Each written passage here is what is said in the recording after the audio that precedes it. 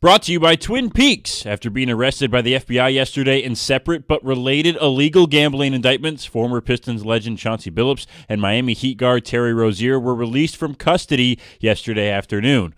Both were required to surrender their passports. Billups cannot travel outside of Oregon, Colorado, and making the trip to New York for his impending trial. Rozier is limited to travel within the continental United States. The now former Heat guard had reportedly put up his $6 million Florida home as collateral bond yesterday. Billups is scheduled to appear at the federal courthouse in Brooklyn on November 24th, while Rozier's next scheduled appearance will be December 8th. Lawyers for both parties released statements yesterday defending their clients and claiming they will fight this case from the FBI. Billups' lawyer, Chris Haywood, said, quote, "To believe that Chauncey Billups did what the federal government is accusing him of is to believe that he would risk his Hall of Fame legacy, his reputation, and his freedom. He would not jeopardize those things for anything, let alone a card game," unquote. The statement went on to also say that Billups has never and would never gamble on basketball games. Red Wings fall 7-2 to the Islanders last night. They will try to get out of New York as quickly as possible after being outscored 11-4 by the Sabres and Islanders on the two-day road trip. Detroit has the day off today before returning home tomorrow to face the St. Louis Blues from LCA. And after a season-opening loss to the Bulls on Wednesday, the Pistons take the floor again tonight against the Rockets at 8 o'clock right here on 97.1 The Ticket. The Pistons have not commented on the arrest made by the FBI yesterday. At the Corewell Health Sports Desk, I'm Brendan Shabath. For more, go to 97.1 The Ticket or Odyssey.com.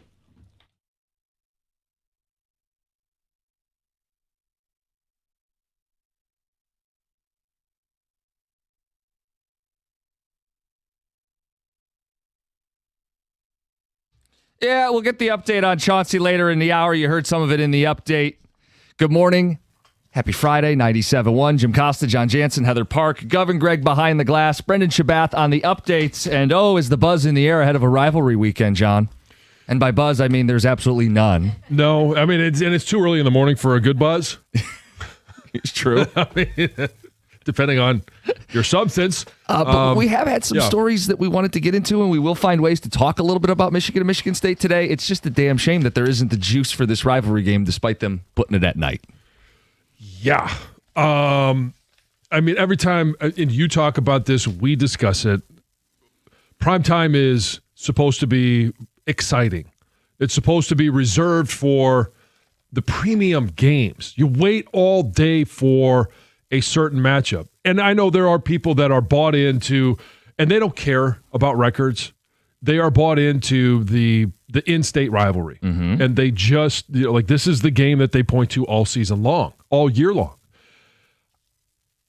I just don't know that in this game. Now, when it happens, all right, in the moment, those that are in the stadium are going to be fired up about it. Sure. Right? Because they're in the moment. Mm-hmm. Those watching at home, I just don't think that there's going to be a lot of people that are throwing their normal Michigan State parties. And because you see it with companies, you see it with alumni groups, and where on this game, we've reserved, whether it's this parking spots or it's this restaurant, because we want our company to come in, and there are Michigan State. And you just don't hear those parties happening this year. That buzz is not there. Yeah, like you're not wearing Michigan gear today. I wore it yesterday. I have a speaking engagement okay. I have to go to right after the show. I didn't mean to call you out. I also don't know if I wore it. And so I usually don't wear Michigan stuff in here. Yeah. Because I everybody knows my history with Michigan. They know my job with Michigan. Yeah. I try and remain as impartial as possible and give a level-headed debate. Now, for those that are listening, they're going to parse my words and take it however they want. 2 to 6 is going to take it however they want, and that's fine. No, not those guys. But I walked in here, I think it was Tuesday, and Debbie, our boss, was wearing all green and white. Mm-hmm. And maybe it was, I don't remember. What day was it that we found out that we won the Marconi? By the way, congratulations, everyone. Yeah, congrats to everybody, and shout out to our listeners and all that stuff. I can't remember. And anyway, she came over to say, hey, congratulations to everyone. And she was wearing all, green and white. Yeah. I'm like, you know what? That was Wednesday. Yeah, okay. Screw this. Tomorrow, I'm coming in. And it was a little bit muted, right? I had a small block M on my sweatshirt. It was one that I wore, or I had gotten after we won the national championship, had Rose Bowl, college football playoffs, blah, blah, blah. Yeah, it was the college football playoff semi shirt. Yeah. And Very slick, by the way. oh, thank you. I like that one. I like the Rose Bowl stuff. I must say, I noticed it when she came over, actually, and I was like, that's cool. I had that thought. Yeah. And so I had my black M because I had seen her earlier in the week wearing a green and white. I'm like, well, okay, you know what? This is a different week. I'm going to go ahead and at least go all in for a day, knowing I couldn't wear it today. I do feel like generally, though, I've seen less of the college gear this week in the office. And to your point, that may be happening in other offices. There just might not be a level of excitement that typically exists when this rivalry takes place. So I think we'll see some green and white today. Well, nobody's here today. That's right. It's a Friday. It was here yesterday. So we had a cluster meeting, all the stations here and stuff. People were wearing it, but that was the theme of the meeting. So the lunch afterwards, and they did some activities and all that stuff. By the way, I'm saying the whole week, by the way, I'm saying the whole week, not just like a day where you're encouraged to. But you got a shout out yesterday during the meeting, John, Oh, I did. from Debbie for making the Hall of Fame. Oh, Hall of Honor or whatever the thing you're going into. yeah. Yeah. She's like, hey, where's Sean? Yeah. Yeah, it's actually working. So, well, thank you, Debbie. But I do think that as we get closer to the game, people are going to get into the game. Now, the level of excitement may not be there, but it is still a game that is going to be played. It will be televised, and there will be people that will use the results to their advantage. Oh, absolutely. So, a couple questions. One, does a win save Jonathan Smith's job? And two, the night game itself, is it a boomer take to not like the night game? So I'll start with the first question. Does a win over Michigan save Jonathan Smith's job? I don't think so, because it needs to be a win over Michigan and. What's the and? And the and is they need to be not just bowl eligible at 6 wins. I think they need to be at 7 wins. They need to be better than just the minimum standard after year 2. Because what have we seen around college football? Now, not every coach that gets a new job brings in a bunch of transfers and all of a sudden finds success. But because there are enough of them, and Michigan State is a program that should be able to attract big-time transfers. We saw it with Kenneth Walker. We've seen it before. It can be done. It should be done. And it's not being done. So I think that there is, you have to have not just 6 wins, the minimum standard to get to a bowl game, because if you just get to 500, there are teams that are going to bowl games that just simply don't belong. No, a bowl game is not some great accomplishment. It would be more wins than last year.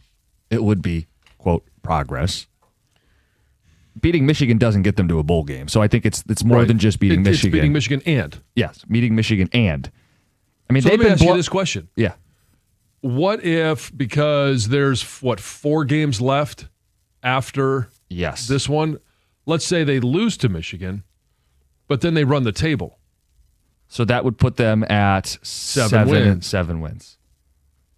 Those wins would be against Minnesota, Penn State, that's again Iowa, and Maryland, all unranked foes. Look, I get it. The beggars can't be choosers. They can't beat anybody in the Big Ten right now. They're not horrible losses, or they wouldn't be bad wins. Right. Like beating Iowa is still a good win. Beating Penn State, even though they're in the middle of their own coaching change, would still be a good win. But what I'm trying to say is there's no signature win 2 years in.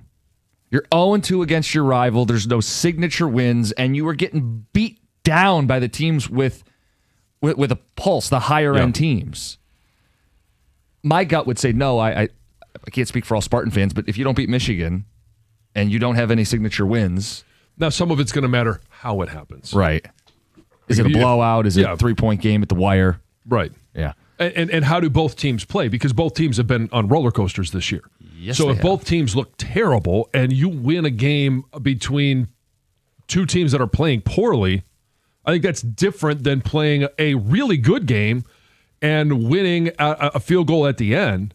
Like, some of that context has to matter as well. Sure. But just simply beating Michigan and then losing to Maryland or Iowa moving forward, like you mentioned progress. There needs to be progress. It can't just be you stood up one time during that season, but the other 11 games were. Like, they're on a 4-game losing streak. They've yet to win in the Big Ten this season, and the results are crooked, right? 45-31 to USC, double-digit loss. 38-27 at Nebraska, double-digit loss. And back-to-back weeks, identical scores, 38-13. Yeah, losses to unranked UCLA, and then predictably a loss at Indiana. But John, at least that was at Indiana. The UCLA game was at home. Right, and homecoming, too. There you go. None of these games have been close. Yeah. 248-539-9797. The second question was, I think I was giving you a hard time about this. You don't like the night games. Yeah, I hate the night games. Is it a boomer take to not like the night games? So you can say it's a bad take, and but I don't know that you can necessarily say it's a boomer take. It's like an old man take. It's like, I don't want to stay up late. These kids are partying into the night. So, yeah, okay. I love your old voice. Yeah, when you frame it like that, sure. But no, there are a lot of people that don't like night games that are 22 or 23 years old because they'd rather be partying at that time. Oh, no. They can party all day, John. Well, yeah, and party all night. Yes, you can't party all day unless you start early. But I don't think there's many 20-year-olds who are anti-night game. They want the big night game. I think it's probably mostly people 65 plus that are like, I can't believe they're playing this game at night. Or it could be those that were trained when they were younger, like myself, because you only had noon or 3:30 games. We didn't have have the incandescent light bulb at the stadium because we didn't have lights. You're making my point. When I had to take the horse and buggy to the game, they didn't let them play at night. Boomer. Yes, we had light bulbs. We just didn't have them installed at the stadium. Okay, so here's my take on this. It is a boomer take to not like night games at all. However, there's been too many night games for both these teams this year. They're not good teams, okay? Right. Michigan is mediocre. Yes. State is not good.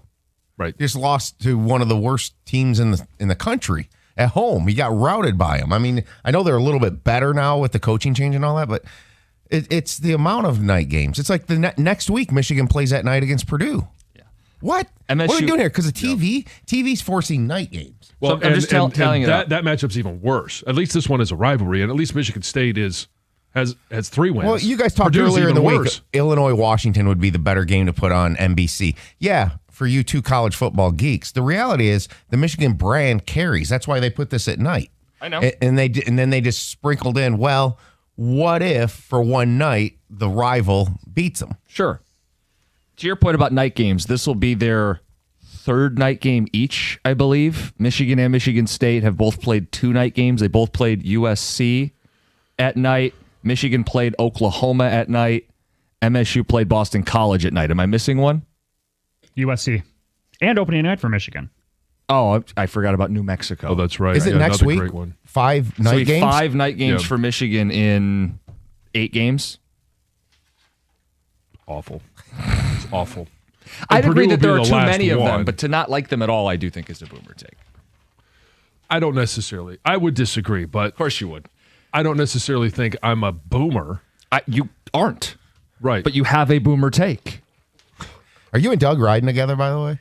No. Doug has friends He's that taking his live bike? in East Lansing.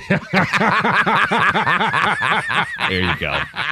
248-539-9797. It's at night. He likes it because he has time to bike over there. He'll stay the night and bike back Sunday morning. We're going to weave in a lot of Michigan and Michigan State today, and the first questions are the night game question. Is it a boomer take to not like night games? And Jonathan Smith, does a win save his job, or does he need to do more? And what is that more? We got picks coming up at 6:35. It's 97.1. Hey, it's NBA tip-off week with FanDuel, and it's your home for live betting. So even if you miss the start of the game or want to ride the hot hand, FanDuel has live bets on everything from who's going to score the next bucket to fourth quarter comebacks. Plus, you can even combine live bets into a same-game parlay for a shot at a bigger payout. However you want to play, now's the perfect time to join because FanDuel is giving new customers $300 in bonus bets if your first $5 bet wins. All you have to do is visit FanDuel.com/971Detroit to sign up today. That's FanDuel.com/971Detroit. Play your game with FanDuel, official sports betting partner of the NBA. Must be 21 or over and present in Michigan. First online real money wager, only $5 first deposit required. Bonus issued is non-withdrawable bonus bets that expire 7 days after receipt. Restrictions apply. See terms at sportsbook.fanduel.com. If you have a gambling problem, call 1-800-GAMBLER.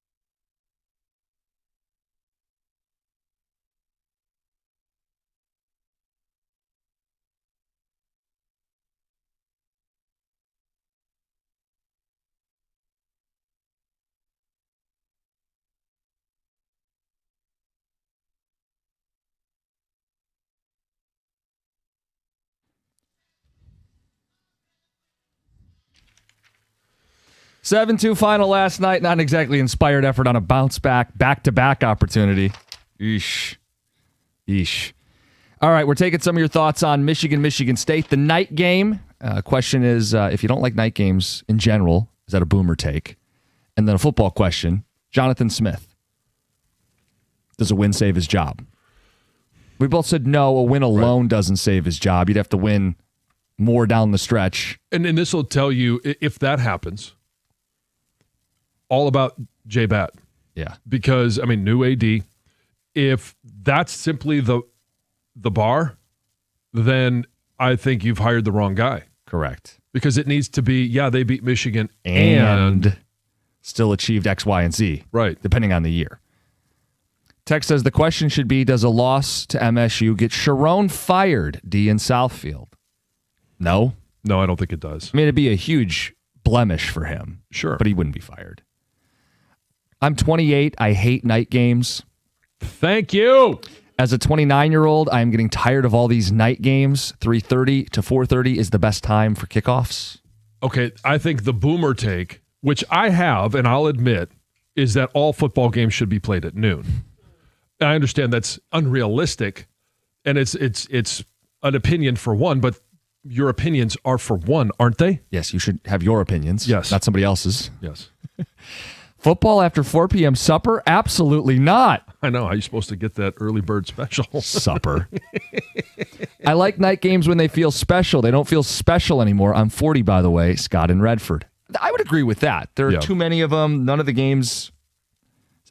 Some of the games are legit matchups, but some of them are just duds. Yeah. But it goes to, you're not going to be forced to watch Michigan and Michigan State. You can actually watch a different game. And so here's my suggestion.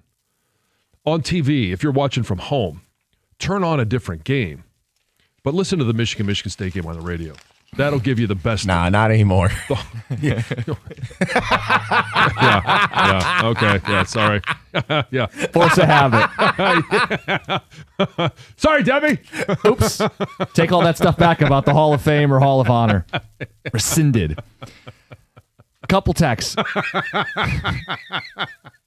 Michigan's game against USC wasn't a night game. It was a 4 o'clock. Okay, we'll shave one off. They've still played a bunch of night games. Night early. here. It was night here. No, wasn't it a 3:30 CBS game? What, Michigan USC? Yeah. No. No, 7:30. Big Ten Saturday night. Yeah, of course, yeah. Yeah. So it's 4:30 out there. Oh, yeah, so who cares about 4 o'clock local start? Yeah, so they played 4 night games in their first Yeah. they'll play, what we said, 5 of their first 7 will be night games? Right. Yeah. At least we didn't play at 11 o'clock kick. Thanks. Like MSU? That was an 8 o'clock local start. Actually. Yeah. Guys, I don't like night games. That's poker time. Signed, Chauncey on a cell. We'll get back into it. Had a day to digest and more news came out. We'll get to it at 6:50. We've got the picks, but first, Heather with the news. Yeah, like you said, we're going to dive deeper into the whole story. Yeah. I'll give you a brief, small Give little us some update, new details. but Yeah. I don't have we're going to get, I do have some more details. So it's just interesting how, Wednesday night, Billups is on the sideline, right? Coaching a game, and then the next morning in police custody. Obviously, we know he was arrested as part of the investigation into illegal gambling activity. The FBI charged him with 1 count of wire fraud conspiracy and several counts of money laundering. So basically, he is accused of participating in these high-stakes poker games, right, that were rigged and were allegedly operated by members of the mafia. And these games use like really high-tech cheating tools. Right. So there were like these x-ray tables, these shuffling machines, and it obviously made the outcomes favorable for the operators. And according to prosecutors, the scheme defrauded participants out of at least $7 million. So the question is, did he know that cheating was going on, or was he invited to those games as like the celebrity guest? And he just said, yeah, I'll go play poker. I mean, so I'm not saying, but like, let's use a little bit of comments. Vito I Corleone invites you to the same poker table every week where the other side always loses. right? Yes, I mean, use some common sense. Yes. But the question will be, but I also can't imagine that they would arrest him and do all of that for TV without having some evidence. Yes. Right. And beyond that, so we always wondered, like, he was in a lot of the headlines with Terry Rozier, and like, was this just poker or does it involve basketball in some way? 2 different DOJ indictments reference co-conspirator 8. And co-conspirator 8, the background was an NBA player from 1997 to 2014 and an NBA coach since 2021. They played Name That Lion with Name That Co-Conspirator.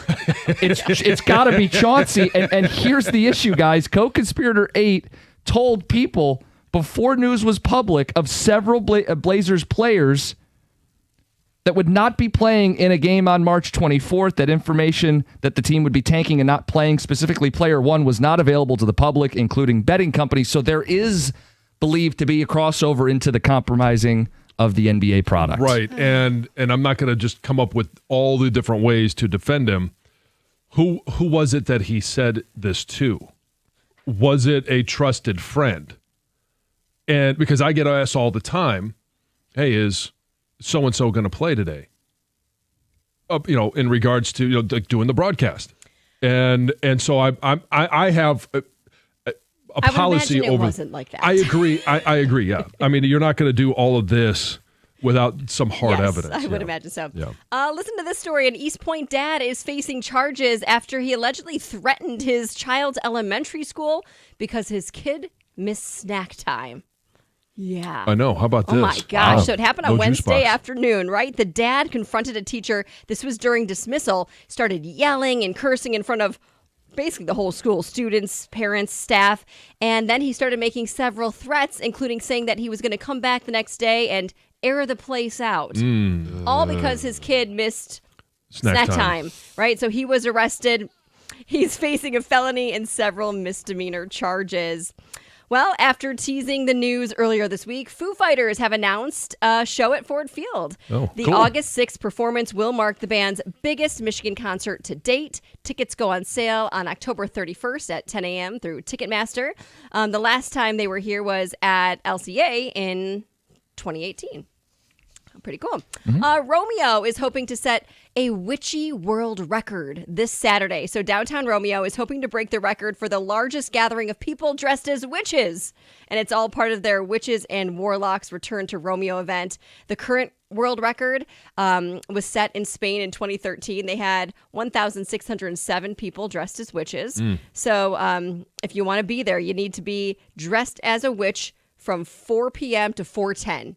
So you have to have the black 10 minutes? Yeah, that's going to be like their Oh, that's collection the- time. oh, Like, okay. So the event goes from 1 to 5. Yeah. So you could spend all day down there. There's going to be a lot of cool things happening. Some market, there's dance competitions, relays, just fun stuff for the whole family. But they're going to take count for that 10 minutes. They're going to have drone footage up there to see the whole crowd. But you have to have a black hat, a black cloak or dress, and a broomstick. Oh, really? Oh, okay. So all right. if you 'Cause don't have all I of know that- a couple that could just show up and be classified without the costume. It's Heather with the news. Hey, coming up next, it's the picks. And John, here's a heads up. You want to pick the teams that cover the spreads. Just a helpful tip for you. It's 97.1. All right, KG Law. Hate all of you. If you care about someone, if they are injured in a car accident, you want someone who will care about them as well, and that's KG Law. 877-KG Cares, KAJY, KGCares.com. Lawrence KG and KG Law specialize in car accidents. So if you or someone you care about is injured, you need to go with KG Law. Don't settle for a lowball offer from the insurance company. Get someone who cares about you, who will have that attention to detail and get you your best result possible. Lawrence KG, 877-KG Cares, KAJY, that's KGCares.com.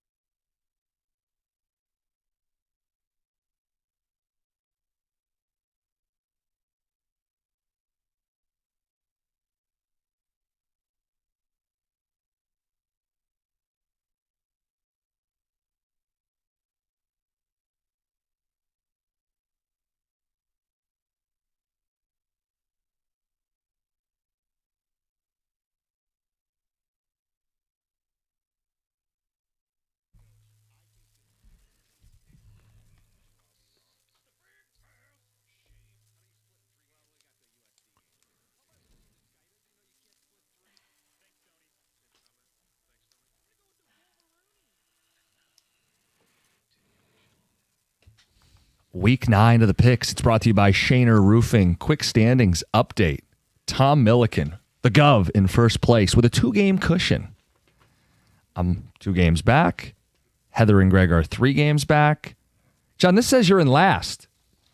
Yep. 6 games back. Okay. Now ask the next question. Do I care? I think you do. Nobody's out of this. Let's get to it.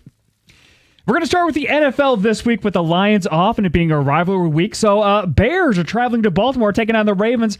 Ravens favored by 6.5 points with Lamar Jackson back at practice. Jim. I don't like this pick. I love this pick.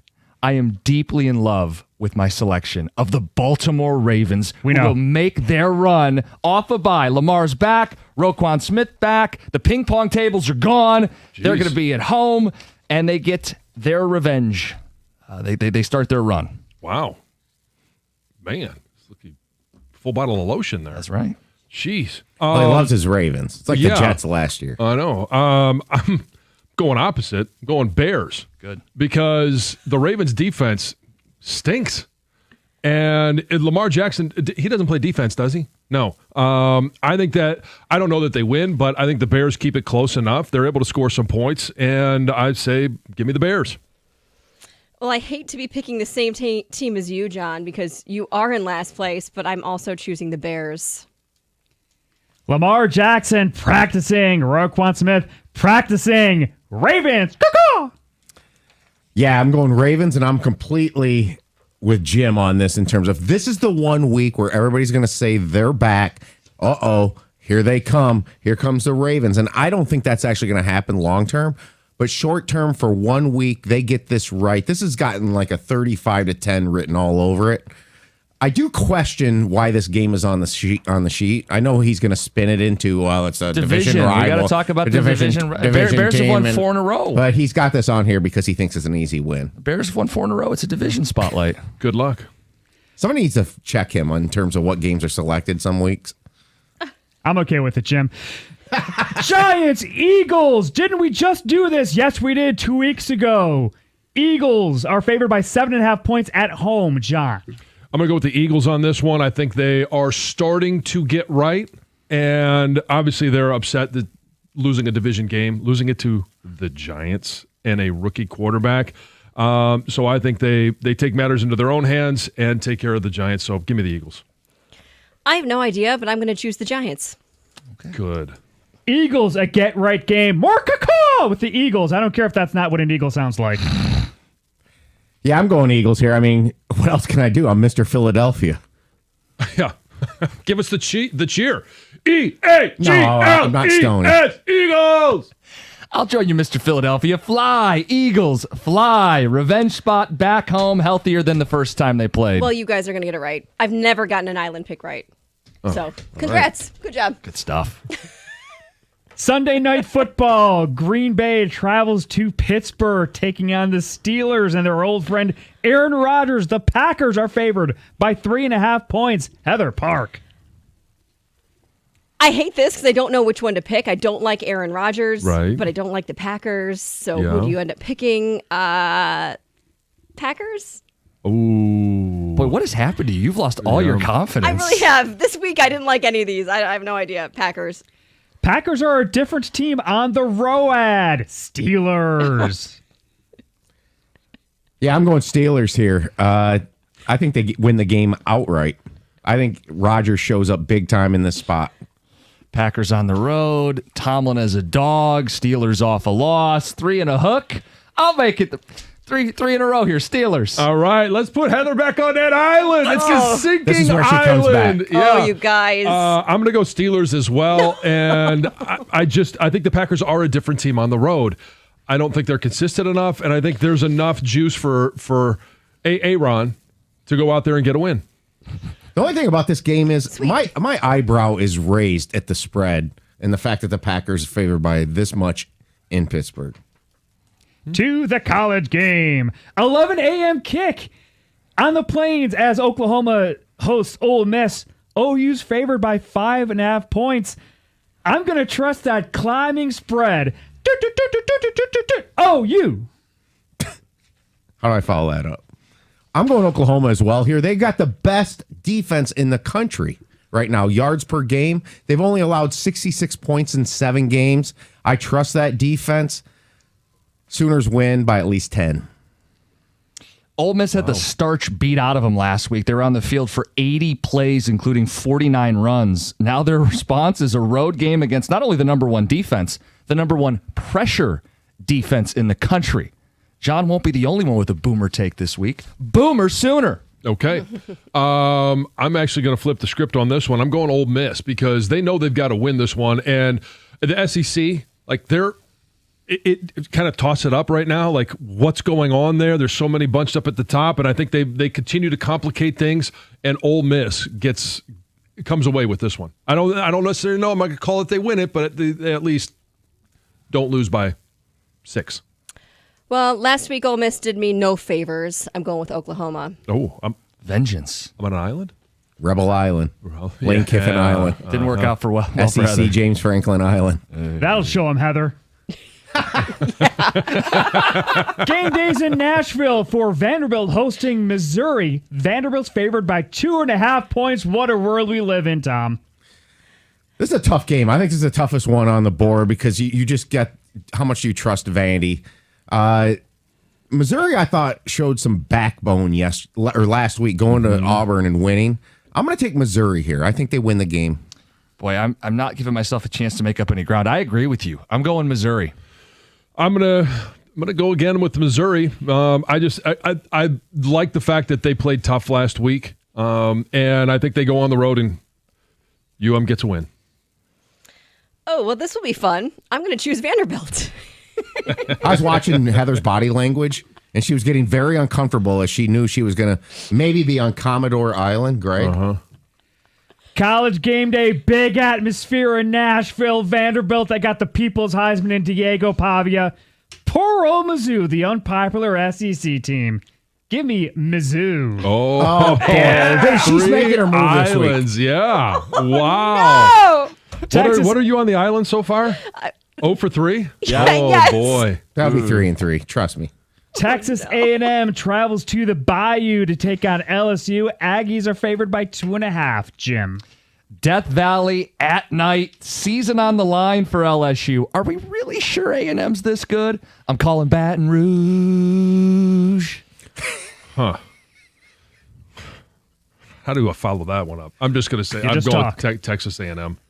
Oh, good. I won't be on an island. I'm also choosing Texas A&M. All right. Go Aggies. This SEC is too competitive, too deep to run the table. LSU. Bingo, Greg. Bingo, Jim. And me and Jim had an off-air conversation this week about, is Texas A&M really this good? Just like he said. Are you sharing information? Guess what? Insider info. What? Yeah, we talked to Chauncey.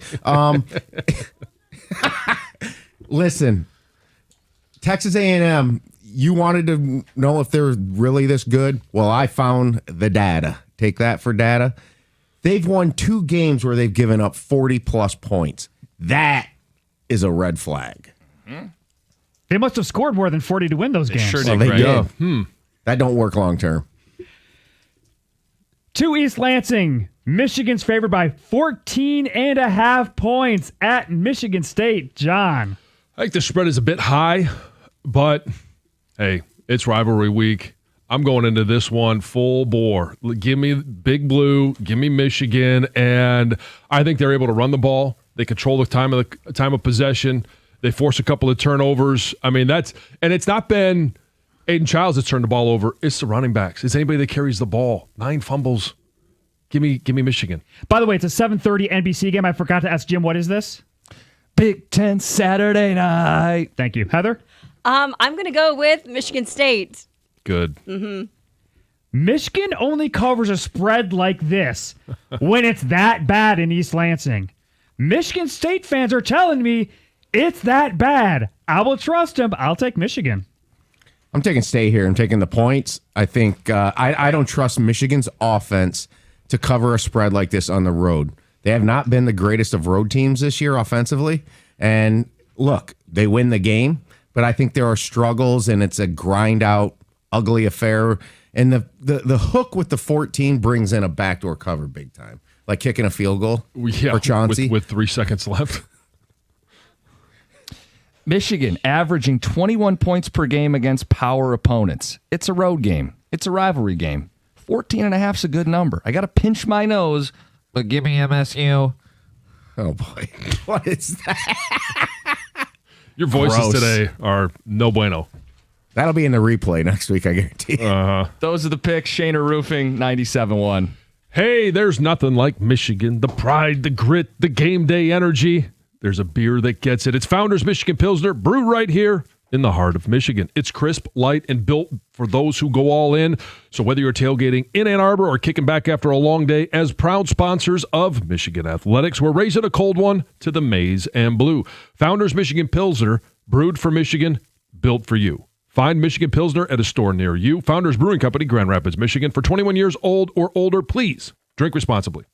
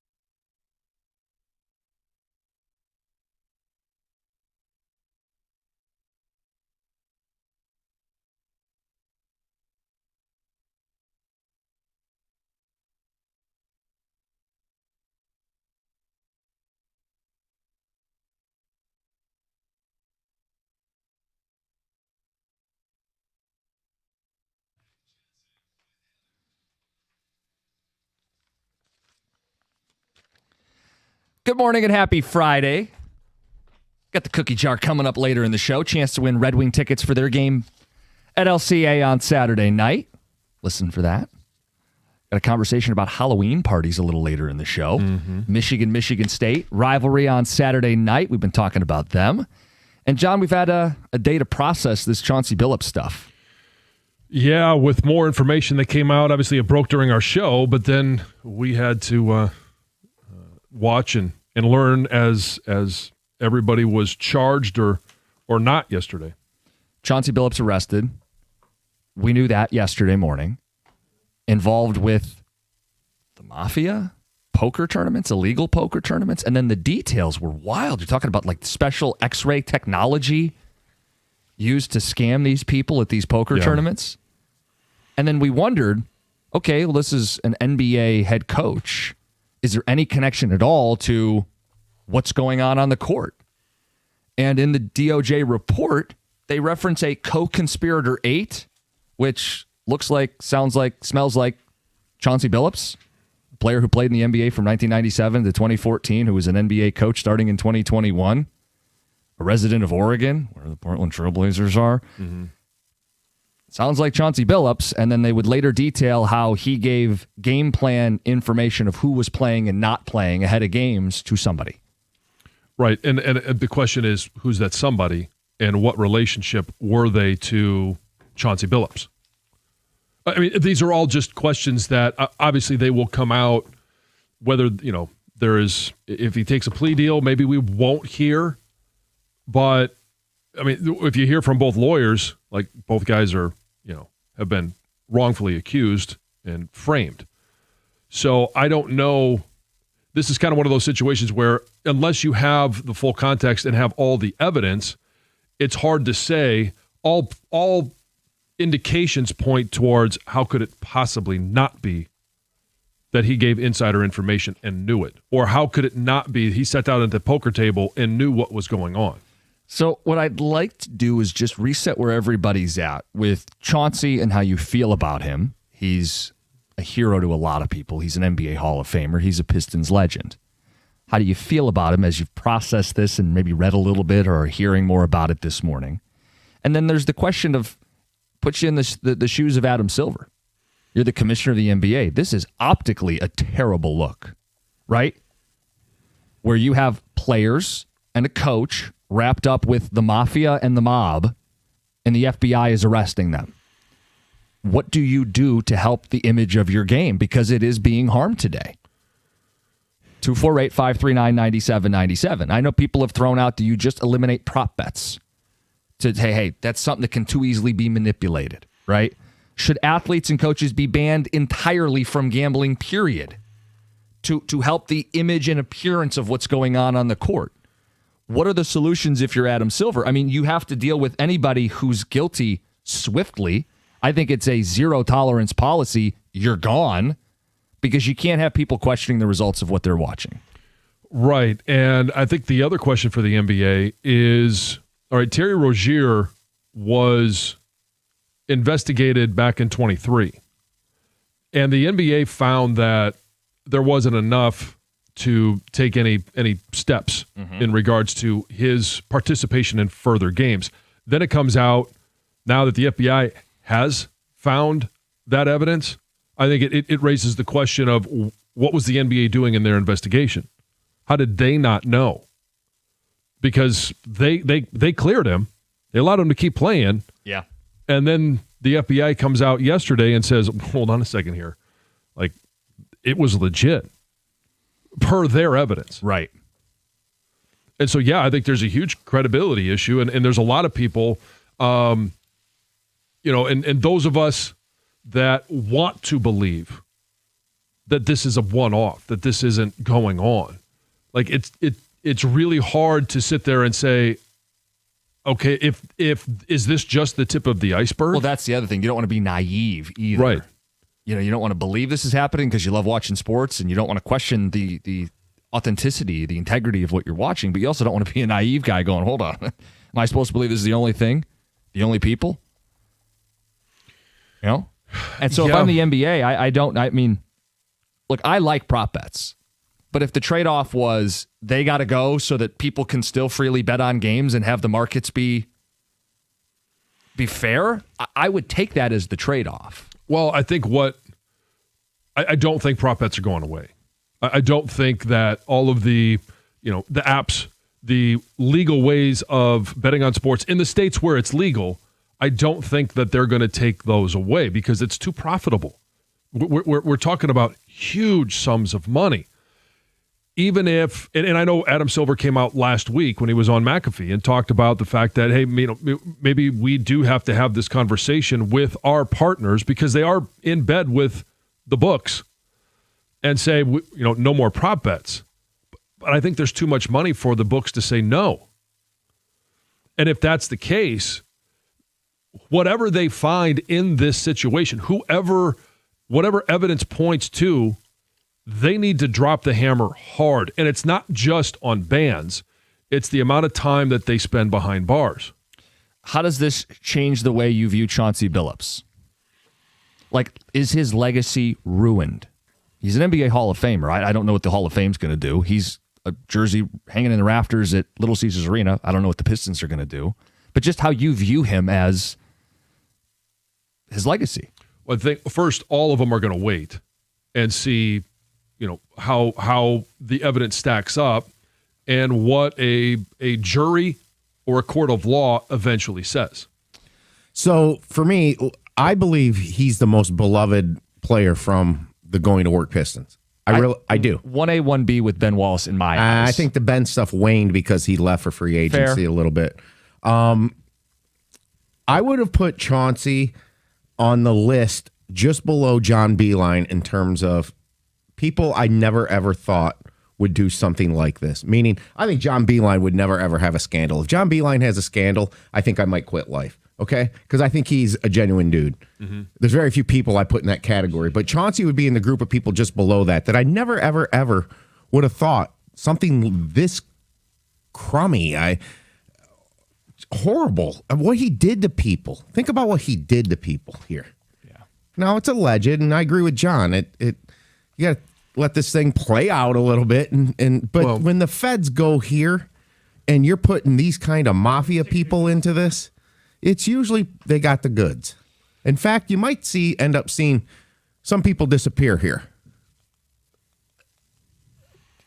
Yeah, I mean, sure. I don't like to think about that, but yes. I mean, we're talking about four families of the mafia, all named and referenced here. I told you that co-defendant 8 was the one that was giving away some information about the team before it was public. The person he told it to is Eric Ernest, who is named as a defendant in this FBI probe. Eric Ernest is a 53-year-old St. Louis resident known as Spook, according to the indictments. He's allegedly among the poker cheating teams and is accused of using insider information to bet on NBA games. So this is someone in would appear to be a pretty nefarious position. Right. And co-defendant 8 is giving this person privileged information. Right, but did co-defendant 8, when he gave that information to him, did he know that that's how this information was going to be used? Well, it sounds like he's seen him at some poker tournaments. Right, but again, which were illegal poker tournaments with the mafia.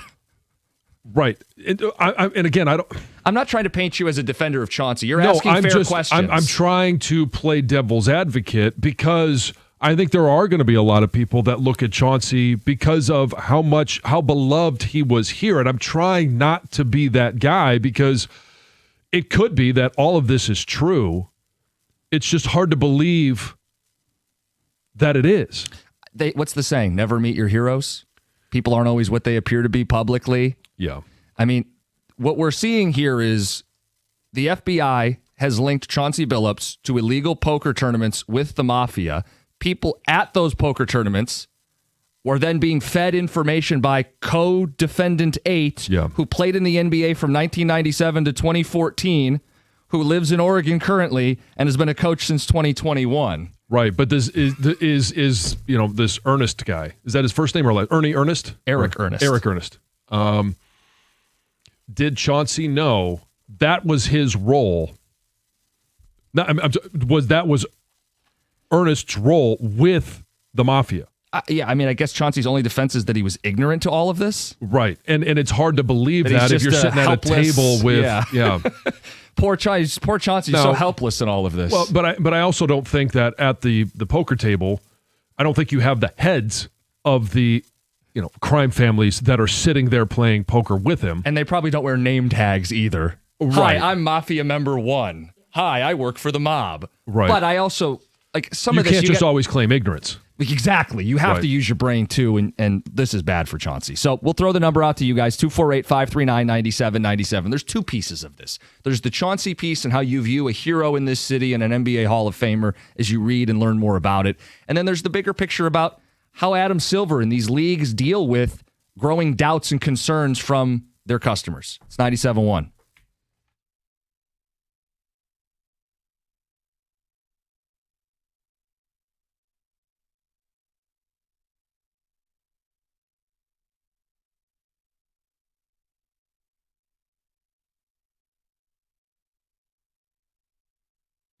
Brought to you by Precision Garage Door Service, Southeast Michigan. Chauncey Billups and Terry Rozier were both released from federal custody yesterday afternoon after being arrested by the FBI on wire fraud and money laundering charges. They will appear in federal court in November and December. Lawyers for both NBA members have said they are going to fight the FBI in this case. Billups' lawyer, Chris Haywood, said yesterday, quote, Chauncey Billups has never backed down. He does not plan to do so now. He will fight these allegations with the same tenacity that marked his 28-year career. We look forward to our day in court, unquote. Ernie, Shaq, Kenny, and Charles spoke about this shocking news story on Inside the NBA last night. Kenny the Jet Smith blames gambling addictions in this case. However, Charles says otherwise.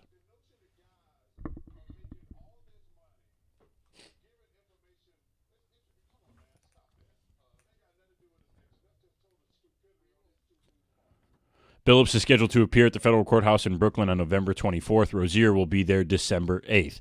Red Wings head coach Todd McClellan was understandably not happy with his team's performance in a 7-2 loss to the New York Islanders last night. McClellan has discussed his team's ability to handle adversity as a theme for this season. So far, they need to be better.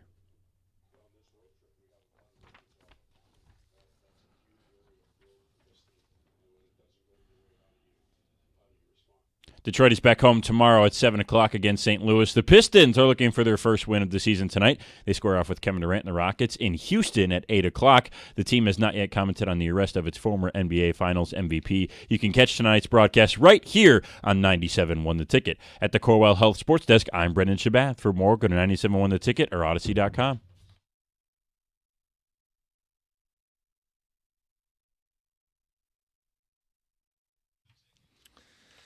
All right, we'll get to the phones. We got ticket text. The Chauncey Billups story. Sat on it for a day. News broke during our show yesterday. We tried to figure it out on the fly. You got a little more info today. How do you view Chauncey? How do you view the NBA? And what should they do? Like, if we gave you Adam Silver's job for a day, how do you navigate this? Let's get to Jamar in Pontiac. You're on 97.1. Hey, good morning, guys. What's up? Hey, nothing much. I'm just calling this quick little my refer about the situation about Chauncey Billups. I know Chauncey Billups, he probably a good guy and all that, but I can tell something was going on with the Trailblazers because I'm a heavy gambler. I bet on the parlay parts and stuff like that, and I'm just seeing the team was going under, like literally going under the whole season last season. And I just hope, everything that's coming out, I hope it ain't true about him, but if it is, he just got his hand caught in the cookie jar, and I hope Alan Silver can clean this up. Yeah, nobody wants it to be true. It's just everything you read continues to look damning for Chauncey. But you also haven't been able to hear, they haven't presented their facts of the case either. No, and they said they're going to fight it. Yeah. But look, court of public opinion is what we're dealing with today, and here is some of the text. He 100% knew what he was doing, unfortunately.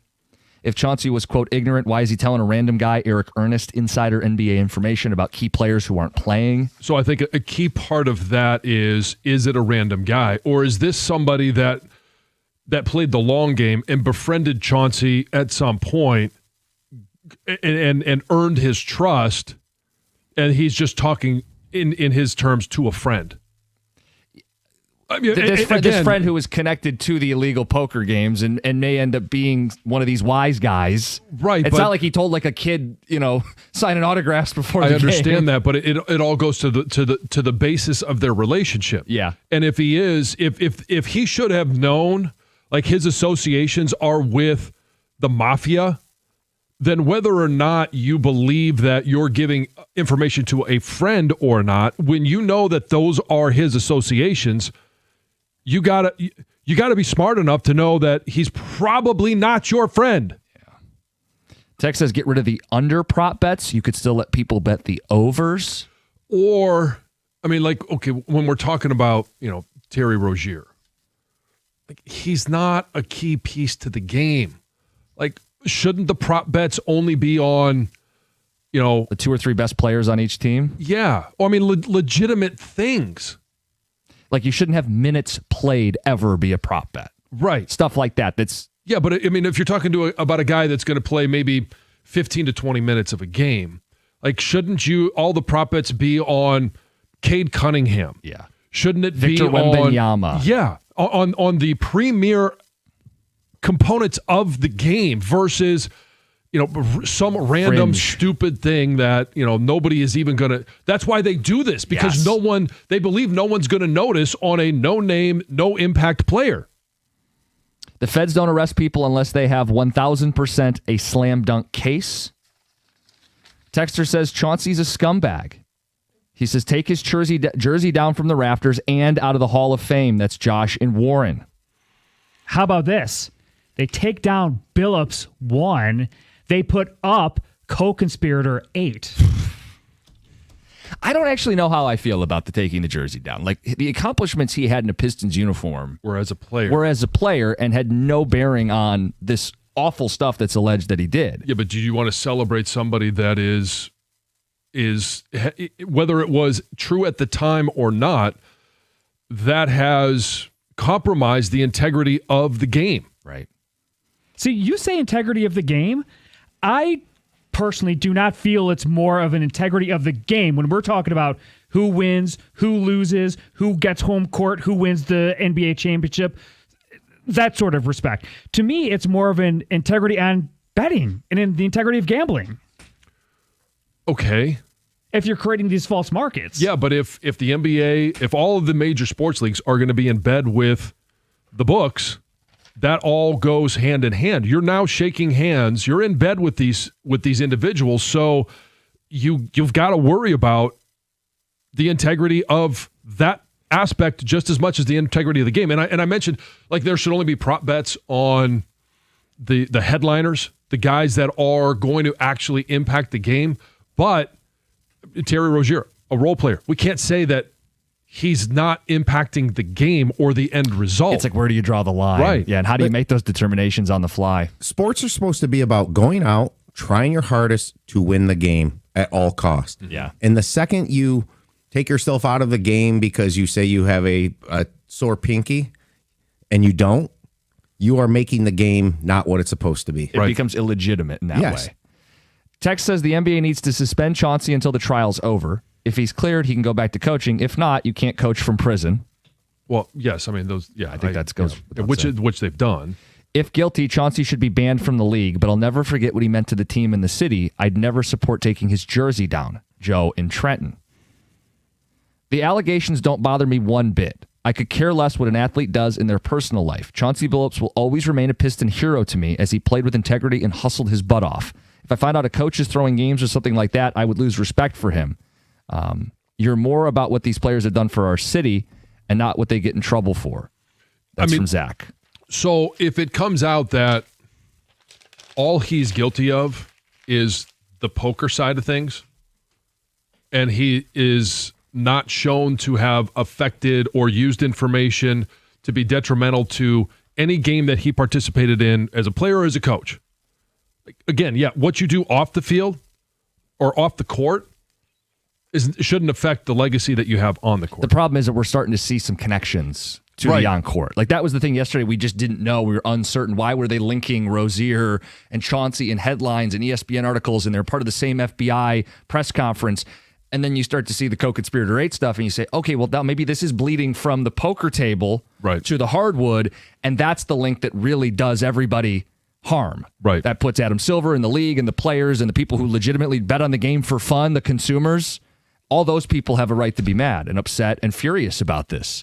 But I also have to see that it is proven and he is actually guilty. 248-539-9797. Evan in Detroit, good morning. You're on 97.1. Hey, good morning. How's it going, guys? Good morning. I just think maybe we should hold off on saying that he's completely guilty. I think if you look at the FBI, a lot of times there's entrapment, there's schemes that they do. I think Chauncey, like most stars, he could have just been getting paid to show up places. Hey, show up to this poker game, we'll give you $50,000. Doesn't mean he's in on a mafia scam. I think players or coaches, they may tend to just have conversations with friends. Yeah, this guy's playing, this guy's not. So I don't know if the FBI may be trying to blow this thing up. It does seem political because it's right before or right at the start of the NBA season. Then you want to, release this. It just seems like they're targeting him. I will hold off on it, Chauncey. I mean, obviously we don't know any of these guys, but, he's a hero. He was obviously my childhood hero when they won the championship in 2004. Not that matters, but, I think you should give him a little bit of time to see how this goes. And I don't put it past the FBI that, this is being blown out of proportion. Yeah, we need to see the evidence. And there are a lot of these things, a lot of events that are framed to guests. And in this case, it is a high-profile athlete that somebody would want to play poker with. Is it possible that what the last caller said could be true? That he was just given, hey, you just come play and, we're going to give you, $50,000 to show up and 15 to play with. Whether you win or lose, it doesn't matter. We just want to draw all of these other people in. Then the question has to be, well, why do you want to draw these other people in? Right. I think if you're dealing with mafia people on a routine basis, something's up. Okay, I agree. Did he know that they were mafia? Oh, yeah. I think, dude, look at the pictures of these people. They fit the stereotype to a T. What, you say it's a Sopranos? Yeah, seriously, let's not be stupid here, okay? I will say, there's a couple ticket texts about this. His hand might have been forced. So this text does say, what if he was threatened? What if the mafia had put him in a compromising position? What if he had gotten one step too far with the wrong crowd, and then this became the only way to keep his family safe? Yeah, I don't know the answer to that. He gets into this. He thinks it's innocent, and he's a little ignorant to it. And then he tries to step away. I don't think so, Chauncey. Right. I think that's a possibility. Maybe. I suppose that's fair. No, I don't want to be unfair. That's fair. Yeah, again, we're not the jury. No. And we don't have all the evidence. We're just giving people the latest. Yesterday we weren't sure about a connection to the on-court product. Now you have the co-defendant 8 stuff. Now you're reading about the details of this poker stuff because it was just, mafia poker. Heather, you had it, the X-ray technology? Yeah, they had X-ray tables. Yeah. They had different or glasses. high-tech. They had glasses or contact lenses. All crazy. And the shuffling machines. Everything was high-tech in order to obviously cheat. It was sophisticated. Yeah. Right. So, was he wearing the glasses? Did he have those contacts in? Was he even aware that it was going on? Right. That's the question. Right. Yeah. If he's wearing the glasses, then he's clearly aware. Yeah. Well, I don't know if he was there to win the hands or just lure people in. Maybe he was kind of a mule in that way. Hey, just come play with Chauncey. He's playing at the right. Yeah. Whatever. Where the venue is. Yeah. And 248-539-9797. It's something we spent a lot of time on yesterday. Felt like we should just kind of update people on it today. Mm-hmm. We're going to move on, though, because we got other stuff to do today. Cookie jar coming up at 7:35. We've got Red Wings tickets to give away. We want to talk Michigan State. I think John has a boomer take. We want to know about college football fandom. It's 97.1. Hey, Detroit, it's Heather here with some big news. Verizon, America's best 5G network, wants you to bring in your AT&T or T-Mobile bill, and they'll give you a better deal. If you think Verizon is expensive, well, think again. Not only does Verizon let you lock in your low price for 3 years, everyone in the family can mix and match their plans with My Plan. And everyone can get the same great phone deals when they trade in an eligible phone in any condition on My Plan. That means new and existing customers. That's more reasons to save, more reasons to switch. Bring in your AT&T AT&T or T-Mobile bill to your local Detroit Verizon store, and they'll give you a better deal.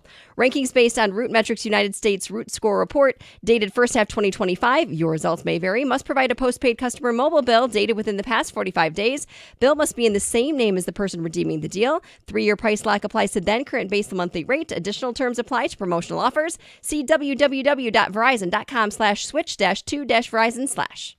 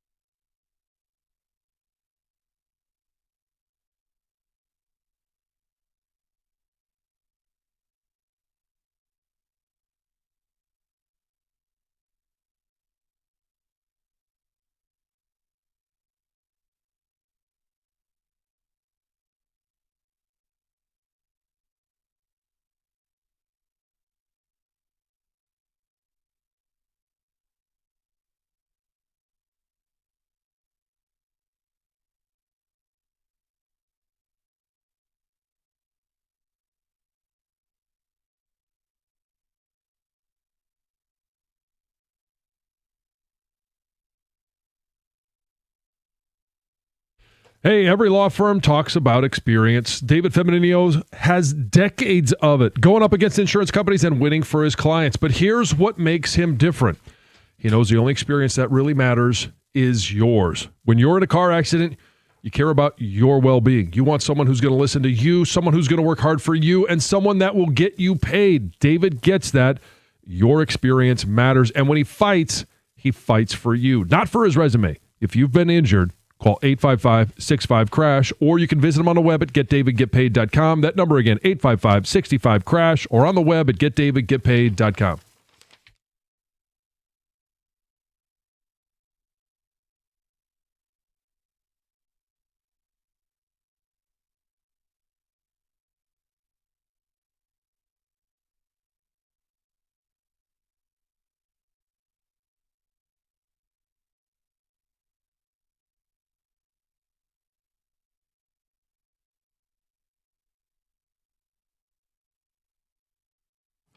I'm not going to rant and rave, but that was pathetic. Anybody who watched knows it was pathetic.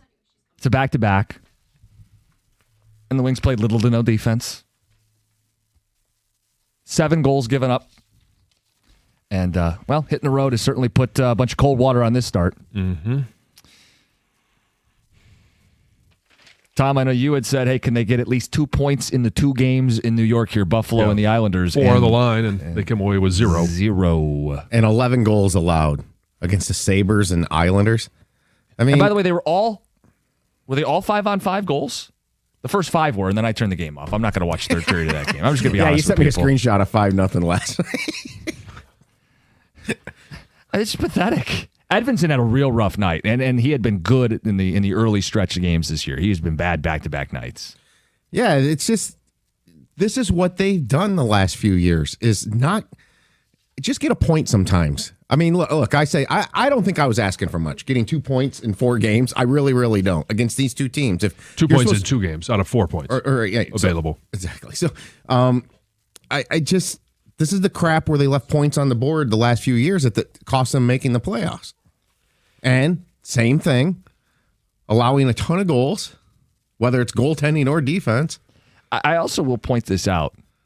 Yzerman kind of called this. They got to learn to win on the road. He's like, hey, we haven't really hit the road. Todd doesn't get his matchups. He's like, I also don't think we've played all that well. That's paraphrasing, but he certainly didn't pump up their 5-1 start. I think he knew it wasn't going to be the way it looked. Right. So, we were obviously looking at wins over Toronto, 2 of them, playoff teams. 2-time Stanley Cup, defending Stanley Cup champs, Florida, and then also Edmonton. But those games were all at home. And if we're also looking at it a little better in hindsight, no Barkov for the Panthers, no Tkachuk for the Panthers, no Kucherov for the Lightning, right?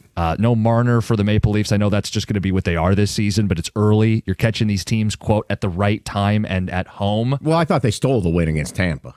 I mean, that third period, they typically lose that game. Correct. And even the road win in Toronto, they didn't play well. They were outshot 3-1. They haven't played well in any road game yet this season. So I think it's one of those, hey, they started 5-1, but if you really peel back behind the curtain. Right. Okay, so, I mean, here's there are a lot of young players.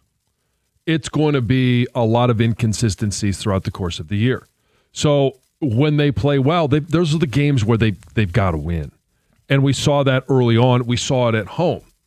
When they play on the road, those young players are going to have to learn how to do it. That's why I asked the question, and he didn't really give me an answer about how are the young players influencing the older guys and how are those veterans influencing the younger guys. This is where you need the veterans to be able to stand up and be veterans. Mm-hmm. And you go on the road for the first couple of times. Road trips, not just a one-off, but we'll find out when they hit this West Coast road trip, what's the influence? What are they learning from, going to New York? You get a chance to come home against St. Louis, but then it's on the road for the next 5 games. Yeah, all out west, working out towards California. They got a couple West Coast trips. They'll go Western Canada before Christmas. Look, I think Yzerman kind of warned us of this or prepared the fans for this when we had him on. He didn't want to overhype the 5-1 start. I guess it's just, why is this acceptable then, though, that they're still not ready to turn a corner? Mm-hmm. But I do think tomorrow night is an early big game for them because they're young, and if they don't get any points and then you go on the road, they're going to St. Louis and they go out west. Yeah. that's not a good thing for a young team. Yeah, So- don't lose the home game and then have a 3-game losing streak while then you swing out west. We'll have tickets to give away for Saturday night's game. Big game, as we're calling it, I guess. 8 o'clock hour, we'll tell you how you can win those Red Wing tickets. We got the cookie jar coming up at 7:35. Some fun Michigan State stuff there and throughout the show today. Let's get to Heather with the news. This news is brought to you by Randazzo Heating, Cooling, and Electrical. So Chauncey Billups was allegedly a featured player in this underground poker ring in which he and former player Damon Jones are accused of colluding with 3 mafia families to basically lure players into these illegal games where they would then take the victims of millions of dollars. I believed $7 million total. Now, they were also part of this. It was a very sophisticated cheating scheme, right? There was X-ray poker tables, like rigged shuffling card dealers or what other shufflers, right? There was even apparently like sensor-equipped contact lenses and glasses that were being used to make sure that the outcome was favorable for the operators. It really, when you hear about it, it really does sound like it's this like TV movie, a mob movie, right? Like it's the stuff that I would never think of. No. Now, Billups' lawyer is saying, denying all the charges, saying, quote, to believe that Chauncey Billups did what the federal government is accusing him of is to believe that he would risk his Hall of Fame legacy, his reputation, and his freedom. He would not jeopardize those things for anything, let alone a card game. So we'll see how it all unfolds. Yeah. The Roseville man who was shot by police after he rammed his car into a patrol vehicle apparently conducted a practice run before doing so. So you might remember this. After he rammed his car into a police SUV, he then got out with a knife and police shot him, right? He was in critical condition. Well, they have video that shows this guy like showing up to the parking lot and practicing this maneuver before he actually carried it out. The incident is being called a targeted attack. However, the motive is still unknown. There will be no criminal charges against the 2 officers who fired the shots because the Macomb County Sheriff's Office determined the shooting was justified. Just interesting story, without a doubt. This is also interesting. An East Point parent found himself in police custody after his child missed snack time at his elementary school. So East Point officers were called to Pleasant View Elementary on Wednesday afternoon after this dad confronted a teacher during dismissal, and he demanded answers as to why his child didn't get a snack. Apparently the situation really escalated, started screaming, cursing in front of kids, parents, other staff members, and repeatedly threatened that he was going to return the next day to, quote, air the place out. Police were Over snack time. Police were able to arrest him, and he is now facing 1 felony charge and 2 misdemeanors due to that. Wow. Yeah. If you've ever hoped to catch a glimpse of Bigfoot, you're in one of the best places to do it. Yeah. A new study that analyzed sightings, forest cover, and climate ranked Michigan as the 5th most likely place in all of North America to spot a Bigfoot. Oh. Well, Ted would be excited. He's all into Bigfoot right now. Is he really? Oh, yeah. How'd he get into Bigfoot? He lives with one.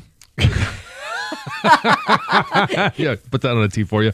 I don't really know. Does he have like a Sasquatch on it? Because my kids do. They have like on their pajamas. They both have like a Bigfoot pajama set. So that's how they know of it. But yeah, I guess I can't really necessarily pinpoint it, but I mean, but he's into Bigfoot. He wants a Bigfoot song, so I've There's made a up. Song about, No. I have commandeered other songs. And I throw in the Bigfoot in there, like "Who Let the Dogs Out?" Oh yeah, "Who Let Bigfoot Out?" And we sing along. Oh yeah, and he's in the back, and he's got his fist pumping. Yeah, my kids do like "Who Let the Dogs Out" as well. I'll have to teach them a new version. Anyway, Oscoda is like the #1 place to find a Bigfoot. Schoolcraft is a close second, and then in Metro Detroit, your best chance to see a Bigfoot is apparently in Monroe. Okay, so get out there if you want. Heather with the news. Do you believe? Cookie jar is next. We are going to talk about Michigan State, and if you should ever root against your team or you're a bad fan, we'll get to Halloween parties and picks on a Friday. It's 97.1. I've got your tailgating must-have this season, Surfside iced tea and vodka or Surfside lemonade and vodka. They're absolutely delicious and available in convenient variety 8-packs. Now, each can of Surfside is only 100 calories, 2 grams of sugar, and my favorite part, 0 bubbles. That's right, no carbonation, so you can tailgate like a champ all day long. Look for the can with the sunset stripes and ask for it at your local bars and stores. Must be 21. Please drink responsibly.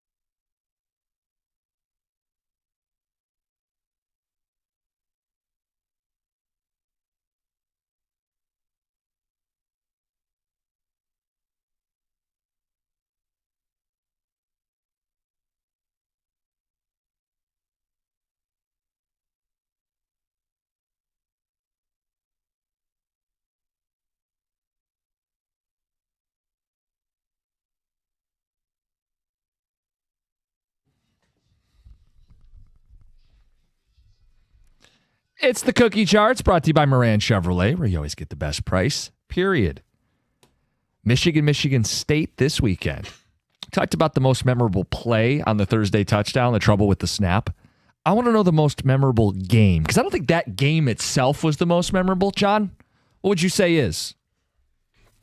I'm going to have to go with 2004.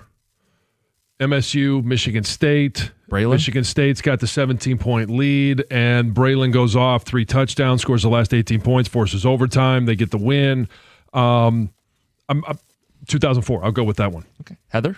Well, I don't have a memorable game. I couldn't tell you anything that happened at any rivalry game. Were you on campus in 2004, or was that still pre-Heather Park? I might have been. I spent a year at Central. Well, Okay.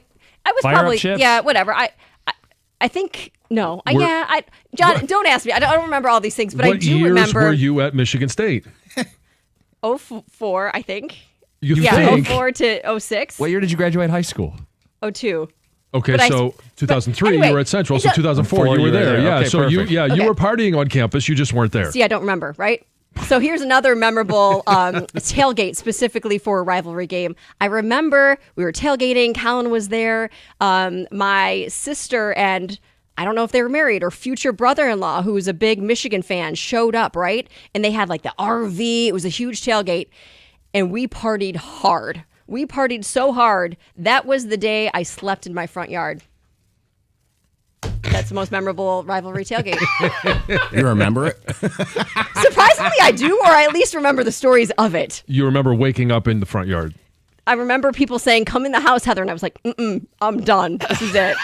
Did anybody give you a pillow and I a mean, I blanket? didn't stay overnight there. I just slept for a while in the front yard. It was still dark when you woke up and left. I don't remember the waking up part, but I obviously got inside. There's a lot about 04 you do not recall. I don't think it was 04, though. I think it was 05, 6? Yeah. Sometime okay, in there. yeah, 'cause sometime, yeah. I lived in a house, so it wasn't. Anyway. Well, I was going to originally say 2023 because of stolen Hitler trivia valor on the scoreboard. God. But, John, you have actually kind of got the juices going here. You said one Michigan comeback. I'll go with another one. I'll say 2007 Okay. because the 10-point comeback in Yeah. East Lansing, Sure. Mario Manningham over the Yeah. top Was touchdown that the little winner. brother game? Yes. Yeah.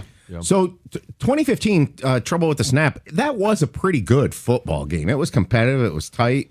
The ending is what made it. I'll go back to 1990. Michigan was number 1, and State came in unranked and ended up having a pretty good team this year that people didn't think at that time. That's the Eddie Brown trip of Desmond in the end zone. That football game was great. My answer was not that long ago. 2021, a top 10 showdown. Kenneth Walker runs for 5 touchdowns. 7-0 versus 7-0. Yep. All right, let's do this next one quicker. Best player to ever play for Michigan and Michigan State. So it's easy for me. And no, I'm not going to say myself. I'm going to go Michigan. It's going to be Charles Woodson. And for Michigan State, I'm going to go back to my childhood. I'm going to say Lorenzo White. I mean, this means nothing to me, but I just thought of the 2 names I know: Tom Brady, Okay. I'll say, and then Kirk Cousins. Those are the first 2 people that popped into my Tom head. Brady's the only one you know from Michigan. Well, and you. Okay. So you had 2 choices. I did. One She's picked contributed, Tom. one contributed more while at Michigan than the other, but okay. But you're not Tom Brady. Sorry, John. For Michigan, Charles Woodson, duh. For Michigan State, Charles Rogers. So we'll go Yeah. dual Charles here. One of the most dynamic receivers in the college game To we've save seen. time, I also have both Charles. Tom. Charles for Michigan, and I would say Lorenzo White for Yep. Michigan State. What do you think will be the most popular Halloween costume this year? This one's tough. So obviously, I think we're going with who's going to show up at the front door. Yeah. So trick-or-treaters. I'm going to say it's usually going to be a superhero, and I think Batman is one that a lot of kids will default to just because Batman, he's awesome. So it's an easy costume. It's an awesome costume. Superheroes are Yeah. popular. So I I'm think gonna they're go Batman. popular. Yeah. I have seen, I don't even know what this is, but I have seen several, and we have somebody in the family dressing up as somebody, a K-pop. Do you guys know K-pop? I know and this of it. purple Yeah. hair, and the Sure. girls are like braiding in these big, Yeah. like, Wasn't there purple hair braids. Was there a movie or? I have no K-pop idea. Demon Hunters. Yeah. Is that? Yeah. Yes, I know something of it. there you go. It's like Dan Campbell. A lot of Dan Campbell. That's definitely a good one, Greg. I think Swift Kelsey is an obvious combo one. I also think Sonic Knuckles could be a combo one. And a late runner here, probably can't get a lot of them in, but somebody that shows up with a gray beard and X-ray glasses. Oh, God. Oh, boy. Okay. I'm going to go Chicken Jockey from Minecraft. Didn't it have a whole moment this last summer? Kids love Minecraft. The movie. Yeah. I mean, you could also go, if you're going to go superhero, you could say Superman because there was a new Superman movie that came out. A good call. F, Marry, Kill with Halloween candies. I hate you for this one. Smarties, Circus Peanuts, and candy corn. I hate you for this because Circus Peanuts disgust me. Candy corn disgusts me. Smarties are the only ones that are somewhat edible, so I'll marry those if I have to. And I guess F, candy corn, simply because I don't know, no reason. Circus Peanuts, kill those because those are disgusting. Yeah, this is a hard question. I instantly killed Circus Peanuts because what are they even? Like foam? I don't even know if I've... They do have I a don't foam. know. They're gross, so kill those. And then I do actually like Smarties, but I'm going a controversial route. I think I'll marry the candy corn. Even though I'm not like a huge fan of candy corn, but that means you have to have it every day. But they're dependable. Every year they're always there. Like they're never going away. I don't know. They're not everyone's favorite, but they could be. They'd be mine. I think your reasoning is flawed. But Smarties though, if I've got to pick one to have like a fling with, Smarties are a little tangy. They're a little more fun. I don't know. Oh. I'm locked up with Heather. Smarties are a little sweet, so that's more of an F. Yeah. Candy corn I would marry. I don't think they're disgusting as much as everybody is. And I kill Circus Peanuts, man. I don't even know who you are. Yeah. So I'm going to be very different here. I would kill candy corn. I think it is the most disgusting thing that people eat in the entire world, honestly. Yeah. Like, I just, what are we eating here? I would F Smarties. I can handle them, but small doses, like once in a while. Yeah. Okay. And You're going to marry... And I'm going to marry by default Circus Peanuts. Oh, no. Oh, that's awful. Public Those are marriage. so terrible. Yeah, They're orange settling. and just foam. Foam is a great way to put it. Yeah, I don't even know what they are Yeah. though. This is tough because you have foam, you have wax. I'll marry Smarties. I'll F candy corn, and I'll kill the Circus Peanuts. Does Lightning McQueen get car insurance or life insurance? This is a terrific question. It's a great cookie jar question. It is. And I'm going to have to go with car insurance because by definition, Lightning McQueen is a car. Yeah, but in the And if he movie, gets he's wrecked- also a Person, yes. But if he gets wrecked, they're going to go to the car insurance to fix him. But what if you look at it as like a health issue because that's his body? It's like Okay, if he gets so, a fender bender, it's like he's got an injury Right. to his and, back. He's yeah, got to the go to the doctor. Car insurance is going to he's And going I to go to would an say- auto mechanic. I would say life insurance. He's a He's a human. He's a human. He's a real thing. Person. I believe in the Pixar universe, there is a acknowledgement, there's an awareness of they know what they are. They know their cars, so they would use car insurance. Yeah. Yeah, I'm car insurance here because he's going to get into accidents throughout his life. And what's the life insurance going to do for him at the end? Yeah. Yeah. I want car insurance too. On an island On yet an again. island. All day. This last one, I really want Greg's answer, but we'll get to it in order. Did we invent math or discover math? So this one took a little bit of thought, which hurt. But I'm going to go with we just simply discovered it because math has always been there. The caveman had, 2 animals, and then he came home with 2 more. So he had 4 animals. He may not have voiced it in the same way that we are, but it's still 2, math. 2, Yeah, 2. 4. 4. It's yum, yum. Yeah, it's an interesting question. I guess depends how you view math. Like you view it like a language, we created language. So did we? But I do think it kind of has already. It's always been there, yeah. existed, but we created the language of math. Do you know what I'm saying? Mathematics? So like you we- discovered it. It was Yeah, always we- there. You didn't invent it. Yes, we discovered it and then created how you Right. So yeah, do the math. question is, did it discover. always? Yeah, We discovered discovered it. Yes, it, but yes. it's yeah. Yes, I think you guys are making good points. We discovered math. Math has always been there. We just didn't have the wherewithal or the ability to articulate We're still discovering it.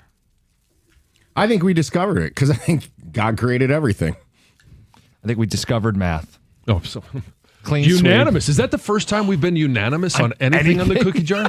And it's on this It's question. on a math question, which probably means we're all wrong. It's a cookie jar. Moran Chevrolet, 97.1. At First Merchants Bank, hey, they love math. They believe that the real value comes from building strong communities and strong relationships. With their new branch opening in the Fitzgerald neighborhood of Detroit, First Merchants Bank is excited to offer a banking experience that's welcoming, attentive, and dependable. Their easy-to-use, secure, and highly rated app makes everyday banking a breeze, allowing you to manage your accounts on the go, and their local attentive bankers are your partners in success. They're going to take the time to get to know you, give sound advice, and provide solutions that work for you. In fact, it's exactly what they've done for me over the years and for my family. So that's why they're my personal financial partner. With a passion for fostering community development, their team is committed to helping you and your neighborhood prosper. Experience the difference of banking with an award-winning bank that truly cares about your financial journey. All you have to do is visit firstmerchants.com/Fitzgerald to learn more about how they can help support you as well. That's firstmerchants.com/Fitzgerald. First Merchants Bank, helping you prosper. Member FDIC.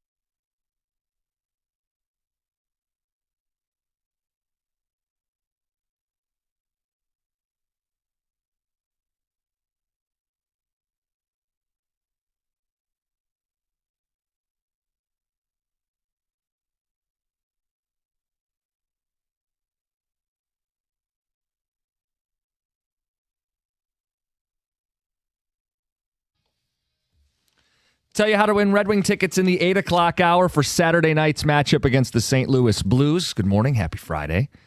I got picks coming up in the 8 o'clock hour. And a question about whether something makes you a bad fan or not ahead of Michigan State. We'll get to that here in just a second. We have ticket text from the cookie jar. It's people's feedback. We invented math to explain stuff. We didn't discover it. Another one says we created math the same way we created fire. To me, the word creation means you can manipulate a set of ingredients to produce an outcome, whereas if you discover a fossil, you find it. I don't think math was discovered. I think it manifested in our brains. Yeah, I don't know. Anyway, let's get to the fun stuff. Charles Woodson and Lorenzo White from Chad Nakar, best of each team. Yeah. Charles Woodson and Javon Ringer from an unnamed ticket texter. Okay. Guys, I'm a teacher. Take it from me. The costume you're going to see most is K-pop Demon Hunters. Knew it. Okay. I've seen so many of them because I see these girls with this amazing purple braid, like they're weaving it into their hair. I've seen a ton of those. Yeah, if they, But I don't even know what they are. So that would be the thing. Like, I wouldn't know if Yeah. they showed up at the door. I'm handing out candy. I would have to ask the question. Okay, who or what are you? Do you ask if you don't know? Sure, sometimes, yeah. I like to have fun with the kids. What are you? What are you supposed to be? It's I'm a it's K-pop usually- demon hunter. Yeah, I like Who? the best answers are from those that are like 4 and younger, because their answers are so they're almost when they tell you, it's almost like, how do you not know who I am? And they're it's almost like the 4-year-old is talking down to you like you're stupid for not knowing it. And I think it's hilarious. Well, of course I'm Dan Campbell. So first we find out Heather doesn't sleep in the same room as her husband. Now she's talking about flings on the radio. The show just keeps getting better. Well, that was the question, wasn't it? It was the most F, memorable marry, or Michigan. kill. The fling is a fling. I didn't have a fling at a Michigan State, Michigan tailgate. Oh, I don't know if they were talking about you getting like hammered, but no, you didn't say you hooked up with anybody. My fling was with Smarties. Right. Yeah, maybe it was your mean, but- description. Well, I didn't want to say the other word, so I said fling. Right. No. Yes. Okay. Yes. And there is one vote, and exactly one vote that says candy corn is great. Signed Dan. Ugh. We found the one. It's terrible. I think there are people that just simply eat it because they almost feel like, at this time of the year, that's what you're supposed to do. When was the last time you had a piece of candy corn? Not since I've been an adult.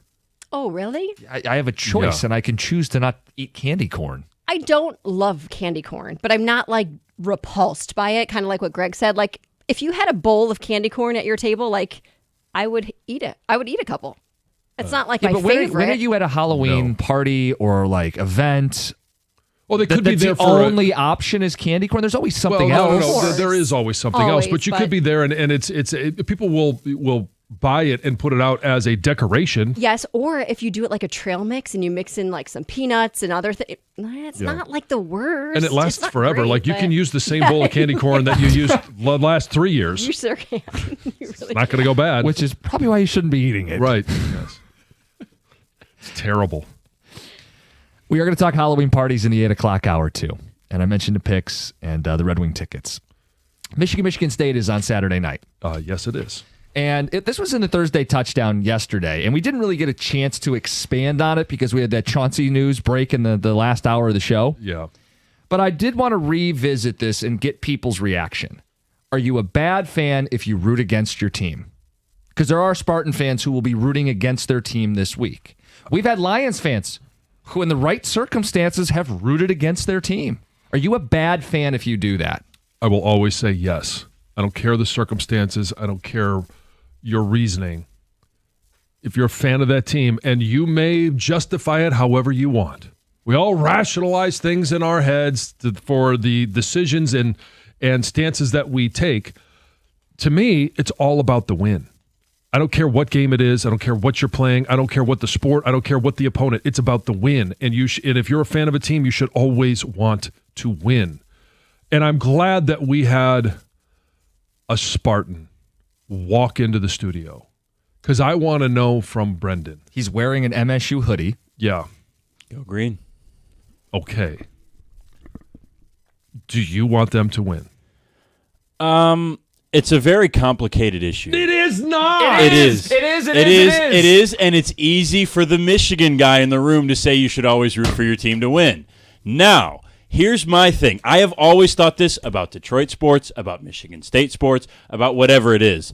You should always root for your team to win. And I believe in Herm Edwards, you play to win the game. Okay. Absolutely, 100%. Conversation over then. But you play every season to win the last game.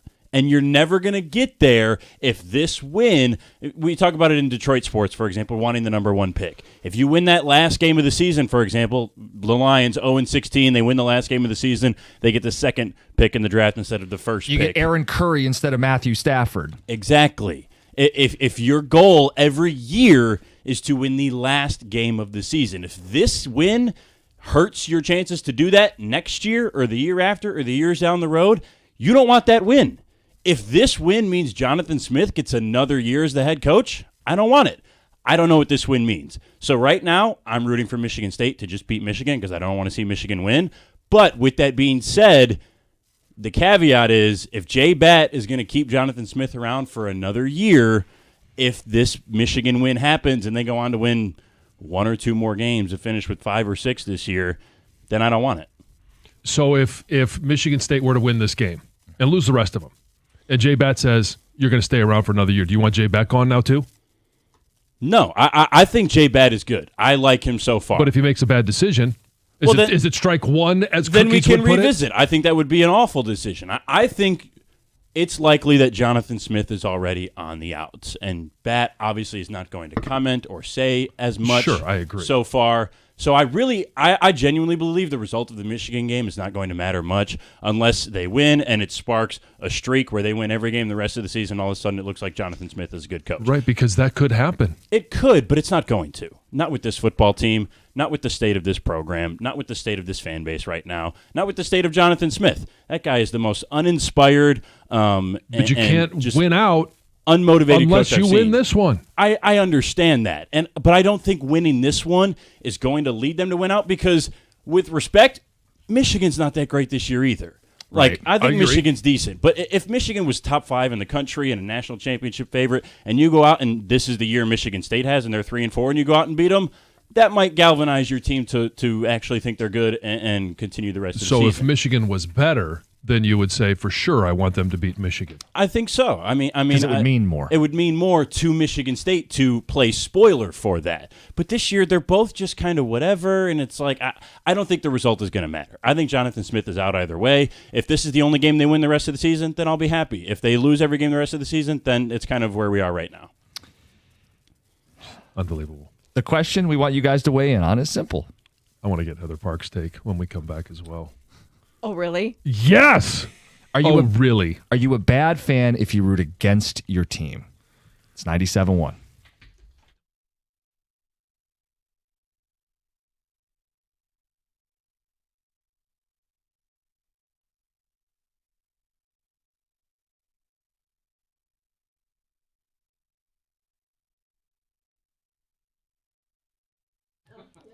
Brought to you by the Sam Bernstein Law Firm. The Red Wings suffered a disappointing 7-2 loss to the Islanders last night. After the game, Dylan Larkin was asked if the team's first back-to-back of the season can be to blame for the sluggish performance. It does seem crazy because, I cheered in high school. I loved going to football games. I probably went to more high school football games in college than I never went to a college game. The Wings hadn't lost by 5 goals since March of 2024. They'll look to get back to winning ways at home tomorrow against the Blues. Chauncey Billups' arrest in an illegal poker and sports gambling FBI case last night raised many questions about the former Piston. It was originally believed that Billups' involvement in the case was only in regards to the illegally rigged poker games backed by the Italian mafia. Currently, that is all he's charged with from the FBI. However, those that read the sports gambling indictment that specifically names Terry Rozier noticed an unnamed co-conspirator who the FBI alleges gave non-public information regarding injuries for the Portland Trailblazers. That information was then used by other defendants to place wagers on the Blazers to lose. The unnamed co-conspirator 8 is described by the feds as someone who has an NBA career timeline matching that of Billups, saying that saying that co-conspirator was an NBA player from 1997 to 2014 and began coaching in the association in 2021. Well, a lot obviously happened off the floor in the NBA yesterday. A lot happened on the court as well. In the first game of the night, the Thunder had their second consecutive double overtime win in an NBA Finals rematch with the Pacers. SGA dropped 55 points in a 141-135 Thunder win. Aaron Gordon also had a 50-point game in overtime. His was, however, in a 137-131 loss to the Warriors as Curry scored 42 to help his team beat the Nuggets. At the Corewell Health Sports Desk, I'm Brendan Shabath. For more, go to 97.1 The Ticket or Odyssey.com.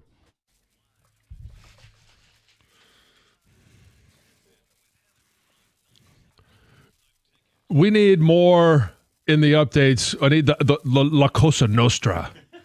Like, it sounds like we're in the middle of a movie when we're talking about La Cosa Nostra. You also have to say it with a cool accent. Make you an offer you can't refuse. Yeah.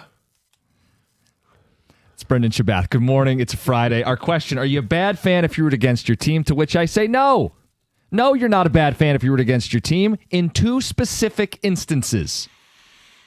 One, you cannot make the playoffs and draft position is on the line in the final week or the final game of the season. You're rooting for your team's best interests by rooting against them that night. The other instance is Matt Millen is your general manager and they refuse to fire him and you need them to lose. Matt Patricia is your head coach and they refuse to fire him and you need it to be unequivocal and obvious for management to fire him. You are rooting for the best interest of your team when you root for them to lose. Yeah, but so when you do that, you think that you don't have faith in the decision makers. They're going to make the right decision no matter what the outcome is. They had not made the decision at that point. You have every right to question whether they will make the decision. You want to make it easier for these decision makers. You want to nudge it in the right direction. See, John, I think yours is too binary. It's too short-sighted. Just win every single time. What if there's nothing to be gained by winning? There's always something to be gained by winning. No, in fact, there's things to lose. The win. You'd be losing by keeping inept people in charge or hurting draft position. Again, you don't trust the people in charge to make the right decision when the season's over. And what if you don't? That's your issue, not mine. But what if it's the reality? What if for a long time the Ford family was far too lackadaisical with the way they ran the organization? What if I don't trust them, so I need it to be spoon-fed to them? I need them to lose every game to get rid of Matt Millen. Well, if it needs to be spoon-fed, your issue isn't with the coach, it's with the team, it's with the leadership. Well, it's with all of it. It's with the coach who is permeating and poisoning your team. It's with the management that won't make a change, and it's with ownership that won't apply pressure, so you needed to embarrass them. Like, I'll give you a great example. Tom Gores, I think, needed to be shamed. The Pistons lost 28 games in a row, and he's out talking about, but we're so great in the community. He was shamed, and then to his credit, bought out Monty Williams to the tune of more than $60 million after a one-and-done mistake. Losing was actually good for the Pistons. Rooting for them to lose all those games was actually helpful. But you would have liked to see him right the ship and keep Monty Williams. I always want him to right the ship. But what's the end goal? To just not be terrible? Well, if they right the ship, then the next year they take that next step forward. Like there is always something to be gained from winning. And there's really no argument that you can present to me that says, if I'm going into a game, I want my team to lose. Absolutely. I don't even know a situation where I could say, yeah, I want my team to lose. So I think we have an example in less than a calendar year of where maybe you would have done this or you didn't think your team had a chance and then they won. And it's Michigan at Ohio State last year. We're living in a very different world for Sharon Moore if he loses that game. I don't think he's quite on the hot seat as Jonathan Smith, but it's definitely hot. And it's kind of a little hot out there with some people already anyways. They kind of just lay in the weeds. But think about the satisfaction after winning that game. That was one of the biggest kind of hell yeah wins for Michigan in the rivalry. I'll go back to the team you played on in 96. Oh, yeah. Very similar type game and result.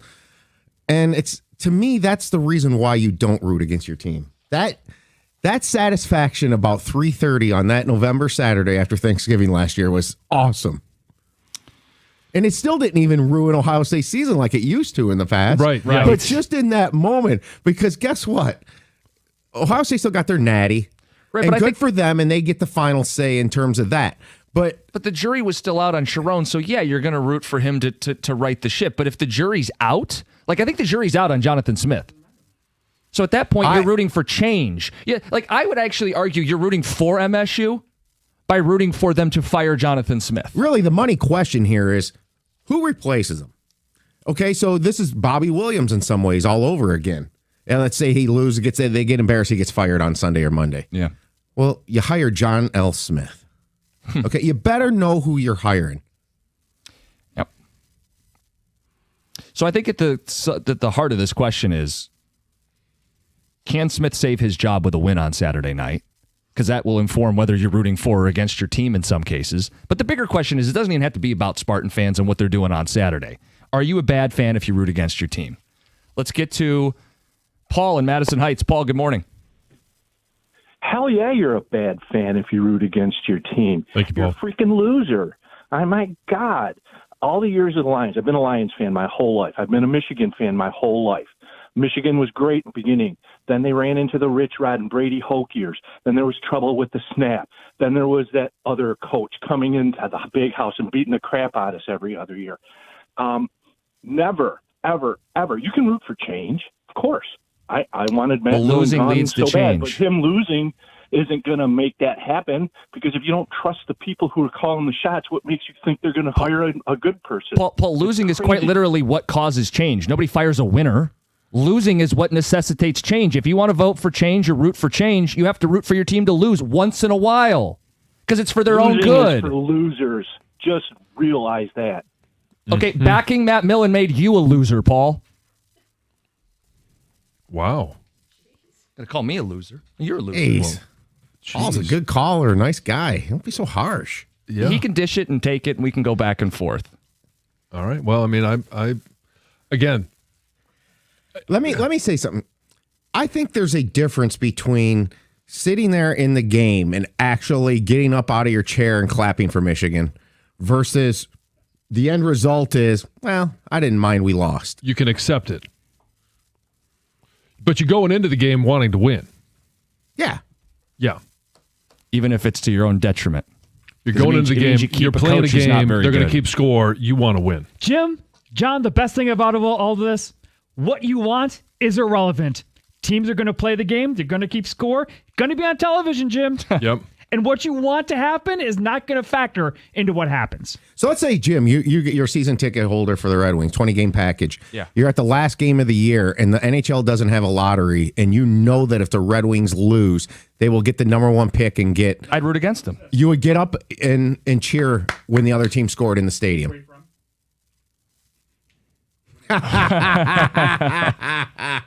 No, I That's don't why I think, made that point. I don't think I would. No, in all the dark places where no one can see who you are. Yeah, you're going to cheer inside. No, but in no, between hold my on. Your little ears. keyboard. Yeah. No, Yeah. but hold on. I'm not going to cheer when the Wings score. I'm not rooting for them to win that But game. what you I wouldn't- want them to lose. You wouldn't get up and clap your hands if the other team scored. No, I'm not going You to root would for sit the there- other team. you'd sit I'm there rooting quietly. against my team because they need it. But They in need it. turn, if you're rooting against your team, you are rooting for the other team. Yes, sports fandom is weird. I know. I think it's just you. Let's get to Aubrey in Farmington Hills. Aubrey, I can't be alone on this. What's up? Hey, Jim, I'm going to be careful because I don't want to get lit up by you, brother. Come on, I don't bite. Yeah, lit up. I mean, like he just hangs up on you. I didn't hang up yeah, on that trust guy. me, you'll be all right. John, people can stream the show. My finger went nowhere near Yeah. the call button. No, we heard the dong of him hanging up. All right, Aubrey, what you got? Hey, real quick, guys. There is no world that I'm rooting for Ohio State or Michigan State to beat Michigan. Period. Full stop. Right? If one game, one simple game is going to determine whether the coach at Michigan State stays or goes, then what is leadership doing? That's really the way I feel about it, you know? But if I'm a Michigan State fan, I want to hammer Michigan. If I'm a Michigan fan, in spite of my record, I want to hammer Michigan State and I want to hammer Ohio State. And again, full stop, guys. That's my feeling. I agree Okay, with so you. you're talking college sports. Can I ask you the pro sports question? Like the Tom just said, your team can't make the playoffs. It's the last game of the season. Instead of picking 2 or 3 in the NFL draft, it would mean you pick number 1. Would you root against the Lions? No. Why? What's the argument against at that point? Well, it's going to sound simple, Jim, but at the end of the day, come heck or high water, I want to win.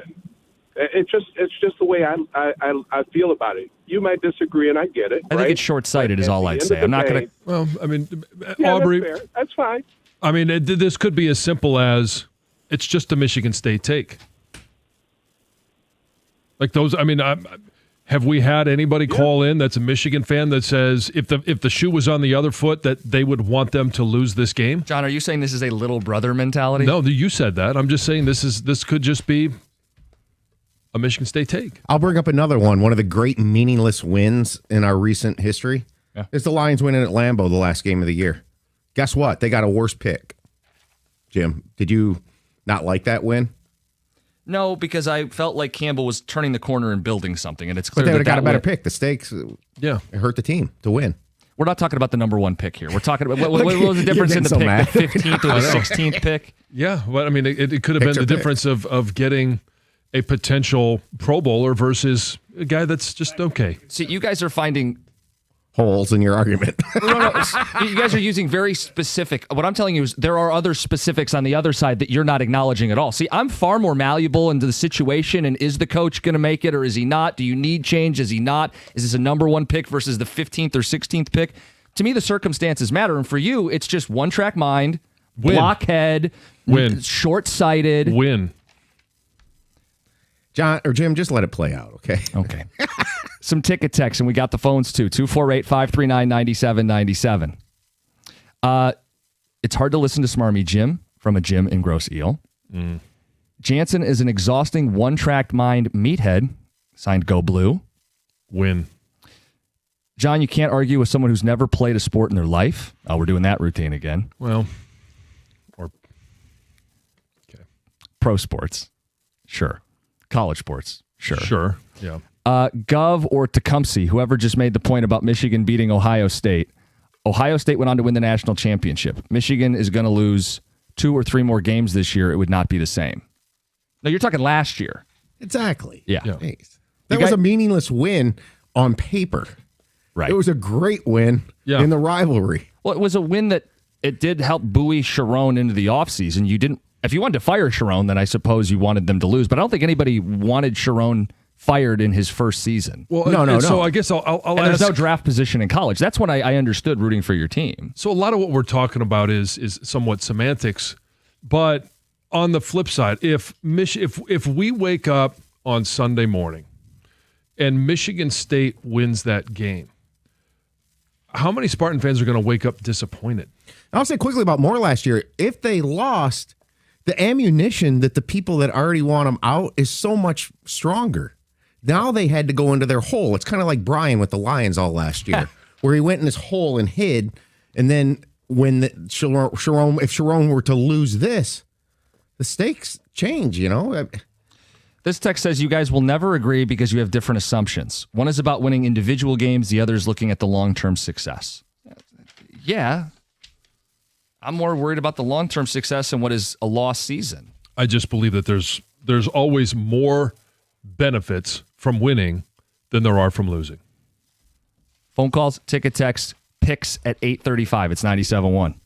Hey, Dr. B at Michigan Hair Restoration is celebrating 30 years of helping men across Southeast Michigan restore their hair and their confidence.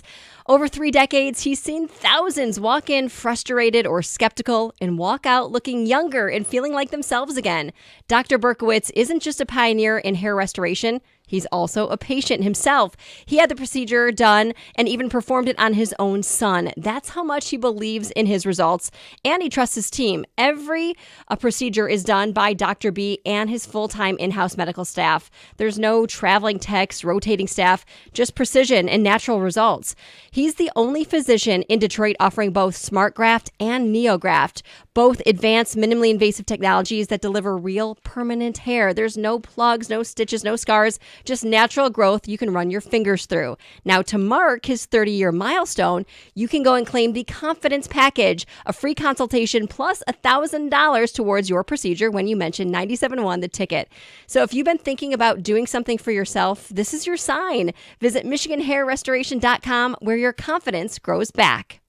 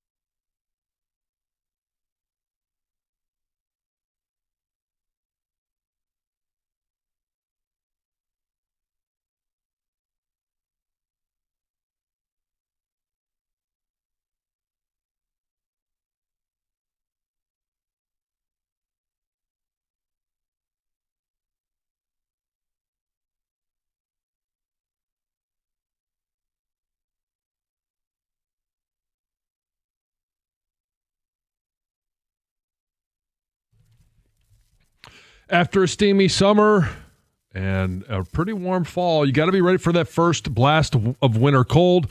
Mastercraft Heating, Cooling, Plumbing, and Electrical will do a complete furnace checkup to make sure that it's running properly. But most important, it needs to be running safely. Right now, it's only $79. That's $30 off the regular price. So give them a call today because these spots are going to fill up, and they fill up fast. So don't forget. And also don't forget, Mastercraft does plumbing, electrical, and generators as well, all at discounted prices. So do it now. Give them a call. For more information, you can find it on the web at mastercraftheating.com. That's mastercraftheating.com.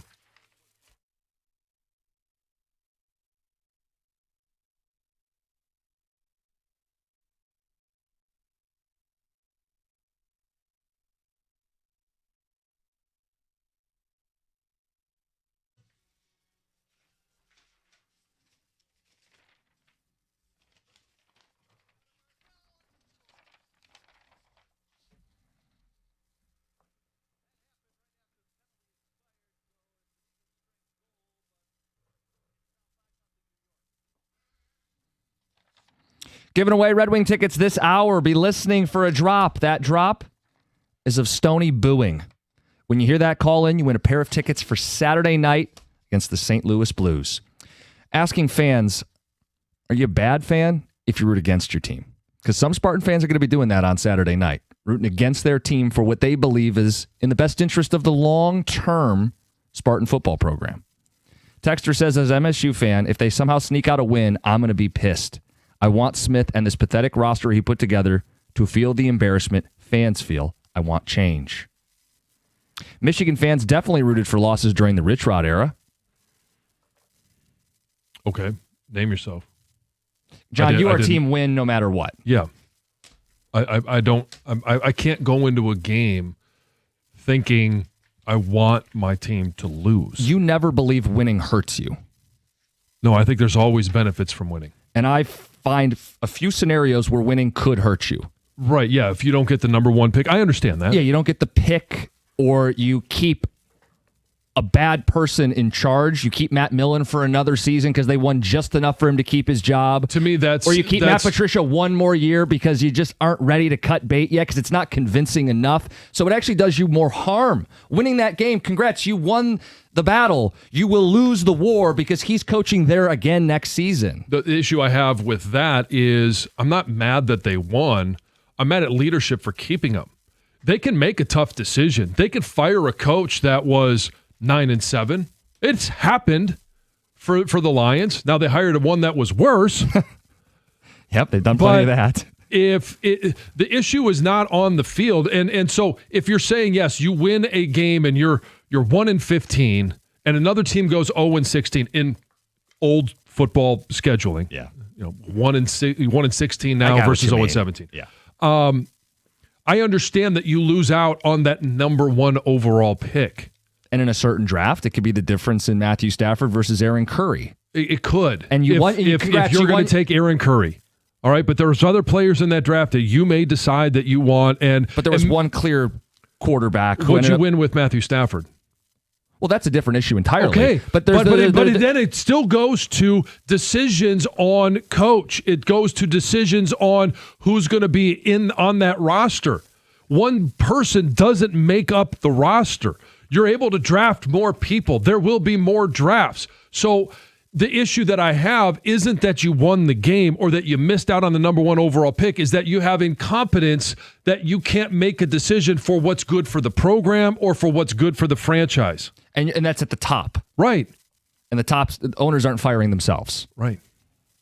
But you can shame owners into change, and I think we saw it with the Pistons. I think Tom Gores was shamed into buying out Monty Williams well before he wanted to. You can shame some owners into change. You can't shame all owners into change. I can't fight you on that. Let's get to Jake and Davison. You're on 97.1. Hey, guys. How's it going? What's up? I think you are 100% a bad fan if you root against your team, regardless if you want to elicit change or not. John alluded to it just a second ago. Caldwell was coach for the Lions, had a winning record to the best of my knowledge, and we still got rid of him. So I don't think it's right to root against the team, the players on the field. Yeah, you can volley for, hey, this coach is terrible, the coordinators he brings in are terrible, but no, you want your team to win. and you're a bad fan if you root against them. But I think you're actually rooting for them in the long term. I'm rooting, yeah, in the long term you are, but I still want those guys on the field to have my backing as a fan. I don't want to be a fair weather fan and say, oh, they suck. I'm going to root against them because I want change. Right, but I actually think you're more of like a lemming to root for them to win meaningless games. Like it's like this faux rah-rah, we won and it didn't achieve anything. And in fact, it actually puts you further away from the ultimate goal, which is winning a championship. I mean, but do you think they go onto the field thinking like, we should lose this game? Because no, and I never want the coach? players to have that mentality. The players should never You don't want the to players lose, have but that mentality, well, the but players are fans fighting for their lemmings that livelihood. No, they're fighting for their job. They're getting paid to do it. It's their livelihood. They're fighting for their next contract as much as their current contract. The fan doesn't have to concern himself with how the player's going to feed his family. The player wants the organization to win the championship. And if winning in week 17 or winning one game to keep an incompetent regime, I think that hurts you. I don't think that win is good. And I think that's the space that MSU fans find themselves in, trying to juggle. Hey, if Jonathan Smith wins this game, does this then give Jay Batt reason to keep him? Well, so your issue's with Jay Batt not winning the game. The issue is you don't believe he can make the right decision or the tough decision that is, even though you beat your rival, that your program isn't where it needs to be and it needs better leadership. That's the issue. What if they win this game and then continue to win and make a bowl game? Then he stays, right, Jim? He would absolutely stay at that point, yes. Yeah, and do you think that's good if you're Michigan State? If they start finding success? Yes, and I think here, my big question is right now, are they any better than they were last year? No. They were a 5-win team last year. That's why this is why I would side with what the Tennessee Titans did to Brian Callahan. So quick into his coach. He barely into his second season. But I think the Titans said, we're not better, and we added players, So I think that has to come into play here. Is Michigan State better in the second half? Are they a better team than they were last year? Well, beating just Michigan isn't enough in my mind. Correct. Not this Michigan team, Correct. Who does not play well on the road. Well, and that's the argument. So let's say they get up and this is a big rivalry game and it's at night and he gets a galvanized group and they beat Michigan. I don't know that it's indicative of that they're going to go on some run down the stretch. In fact, it's still more than likely that this football team isn't good enough and they lose to Iowa and Minnesota and Penn State and Maryland. But everybody and congrats. You got your jollies for a night, but if it means that they feel like, hey, he won over some Spartan donors who now won't donate to the buyout because they beat Michigan and they feel warm fuzzies that John's selling, well, now I got to get stuck with Jonathan Smith for another year as a Spartan fan. Every team and coach, though, when they have their turning point, and am I buying into Jonathan Smith being the right guy? No. But let's go back to, I'll bring the Lions into this again. What did the Green Bay win mean for Dan Campbell when they were 1-6? It's huge. The seat was starting to get hot. Sheila came out and supported him. Now, look, I think we saw the evidence in Dan Campbell's mantra and what he was talking. Yeah, the demeanor's way different, Dan Campbell versus Jonathan Smith. This seems like a self-defeated thing to the way he handles everything. There's just not a lot of fire out of Jonathan Smith. No. 248-539-9797. 97.1. Hey, what's up, Detroit? It's your girl, Heather, and I'm always looking for ways to stay on top of my game, right? So listen, you know how much I rely on my phone for everything. That's why I got to tell you about this insane deal from Verizon that'll help you be your best self, too. We're talking a low price on the best 5G in Detroit. Seriously, whether I'm blasting my favorite tracks in the morning commute or snagging those last-minute tickets to the hottest new flick. Check this out. You can switch today and pay just $50 a month for a single line. You heard me right, $50 a month for the best 5G in Detroit when you bring your own phone on the unlimited welcome plan with autopay plus taxes and fees. That's a no-brainer, people. Visit your nearest Detroit Verizon store today to lock in this incredible deal. $20 monthly promo credits applied over 36 months with a new line on unlimited welcome. In times of congestion, unlimited 5G and 4G LTE may be temporarily slower than other traffic. Domestic data roaming at 2G speeds. Rankings based on Root Metrics Root Score Report dated 2H 2024. Your results may vary. Additional terms apply.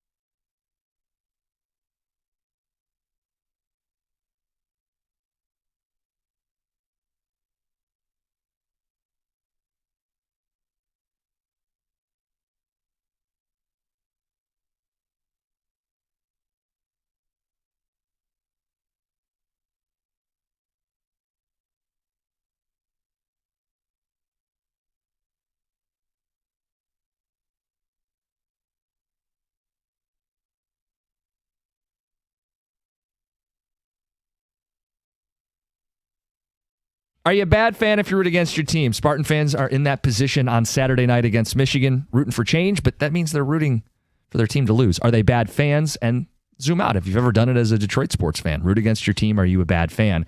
Let's get to Adam. You're on 97.1. Morning, guys. First time caller. What's up? I don't think you're a bad fan, or excuse me, I would say you are probably a bad fan, but I think you guys are going back and forth on multiple things. You're like, operationally, a fan is going to look at the beginning of the season, probably what the coach is deciding, what the long term of their decisions are as it affects wherever the team's going to go. Obviously, you want to build a winning program. Every fan wants their team to win. Coaches want their team to win. Players on the field are playing for their performance based on their contract, what they could possibly get paid next, et cetera, so on. You're always going to want to win. I think rooting for your team to not win a game because it could cost you a first-round pick, I don't necessarily think that's rooting against them per se. It's just a strategic thing. Yeah. But as a player on the field, are these guys realistically thinking like, hey guys, let's lose this game so we can so they can draft my replacement? Exactly. A player's never going to want to lose, nor should they want to lose. And John, I know that's like a heavy influence on the way you feel. Let me ask you this question. If you're sitting there rooting for Michigan State to lose this game because you believe that it'll enact change. Yeah. Right. Is there a guarantee that it enacts change? Are you guaranteed that it's going to be Jonathan Smith's last game or that he won't be back next year? Are you guaranteed that if they lose this game, change will happen? Well, I think that's why you'd root for it to be a pretty ugly loss, to where it'd be undeniable. Okay, so now it's not just that you want them to lose, you want them to get blown out. But I'll take it even a step further. Even if you get blown out, are you guaranteed that it's going to be a change? I think the chances go up. And that's all. I mean, until they hire fans to make decisions, which would be a whole different can of worms, all you can do is hope for the odds to go in your favor. Let's get to Nick in Northville. You're on 97.1. Nick, what's up? Hey, how's it going? First-time caller as well. I do kind of think you're a bad fan if you root against specifically Michigan State right now. I like what you said earlier about how it's a leadership thing. Like if you kind of know early in the year if you're gonna keep the head coach or if you're not gonna keep the head coach. We're kind of like with Jonathan Smith. We kind of know that we're not. I feel like us as a fan base know that we're not keeping him. But when it comes to Michigan, I think you should never, as a Michigan State fan, I could never imagine rooting for Michigan to win. Coming from, I played at Michigan State for 2 years on the team, and it's just like that week is so important. It's such I could never imagine ever looking at that game and saying I want Michigan State to lose this. I want nothing more than for Michigan fans to have some sort of pain after losing that game. Personally. Right. Look, I understand that component of it. We broaden it even beyond Michigan and Michigan State. Like you said, it's a leadership thing. Okay. My best example then would be the Pistons. Tom Gores paid Monty Williams to be the head coach. Mm-hmm. Believed in Monty Williams. Probably would have stuck with Monty Williams if the season was halfway decent. Needed to be shamed and embarrassed into paying out and buying out Monty Williams. If they had kept Monty Williams, if the season was halfway decent, you wouldn't have had the same opinion of Monty Williams. No, I mean you would have watched his rotations and gone, he's gonna bury Cade. He's gonna kill this young player's upside. He's gonna really make this difficult. He doesn't believe in shooting. He doesn't believe in defense. Like, sure, they could have won a few more meaningless games and kept Monty Williams. It would have done the irreparable harm to not only Cade Cunningham but the team. But, I mean, you can't necessarily say that because if they're showing improvement from the year before, but it's not awful, but it's not great. You're looking at it now because of the context of they lost 28 in a row. And, yes, he was forced to make a change. He didn't have to make that change. There was no guarantee he was going to make that change. Right. And the other one I'd point out is Penn State. James Franklin can't win the big one. You've had fans calling for his head. but they were never going to make the change unless it got so bad that they couldn't deny it. So it wasn't like, okay, they lose to Oregon, they lose a big game. Okay, that's just who James Franklin is. They lose to UCLA, antennas are up. Now people are really saying, you got to fire this guy. And Penn State said, we're going to let him coach the next game. We're not firing him. Only after they lost another embarrassing game did fans finally get the pound of flesh and real change that they've been calling for. If they had rooted for and if they had won that game against Northwestern, James Franklin's still the head coach. And I don't think that's good for Penn State. Well, he might be the head coach now, but at the end of the season, they may have said, we're going to make a change because we're not going in the right direction. We're not taking the steps to win Big Ten championships or college football playoff championships. Let's get to Mark in Washington Township. Mark, what's up? Yeah, so don't get me wrong. When the Pistons were going on their, record-breaking streak, I was rooting for them to lose because I wanted change. However, I think this is different because it's an in-state rivalry, right? I think maybe Michigan State fans are kind of preemptively saying, they're expecting to lose, so if they do lose, they can say, oh, I wanted them to. You can't tell me, though, that if they somehow pull it off, that those same fans aren't going to be bragging to their neighbor, bragging to their brother-in-law, bragging to their coworker, because it's an in-state rivalry, and that's what makes it great. But anyone who's saying that they hope they lose is also lying if they're not going to go out and brag about it if they somehow pull it off. So that's my fair, 2 cents. I'll hang up and listen. That's a fair check on people. You can't have it both ways. If you're rooting for a loss for your team, you then can't celebrate the win the next day. Yeah. Oh, look what I found. Because no, that hurt you in your own opinion 24 hours earlier. Mm-hmm. Yeah. Look, fan logic. 248-539-9797. Let's get to Corin in Columbus. You're on 97.1. Guys, I don't know who this Brandon dude is talking about saying we want Michigan State to lose, but that's absolutely not the case. We want to beat Michigan every time, every year, no matter what, no matter when. Jonathan Smith is not the issue as of yet. The last time we were really good, when we had Mel Tucker and Kenneth Walker III, is because we had 5- and 6-year seniors on the offensive line, and we were the most experienced offensive line in college football. That's what we need for our program to win. You can't build through the transfer portal. You still need to recruit and develop talent. So he still needs time to do that. Obviously, he came from the West Coast. He needs time to figure out how to recruit in the Midwest and be able to develop these players the way that we need to.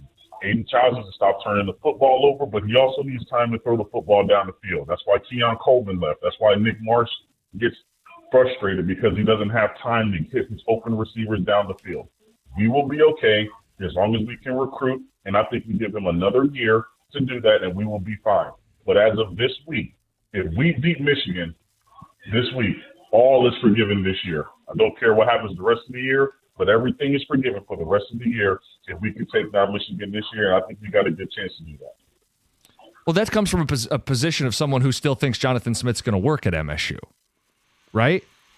Sounds like it. Yeah, he believes it could still work for Jonathan Smith. He's not guaranteeing it, but he's still open to the possibility this works with Jonathan Smith. I think there's a lot of Spartan fans that are not open to that possibility anymore. Sure. And I understand that position. I mean, the way they finished last year with blowout losses, the way they've been in Big Ten play this year, 0-4, all blowout losses. Does it take more than a year? Yes. Are you seeing any signs of any development from a roster standpoint? No. Loud red letters. No. There's no roster development. They're still losing to unranked teams by 3 touchdowns. Okay, then they'll be bad. Then they'll lose. Whether you want it or not doesn't matter. Right, but we're asking people their thoughts today. So if Michigan State wins this game tomorrow night, you think about the storm that's starting to come from Michigan. Michigan State fans can take some pleasure in that. They've almost turned the script for a few days from Jonathan Smith to what the heck's going on here at Michigan. And again, I will relate that to the Michigan-Ohio State outcome last year. It's so joyful as a Michigan fan to still have that little dangling thing over Ryan Day. Yeah. It is. But to me, it's like put it on a scale. You get to have warm fuzzies for a day, but it means you may keep a coach for an extra year and do more damage to your program. What's more important? It's up to the leadership to do the right thing. Put both on a scale. I know, but if you need donor support to buy out these contracts, you need the average fan to turn on your coach to the degree that those donors buy out your coach. So it's not just what Jay Batt wants to do in a lot of cases. This single game should not matter. But it does matter. We've had all these phone calls detailing how important this game is emotionally for how you feel. You're guaranteeing that it matters. You're guaranteeing that it matters. Jonathan Smith isn't going to be there if they lose to Michigan. That's not the same thing. It matters a lot in terms of weight of how alums feel about him if they lose this game handily. It does. You can't deny that, right? You can't say the rivalry is meaningful because I want to win, but then say, well, it wouldn't sway donors and boosters. It absolutely would because of that. I think donors are swayed already. Some not enough because they haven't put the money on Jay Batt's desk and he hasn't been bought out yet. But that may not be the money might be there. It may still be Jay Batt saying, he may be saying, I'm not going to make a change until the end of the year anyway. That may be his philosophy on changing coaches. Yeah, and I think, too, how long's Batt been on the job? We have lost patience in society. Oh, yeah, 100%. This singular outcome should not matter. If they get better from here, like the 2022 Lions did, I don't think that's happening. But if they do, then it would be a mistake, So I just think, I don't know. I'm not in the business of making a judgment on a coach this soon into their regime, unless they're not getting better. That's why I made the Titans comparison earlier. But they're not. And so we're knocking on the door here. If they win this game and get better from here, then he makes a case to stay. Right. I think that's what worries Spartan fans. I would say right now, how's he stay? They need to win this game and they need to make a bowl game. Yeah, and look, we can add that layer to this coming up next. Like, what does he have to do to save his job? Is it simply win this game, or is there more? Okay, we'll talk about it next. 97.1. Hey, it's Heather, and if you've ever thought about getting a hot tub, this is your moment. I got mine from Beninati Pool and Spa, and let me tell you, it has been a total game changer for me and my family. It's been a way that we can all hang out together in the evenings. It also helps us relax as well. It's great for muscle recovery if you're needing that. But let me tell you, the folks over at Beninati Pool and Spa made the entire process super easy. They walked in, they were knowledgeable, they helped find the right hot tub for me and my family, and they can do it for you as well. Then they delivered it, they installed it, and they've been there to help with maintenance too. They handle everything. Beninati Pool and Spa is in Utica, right next to Jimmy John's Field. Plus, they have this brand new showroom in Clinton Township, right off M59 and I-94. No matter which location you go to, you're going to be met with Beninati experts who will give you a personalized experience and help you find the right hot tub. Plus, this is pretty cool. If you mention my name, they'll take $500 off your purchase just like that. Go visit BeninatiPools.com or stop by Utica or Clinton Township and see why so many people, including me, love the Beninati experience.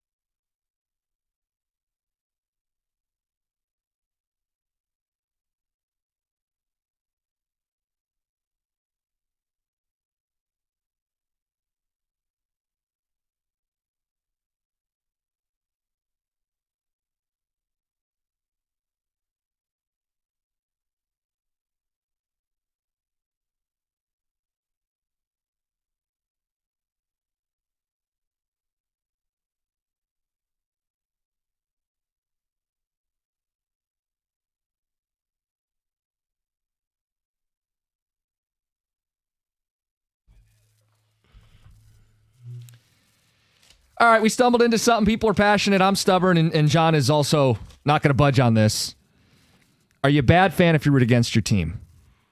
John, you'd say, yeah, you always root for your team to win. You play to win the game. It's who you are to your bedrock and your core. And I've called you short-sighted because I think there are instances when rooting against your team is for the good of the team.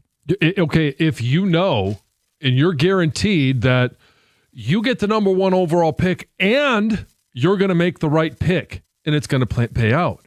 Or you're guaranteed to know that, okay, if they lose this game, if they get bombed in this game, that they're actually going to make a change.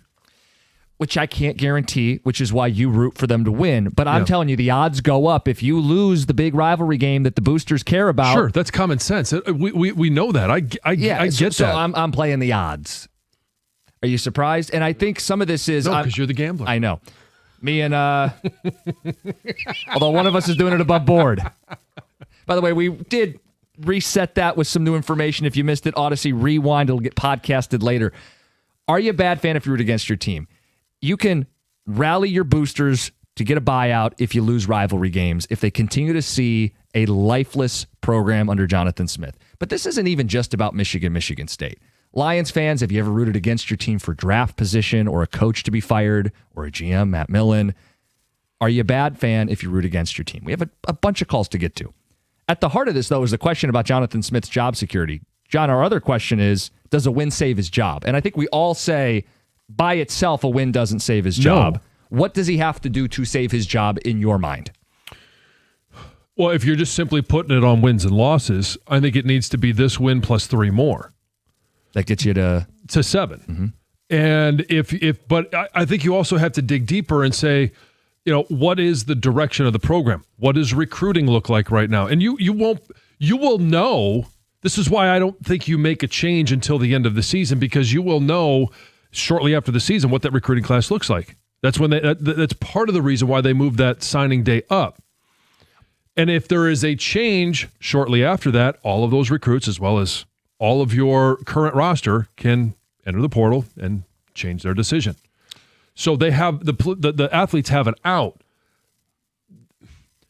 I do think that if they lose this game, it's going to show that they're not on the right path. Yeah. But I think you can already see that. Yeah. If they win this one and they lose the next 4, you can see that they're not on the right path. And then you have to start looking at, and I would hope that any administrator that's going to make this decision would be able to say, okay, is the path going the direction I want it to go? Is there a path for this to be better? And if the answer is no, then your decision's made. You make your change.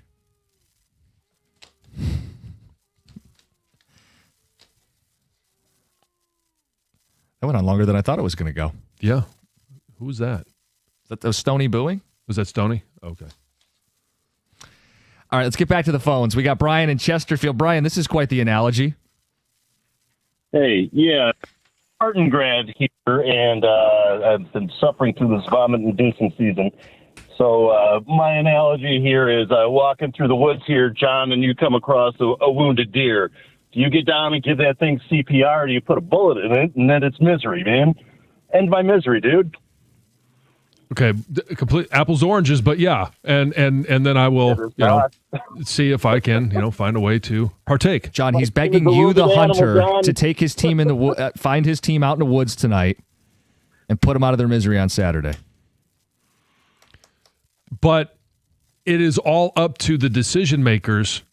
Do they think that is going to be the one? Like, is that the final bullet? It may be.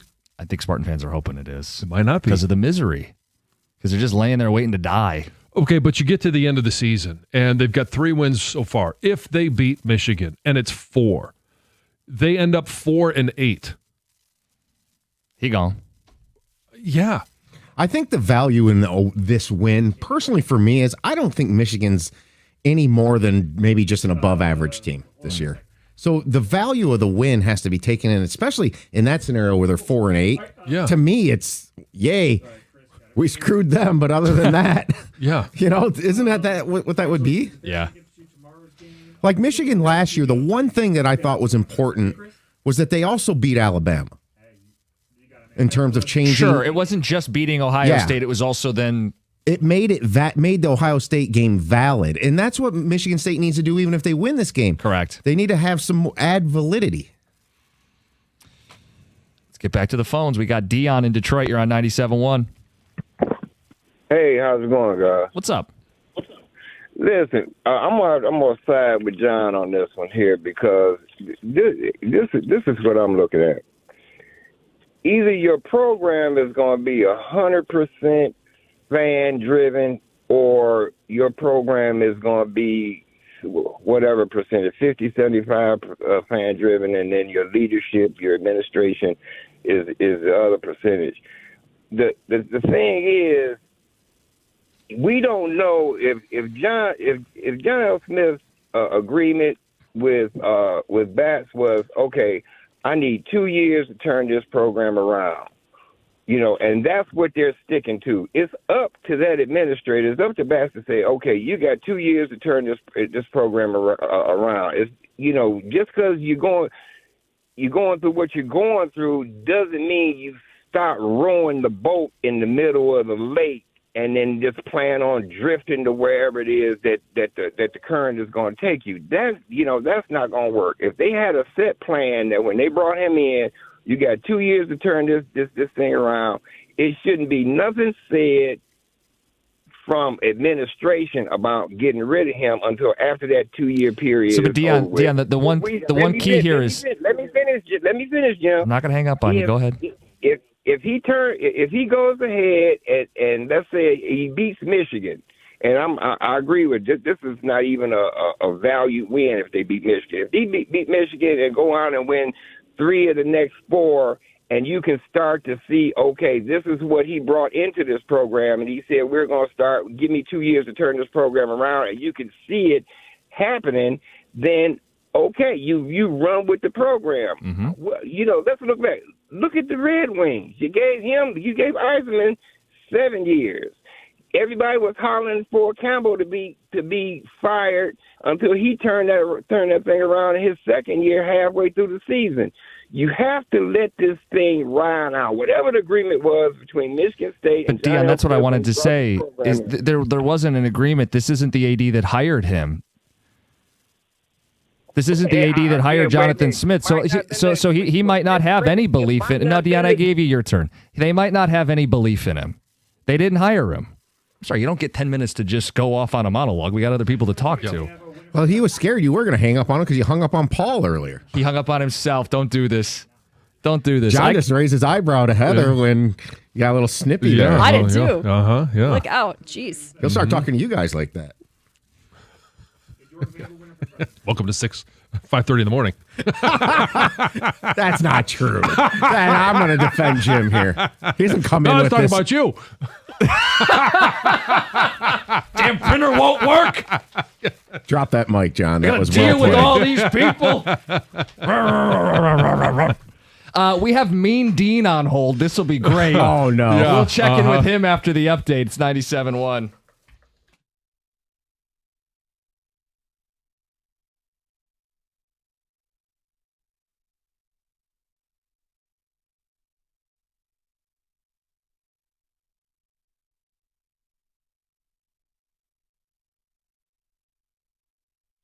Brought to you by Moran Chevrolet. The Pistons are getting ready to face the Rockets in Houston tonight amid one of the biggest scandals in NBA history. Detroit is still in search of its first win of the year. They will host their home opener against the Celtics on Sunday. Tip-off tonight in Houston can be heard right here on 97.1 at 8 o'clock. Former Pistons and current Pacers head coach Rick Carlisle said he reached out to Chauncey Billups yesterday to, quote, see how he was doing after Billups was arrested as part of multiple federal investigations into sports gambling and illegally rigged poker games involved with the Italian crime syndicate La Casa Nostra.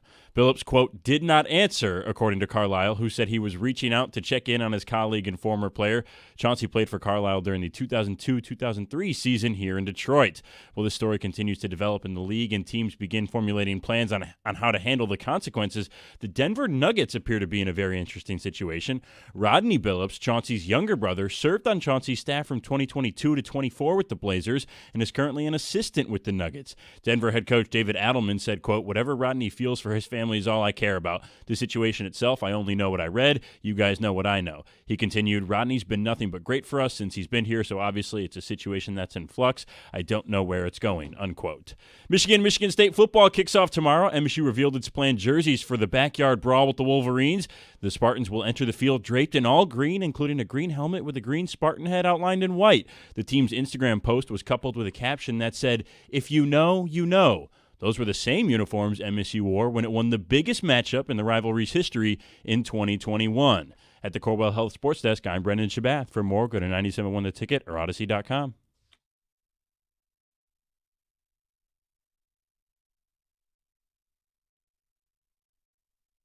I'm going to get to the fans, get to the callers. Are you a bad fan if you root against your team? Michigan State fans rooting for change, maybe rooting against their team on Saturday night. Maybe you could relate to that as a Pistons fan during the dark days rooting for change, or the Millen era rooting for change, or the Matt Patricia days rooting for change, or it's a bad fan behavior.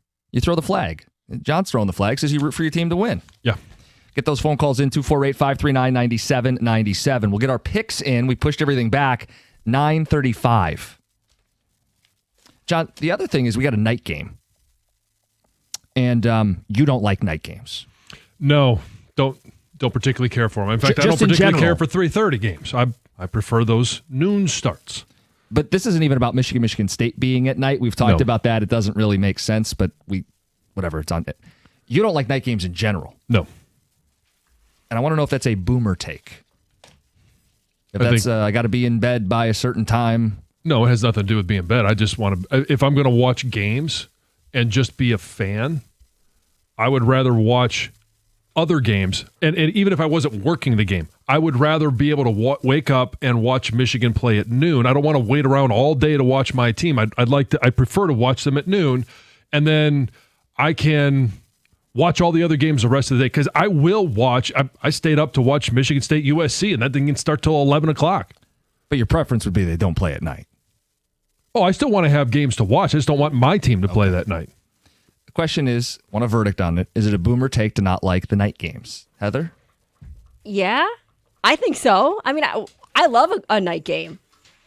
You got all day. You have never even been to one. It doesn't matter if I've been to one or not. Say. I like to celebrate a game, whether I've been to a college game or not. I still was rooting on my team from outside of the stadiums, right? From the lawn. And I'm gonna root my team on. I just prefer to root my team on at noon. I'll watch football all day long. I'll stay up and watch games that no one cares about. So it's really just your team you don't want. That correct. Changed it a little bit, I think, when you said that, because I thought you were saying all game. You don't like any night game, but it's just you don't want your team to play at night. And yeah. I think a lot I of want people to watch football at night. I want to be able to sit down and have dinner and watch football with my you have wife. your whole day to do something. You can do anything you want during the day, and then you've got this big fun game at night under the lights. Like the atmosphere is different. Yeah, John, you have your supper at 4 o'clock, and then you settle in and you watch your night game. No. See, I think this is all about like what's your Saturday like. Like in my life, I don't like the noon kickoff right now. Oh, I would hate There's things that get done, that you can do yard work, for example, on a Saturday. Sounds fun. Like I like 3:30. I don't mind night games. I just don't like how many Michigan's had this year. Yeah, we did the math on it. Is this will be their 4th night game of the season. Next week against Purdue will be their 5th night game in 7 games. It's a lot of night football. So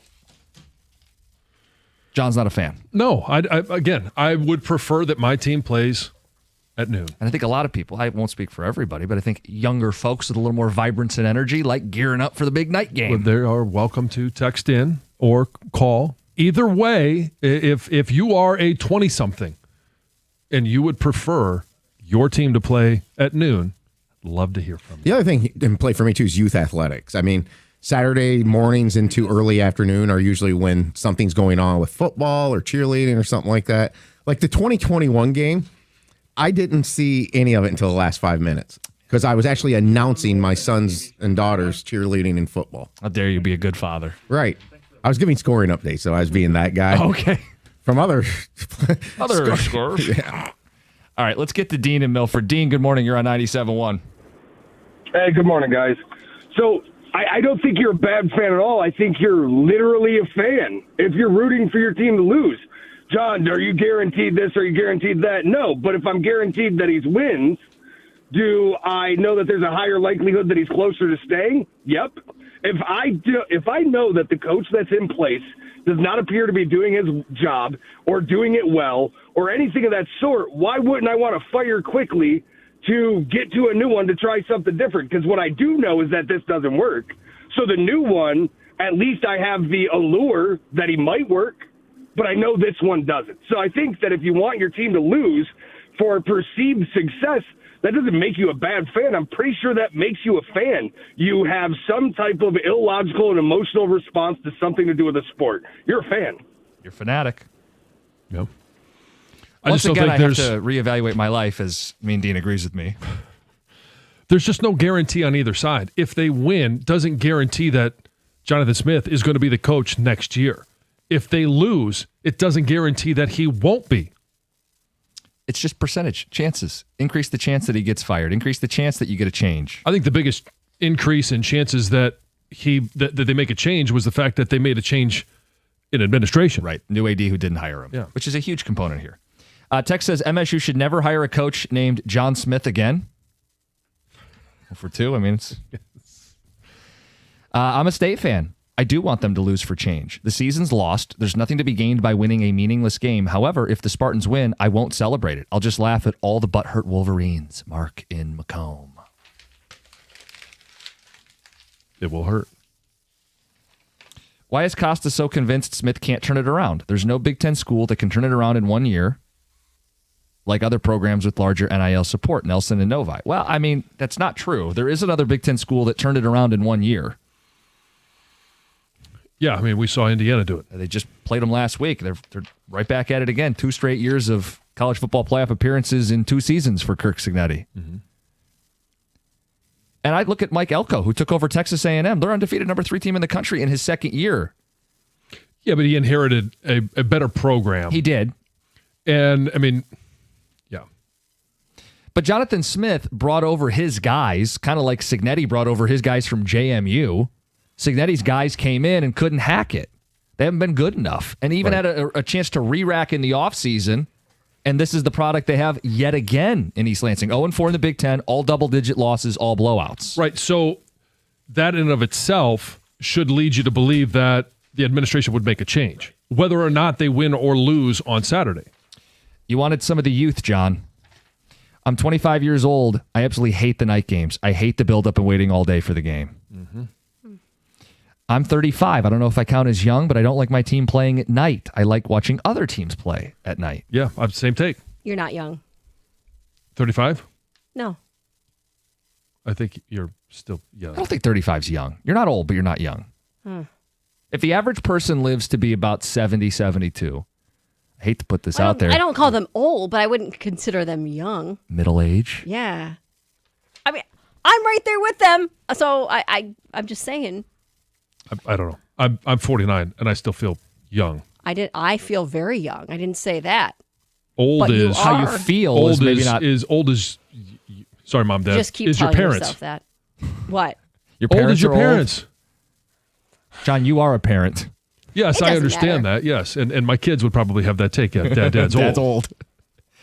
Hi, guys. I'm 31. I hate late games. I'm in bed by 9 p.m., passing out by halftime. I hate the night games. Mm-hmm. Mm-hmm. Night games are the best. Kinnick Stadium at night is where the ranked teams come to die. Night atmospheres are awesome. Another one says, I'll take my teams at night every time. Too much to do during the day. I miss so many games due to obligations. Mm-hmm. I would rather. I mean, so again, we're arguing things here where we're not going to change each other's minds. I can understand. That's what we do around here. I know. It's. I don't think there's anybody that sits there and goes, "Well, I like a night game," and I'm going to sit there and be like, "Oh yeah, that's a good point." Because in my perspective, I like being able to wake up, go to the game, watch my team, or watch it from home, and then have the rest of the day to pick and choose which games I want to watch or what I want to do after that. John, it's not even really about trying to change your opinion. I'm not going to be able to do that, and you're not going to be able to change my opinion. The question was, is this an old man take? Is this a which I don't take? think it is. And our texters have proven that. Because you've got a few 20-somethings that say, well, they're flooding in. I also like the early bird special. 248-539-9797. Jim, you do like Ohio State, Michigan at noon, though, right? I think it should be a night game. Really? See, I think that's so unique because of Thanksgiving. Yeah. And then your kind of Thanksgiving sort of hangover. You're in your gluttony still, or you're gone shopping. You kind of maybe get things back together in the house. And I think that waking up a little bit later on that Saturday and just settling in, and that window is perfect. You'd rather I wouldn't want to wait all day for that. You'd rather have the Lions play on Thanksgiving Day at 8:00 at night. I think the big game should be at night. Some years the Lions will play the big game. It should be at night. Heather's I do nodding too. her Yeah, head. yeah, it should be. I'm still mad that they moved it to 1. I know, this guy over here, half hours too late. Would you be okay if the Lions was Christmas night versus the 4:30 kick? I don't like it at all. But it'd be better if it was at night. You'd get your Christmas morning, you drive around to all the family. Sure. And then settle in at night Sure, and watch it the would be game. better. But it takes Colin's attention away from her. And his Nothing children. to do with And his me. children. Yes. My goodness. It's the family gathering. It's the tradition of what you do on Christmas. 8 o'clock, the kids are going to be in bed. It's all about Colin at that point. Whatever. It would be better. Better if it was later. Yes. I would The answer imagine is yes. Colin doesn't want it at night. Yeah. He wants all her attention. Heather thinks it would be better later, like on December 26th. Okay. Yeah. Yes. We do have a winner for our Red Wing tickets. We should shout out Chris in Commerce. He won a pair of tickets to see the Wings on Saturday night against the St. Louis Blues, October 25th. For tickets and game info, NHL.com/Red Wings. Make the picks at 9:35. It's 97.1. Hey, I want to highlight the great value your Metro Detroit Buick GMC dealers are bringing our listeners this month. And maybe you need a new truck in the driveway. Get Motor City's hottest truck. It's the GMC Sierra 1500 Elevation for an unbelievable $199 per month. Another thrilling option is the GMC Sierra EV, built to exceed what you thought an electric truck could be, with over 600 horsepower, and that comes standard. These deals are happening right now at any of your 20 Metro Detroit Buick GMC dealers. GM estimated horsepower rating based on due at signing amount of $3,189. Must be a current lessee of a 2020 model year or newer Buick or GMC vehicle through GM Financial for at least 30 days prior to the new vehicle sale. Tax, title, license, dealer fees extra. No security deposit required. Mileage charge of 25 cents per mile over 20,000 miles at participating dealers only. Residency restrictions apply. Visit GMCOfferInfo.com. That's GMCOfferInfo.com if you want more details.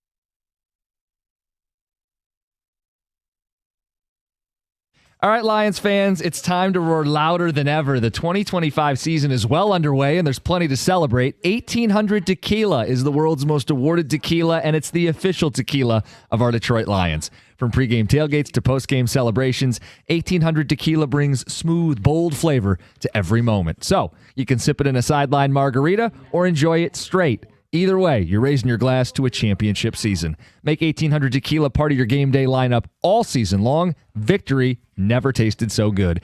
1800 Tequila, proud partner of the Detroit Lions. Proximo1800tequila.com. Please drink responsibly.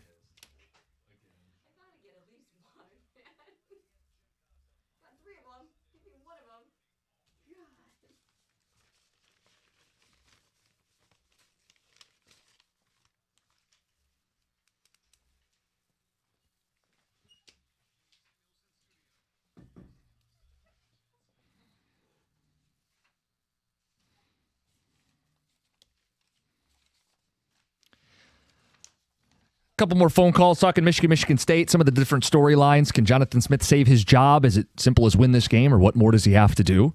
Talking about the fact that it's a night game. John hates night games, rivalry notwithstanding, just doesn't like when his team plays in night games, and he's been scheduled a whole lot of night games for Michigan football this season. Yep. Is it a boomer take, an old man take to not like the night games? And then we brought up this idea of MSU fans rooting against their team and whether that makes them bad fans on Saturday night. Let's get to Andrew. You're on 97.1. Hey, what's going on, fellas? Good morning. Hey, good morning. So I am a huge Michigan State fan, and I totally disagree. If you're a State fan and you're rooting for your team to lose any game, terrible. And especially to root for your team to lose against your biggest rival in Michigan, you can give me your fan card and get out. That's the most delusional take I've ever heard. If you're a Spartan and you're rooting for your team to lose, regardless, this is not going to save Jonathan Smith's job if he wins this game or not. But if you're rooting for your team to lose, get out. I think that's the most ridiculous take I've ever heard. I'll hang up and listen. Have yourself a good day. Well, before you hang up, I wanted to know if it mattered at all in the pros. Like at the end of the year, if the Lions can't make the playoffs, if the number one pick is on the line, would you want them to lose that game? No. I still want my team to win regardless. I understand that people are going to think that's a bad take. Oh, the number one pick, this, that, and the other. You still want your team to win. You know what I mean? Even if it hurts them? Even if it hurts, yes. I still want my team to win. Absolutely. And if you call me a bad fan, sure, no, I'm not going to call you a bad fan. That's just my personal opinion. I want my team to win week in and week out, and that's just how I feel. Okay. That's what we asked for. Thank so you, Andrew. Appreciate it, Andrew. Joe in Grosse Ile. Joe, good morning. Hey, guys. Cookies, I think you're half right. As it relates to pro sports, it's okay to root against your team. But when it comes to your rivalry games, there's nothing more that I would like than for the Michigan fans to wake up on Sunday and say to themselves, how did we lose to these bums? When you think back to last year, about a lot of Michigan fans were not happy with Sharon Moore. Not one of them was upset that he beat Ohio State. Not one.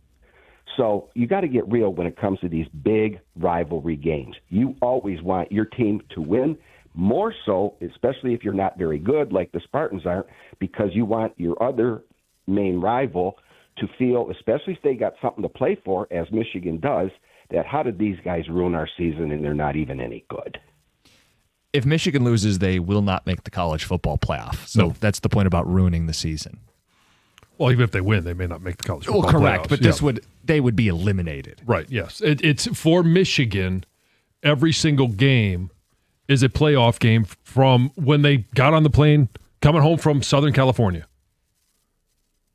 Yeah, because you can't have 3 losses. No. And they can't be, they can't be one to Michigan State. They can't be one to Northwestern. It can't be one to Purdue. It can't be to Maryland. And if you don't beat Ohio State, it's your third loss. And you've lost to all your top teams. Exactly. And you don't have any marquee wins to boast at that point.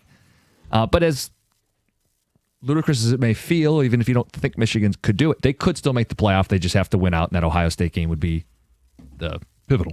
Yeah, exactly. It would tilt them in. 248-539-9797. Rooting against your team does not correlate with rooting against your program. That's the short-sighted versus the long view. Yes. In college, winning helps recruiting and long-term success. Smith is done, but win for future recruits. That's how you should view it. And Reed and Goodrich adds a go blue at the end. There you go. You should always root for your team and pray for change. Put it in God's hands.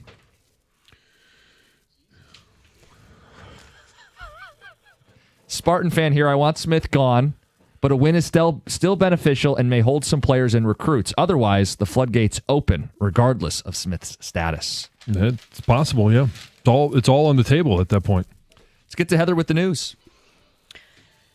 Well, news broke yesterday that Chauncey Billups was arrested as part of a federal investigation into illegal gambling activities. The FBI charged him with 1 count of wire fraud conspiracy and several counts of money laundering conspiracy. So the investigation uncovered a network of rigged high-stakes poker games allegedly operated by members of notorious mafia families. His role was basically to lure these unsuspecting players to participate in the game. These games were held at exclusive locations in, Miami, Vegas, the Hamptons, and used really sophisticated high-tech technology to manipulate the outcomes. These X-ray tables, these, whatever they did with the shuffling. It's really crazy. The glasses, the contact lenses, so crazy. Now, he is also alleged to be an unnamed co-conspirator who gave confidential information to bettors for a March 2023 Trailblazers game. So he allegedly told a defendant that Portland would be taking the game by resting key players. Interesting. So again, they don't name him in that because we always wondered yesterday, okay, we get the poker stuff, illegal poker, mafia, wild, crazy. Does this at all tie into basketball? And co-conspirator 8 is an identity known to the grand jury, a resident of Oregon, an NBA player from 1997 to 2014, and an NBA coach since 2021. They basically played Name That Lion. Right. Like we know that's Chauncey because then they specifically reference co-conspirator 8 as a Portland Trailblazers coach. So anyway, he was placed on immediate leave pending the investigation, obviously, and his attorney says that Billups denies the charge and intends to fight them. Yep. There's a new law being proposed in Michigan that would make it illegal for semi-trucks to pass in the far left lane if the freeway is 3 lanes or more. So supporters of this bill say that it could reduce congestion, improve traffic, and also boost safety. Of course, on the other side of it, there's some trucking companies, groups that say, no, we're going to push back on this, saying that it could actually create its own set of problems. Currently, right now, there's already a law in Michigan making it illegal for semi-drivers to drive in the far left lane. So this bill was really tighten those rules and make it easier for troopers to hand out tickets. Right. Joe Flacco is enjoying some alone time in Cincinnati. So as he settles into his new, Cincinnati home or wherever he's living. His apartment or whatever, After being traded to the Bengals from the Cleveland Browns, he made some reporters laugh this week when he shared how he's adjusting to living away from his family. So he shared a story about recalling his former perspective when he used to see men sitting at the bar by themselves. And he thought, oh man, I feel so bad for this guy. They must be lonely. Yeah, it must be very lonely. Now he says he realizes that that guy was in heaven. Talks about enjoying a quiet night a alone. night out. Yes, by himself. Wonder what his wife's response was. Well, he's got 5 kids at home. I'm sure she's like, can I have a night out by myself, please? Yes. Let me go to dinner on my own. So we've heard of no phone policies at, different concerts or these comedy shows where you're not allowed to have your phone. But now there's one Washington, D.C. restaurant that's also giving it a try as well. So if you were to go to Hush Harbor, that's the restaurant, you'd have to put your phone into one of these locked bags, kind of like what they use when you go to these concerts. And basically you walk in, you put your phone in a bag, you're still in possession of your phone. They don't keep it up by the reception area, but it's supposed to be a way for you to really connect with whoever you're there with or your own thoughts if you're by yourself, and enjoy the atmosphere, be present. If you do need to use your phone, they say you will have access to it. Somebody can come and unlock the bag, but they have like a phone zone where you could leave to go make your phone call or your text or whatever you got to do. Check up on something. And then you come back to your table and you relock the bag. How do you feel about it? 'Cause I don't hate the idea. No, I don't hate the idea. Yeah. I mean, here's a boomer take. This is something I have yet to do. What are those with eyesight issues are supposed to do. Have you not seen or they? They use their phone to zoom. Yeah, they use the phone. Like they take a a picture magnifying of glass? Yes. and they blow it up, or they use the flashlight. My favorite is, and I laugh at this every time, is people that are using their flashlight in some of the dimly lit restaurants to actually read the menu. Like, okay, old.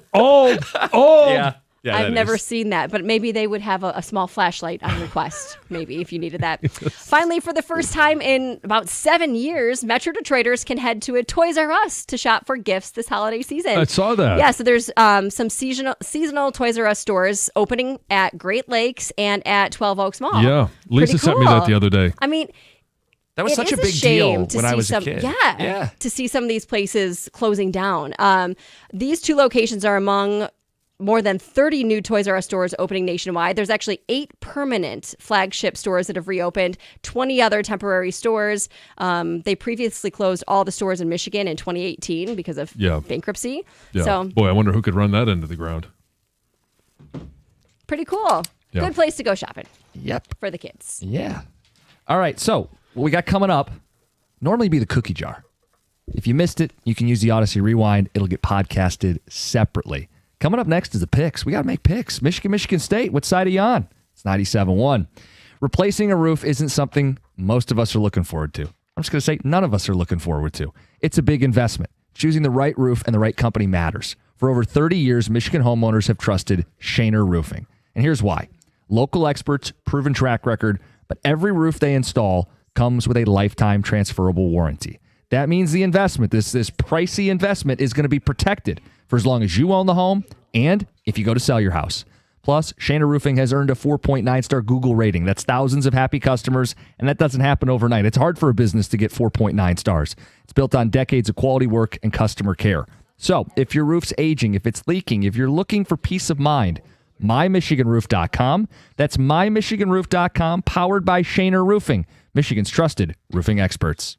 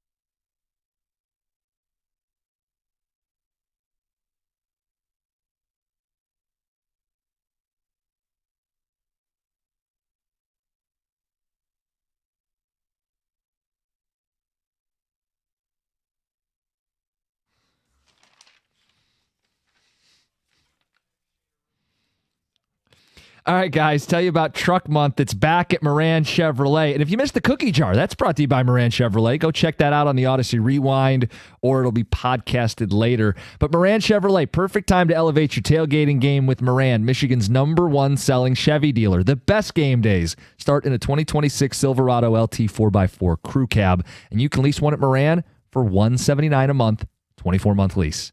Think about that. Truck payment under $200. Find your ride fast at MoranExpress.com. Stop by. They're on Gratiot, just north of 15 Mile in Clinton Township. Moran Chevrolet, where you always get the best price, period. Chevrolet. Together, let's drive.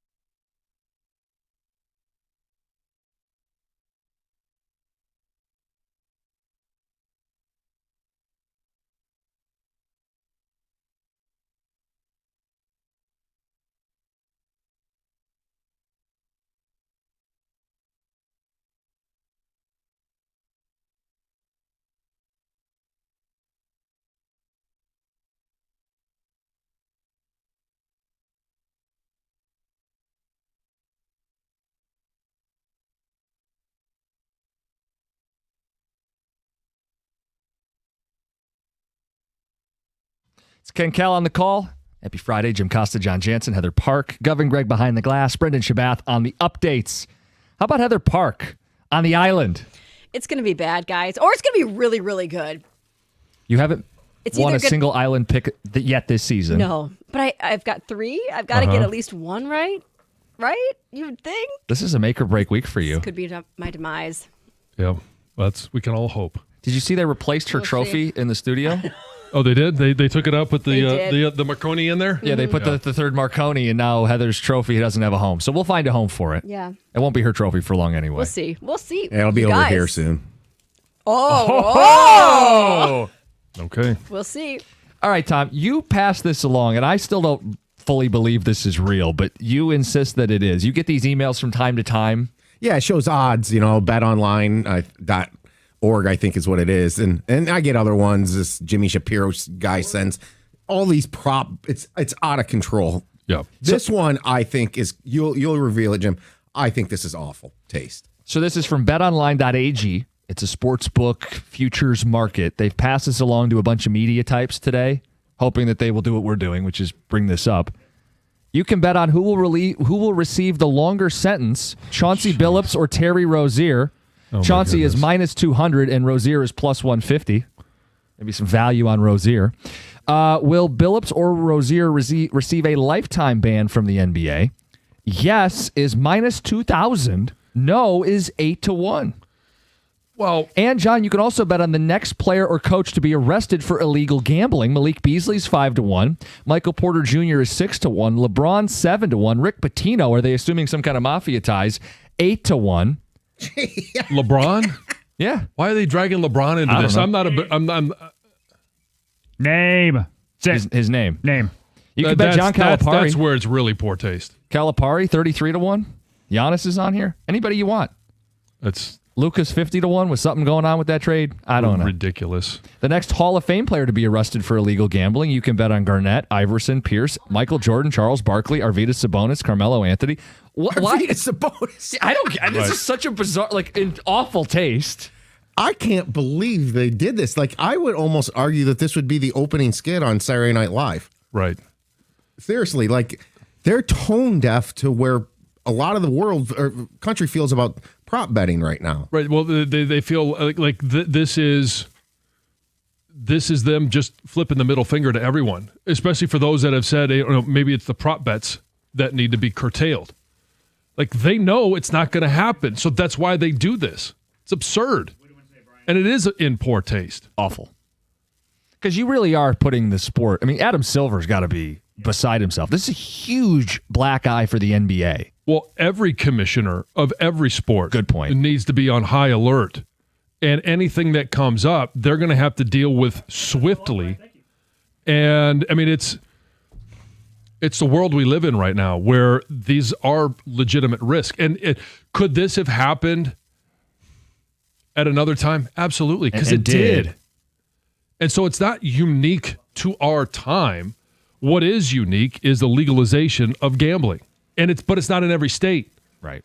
So it's much more easy to do now than it ever has been in past years. And I think you're hoping it's easier to catch because of it, and then you deal with these guys swiftly, where there's no nonsense, zero tolerance. Right. It has to be a deterrent. And in regards to, is it going to be a lifetime ban or should it be a lifetime ban? If you have, and you could say, well, it's just a prop bet and it didn't matter to the result of the game. But it does. I would say they all matter in the results of the game.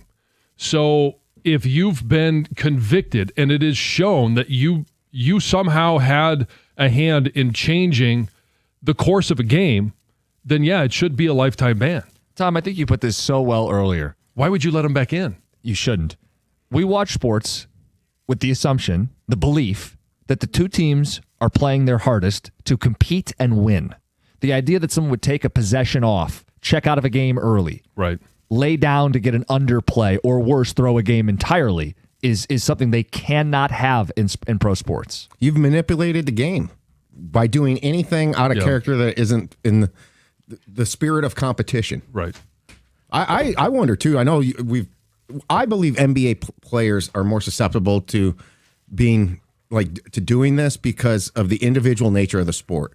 That they can do something super, super minimal that they don't think will cost them the game, and they can win somebody a lot of money. Right. There's less guys playing. Their individual play can shift things more. I worry about a kicker in football potentially being manipulated. Yeah, I mean it's all on the table right now.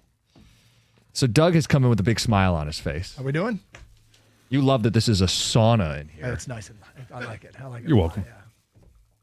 He's got his Michigan hat on. Gator's got the MSU hoodie. Representing both my kids' schools. I got my school in Connecticut, and I got my kids' school in my head. Fired up for Saturday for another weekend of college football. Yeah, me too. I can say I don't mind that logo. Which logo? Oh, the cartoon Wolverine. Oh, the like- 60s or late like that 50s. Yeah. College football in terms of logos, I think peaked in the late 50s, early 60s. Oh, yeah. When you talk about Gruff Sparty, Mm-hmm. Gruff Sparty's an awesome logo. The little Wolverine with the sailor hat on, Wolver Bear, whatever it is. That's a great logo. The Nebraska. Have you ever seen the Cornhusker dude with the big Oh, yeah. barrel chest? Oh, yeah. That Yeah. one. Oregon State's Beaver is fantastic. All those logos from that era. Yeah, I would say that it was The Wisconsin Badger. Yeah, that's a good Bucky one. Badger. With the Yeah. sweatshirt. Everybody's peak chesty. creativity at that time. Yeah. And I mean, if you Gator, I know you are more the car guy than Doug is. The models that came out in the '60s, like there's some great '60s. They took chances. Oh You know, yeah, the and there lines was on the some cars were uniqueness great. to it. Yeah, Whether I they were mean, good or bad, at least they were different. Right. You know where you it wasn't really in the see same this? box. How many NBA teams' logo is now just like a circle, like a ball? Like, go back and look at NBA logos in like the 90s compared to NBA logos Well, I tried today. to change the Pistons logo. oh, you did. Oh, yeah. Yeah, Monday when we were at When practice facility. we were at the practice facility, we were sitting in the studio and we had the classic round Pistons basketball in the background. Mm-hmm. But in the studio, there were props. One of the props was just a lightning bolt that Gator was just like, we need to get it behind us for the camera shots. So during one of the commercial breaks, of course, us being us, we had Bobby brought it around, our engineer, Yeah. and placed it right behind us so people watching on the camera, all of a sudden the Piston logo with a lightning bolt kind of going across it, Yeah. down like diagonally. Yeah, we got. Yeah.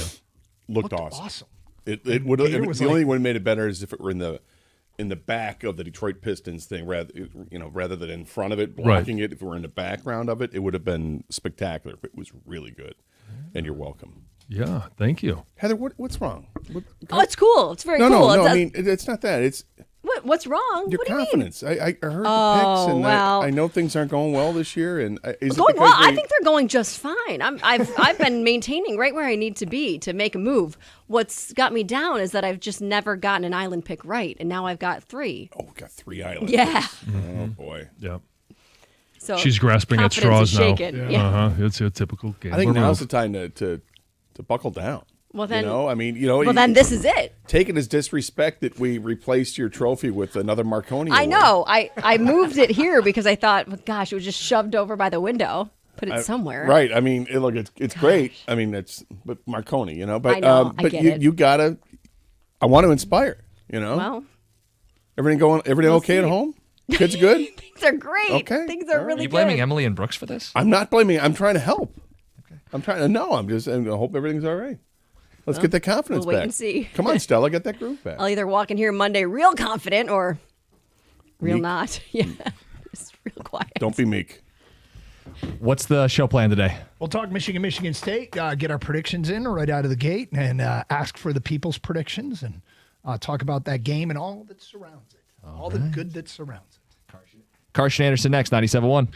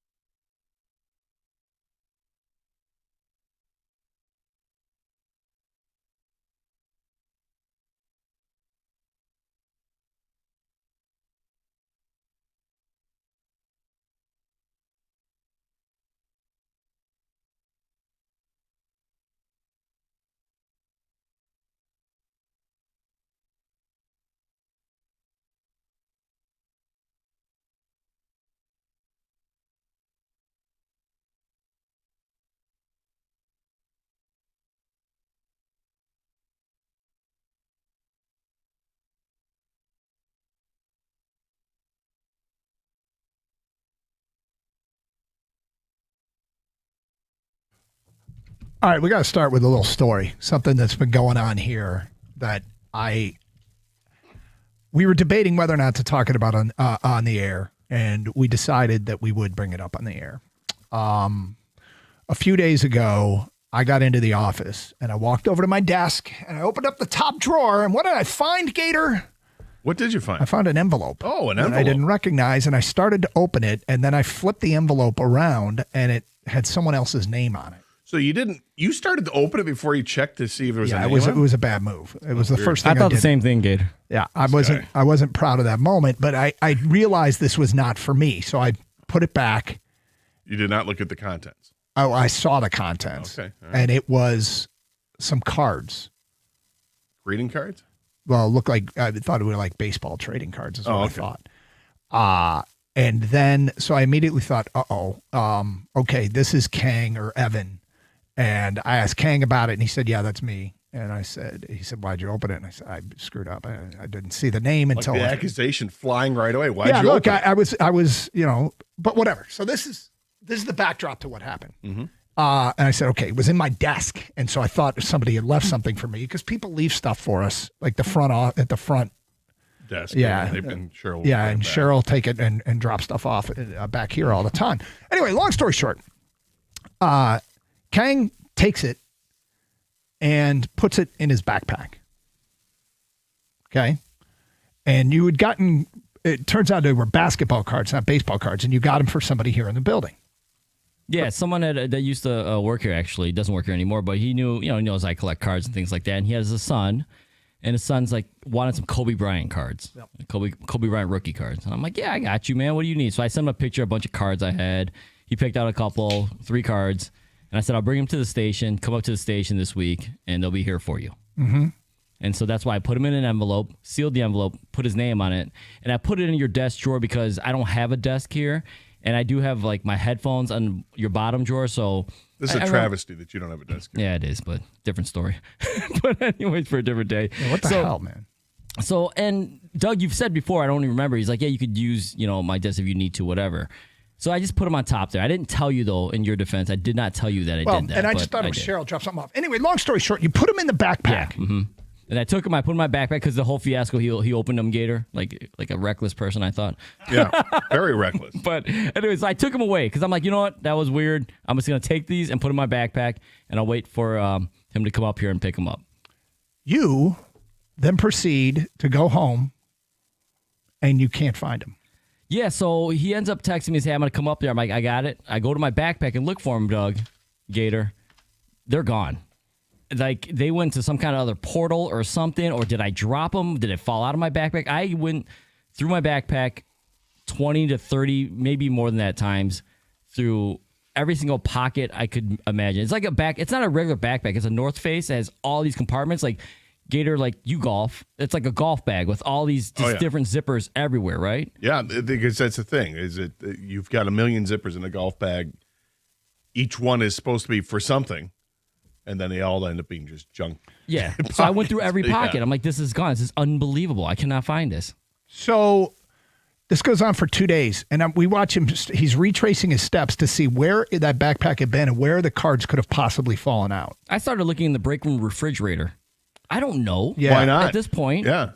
I looked behind Was desk. it in the crisper drawer? Underneath thing. I went to the break room. I went to the front where the mail is. Did you go to the bistro? Yeah, but that was for food. And today he walks in, he sets down the backpack and says, I want you to look through my backpack. Sometimes you need a new set of eyes. Yeah, new set of eyes. But I'm thinking to myself, this is what we do when we lose stuff. You're looking in places you've already looked, right? And I open up the main pocket. I take some stuff out. I'm like, you sure I can go? And he's like, yeah. And I, like the third pocket I open, there they are. I pull them out. And I'm like, dude, I felt like a hero. And he's like, I know. They've been there the whole time. I never opened that pocket. I'm like, what? I'm an idiot. Wow. User error. Mm-hmm. Wow. 2 things. One, wow, that you let Doug think for half a second that he was the hero of the day, and he wasn't. And B, it was there all along. Yeah, I'm an idiot. Yeah. I mean, right? It was I'm an in idiot, the bag dude. the Like- whole time. Yeah. in one of those pockets. I mean, I get it, dude. I get it. I've gone in my golf bag looking for, hey, where do they have that? They don't have a sleeve of balls. Where are they? And you go through the entire bag. Like, what the hell am I doing? You start taking all the clubs out. You're shaking the bag upside down. You can't find it. And then, like, next time you go out, you unzip a pocket. Oh, there it is. You ever drop something on, like, your living room floor and then you can't find it, but you know you just dropped it? Yeah. There's nowhere else it could be, Yep. and you've searched the entire living room floor? Yep. Yeah, next thing I know, I'm accusing the dog of doing things she shouldn't have done, that she didn't do. You're probably accusing your kids of taking something, but trying not to be accusatory. There's like that tone that you have to take. You got to walk it like, hey, kids, did anybody see some keys on the floor that you took? Yeah, at one point I said, Kenny, give it back or I'm going to kill you. Congratulations. I'm sorry, Kenny. Congratulations. Thank you. Yeah. Proud of you. Let's talk about monkey off your back. I know, but It's what's like relief, man. What's crazy about that is They weren't this expensive, is by the wh- way. but It was just the point. This is why you go back and look in places you've already looked. Yeah. And I can't tell you how many times I've lost something, and you do things like you look in the refrigerator for your car keys, or you go back. I know I've already looked on the table where I keep them, but I'm going to look again. Check the pockets again. Kang missed one pocket on his North Face. How many pockets are in that backpack? Like 10? Like 10 different zippers? How many zippers you got there, Kang? In that backpack. You want me to actually count? Yeah, Yes. why don't you do that? Because whatever the number is, subtract one, and that's how many zippers he looked into. Yeah, exactly. Right? So- 1, 2, 3, 4, 5, 6, 7, 8, and then there's 9. There's There's zippers pockets on the inside. Yeah. Oh, he's got 9 pockets, and he looked in 8 of them.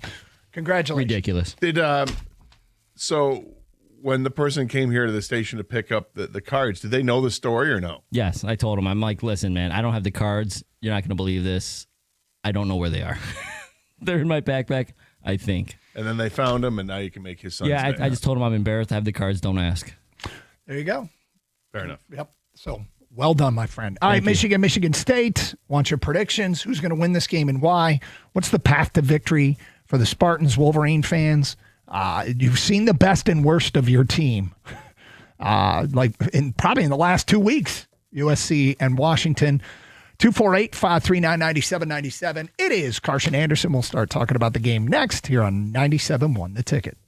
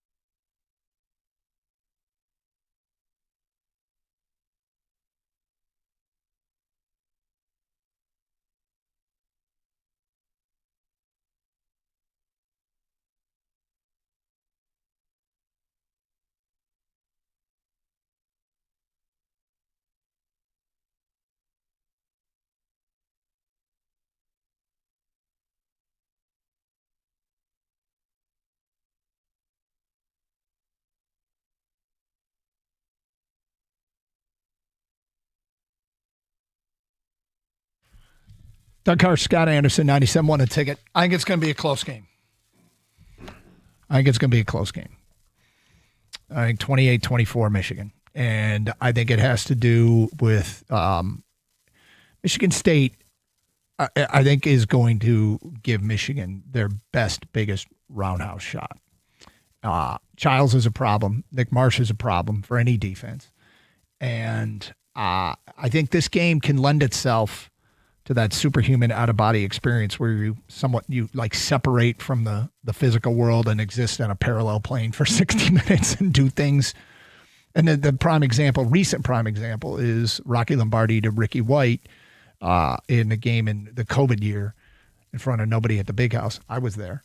But I think, the best version of Michigan State, I think, shows up on Saturday. And I think this is a close football game.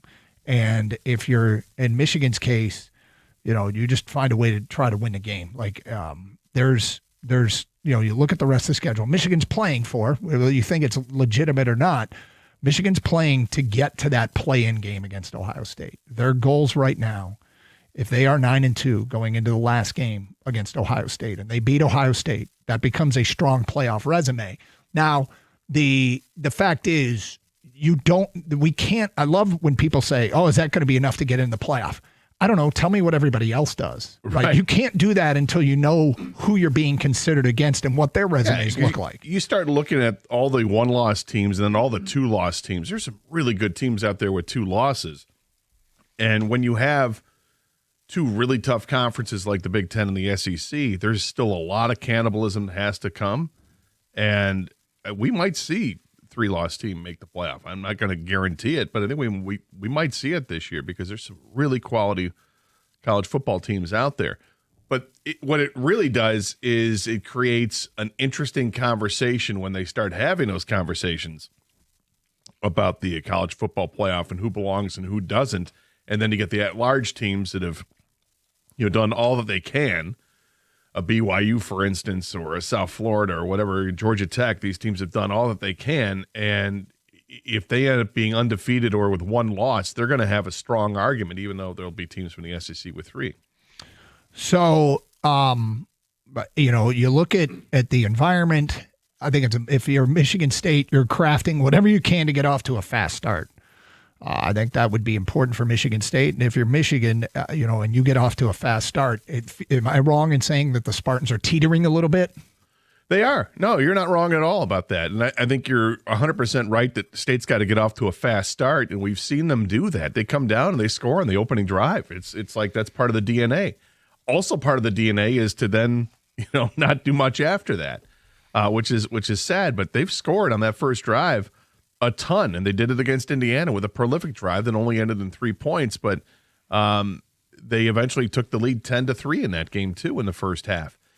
If State can get off to that good start and have Michigan frustrated and struggling, then the second half is going to be really important for Michigan State to show up, which is something that they haven't done. They haven't done enough of. And that concerns me the most because that to me it's either one of 2 things. Either your guys have just completely spent everything they possibly could and they've run out of gas, or that the coaching staff hasn't made adjustments. That they had no answer in the second half. They thought, let's just keep doing what's working, and then it doesn't because the other team goes into halftime and makes those adjustments. So that's a concern. But if Michigan State's going to have a chance, they're going to have a lead at halftime. And they're going to have to show up for 4 quarters. I mean, all 60 minutes. They can't take anything off because the second they do, other teams have taken advantage of it and put them in their place. I, like you, think it's going to be closer than what the spread says. I think I heard him say this morning it's 14.5 points. I don't see that. I do see Michigan winning, but I think it's going to be more along the lines of 31-23. So as we talk about, each team and their vulnerabilities, we mentioned fast starts. If you just take a look at the Power 5, whatever it's called, the Power 4 programs, like the big, throwing out Central Michigan and New Mexico from Michigan's resume, and just looking at the big teams, these are Michigan's opponents' opening possessions, Scott. Oklahoma, 12 plays, 75 yards, touchdown. Nebraska, 10 plays, 75 yards, turnover on downs inside the 5. Wisconsin, 12 plays, 75 yards, touchdown. Their only touchdown of the game. USC, 11 plays, 75 yards, touchdown. Washington was the first opponent they made punt on their opening possession. And, teams come out with the scripted drives, and with the, Nebraska game, they did a good job defensively, especially after the half. Washington game, they did a great job defensively against a very dangerous offense. The USC game was a defensive mess. And, if you're a Michigan fan, and I tend to think it's an outlier, but we'll find out. Oklahoma was really good. And Oklahoma, was healthy at the time. The Mateer was healthy at the time. And that was an impressive drive. So that first drive might be really telling. It might be, if Michigan State's been coming out of the gate fast and Michigan has been giving up long drives, therein lies the formula for State to keep this game within striking distance on a day where they're a heavy underdog. Well, and to feed into that, Michigan State against Boston College had I think it was 11-play, 80-yard touchdown drive. Against USC, I think they had an opening, I believe it was a 75-yard touchdown drive. Against UCLA, they had a long drive as well for, I believe it was a touchdown. In Indiana, they had a long drive that was a field goal. The only game against a quality opponent that they didn't score in the first drive was Nebraska. Mm-hmm. And start looking at the like opponents, too. Michigan State played pretty well against Nebraska for a while and then collapsed, but it was 38-27. Michigan State against UCLA, 38-23. They lost. Michigan hasn't played UCLA. I keep confusing UCLA with Washington. My bad. USC, Michigan State scored 31 points against USC, and they were hanging with them for a while, and then things got a little out of hand in the second half, and they lost at 45-31. So they have a couple of those common opponents that you can take a look at and say, okay, let's where do we match up in a good way, and where do we have to shore up? Here's the other thing about this rivalry and why it won't surprise me if it's close. And the Michigan players have talked about this and acknowledged. They went down to Columbus last year they have zero chance to win this game, and they won the game. And they have talked about, we know what it's like when everybody's telling you, or when people are telling you can't win, and we're not. They're guarding against the susceptibility of that, and it's something to be cognizant. It's a rivalry, and college football is going to college football again this weekend, and by that I mean something's going to happen that people don't expect. It happens all the time, and it's just where will college football strike next, and I think this is going to be a close football game. But 248-539-9797. I'd like to get your predictions in here on the Carson Anderson program. Michigan and Michigan State. There are tickets on the secondary market now below $100 if you want to, if you're thinking about going. The prices have come down a little bit, so if you keep waiting, I don't know, but you don't want to wait too long if you're thinking about pulling the trigger on the secondary market. Doug in Rochester says 38-3 Michigan. Next one. I'm a lifelong Michigan State fan and alum. I hope Michigan State gets their doors absolutely blown off Saturday. I want Coach Smith and this pathetic roster to feel the embarrassment and the fans to have felt. And the fan has felt his entire tenure. His entire tenure of, 19 games or whatever it is. I don't look, everybody can feel the way they want to feel. Yep. I'll tell you how I feel about hearing somebody feel that way as a Spartan. It bothers me. Look, things will work itself out. If he's not the right guy, I have full confidence that Jay Batt is going to say, we're going to go in a different direction, and he'll do that at the appropriate time. But if wanting Michigan State to lose against Michigan is ridiculous, no matter how bad the team looks, you never want Michigan State to lose to Michigan, ever, if you're a Spartan.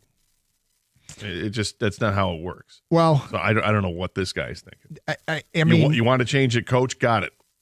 That can still happen if they beat Michigan. It can. And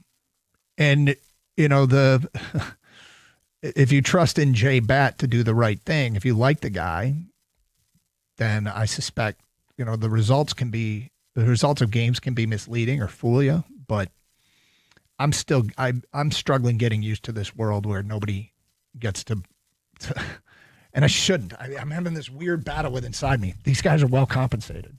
Yeah, they're very well But here's something to consider, okay? I'll bring up something we didn't bring up yesterday. If you are this guy and you're rooting for a changeover, something to consider. We will get to that today at 10:31. And it goes to Michigan fans. I mean, I think there's some people at Michigan who are like, oh, we need to change a coach. But hey, today's football coverage is presented by Paramount Plus. You can't count on much, but you can always count on Sundays with the NFL and CBS Paramount Plus. Watch your local NFL game live every Sunday all season long. Visit ParamountPlus.com/NFL to get started today. We will have some NFL stuff in the noon hour as the Birch Kid will join us.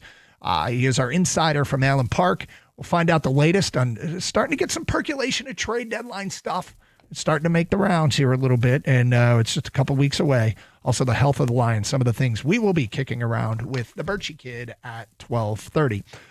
Hey, Michigan Auto Law, auto accident attorneys. They specialize only in auto and truck accidents. Many law firms don't specialize, but focus on many different areas of the law. You wouldn't go to a doctor who specializes in all sorts of medicine. Why would you do that with your lawyer? Specialization, it matters. It's a huge differentiator. Michigan Auto Law also chooses to take on fewer cases than other law firms. They do it on purpose. More time for your case, quicker and larger settlements is the result. Michigan Auto Law, the law firm that puts people over everything. Visit autolaw.com. That's autolaw.com.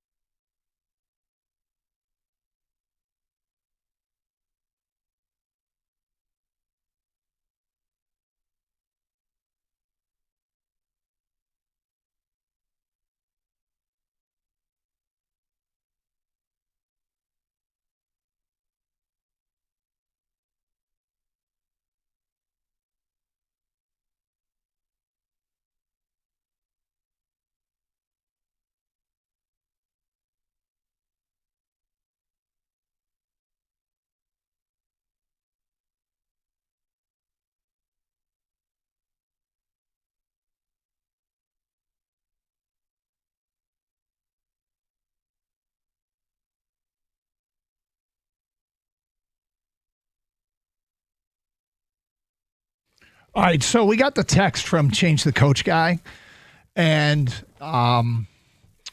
as you like to say, as we like to say, you know, as fans, you can do whatever you want. You can feel however you want. The only thing that we recommend is that you, I mean this with all sincerity, and it applies even more this weekend, to treat each other with respect.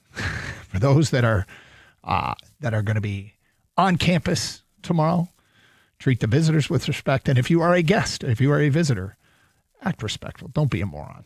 But anyway, Gator, you can feel however you want. I'm trying to figure out if this particular coaching cycle this year is the way it's going to be moving forward, with quick triggers and coaches jettisoned in mass numbers early. Do you think this is going to be an atypical type of off or season in terms of coaching changes, or do you think this is the way it's going to be moving forward? I think it strikes me as atypical. I get that teams now have funding from all over the place that now emboldens them to do really whatever they want. So, but there's some staggering numbers out there. I think really what's going to end up happening is you're going to see coaches that get hired in try to find a way to really solidify that contract standing, that it's all going to be paid, that there's no, there's a buyout. You're buying out the remainder of the contract. So I think there's maybe a difference from that regard, but I can't think that this is going to be the norm to see guys with more than $50 million or more left on a contract to be fired. We'll see what happens. What's Brian Kelly's deal in LSU? I mean, always curious to see what happens there because that's kind of a crazy fan base. No matter how successful they are, it's not good enough if you don't win the national championship. And with Billy Napier gone from Florida, does that open up the door for them to want to say, you know what, we're going to go with this guy. He's younger and, he's been here before. Well, as you take a look at the open jobs, I was going to ask you, do you feel like this is? I don't know. I'm trying to figure it out because I don't know that this is a great year to be looking for a coach. And there's a few reasons why. Penn State job's open. Florida job's open. Oklahoma State is open. Virginia Tech is open. Arkansas is open. Stanford is open. UCLA is open. I mean, I can keep going. And there might be other jobs. Wisconsin might be open. Florida State might be open. But here's what's different, and I don't mean to cut you off. It's just giving you fuel to further make your point. It's different now, though.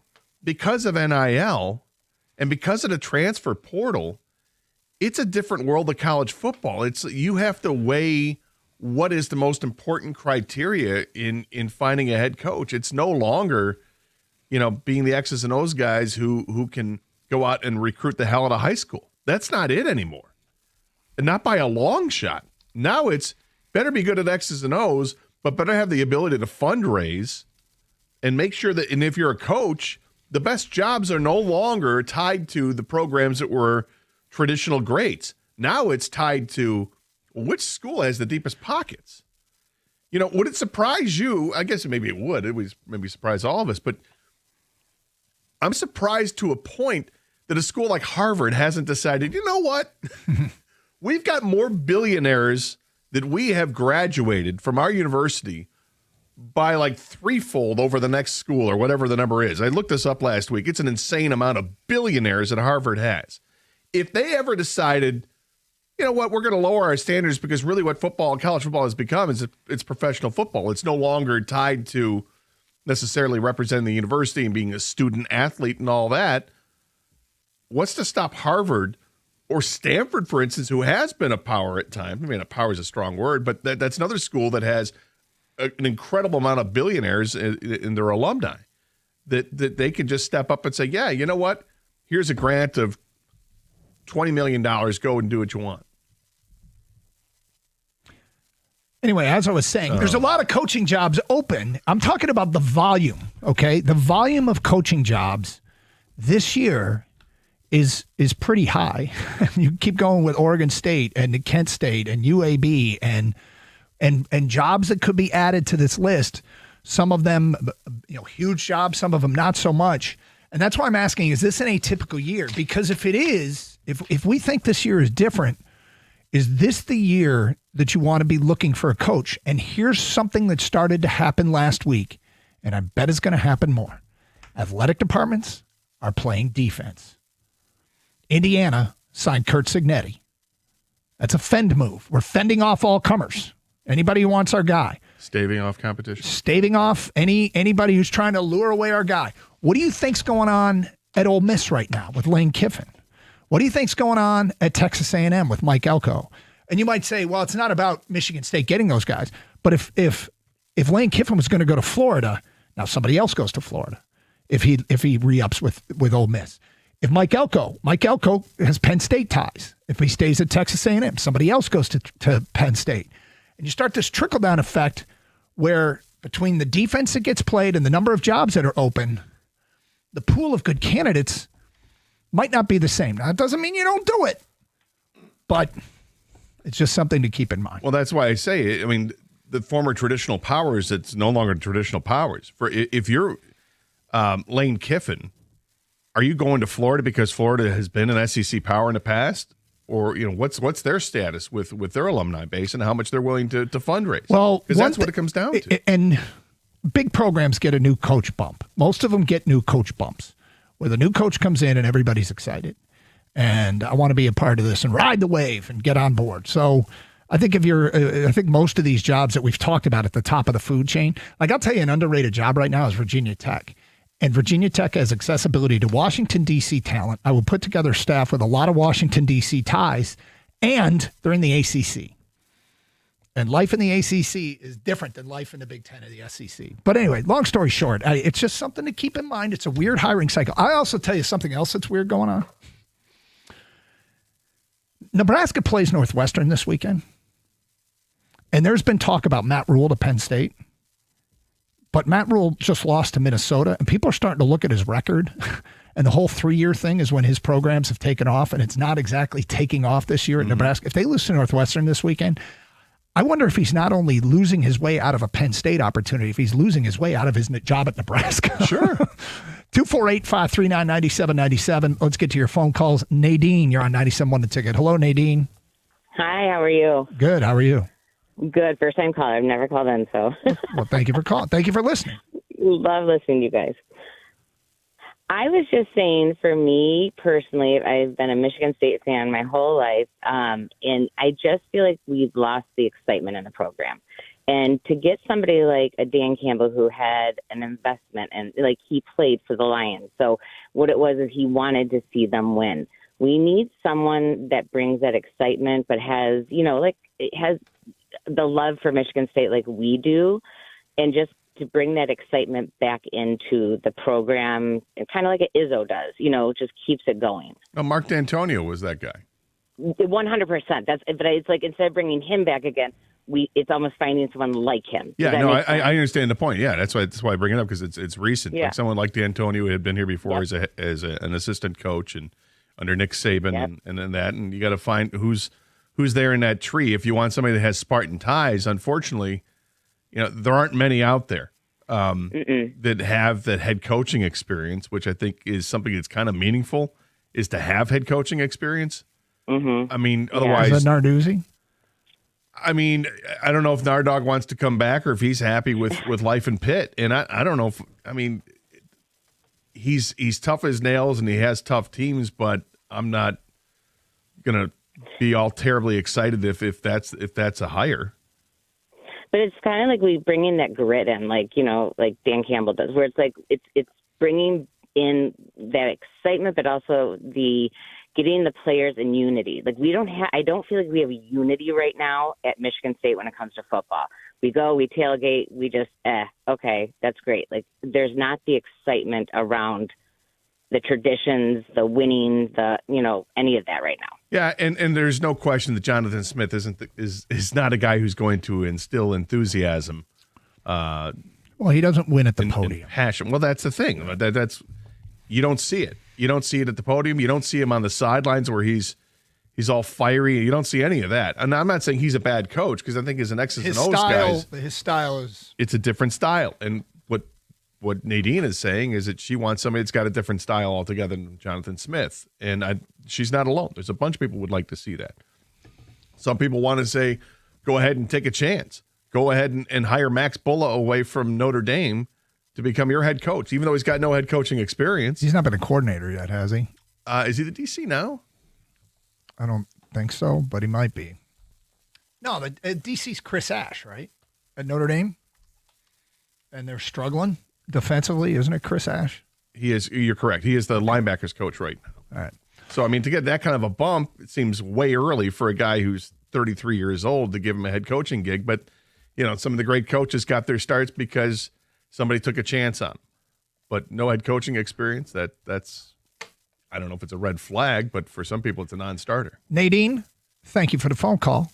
Do call again, and we appreciate you listening. 248-539-9797. Get your predictions on the game. What do you think is going to happen? Give us a winner and a score. The path to victory for your team. We keep track of these and go back on Monday and see who does the best, like one of our Twitter guys did with the Lions and Tampa. None of us were really close. Nobody was close to 24-9, but we had one guy who was the closest. I can't remember his name. I should look it up. It's Carson Anderson, open lines, 248-539-9797. Hey, Twin Peaks fans, we're one day away from the biggest tailgate party of the season. That's right. Madison Heights is pulling out all the stops to deliver all day party for the biggest in-state rivalry game. The day kicks off with a special live broadcast from us here at 97.1 The Ticket at 1 p.m. Continues with a matinee fight action featuring UFC 321 and pay-per-view boxing. Pair that with a special Modelo party featuring beer sampling, swag, games, and prizes. Then, come game time, your favorite lodge is offering up $500 gift cards to ABC Warehouse at the end of each quarter. Why tailgate at Twin Peaks? Why not? Scratch Kitchen serves up game day favorites like the house smoked ribs, wings, and brisket, hand smashed and seared burgers, hand cut and breaded to order, boneless wings and tenders. And I hope you like really, really, really ice cold beer. They offer up the coldest beer in the country, poured at a bone chilling 29 degrees. They chill the lines at Twin Peaks. They offer up all your favorite local and national drafts like this month's favorite, New Belgium Juicy Haze IPA. This is a day you don't want to miss. Twin Peaks eats, drinks, scenic views.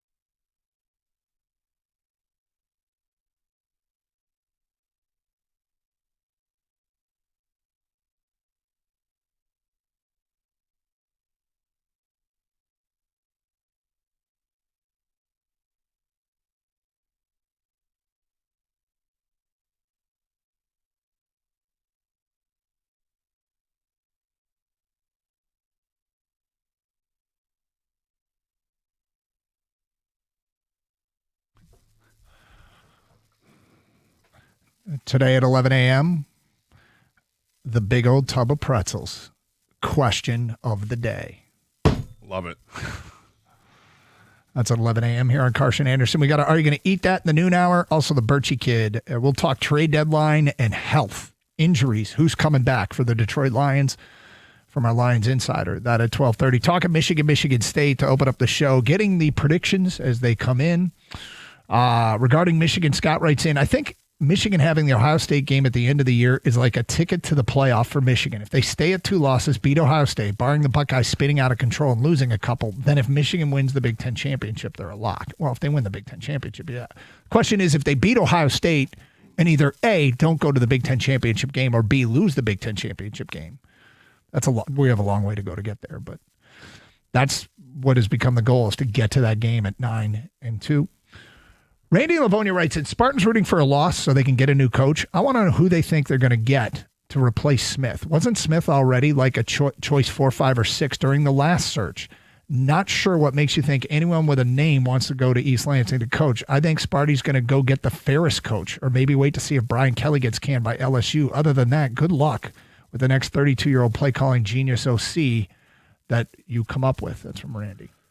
Yeah, and isn't the Ferris coach older? Tony Annese? Yeah. I don't know. Maybe when he was at Montrose or Chesaning when I was at Channel 25. Wow. One of those schools. Got to see which one it was. And I remember covering Tony Annese back in the day. He is 60. It says 63/4 on Wikipedia. It doesn't have his exact birth date. He was at Montrose when I was at Channel 25. And they were really good. I remember covering the Montrose. What are they? I don't know what their nickname is. Is it really relevant? I'm not sure. I'm not sure. But I don't know if that's, to get that promotion from Ferris to the next level, like the Big Ten. I'm not sure. Again, I don't think there's that big name that's out there. A few years ago or a couple years ago when they were doing their search, and everybody got all hot and bothered about Urban Meyer, and there were all those rumors going around. And I mean, Urban kind of laughed it off. And in the end, they didn't get Urban Meyer, and neither is anybody else. Urban Meyer, and according to what you've said, with your conversation with Herbs, because you and Herbs are good friends now. We're not, but I was standing there when he said it. It seems that he's pretty content of not coaching in this current he's form loving of his college life. Football. He's loving his life right now. Yeah. So, I mean, you got to start, who's the hottest coach in football right now that is ready to take a jump to another university? I mean, the coach at Vandy really likes what he's doing at Vandy. He's saying all the right things to stay there, and yet I feel like he's going to get plucked by somebody. The coach at Georgia Tech is a hot name right now. The coach at South Florida is a hot name right now. And all those guys, specifically Georgia Tech and Vandy, are trying to play defense. They're trying to lock their guys up. And that's the one thing about this whole idea of going to get a coach is the pool is going to start to shrink here real quick. So anyway, it makes it a challenging year to be finding a coach. 248-539-9797. More feedback here. I'm nervous with this game because play calling on Michigan's offensive side. Moore is going to want to force runs. Well, Gator, what do you think of Michigan State's run defense? I don't think it's good. I don't think it's been good at all. Outside from the first game or two of the season, they just have not looked like this stout group. They got manhandled by USC, but then again, USC did that to Michigan also. So maybe I shouldn't be so down on them, but it just seems like the defense up front has been lacking. I think they've got a couple of good players in that front seven, but as a unit, I don't think they do a very good job of stopping the run. Trying to find their game-by-game rushing yards allowed, which can be telling. There's opponents' stats. Opponents. Rushing yards since the non-conference. USC, 40 carries, 289 yards. Nebraska, 31 carries, 67 yards. That was a good job there. UCLA, 43 carries, 238 yards. Indiana, 28 carries, 132 yards. 248-539-9797. I mean, again, this is why I say rivalry games often often the best version of yourself comes out, and if like the Nebraska run defense shows up. Look, I don't think it's impossible for Michigan State to win the game. There have been years past where I've like they have absolutely no shot.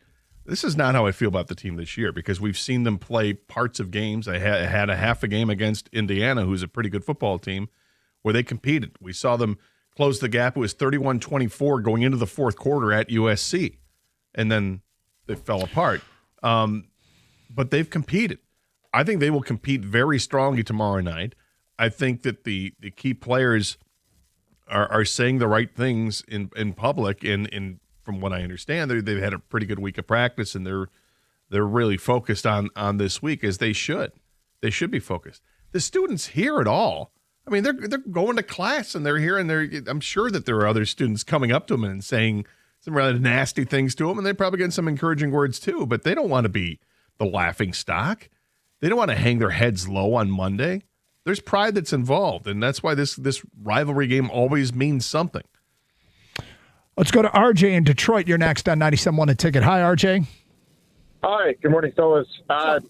So I'm not a Michigan State person. I came here to go to school in Michigan, but I never really adopted the evil empire. So I sort of flirted with Michigan State football, and I got to say, I think, I'd love to see Michigan State take down Michigan. But, in terms of, future coaches, the names that everybody wants to drop are Clark D and Brent Key. But the issue is that they're both alums of their respective programs. So there's virtually no shot you're going to steal them away.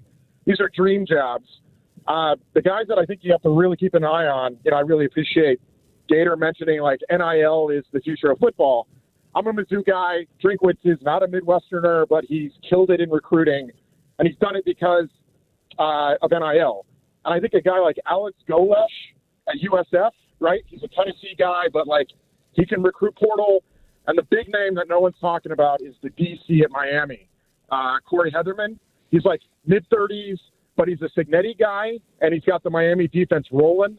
And he was at Minnesota DC, so he understands Big Ten football, but he also understands recruiting. I think he would crush it at Michigan State. Well, and Golesh he's a Midwest guy. He went to Ohio State. He's coached at Ohio State, Northern Illinois, Toledo. He coached at Illinois, Iowa State, and then in 2020 went over to Central Florida and then to Tennessee and South Florida. But that is a guy that I've heard his name bannered around Michigan State circles.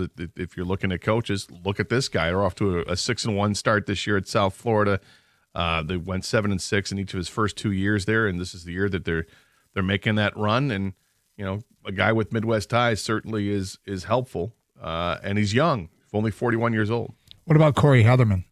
I don't know. DC at Miami, he mentioned. He's never been a head coach. I don't know how much that matters to you.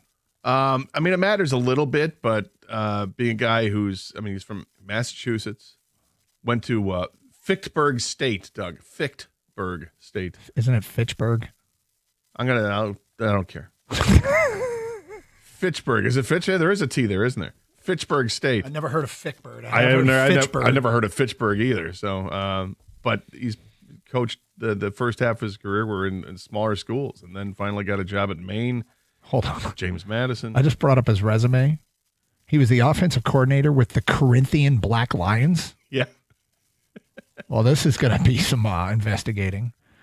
An Austrian-American football team from Klagenfurt, Austria. Let's go. But he spent time in the Big Ten. He was at linebackers coach at Rutgers for a couple of years. Last year was Minnesota Golden Gophers defensive coordinator and linebackers coach, and now he's over at Miami. I'm open to anything, but I'm going to also wait for the season to finish up. If I'm going to fire Jonathan Smith, it's not going to be likely during the season. I want to get some Corinthian Black Lions gear. See what's up, man. Yeah, that's a sick name. 248-539-9797. Carson Anderson, more predictions coming in here on Michigan and Michigan State. Guys, this is a rivalry game, so it won't be a blowout. Michigan State will drive down the field and come up short on a fourth down play. Michigan 31, Michigan State 27. That's from Quentin. Will Michigan State try to pitch it to the outside and get the yard? This anything can happen in a rivalry talk is dead wrong when you consider Smith is lifeless and seems not to have a clue what the rivalry is. I don't think Michigan's team has shown enough for me to say that they're going to blow a team out winning 40-0 either. You know, Michigan's still growing too. I think Michigan is really talented, but they're still a growing team. And I think Michigan State is a team that, you know, stunts their growth because they can't compete for 4 quarters. Well, you got to win in the trenches, right? And Michigan has 3 talented, but 3 redshirt freshmen in the offensive line. That are starting? Yeah. They have 2 true freshmen and another. And I mean, when Jordan Marshall's in there, they can have 6 freshman eligible players on the field. And so when you say Michigan's young and growing, you are correct. Michigan State, people say they want them to lose. It's just a disclaimer defense mechanism. That's from Greg. Well, whatever. I mean, like I say, fans can feel however they want. Big old tub of pretzels. Got more Michigan State talk coming up. We'll talk some Lions in the noon hour. Red Wings last night. Ugh. It's Carson Anderson, 97.1 The Ticket. Sarah Chevrolet Sterling Heights. Rake in the savings with low payments on the remaining 2025s. Lease a new 25 Trax LS for $299 per month for 36 months with zero money down. $299. Go now to 17.5 in Van Dyke and Sterling Heights, 87-SAY-SARAH or saysarah.com. Together, let's drive. With GM employee discount and Costco membership, 10,000 miles per year, plus taxes and fees with approved credit. Offer ends November 3rd.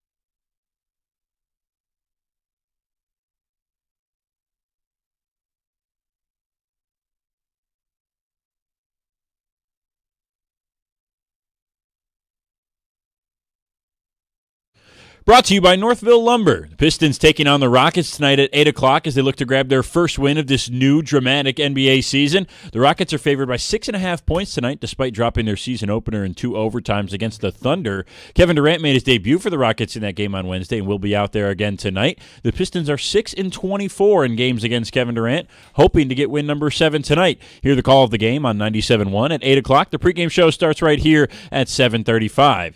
Michigan football getting ready to take on Michigan State for the battle for the Paul Bunyan Trophy in East Lansing tomorrow. Michigan O-lineman Giovanni El-Hadi was asked this week how he would describe the rivalry.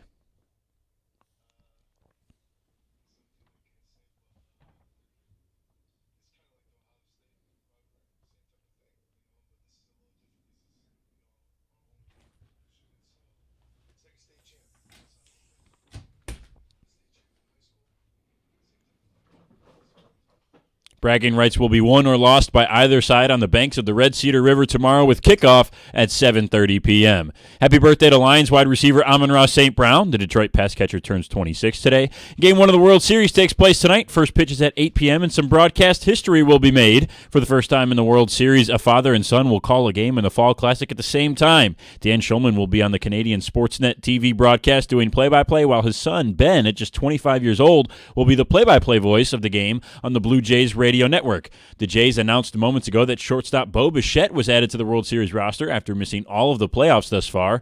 With Blake Snell on the mound, the Dodgers are favored to take down Trey Yesavage and the Jays in Game 1. At the Corwell Health Sports Desk, I'm Brendan Shabath. For more, go to 97.1 The Ticket or Odyssey.com.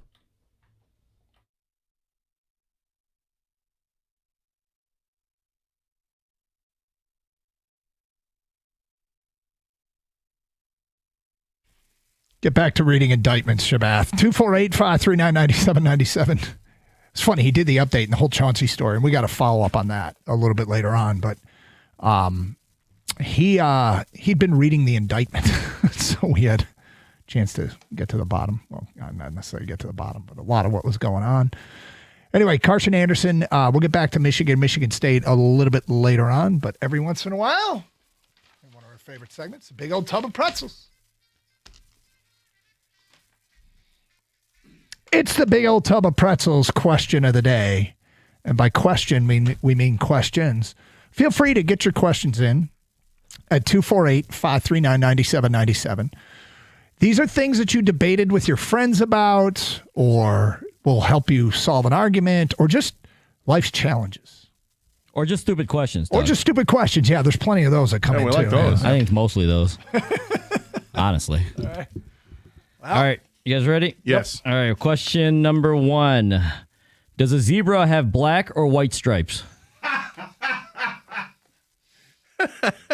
Come on, Gator. We got to know.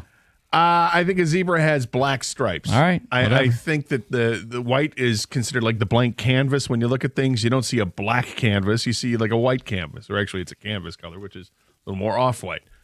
But that's the way I see it. I think they are black stripes. Doug? My entire life leading up to this moment, I have given this zero thought. So I just pictured a zebra in my head. What color stripes do I see? I picture, you know what I see? I see the Cincinnati Bengals Color Rush helmets. Yeah. I see black stripes. So I'm going with black because the Bengals wear black and white helmets. And I see black stripes on that helmet. Makes no sense. No, that doesn't make any sense because that's a Bengal. I know. I know. That's going to take down a zebra. Understanding that I have no logic for this, and really neither does Gator. He just says, I see black stripes. I had logic. What is it? I see black stripes? No, the logic was that I think when you talk about a blank canvas, it's a lighter colored canvas. You're not looking at it completely devoid of color canvas like the color black is.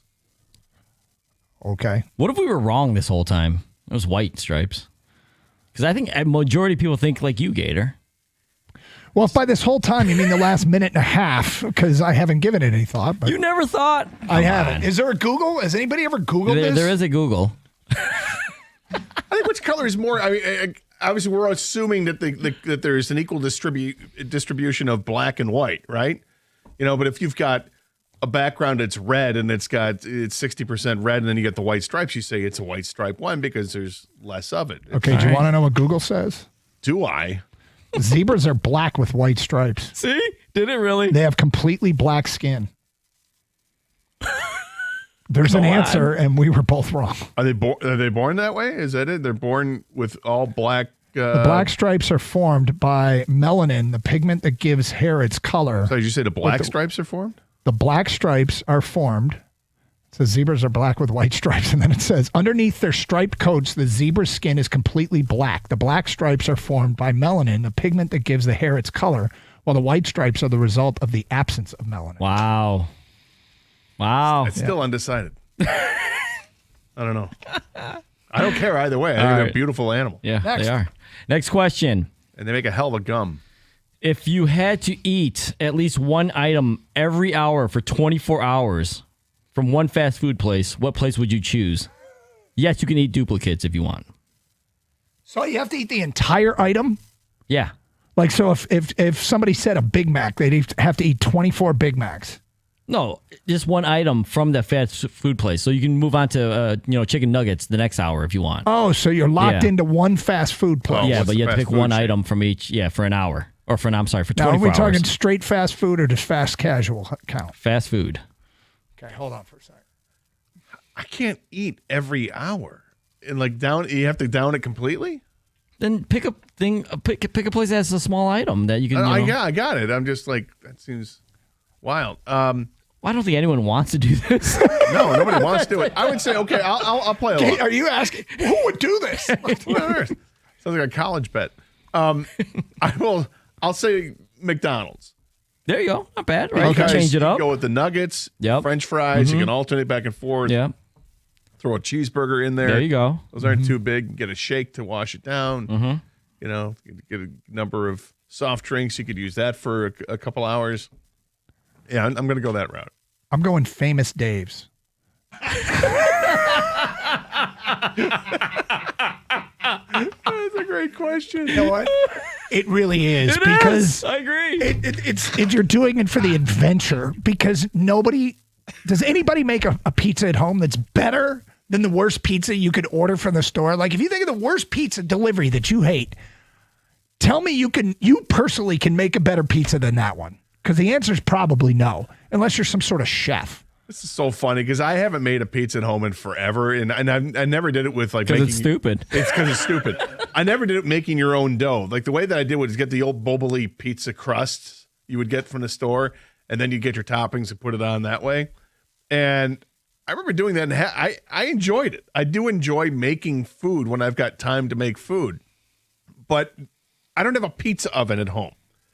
So this isn't happening. I don't have the pizza peel to throw it into the oven.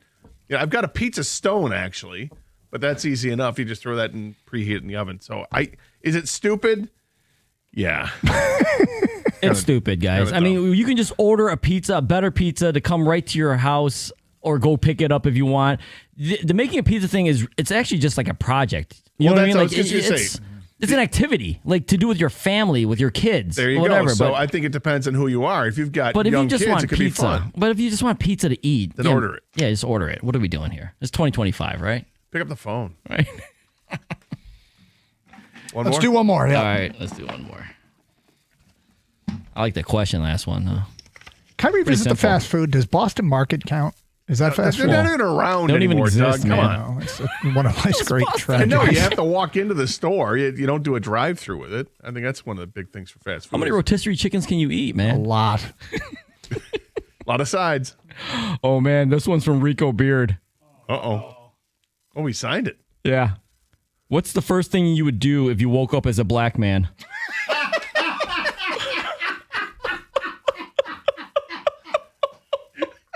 That's Rico, man. What a question. Wow. Maybe we shouldn't have done one more. I don't know what to say. It's the first thing I would do if I woke up and I was black.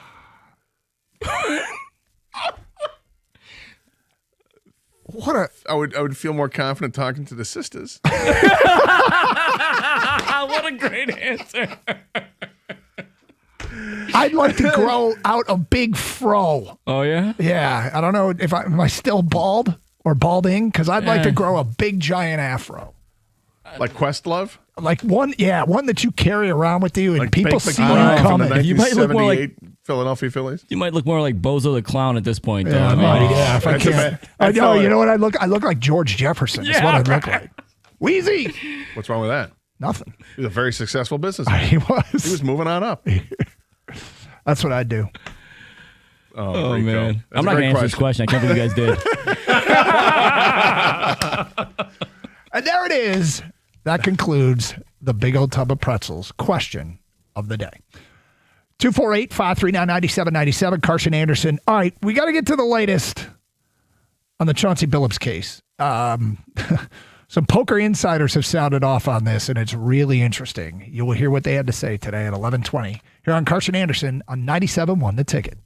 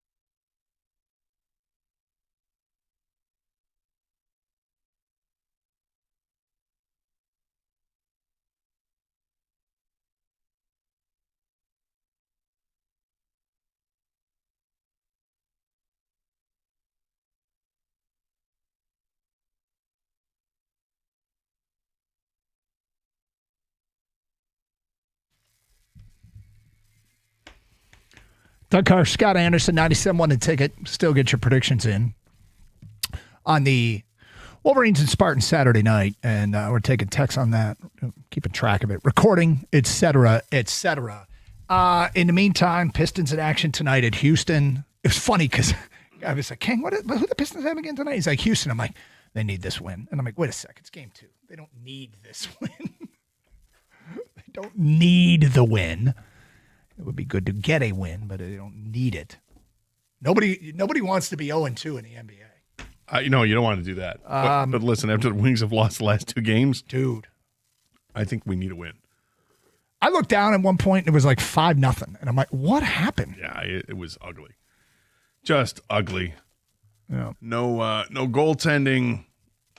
There was at least for the Red Wings, the other goaltender was doing really well. Wings missed every opportunity they had. All these, I can't believe any one-timers that they fired off at that goaltender, and he just steered them all aside. And then it's like, hey, we got a second goal at the end, make it 7-2. Yay.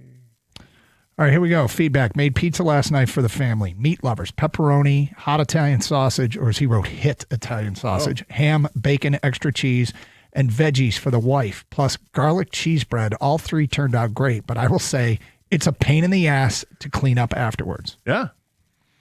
You get a lot of items like that, it is a big pain in the ass. Oh, shredded cheese everywhere, the toppings.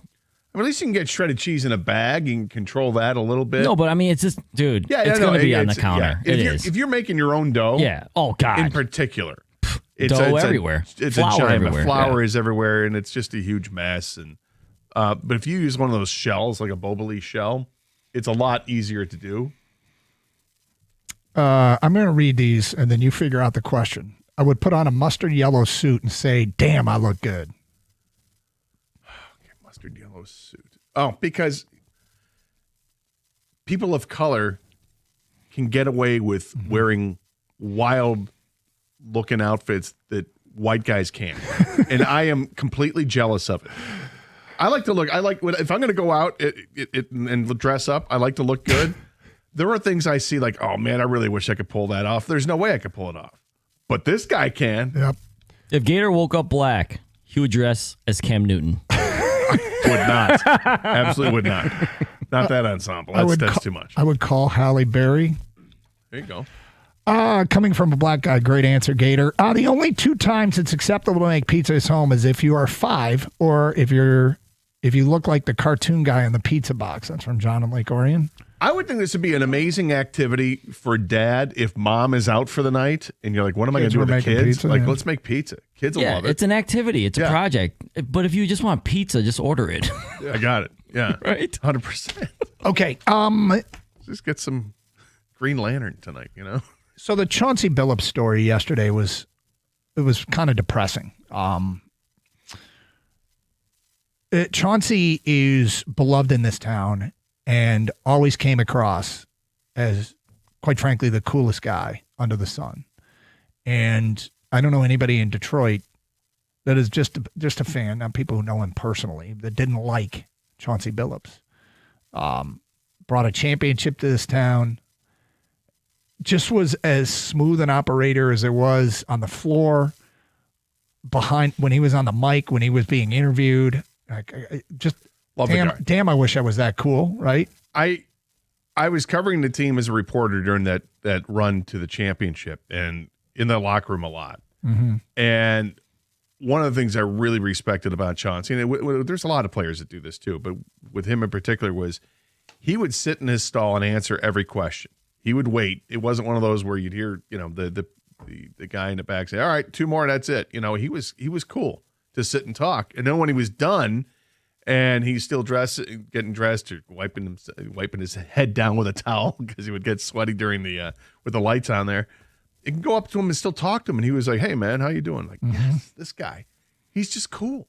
He's awesome, but his image has taken a major hit. Yeah, and this is one of these cases where what did he know? Was he a pawn in a scheme, or was he part of the scheme? Yeah, I saw something last night. I didn't like it. It was like an interview with I think it was a professional poker player who had heard of these stories going back to 2019. Well, this might be it. Okay. Because Matt Berkey is a poker pro, and he said this back in 2023. Kang listens to a lot of poker podcasts, and this was something that was posted and said a couple years ago, 2023, on the Only Friends podcast. Matt Berkey, poker pro, talking about these celebrity games, and specific to Chauncey, and here's what he had to say.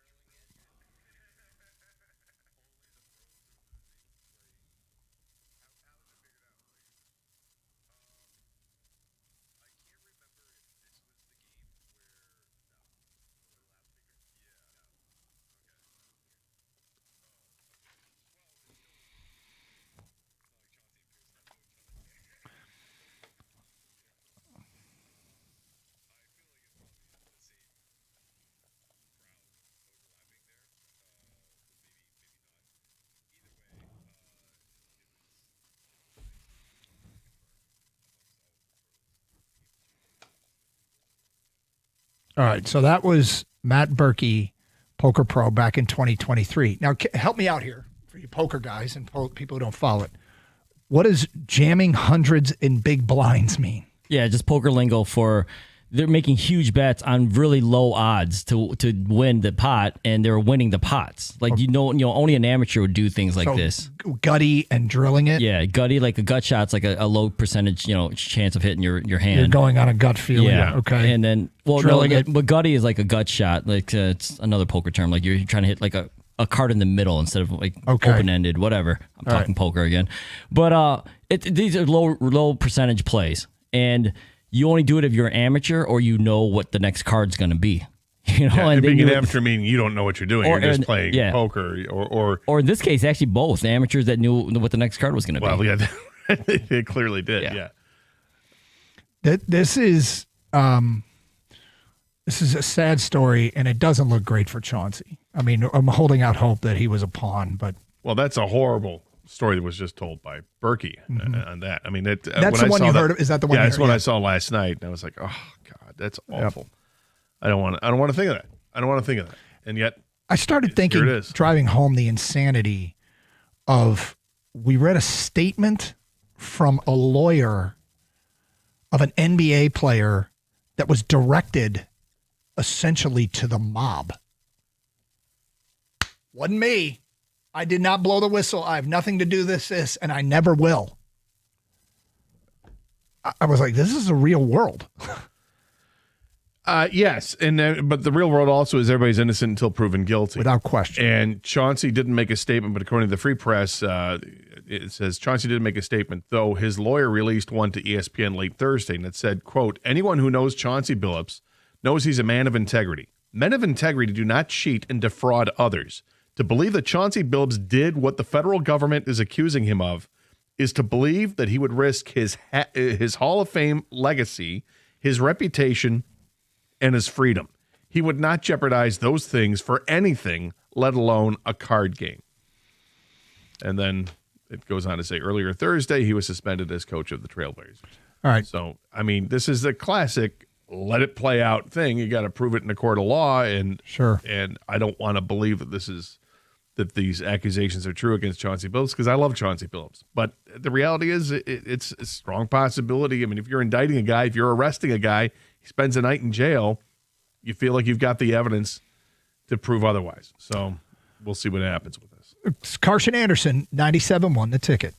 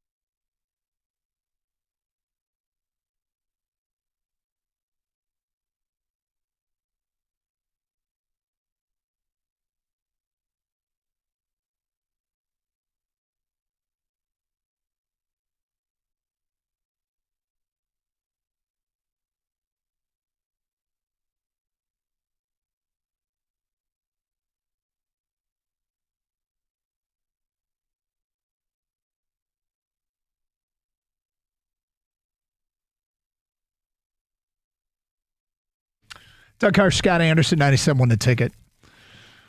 So that Chauncey story. I was talking to a kid outside. Yeah, Gator.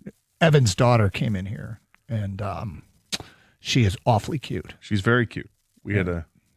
No, I love kids, Kang. I had a wonderful conversation.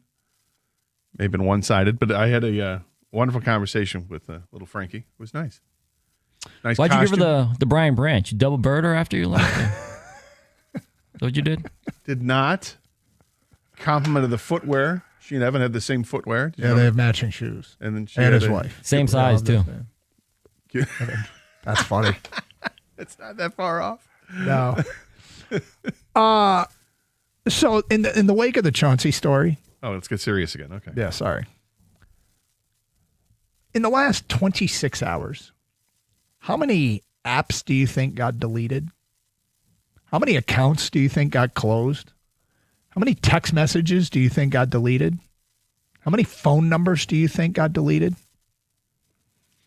And I'm just saying in general.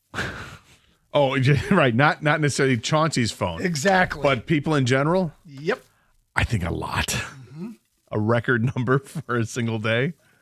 I don't know that these things are trackable, but if they were, I would agree. I would think that there would be I some need sort a new of phone altogether. New number, new everything.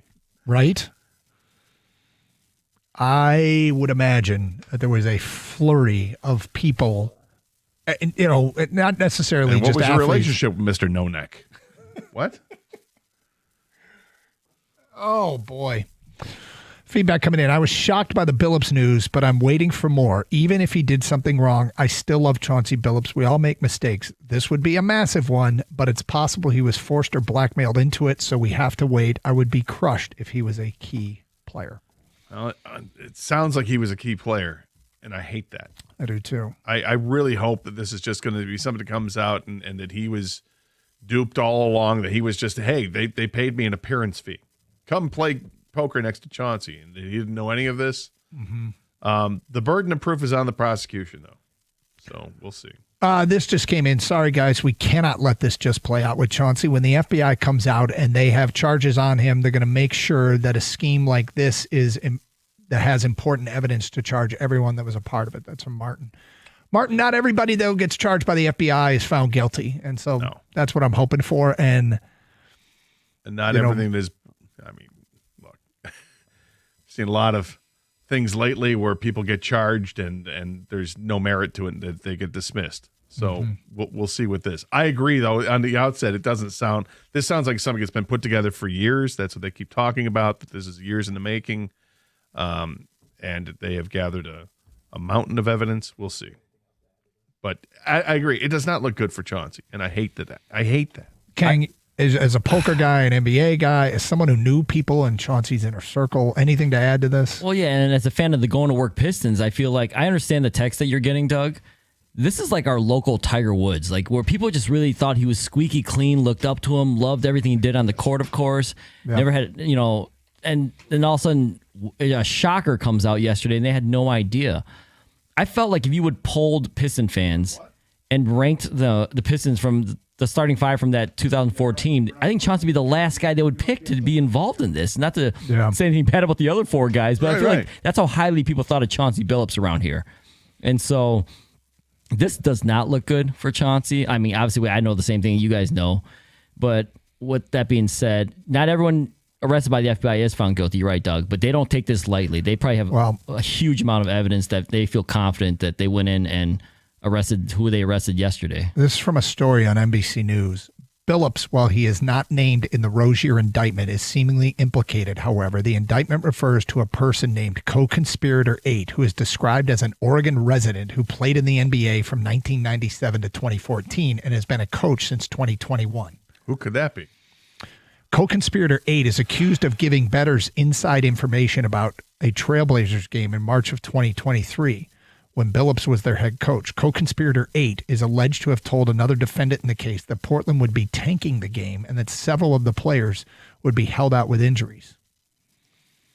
Other defendants in this case are alleged... Does it go on to say that wasn't part of the injury report? I I don't know. Other defendants in the case are alleged to have used the information to place bets against the Trailblazers. Chauncey's agent or attorney, Chauncey Billups, has never and would never gamble on basketball games, provide inside information, or sacrifice the trust of his team in the league. It would tarnish the game, and he has devoted his life to. So anyway, yeah, I mean, if it was part of the injury report, that information was available to everybody. The story does not say that. But if you give that information out ahead of time, before the injury report comes out, then you get the early lines before they get adjusted, and that's an issue. Yep. I feel like this is from Nico and Livonia. I feel like the Mafia said, "Do this or else." You know, when you're here and you read this stuff about the injury report and all that, not that we didn't know this before, but because it's right here and right now and right up and in your face, this tells you why the injury reports are so important to protect the integrity of the game. It's one thing for gamesmanship between one coach and another, but when you have a partnership with the gambling entities, you have to be as upfront as possible. Now, it's interesting, like when you look at the NFL, they get away with it. You can throw a label on somebody as questionable. Right. No idea. Well, he's questionable. It doesn't mean that he's going to play or that he's not going to. We've seen players that are questionable. I think typically if they're questionable, they play. But there are plenty of instances where somebody's labeled as or listed as questionable and they don't play. But these distinctions and designations are incredibly important to maintain the integrity of the game because of the gambling. The one thing that we speculated on yesterday, when we heard the term widespread, there were 30 people here, and the NBA, the people with the NBA ties, I think might all be known at this point. I don't know that there will be more tied into this case, but this is, every time this happens, it should serve as a severe warning to anyone that's in the game. Don't do this. This could land you in prison, man. Yeah. So, Doug, I took, you said earlier I followed the poker scene a little bit. Yep. Ryan Feldman, who runs the Hustler Poker Club in LA, out in California, and a lot of the celebrities have played in these. This is a legit poker game, though. It's streamed online. It's at a casino. And Jimmy Butler's been a basketball player that's played in this. He tweeted out yesterday, Ryan Feldman did, that he heard about these rigged private games a few years ago in Vegas and in Miami run by some bad actors from New York. Mm-hmm. Don't be surprised if a certain NBA Hall of Famer and a certain boxer gets arrested too. And also an NFL Hall of Famer. My point is, I'm not sure we're done hearing big names come out of this. Okay. Who knows, But that's just one, tweet from one guy that's maybe more connected than us, of course. Yeah. Yep. Feedback coming in here. Guys, on one hand, it really looks like Chauncey did this. On the other hand, I don't believe anything this administration's FBI said. All in all, I'm kind of torn. Next text, they have over 3,000 recorded conversations through a CI. Thank you. Did you say that on the air? No, I did not. Sorry, criminal informant. Thank you. Said in your ear. All of a sudden, I heard criminal informant, and I'm like, was that in my ear or was that on the air? Thank you, Kang. And I'm sure Chauncey is on them. I'm disappointed, and it taints his whole legacy and my memories of the 04-05 teams. If true, sad. That's from Jason at Sterling Heights. You guys have to remember that the feds have a high conviction rate. 96% of those indicted plead guilty, and 99% of those that go to trial are found guilty. I know that the odds are against it, but, hey, man, let it play out. Well, yes. 100%. Straight ahead, back to Michigan State stuff. Interesting question on the morning show, and it's something I want to talk about with the fans next here on Carson Anderson on 97.1 The Ticket.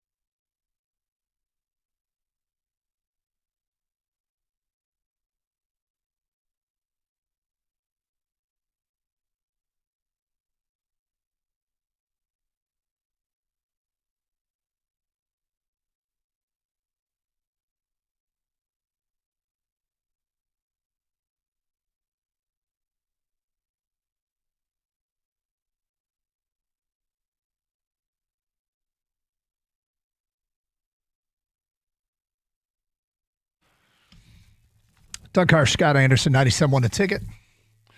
Coming up next hour, we'll get the latest on the Lions with the Birchie kid.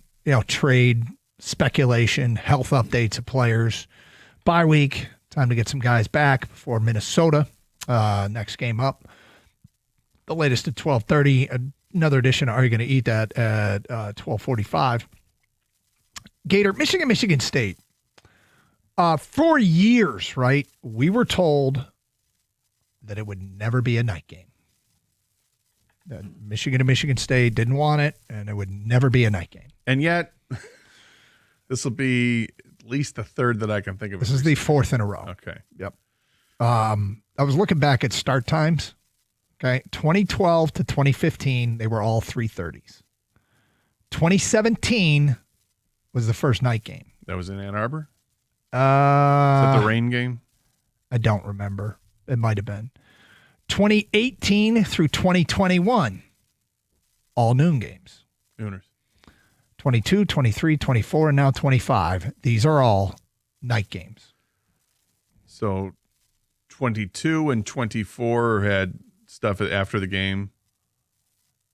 So those were Michigan. Those are at Michigan. 23, I guess that would have been at State. I don't remember that one as much, but 49-0. There you go. That's probably why I don't remember it. The point is, I want to. What are the positives of the night game? Like, I think people are sick of us bitching about night games. Right. What are some of the positives? What do you like about a night game? I think it feels like a big game atmosphere.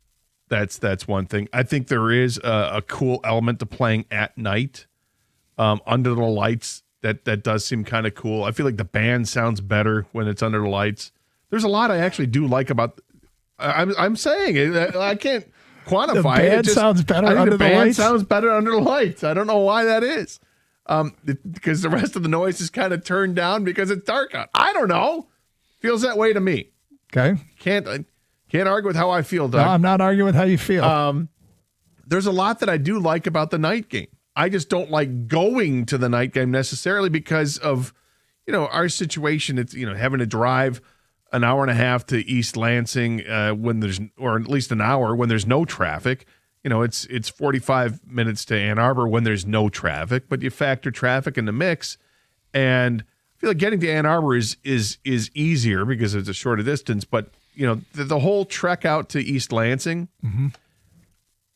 you're really beholden to what's happening on 96. And if there's construction, it's just a brutal march to get out. Let's just go ahead and eliminate that and say you got a room. You got a room there at the Kellogg Center. Walking distance, right? That'd be amazing. Yes. Then I would, if I had that set up, then I would probably really enjoy it. But it's probably a 2-night minimum. Well, these are the problem. Yeah. Anyway, the what are the positives of the night game? What's the ideal amount of time to tailgate? Like if you were to pick the start time to tailgate, ideally. Because not everybody loves a nooner for tailgating. Not everybody wants to get up at 5 a.m. and go wait in line at a spot. Right. But not everybody wants to be there for 12 hours either. I mean, that's the thing. Like if I have to leave and come home after the game, if staying, at the Kellogg Center or staying somewhere in Ann Arbor, if that's not an option, if I am leaving, then it's probably the 3:30 kick.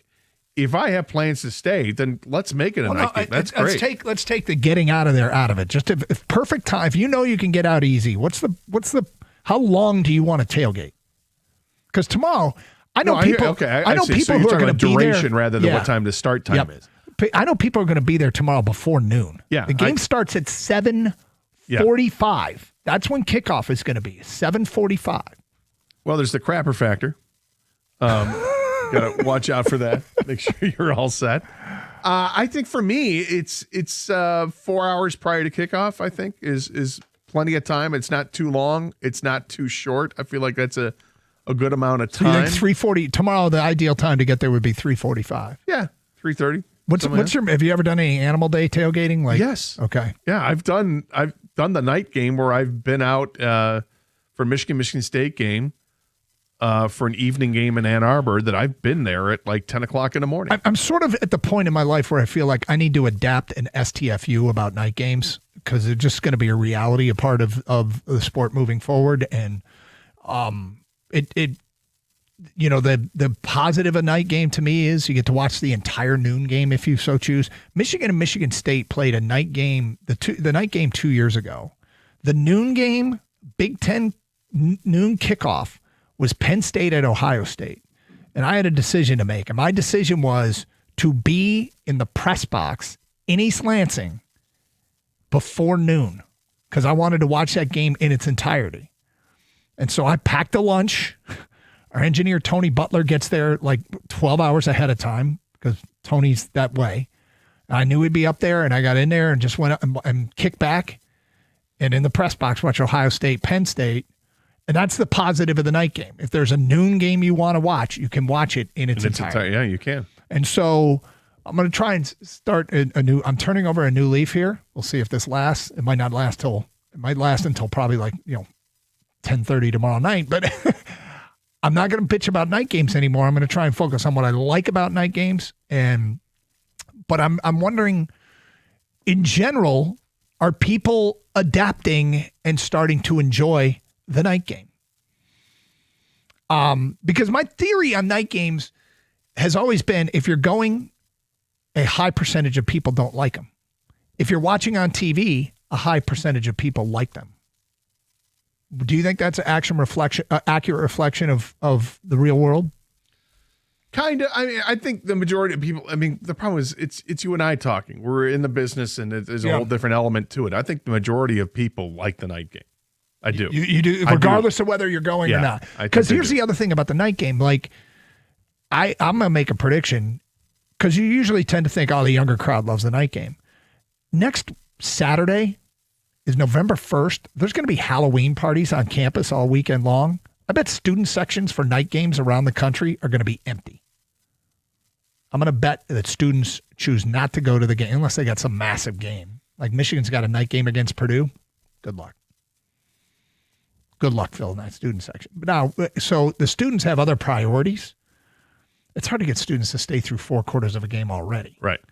But, we're looking for positives. Have you adapted and start to like the night game, the big game feel, the extended tailgating? I wonder if anybody else agrees with Gator's theory that the band sounds better at night. I think it does.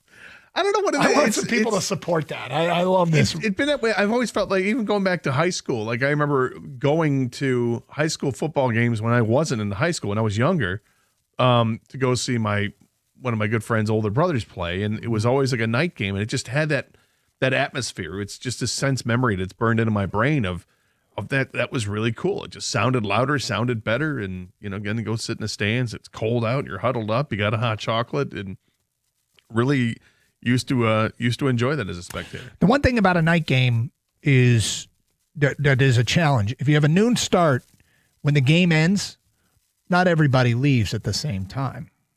No. Right? Some people go back to their cars, hang out, continue the tailgate. Maybe you got a TV set up, you watch the 3:30s. In a night game, I would say that a high percentage of people are leaving at the same time.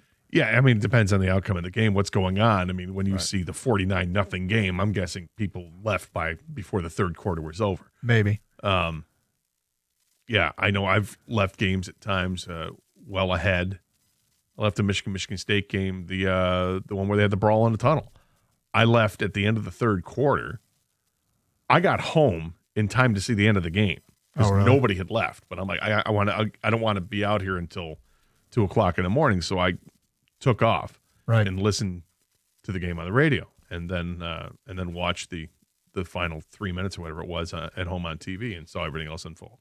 I just got this from a listener, Eric. You play at night in high school. It's a big game feel. Tailgates are more. With that said, you should not do more than 2 a year. In Tennessee, we would set up by 10 a.m. for a 7:30 p.m. kickoff. Yeah, that's an animal day. It is, and I've done the animal day. Here's the thing about that is there's such planning that takes place. Yep. You talk about the food for a tailgate for an animal day like that. You have to have 2 major meals. You've got your lunch, and then you've got the dinner, but you got to plan it right because, okay, if I'm going to bust out the Blackstone or a grill, do you want to do that and serve up dinner at 6 o'clock? And because you got to have enough time to make sure that thing cools off and you can put it away. Or do you do that at noon? It's a 2-meal day. We have some feedback here from a former member of the Michigan Marching Band. Settle Down Beavis on Twitch. The band always sounds better. I think he means at night. Or she. The band always sounds better. The air is colder and denser. The sound travels better. There it is. Acoustics. So you're apparently onto something. What do you like about a night game? 248-539-9797. We'll get to your predictions. If you missed ours earlier, we'll repeat them coming up in the noon hour. Talk some Lions at 12:30. Are you going to eat that at 12:45? It is Carson Anderson, 97.1 The Ticket.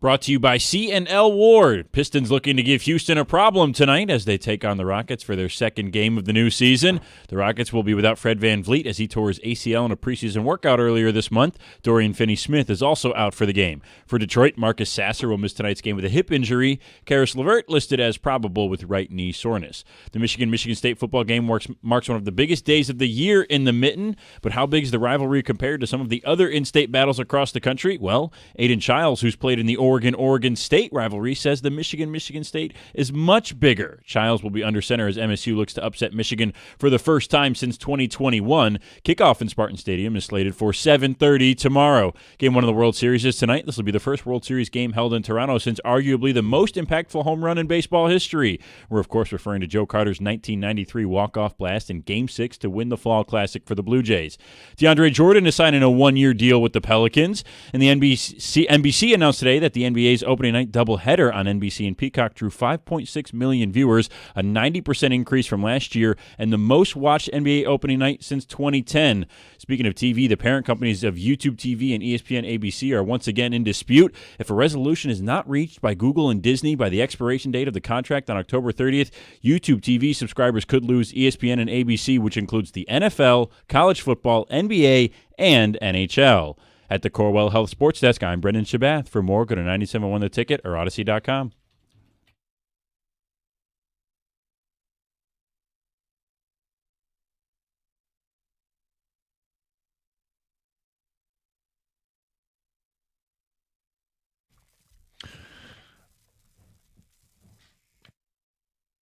Doug Carr, Scott Anderson, 97.1 The Ticket, 248-539-9797. We're talking a little Michigan State, obviously the game tomorrow night, and we got our picks in early. I had Michigan winning 28-24. I think it's going to be a close football game for a bunch of reasons I stated earlier. I think the rivalry games, stuff happens. I think Aiden Childs has a chance to have a big game. Nick Marsh is going to be a problem for people in the Big Ten, and Michigan's no different. And, Michigan State gets off to fast starts.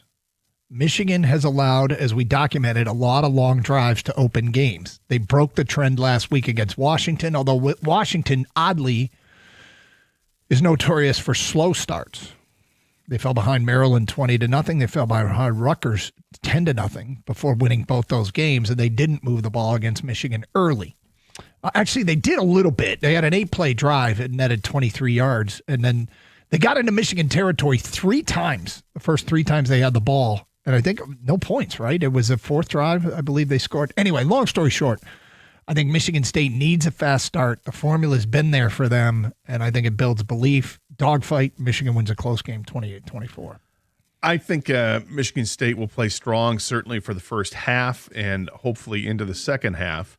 But in the end, I just think Michigan's a better team, and they'll end up pushing more points across the board. I have it closer as well, but not as close as you do it. I have it 31-23 Michigan.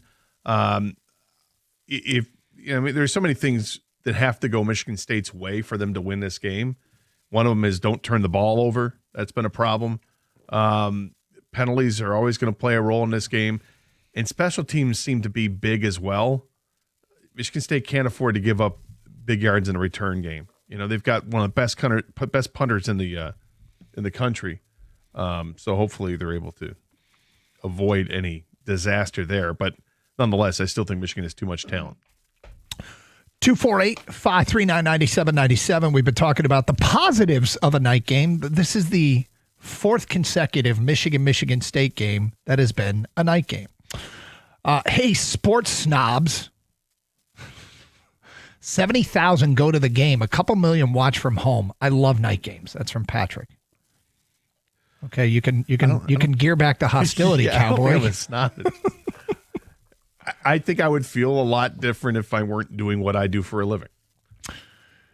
This is the least amount of enthusiasm for the game I've ever seen. That's from an unnamed texter. Another one here. I've mounted a nice 55-inch TV on my patio. It's harder to enjoy the night games outside and invite somebody over to watch the games at night. Since mounting it, the final Tiger game was on at night, both Lions games and now this Michigan State game. Definitely harder to get together for a Sunday night football game or Monday night football game. Because it's getting colder, or what do you think? Yeah, I mean, you have to work the next day in many of these cases too, but all right. Sorry. I was just going to say, good time to get the fire pit going. Tom in Troy says, not a fan of the night game. I want to go out on Saturday, and if I stay in, I'm an MMA fan, and UFC fights trump college football nowadays since the NCAA has become a circus. Night games are for those with kids. Well, there's a heavyweight championship fight in the UFC. So that's competition. We're asking for positives from the night game, and all we're getting is complaints about the night game. Not all of them, I guess. As a lifelong Spartan fan, I see this game being 35-7 type Michigan win. I just don't think MSU has much talent, if any at all, and they're not going to be able to keep up with Michigan. Hopefully, this is Coach Smith's final game. Here's the thing about that kind of thinking, all right? Firing him now doesn't really provide you any great advantage, does it? No, I think it just gets your players that you like on your roster looking for their next stop quicker. 100% it does that. I think the earliest you could see any kind of change, they would have to lose. Michigan State would have to lose badly tomorrow night. And then I think the next game is Minnesota. They would have to get beaten badly then. And then they have a bye week before the next game, which I think is Penn State. The bye week would make sense if you're going to make a change, that then you go ahead and announce it then. But at the same time, I don't mind if they wait. There's a lot of coaching jobs that are open, and my waiting could be till after next season. Like, I'm not in any hurry to push them out the door. I just think they want them to do their due diligence and see what's there, and do a post-season interview, the whole thing with the players, and see where everybody's at. And make up your mind at that point of what to do. Unnamed texter, my son is in the Michigan marching band, and he doesn't like night games. He thinks they won't get back to Ann Arbor this Saturday till after 2 a.m. Technically, that would be Sunday, but yeah. Oh. And you've used 2 a.m. as your benchmark of when you get home from night games at Michigan State. Typically, yeah. I don't like the night game. I love the night games. With kids' activity and other things going on, I know I can catch the entire game at night, noon or 3:30. I always miss part of the game. That's from JP. There you go. I feel that text very much. Yeah, I bet. Like Doug, you know this, when you have young kids and they start getting activities and there's family time, the best chance for me as a dad is to watch games at night. In the middle of the day on a Saturday or Sunday, carving out 4 hours, it's tough. You're screwed. Yeah, it's absolutely that's why Doug is the king of the bubble. Like, how many times did we get a text from you for the last 20 years, Doug? I'm in the bubble, guys. It's definitely more than 100. Yeah, right? Yeah. And I'm entering that territory at some point, and it's just tough for me. So, yeah, I like the night game. I've lived your timeline, and it's so much fun watching you go through it. So much fun. Robert, you're next on 97.1 The Ticket. Hi, Robert. How you doing? Okay, Robert. I just want to say why I like the night games, because you get to watch all the other games during the day, and then you get to settle in for your game at night. It's usually the last game you watch, so it's pretty cool. Is there really? Did you just describe any start time? Couldn't the same thing be applied to a noon start? 8 o'clock, anything like that is perfect. I mean, you get to watch every other game, and then you get your game, the one you really want to watch. It's usually okay. So you like the build up, because you could say on a noon start, I get to watch 3:30 and the night games, or 3:30 start, I get to watch the noon and the night games. Correct. So, but you like the build up to your game. Yes, absolutely. Like that Monday night game with Detroit was so great. You got to watch all the other games, and then you get your game. Well, there's not games on in the afternoon. No, but it was the Monday. build-up of the whole weekend. Oh, you're talking about starting on Sunday, and everybody's talking about it. You get the advertising going on Sunday Night Football. And don't forget tomorrow night, Monday Night Football. The Lions are hosting the Bucs. Yeah, I get that. Regarding Animal Day, Scott says you have to have a crew. One brings a grill and a cooler. One brings the meat. One brings the cornhole. You got to have plates and cups and utensils guy, chips and dip dude, and also everyone brings drinks to share. I've seen some great tailgates. It's an art form. Tailgating is great. I know, and I never get to do it. Organized tailgating is awesome. And let me tell you something. The times I've gotten to do it are like the outdoor hockey games, occasional Lions game. I've gotten a chance to do it, but Sundays for me are kind of recoup day. People that you get, behold your moments to tailgate. Cherish them. Because whenever I get to do it, I am reminded it is the greatest thing. It is. Tailgating is just awesome. And I'm not telling anyone. This is not some groundbreaking observation by sports snob over here. 248-539-9797. Looking for what people think are positives about the night games. In the meantime, Gator, there's some percolation about Tarek Skubal, including now some trade discussion and a name floated out there that could be the centerpiece of a return if he is dealt. We'll get to that today at 12:16. Hey, just a reminder, you can stream this show using the Odyssey app. Get it for your mobile device today, AUDACY. Then you can listen to this show and all the shows here on 97.1 The Ticket from anywhere in the United States. You can also stream through our website, 971theticket.com. Stream with video, twitch.tv and youtube.com. Both of those websites have streaming chat. We like to participate in them when we can. But also, we can take your observations and your posts there and read them on the air. Also, follow us on Twitter at DougGator971, where we often do listener polls and retweet stuff that when we mention video, so we can have you see it. All of what we do here on 97.1 The Ticket. We'll get to the Skubal scuttlebutt at 12:16. Talk some Lions at 12:30 here on 97.1 The Ticket. Hey, it's great to see our teams in the D back to their winning ways. It's just like the team over at Sarah Chevrolet Southfield. At Sarah Chevrolet Southfield, they make sure that the customers win on every deal. And right now, those deals are unbeatable. Starting with employee pricing for everyone on every 2025 demo in stock. You can get a 2025 Silverado or a 2026 Equinox for only $299 a month with zero down. There's no games, no gimmicks. It's just great winning deals for their customers. And if you need more money for your trade-in, Sarah Chevrolet Southfield has you covered because they treat trade-ins like a highly sought-after free agent. Big money, huge money for your trade, up to $2,000 more. Paying too much for service only to feel like you're in the cheap seats? Well, at Sarah Chevrolet Southfield, they'll have you feeling like you're sitting at the 50-yard line. Service is open every Saturday. Free loaner vehicles are available and no appointments are necessary. Sarah Chevrolet Southfield will get you in and out quickly. Sarah Chevrolet Southfield at 696 in Telegraph, or go to sarahchevrolet.com. And together, let's drive.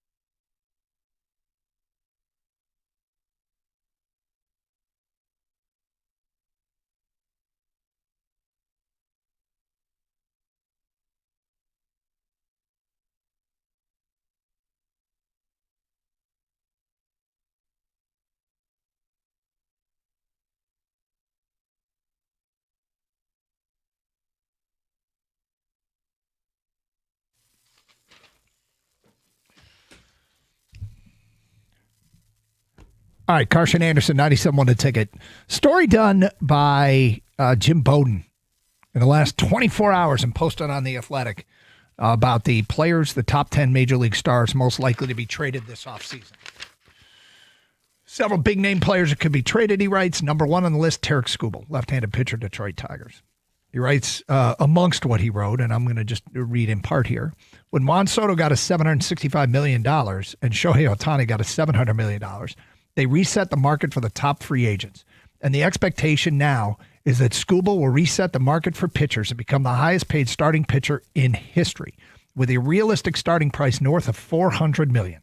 It's unlikely the Tigers go there. It's likely they shop Skubal at the winter meetings and try to make the best trade they can with so many big market teams with deep farm systems obviously wanting him, such as the Mets, Dodgers, Red Sox, Yankees, and Giants. Okay, we discussed this last week when it came up and it first kind of hit, and we were like, okay, that's fine, except the Tigers are contending now. Do they really want your prospects? They're going to want people that they think are major league ready and can help them win now. They're also going to want to trade that, you don't have Skubal. How do you still contend? Can you get better in a variety of fronts on, a starter, reliever, a third baseman that improve all those aspects of your team to try and make up for the loss of Skubal and collect future assets to make it worth their while? And so what we're saying here is that the price has to be extraordinarily high for this to be a good trade, right? Yes, and you would assume that if it's a big bidder like the Yankees or the Mets or Red Sox, whatever, one of these teams that has the deep pockets, that they're trading for him because they have the full intention of signing him to an extension. So then you're able to get that huge haul in return. But if it's going to be comprised of mostly minor league prospects, I don't know how interested I am. Right. But because this team's ready to compete right now, ready to contend and do better and get to the ALCS at the very least next time. Now, floated back from Newsweek is a story about the Yankees. And the writer here throws a name in there that sounds like a good starting spot. Elian Mohammed. That sounds like a good starting spot. The Yankees would likely have to part with their young pitching asset, and that young pitching asset started 2 elimination games for them at the age of 24, Cam Schlittler. Now, I happen to watch Schlittler's major league debut, and it will be a challenge if he comes here for the obvious reasons, because he was going up against my nephew when he was in Yankee Stadium. So it was Logan on one side and Schlittler on the other. And I was really impressed. And he became part of the rotation. He's 24 years old. And let's just say Skubal for Schlittler would not get it done. No. Of course not. No. Schlittler made 14 starts for the Yankees last year, had an ERA of 2.96, had a whip of 1.2, but the 84 strikeouts in 73 innings, only 58 hits given up during that time. Those are really good numbers. But that sounds to me like, okay, we have a starting point. Sure. And you build out from there. And there's a lot of building out that needs to be done. But that's the first time I've seen a name and, starting on that side, if that side thinks, and look, just because this writer wrote it doesn't mean it's true, but you get a sense that over there, there'd be a parting from at least one opinion maker, a parting with that young player who is in the majors, who would be in your rotation. Now, for people screaming, what are the odds he's as good as Skubal? Not good. What are the odds you could get him and more? And not a little more, but quite a bit more to make this trade say, okay, they've solidified some things here. They've lost a player that wasn't going to re-sign here, and it's a step back in starting pitching, but 24-year-old Schlittler is really good. Well, I'll say here's what you want when you want more, because obviously it is Tarik Skubal. And if you're talking with the Yankees and you got Schlittler off their major league roster, who made the 14 starts last year, and then you're going to want somebody who's ready to play at the major league level.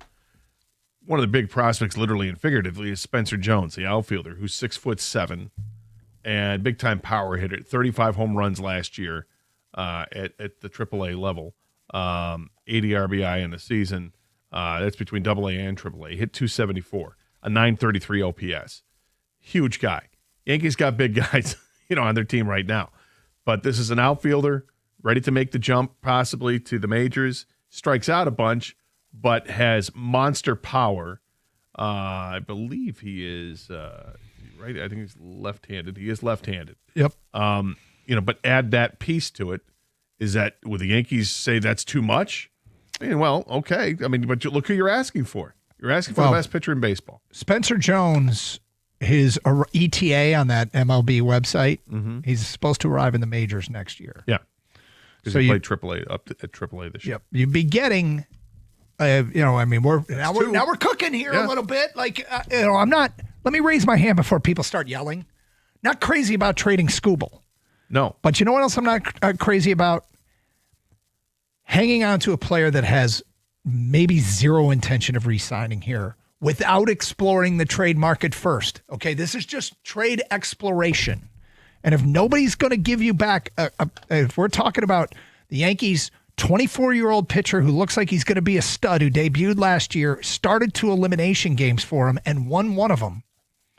If you're getting him and Spencer Jones, how many home runs did he hit? 35 last year. As a 24-year-old left-handed power-hitting outfielder, if this is a starting spot here,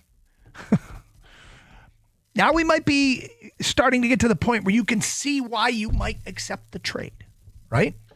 Yes.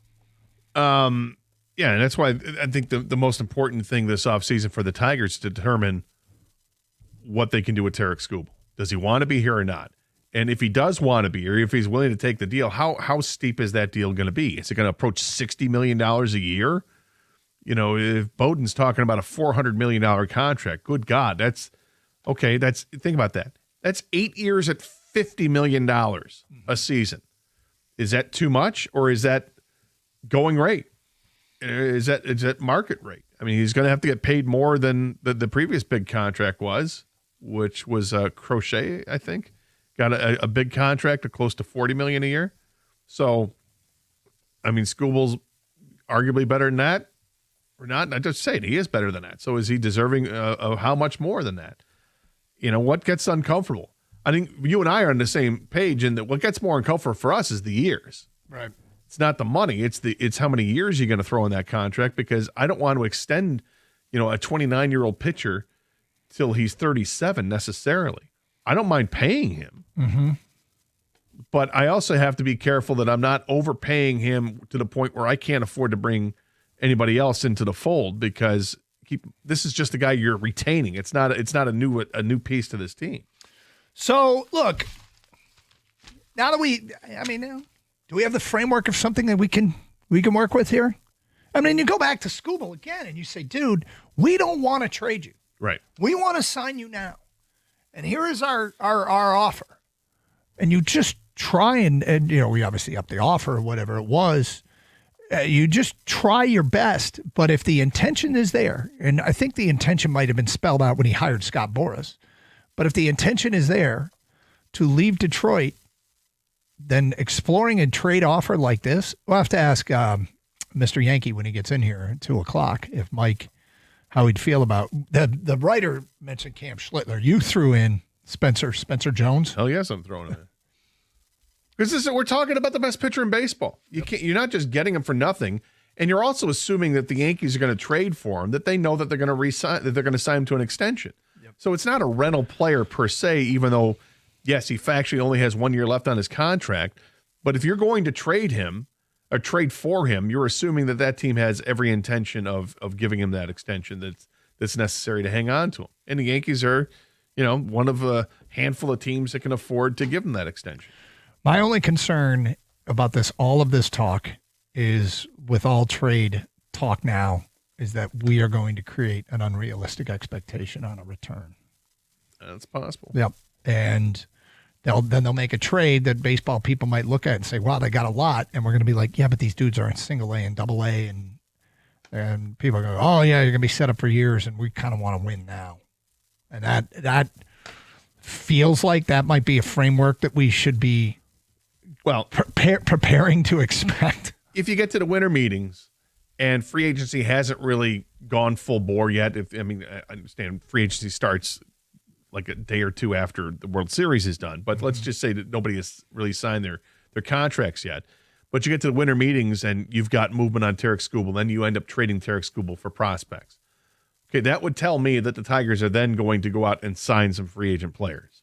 Some big time, and they would have to sign at least one big time starting pitcher like a Dylan Cease or something like that, or a Framber Valdez type player. All right. Anyway, that is the latest on Scooble. We will get to the latest on our Detroit Lions with the Birchie Kid coming up in 5 minutes here on Carson Anderson on 97.1 The Ticket.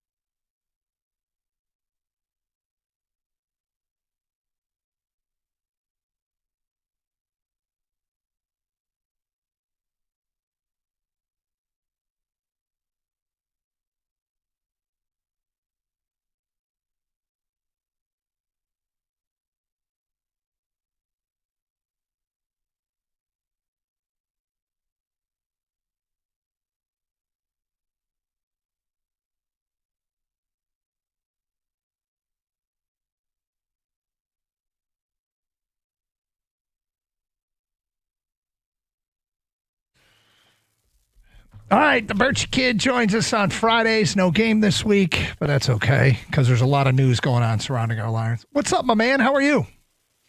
What's going on, fellas? I'm doing great. How about you? Happy Friday. Happy Friday indeed, Birch. Yep.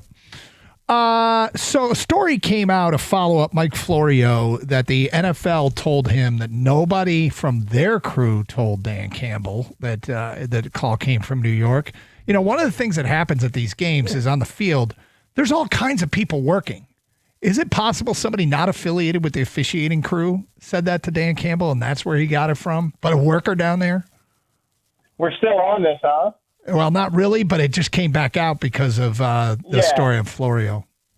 No, I got you. No, so when I asked around for some clarity on that situation a week ago or whenever it happened, the way it was explained to me and what I believe to be the truth is that during game days, and you guys know this, there is a sideline judge on each sideline whose main job, among other responsibilities, is to serve as the main point of contact for each head coach, to relay decisions made on the field that might otherwise be confusing on the sideline. And as I understand it, as it was explained to me, the sideline judge, after that call was made, consulted with Dan Campbell and told him that the call came from upstairs. Now, in the NFL, upstairs is a bit of a loaded word. It could mean literally upstairs in the replay booth in Kansas City in the stadium, or it could mean more colloquially like up the NFL ladder from a higher authority,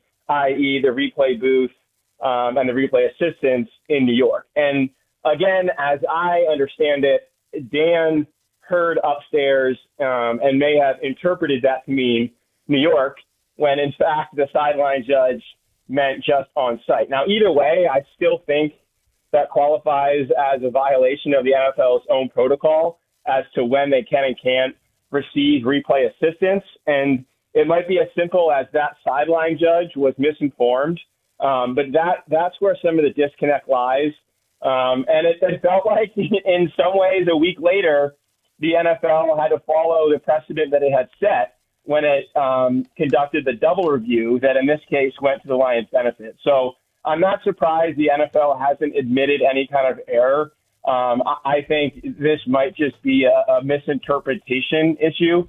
And the fact is, even though it was the head official who conferred with Dan after that play was reversed in Kansas City, he was only explaining to Dan exactly why the play was deemed illegal and not how they arrived at that decision. That, as I understand it, came from the sideline judge, and he either had bad information or relayed information that Dan may have misinterpreted. So kind of a long-winded explanation, but maybe that helps. Yeah, no, I mean, that very well sounds like it could be the case. Yeah, but as you point out, the next week, we get the game on Monday night, and there's a couple of calls that, could have gone either way. And they both went in the benefit of the Lions. One was the interception call, which I thought was the right call, but you could understand if it wasn't called that way. And the other was the quarterback with the knee down, or was it maybe it was Otten? They had the knee down as he's reaching forward for the first down, and then fumbles as the ball hits the ground. But his knee was down, and both of those calls were razor thin margins. If I was up in the booth or an official on that, I would probably say, got to go with whatever the call was on the field because I don't think it's enough to overturn. Do you think the Lions benefited from all the noise from the previous week? Possibly. I mean, I do think that the NFL set a precedent that they're kind of obligated to abide by moving forward if they're going to set that precedent on national TV with the whole league watching. And, Dan Campbell was the first one to say on Tuesday, after that game, he had never seen a double review like that in the NFL where the call was upheld and then the actual review was overturned upon further review after a second enhanced visual came in from the TV broadcast. So maybe, and when Dan was asked that question, do you feel like what happened last week played any role in the call going in your favor this week? He was like, I don't know, man. I think it was his way of saying, you can say it, not me. I mean, right. He's not really in a position to make that statement, but it was interesting that it kind of came full circle a week later. Okay, you're down there. The trade stuff has started to percolate amongst the media. What is your sense for what the Lions are really thinking? And this is just your opinion, but what is your sense for what they're really thinking as we approach the trade deadline?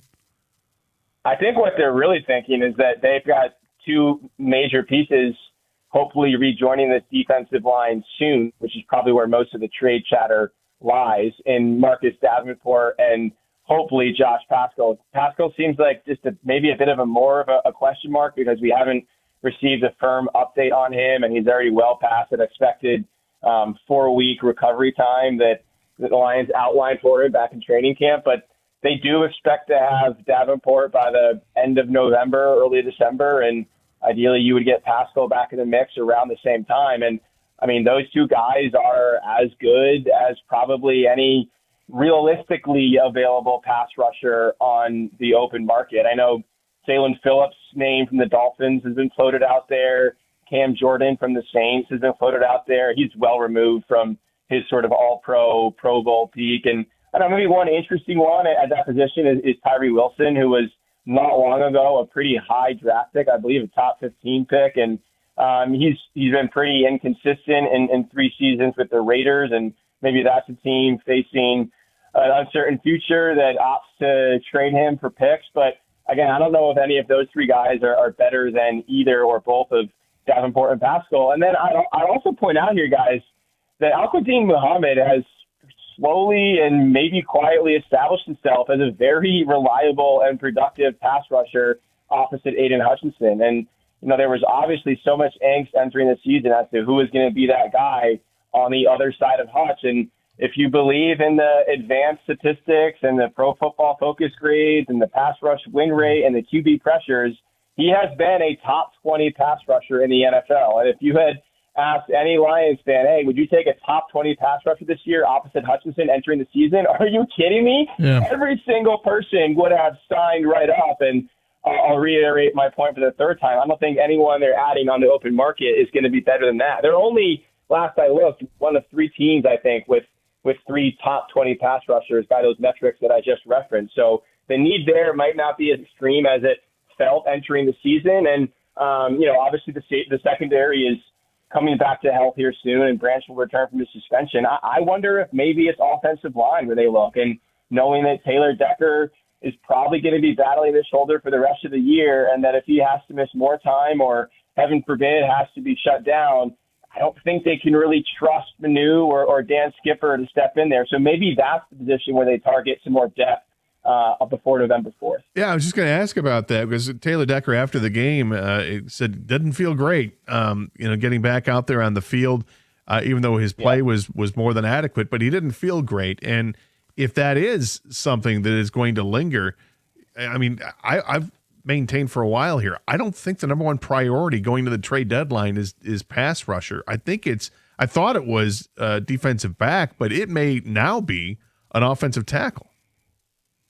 Yeah, it's crazy how that has pivoted from a year ago. And, it's not a reflection at all on how the offensive line has played when healthy. In fact, I've been kind of blown away at how seamlessly, aside from that week 1 debacle in Green Bay, this starting unit has picked up where it left off despite losing an all-pro center and a Pro Bowl guard in Frank Ragnow and Kevin Zeitler. But I was just looking up some numbers this morning.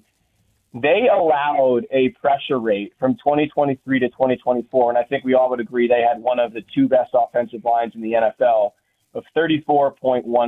So on 34.1% of Jared Goff's dropbacks, he was under pressure. That pressure rate this year is 33.9%.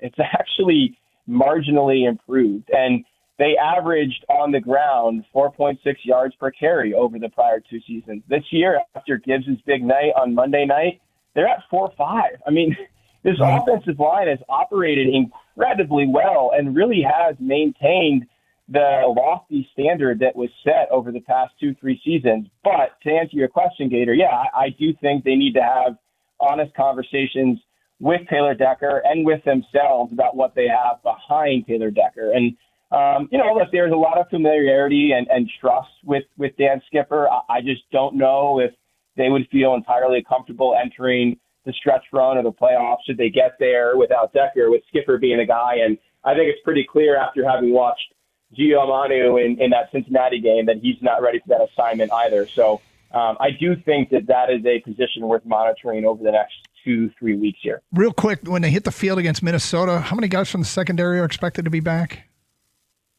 I believe that Terrion will be back. Kirby Joseph will be back. Obviously, Brian Branch will be back. And I think DJ Reed, while not against the Vikings, should return at some point in November. So that unit obviously will be fortified. And it's a bit of a bummer for the Legion of Whom, isn't it? I feel like they deserve more opportunities. But if you can add 2 all-pro safeties and 2 starting quarterbacks, you don't say no to that. Yep. Hey, thanks for your time, Birchie. As always, great job. And we will talk again next week. You guys got it. Talk soon. There he is, the Birchie Kid here on 97.1 The Ticket. Another edition of Are You Going to Eat That? Straight ahead here on The Ticket.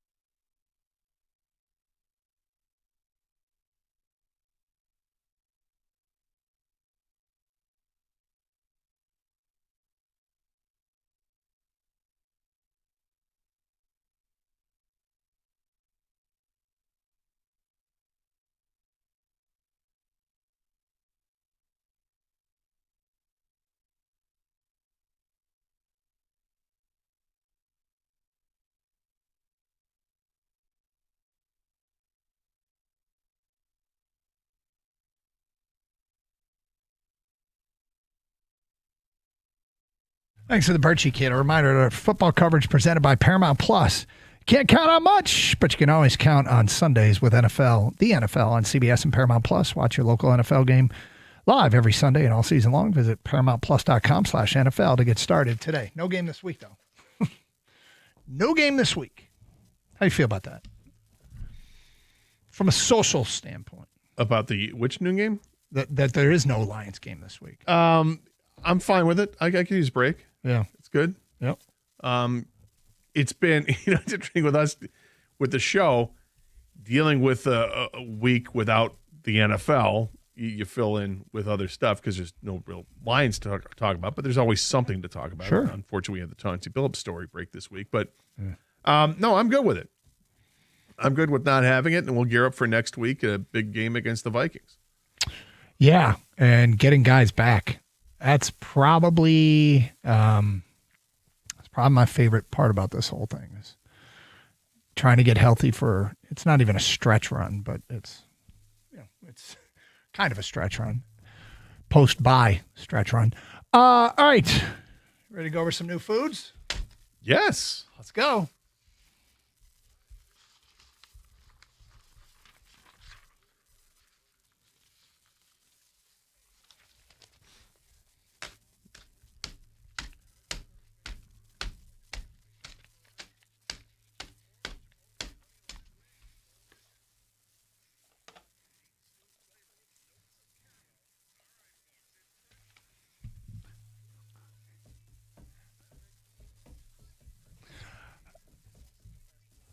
All right, here we go, Gator. These are new items, or at least new to us. I found one here that is popular in Alaska called, I think it's Akutak, which is Alaskan ice cream.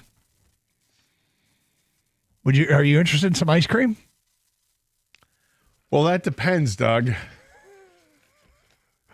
Akutak is a traditional Alaskan dessert, also known as Eskimo ice cream. Yeah, where do they get the base from, Doug? Would you like?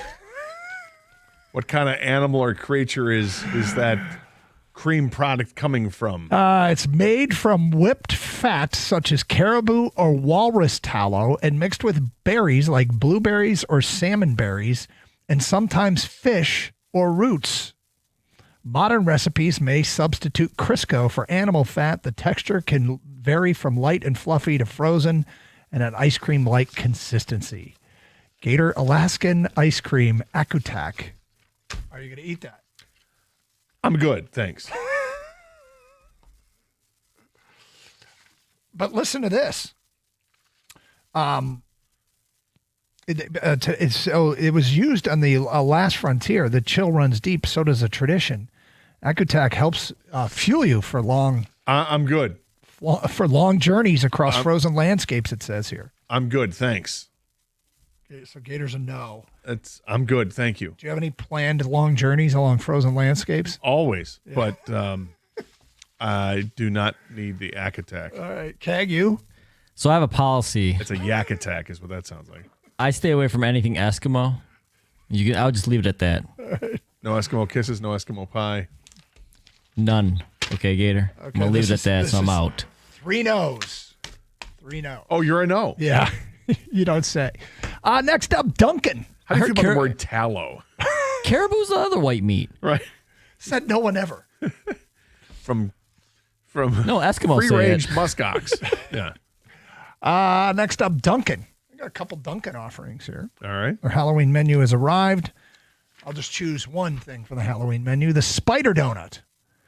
This is a donut with purple Alaskan spiders with purple icing, topped with a glazed chocolate munchkin donut hole, and decorated with chocolate drizzle spider legs and vanilla flavored icing eyes. The Spider Donut, Gator. Are you going to eat that? So it's basically a glazed donut with a munchkin in there. Munchkin on top, but it's purple. It's not. It's I don't glazed care about purple. the color. Okay. It's all it's a glazed donut, which is great. And then you got the munchkin, the chocolate munchkins, which are great. And adding some extra colored icing. Yeah, I'm down with that. That sounds good. Gator's a yes. Kang, you? I'm in. Okay. I want to forget about the Eskimo thing, so I'm going to go on this one and just quickly eat something else. It helps. Yeah. Yeah, I can't remember the last time I had a donut, nor do I predict the next time I will, but I'll pass on that. Duncan also has partnered with Tarte, which is like a makeup company. I'm sorry, what? Like a makeup company, Duncan and Tarte. Tarte. Yes. Like cosmetics. Saw this on NBC. It was NBC or CBS, one of their morning shows. On a donut-flavored lip oil and lip tint. Gator, donut-flavored lip oil or lip tint. Would you want your girlfriend to use the donut-flavored lip product? I won't ask if you will wear it. I mean, if there's a flavor involved, yeah. What's wrong? Take it back to the days of, getting back with the flavored lip gloss back in the high school days. Yeah. Ringing a bell. Taking Gator back. It's bringing it back.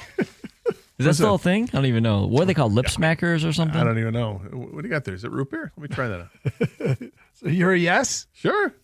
Okay. Would you want your wife more to have the smooching? donut flavored lip oil or lip tint? Sure. I mean, I don't have a say usually. Everything looks good on you, honey. Yeah. Great. Yeah, but the thing is, it's with the assumption, right? I mean, if there's a flavor to it, the assumption is that you want the person that you're going to be kissing to taste that flavor. So yeah. Okay. Just means more kissing. Yeah, I guess I'm okay with this. Oddly. Next up, Graeter's, a long-standing Midwestern ice cream company, has teamed up with another Midwest titan, Skyline Chili, to create a limited-time Skyline Spice ice cream. It's been re-released. It was released in January. They brought it back this October to celebrate National Chili Month. This wacky, wonderful creation combines Graeter's handcrafted French pot ice cream with oyster crackers and Skyline's signature chili spice mix, offering up the best of both worlds. These two beloved Cincinnati eateries. Scott, the Graeter's Skyline mashup, the Skyline Spice ice cream. Are you going to eat that? So I'm curious about this because the difference with Skyline Chili is that they had cinnamon to it, right? That's the big spice that's in there. No idea. I assume there's like cumin and paprika or something, and chili powder as well. But that's where I'm not. You might lose me, but I'd be willing to try it. Okay. See, how prominent that cinnamon flavor is, and does it battle nicely with the others or not? I'm surprised. Huh. Well, it's better than. Well, you don't like Skyline Chili, right? Tallow. No, not a big fan of it, but because I don't think cinnamon belongs in chili, but I like cinnamon. You want chili? You want it? You want it in your ice cream? Yeah, cinnamon Okay. and ice cream is absolutely. All right, gotcha. Yeah. You're like tigers. They hate cinnamon. No, I'm just kidding. You love cinnamon. I'd love cinnamon. The opposite. Can you? I'm out. I've never had Skyline Chili, but I haven't heard anyone liked it, but people from Cincinnati. So I'm not true. from Cincinnati, so I don't like it. So I don't want it in anything. I was just glad to hear there weren't like beef chunks in there, Does leave stuff tomato out. base. I don't need that. That's no. The spices. That's why I'm curious. I'm intrigued enough that I would try this. Wow. I don't know that I would ever come That's a across it. shocker. Who saw that coming? No one. That just happened. Yeah, I mean, I think I like the concept of chili is great to me, and I've made turkey chilies and white chicken chilies, but I think this sounds intriguing to me. Gonna make some chili tomorrow night. All right, finally, Oreos come out with an Oreo Boo for the Halloween holiday. Of course, the classic is back for spooky season. Same chocolate cookies and same mysterious orange cream that doesn't taste orange. It just is orange. Gator, would you eat an Oreo with orange cream? Hell yes, I would. It's an Oreo. Come on now, let's all get on board. It's the holiday season. It's fun. It's just a different color. That's all. Nothing wrong with it. Oreos are classic. Okay, he's a yes. Kang, you? Yeah, I'm all in. Definitely. The orange food coloring or whatever didn't make a difference to me. And it's season. It's seasonal. So Yeah, it's like in February if you want to come out with an Oreo that's got a red cream filling. yeah, or pink. Pink. You know, right? Totally fine. Let's Yeah, go. it doesn't taste any different. I assume it sounds like it doesn't taste any different. It's just orange. Right, it's an I don't Oreo. You really like see- Oreos, I right? don't see. Yeah, I don't have them very often, but they are good. Yeah. Do you break them apart when you eat them? Or you just eat them as a whole? I never have just one because you have to have several, and I will vary. Oh. Sometimes because I really like the cookie part. Like I don't need the cream part. I just like the cookie part. But I try sometimes. It's So wait a sec. Take the separate it, have just the cookie. I like to save the cookies actually, and then I'll go with the cream and. Wait, half do you cook- eat multiple creams before you go back to just the cookie wafer itself? Like, I say like I'll twist them off so I have one side has Yes. the cookie, the other one Yeah. has. So I'll eat the cookie and cream side first. Then and save. yeah. And I'll have like 3 or 4 of them. What kind of Neanderthal are you? Who does And then this? sometimes I'll just go ahead and take a bite out of it because I like the whole thing. Okay, well. I'm sorry. You're giving me cookie eating etiquette? Yes, I am giving you cookie eating etiquette. And so are you down with this I'm one? I would try. And how do you eat your Oreos? I like an adult. I would just take a bite of it. Like an adult, he says. I'm just giving you a hard time. There it is. Another edition of Are You Going to Eat That? There's a new layer in the gambling investigation, what we'll get to today at 102. You asked a question about the long day of tailgating college football, and I want to get to it with our listening audience, and we will ask you that today at 101, right before we get into this latest. It is Carson Anderson. Stick with us. Picks coming up at 138, 97.1 The Ticket.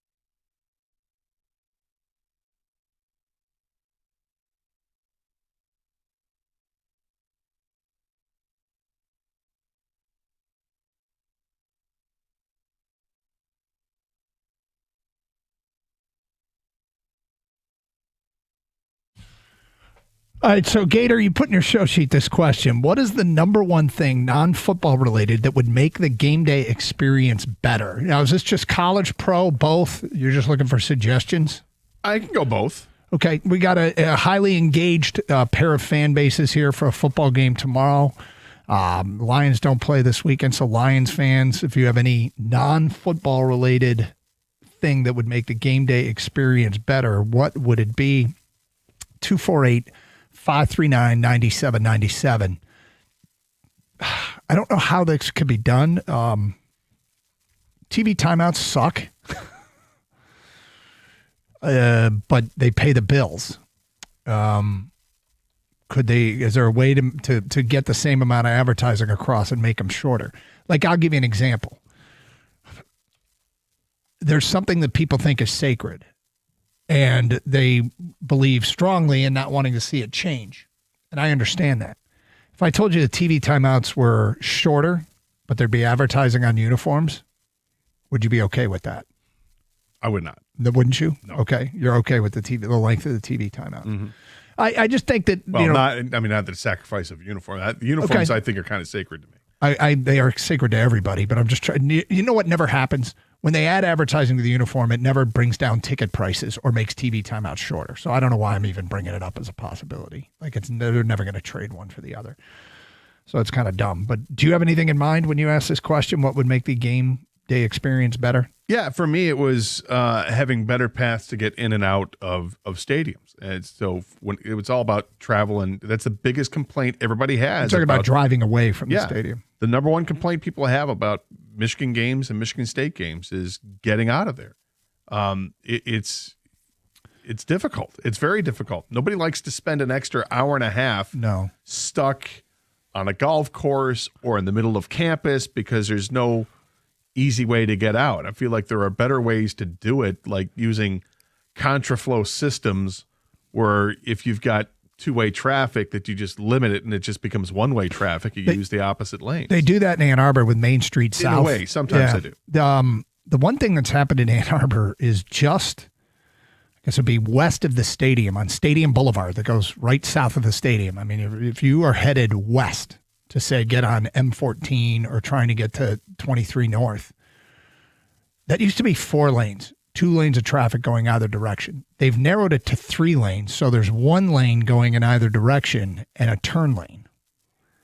And I've never had a chance to get out there and see what it's like, but instead of having 2 lanes moving out, it's now 1 lane, unless they turn the turn lane. I don't know if they do anything with the traffic there, but it's probably incumbent upon the cities or campus police, if you're on campus, to try and do what they can. I'm sure they'd tell you. I'm sure they would tell you we do everything we can already within reason. But it's an interesting question. We're open to suggestions if people want to get to it. And you heard in the update there, and this is the story NCAA released at this hour. 3 former EMU basketball players did not cooperate with an investigation into potential sports betting violations, according to a decision released by the Division I Committee on Infractions. A lack of cooperation in the investigation is a violation of NCAA rules, which could trigger permanent ineligibility. However, the student athletes have no collegiate eligibility remaining. I think if you are under investigation and you don't cooperate with the NCAA and your career is over, okay. Question is, are you going to have criminal? Are you going to be facing anything criminal? And that's where the problems creep up. We've heard about this for a while, and I know that's been written about. I think it was Yahoo. I want to give credit where credit is due. I think it was Yahoo Sports have been working on a story of college basketball irregularities with gambling, and it felt like every single story was small school related, and that's where there's real vulnerabilities, because those guys in the NIL world at the smaller schools, you're not making the coin you're making at a bigger school. And you might find yourself in a compromising situation if you are trying to make your money elsewhere and you decide to do it through any kind of point shaving or anything like that. Sucks to see. Absolutely sucks. 248-539-9797. Carson Anderson, 97 won the ticket. Coming up a little bit later on, we're going to pick some games. We told you our picks on Michigan State. We both think it's going to be relatively close, at least inside the number of what the experts say. I am rooting for an incident-free game, please. And I always encourage people to, when you're there, I don't like telling fans how they should root for their team. I don't like telling fans how to fan, I guess. But tomorrow is a great celebration of our state, two in-state institutions. Don't be that guy. You know when you go on the road and there's somebody that's just a total jackass from the other team? Don't be that guy, and don't be that guy as a visitor. Like everybody, you said it yourself. When you go up there in the tailgate and you see fans mingling together, it can be awesome. Yeah. It's funny. Like this morning I came in and John Jansen was walking and he goes, "Good morning, Gator," as he typically does when he sees me. And I look at him from across the room and I shot him a scowl. And he comes over and he's kind of laughing, and I start laughing because what am I going to do? Kick John's ass? But we start laughing. We're both like, "This is how it should be." He said, "He goes, this is how it should be." He goes, "I walked in this morning and walking in the back, and he goes past one of the salespeople, and they're dressed in Michigan State gear, and John just shot him a scowl." He says, "Monday through Thursday, here in the building, everything's fine. But Friday, it's game, getting ready for a game, and you get your game face on, but without being too serious about it, right?" He goes, and John goes, "Because Monday, we're all back to being friends again." Yep. We could be friends throughout the game. Yeah. You don't have to talk to each other. Yeah, but just, the trolling that goes on is. Well, if it's friendly trolling, okay. But there comes a point where somebody crosses that line, and it sucks. Here's the word of the day for tomorrow: gracious. Be gracious hosts and gracious guests. Right? It would help. Chill. And then, I was glad to hear in Ann Arbor they were really stressing, don't engage, just play football. And because it does take away from the game. And, I think there was a time where it's always been hard fought, right? And there's always been a little extra. But, a little extra is one thing. There's been some over-the-top stuff lately that none of us really care to relive and do all over again. But see how it plays itself out. In the meantime, Scott Anderson, we're moving in on this one, and you still haven't changed your mind. You're going to host a party? I wouldn't say party. No, okay. Let's pump the brakes there. I'm having no. Everybody's invited. Gator's home address is. No, I sent word out. How much crab dip are you making, man? I mean, this one would be will the actually, appropriate amount of crab right? dip. This would actually work. Gator once made crab dip for himself. He didn't realize he was making like a 2-week supply. It was a big. That was a lot of crab dip. It was a lot of dip. Yeah, I'm making chili this time around for right now. I've only have a few of the fellas have confirmed, and perhaps some of their significant others will be there as well. So we'll see. I don't know how many people are going to be. It could be 4. It could be 10. I don't know. But I plan on making But I plan on making a big old pot of chili. I do like having chili there. You gonna have some chopped up white onions, some sour cream, some cheese On the side, yes. Yeah, I mean, okay. there'll be onions that I will mix in with the chili that'll cook with it. Yeah. And then there'll be, in addition on the side, there'll be some, onions, cheese, jalapenos, sour cream. You go beans or no beans? There's beans in there. Yeah. Okay. Do you have anything special for your chili? It's just made with love. Okay. I'm proud of my chili. I think it's usually pretty good. People are requesting your address now. I'm saying. Yeah. Party. I use the food processor and take like multicolored peppers. So you usually go with red and green and sometimes yellow peppers in there. Jalapeno in there and onion. Hit the food processor and then cook that first. Yeah. And then add the meat in there, then I'll take it out, add meat, cook the meat to brown it, and then I'll throw the peppers, onions back in there with some tomato sauce and seasonings, and then season as it goes on. I don't like to make I made it in 45 minutes. No, this has got to sit on the stove top for a while. And what's in the cup when you're watching a big game, or do you have a glass?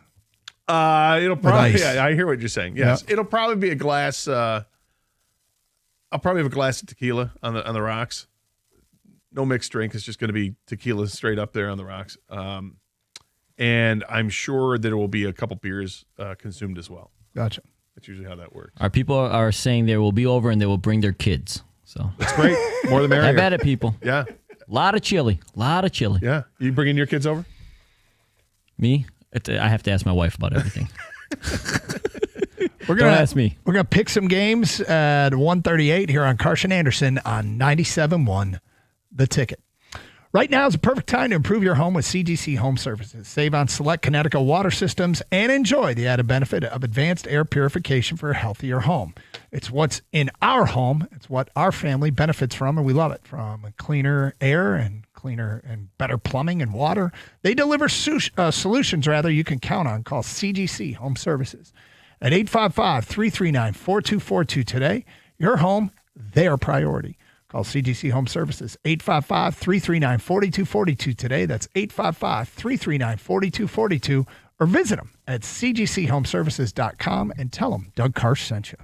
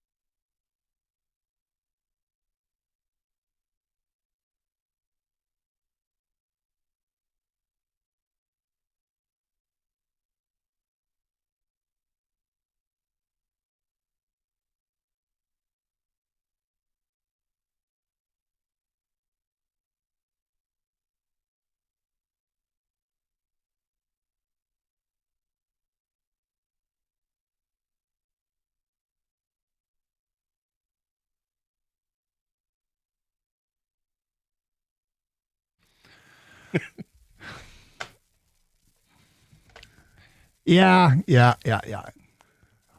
Let's just say there was one answer that came in for one of the questions. I'll call it a large margin of what the answer would be. And we'll just leave it at that. You had a question for me during the commercial break. Yeah, so in light of what's going on with the NBA and the FBI investigation, and you got the point shaving part, you got the gambling aspect of it, and I mentioned earlier in the show that it makes these designations even more poignant when it comes to pregame designations of who's available to play and who isn't, regardless of the sport. The NHL is very guarded about it. It's always upper body or lower body, right? And you don't really know what it is. But the NFL does it on a daily basis. Like after practices, they list guys. Yep. Aaron Glenn, head coach of the Jets, was asked about who's going to start at quarterback Sunday against the Cincinnati Bengals for the Jets. And he refused to answer. He doesn't want to answer the question because he doesn't want to give a competitive edge to the other team. Doesn't want them to have to prepare for one over the other. Because they're two different quarterbacks. Justin Fields is obviously a very, very mobile quarterback. Tyrod Taylor is also mobile, but he tends to stay in the pocket more. So I get it, but yet at the same time, does this fly in the face of what's going on? Interesting question. So, because this is now a place that you would be susceptible to inside information. You're talking about, can an NFL team withhold their starting quarterback right up till game time? Or is that now getting into a gray area with full disclosures for betting purposes? My God. I remember when this thing got approved right before COVID, and we talked about how much of the show is going to be focused on betting. Right. And I thought it was going to be a lot. You weren't as convinced. I don't even know if people want to hear about this crap, to be honest with you. Like, I don't know if from a programming standpoint, we could do this all day. Talk about point spreads and lines and injuries. And we will in 5 minutes. I guess we're going to give our picks coming up. But we've kind of kept that, like, that's sort of. You and I don't spend too much time talking about this stuff unless something really crazy happens over the week. If there's some amazing bad beat that happens, we can talk about that. But that is rare that we even bring it up. We just bring it up as an add-on. Hey, spreads this. You think it'll be closer? Yeah, okay. Yep. And that's really the discussion that we have. And everybody has their own thing, and that's fine. We try to we tried to stay away from that in a way. But I just thought this was interesting. We're literally 20-something hours after the announcement of the NBA players getting in trouble. And, part of that trouble is dealing with injuries and how they reported it or how late they reported, and were others alerted to guys being held out. Mm-hmm. For the Portland Trailblazers, did Chauncey let people know that, yeah, we're not playing this guy. We're going to kind of tank it here at the end. And that happens before the betting line changes or has a chance to adjust. And obviously that's unfair. Here's Aaron Glenn. And I support Aaron Glenn for not saying who's going to start because even on the injury report, Tyrod Taylor is listed as questionable. That he was, I guess, a limited participant in practice, but he's questionable. So I give him more leeway in this, and yet at the same time, I'm wondering, is he going to be scrutinized over this? I don't know. It's a good question. And what do you make of a team listing a player as out and then playing him? I don't think you can. Well, in college, it happened. A player, Michigan played USC. USC listed King Miller, the running back, as out, and then he played. I think if you give somebody a designation of out, that they have to be out. If you're willing to have a partner with your sports league that's gambling entities, if you've done that willingly, then there are certain rules that you have to abide by. And I think if you're going to list somebody as out, then they have to be out. It seems like it wouldn't be. You can list them as like doubtful. If there's any question, just list them as doubtful. I don't know. I'm not sure there's a huge competitive advantage to it, but once you list a player as out. Well, in fairness, Mr. Miyagi was in Southern California. He just may have put his hands on was it King, King Miller. I'm always King stoked Miller. for 40-year-old movie references. There was a new version. I think Jackie Chan was the role of, right? Did the same thing, right? I don't know. I didn't watch it, so. I don't know. I'm sorry, Gator. I mean, Miyagi had the magic touch.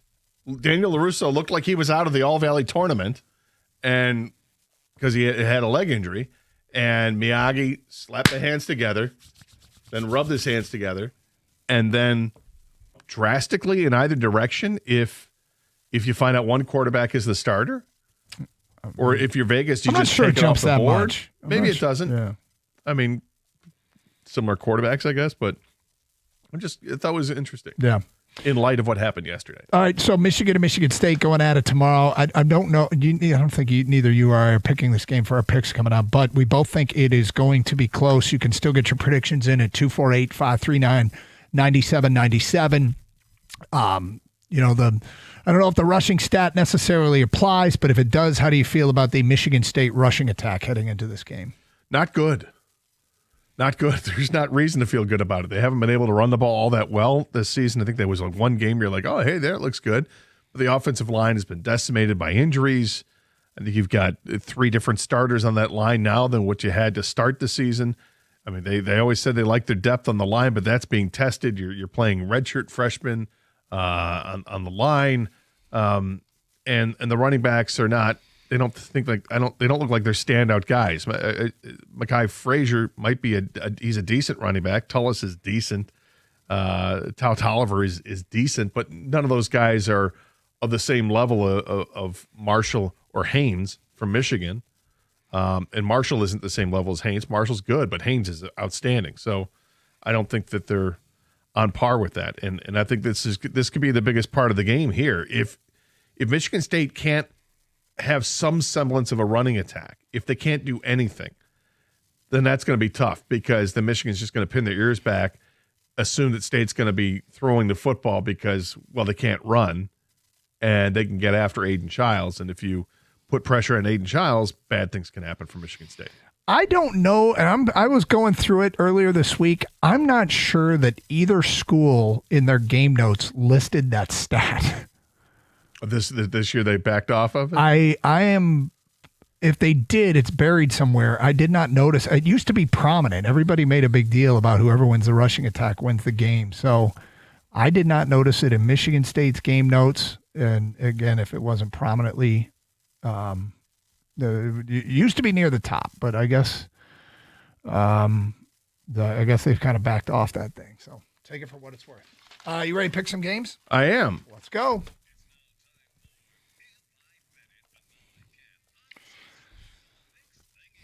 All right, so I went 3-0 in the colleges again last week, 1-2 in the pros again last week, 17-7 picking college games, 10-11 picking the NFL. Overall, I'm 27-18, 6-2 with my locks.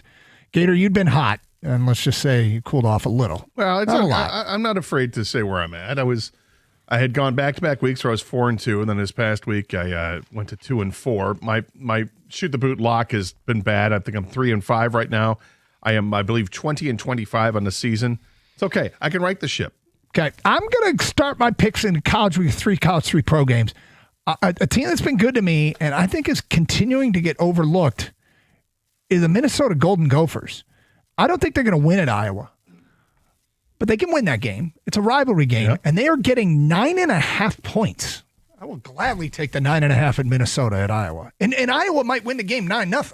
Yeah, it's a well, they could. The over-under, I think, is like 40.5. I considered that, but I like Minnesota. I think that's a safe bet.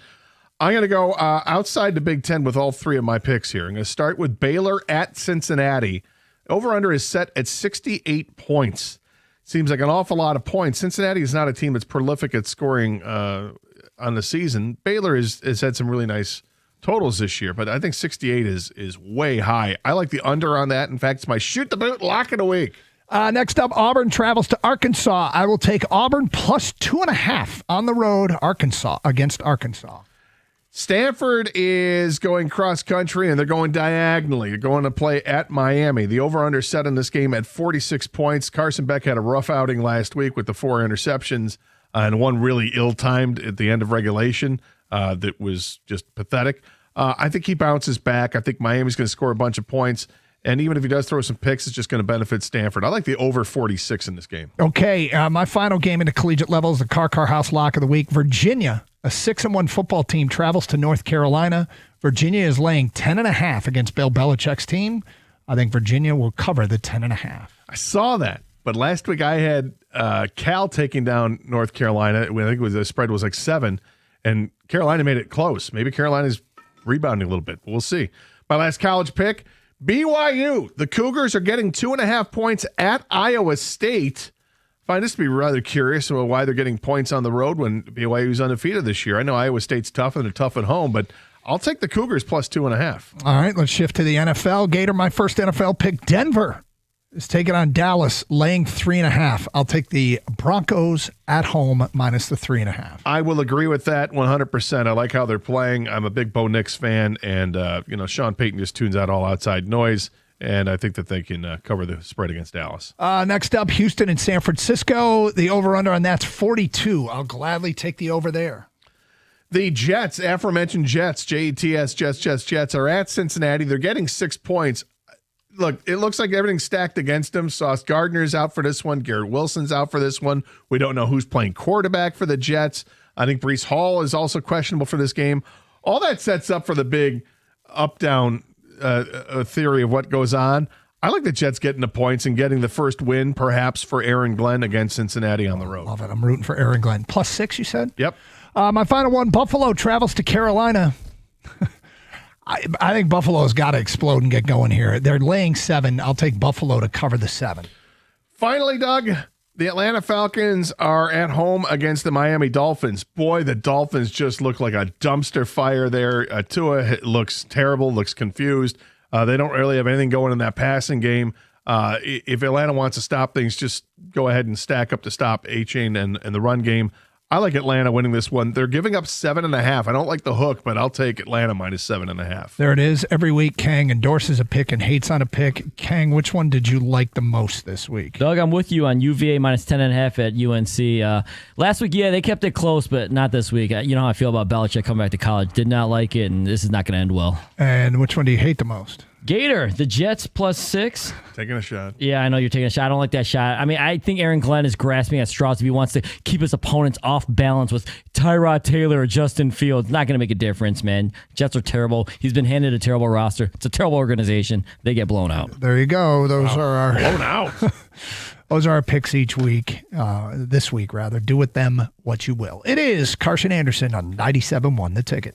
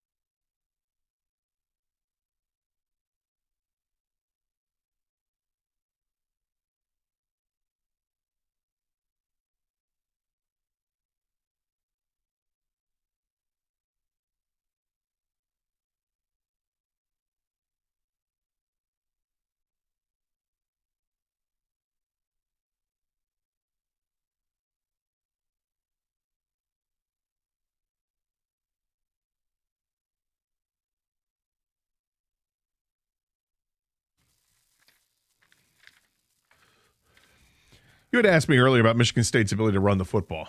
Yeah. 123 yards a game on the ground, averaging 3.7 a carry. That's not a good recipe. That's a lot of carries to get to 123. That is. Yeah. It's like 40 carries together. The attempt is there. The attempt is there to run the ball, but yeah, I mean, look, it's a matchup that obviously favors Michigan. You and I both think it's going to be closer than that. And rivalry games are crazy, and I know people roll their eyes at this talk, but every week, college football lends itself to being college football, and crazy stuff happens. Think about big plays in games, okay? Last year, Ohio State, hosting Michigan, turned it over in their own red zone, giving Michigan a 1-yard field. They missed 2 field goals. They turned it over on downs. They made a number of mistakes. And, you know, that's why I don't count out anything in these rivalry games. And I didn't count out Michigan last year. On paper, it looked ugly. But all it takes is one fumbled punt, one tipped pass, where things can change dramatically in a game, and the momentum in a building can get pretty big. And so I think Michigan wins a game, but I think it's going to be close. And Gator, you think it's going to be a little bit bigger than I am, but the end of the day, I don't think this is an like Michigan fans. I would just be happy with a win and move on. Go get the win and move on.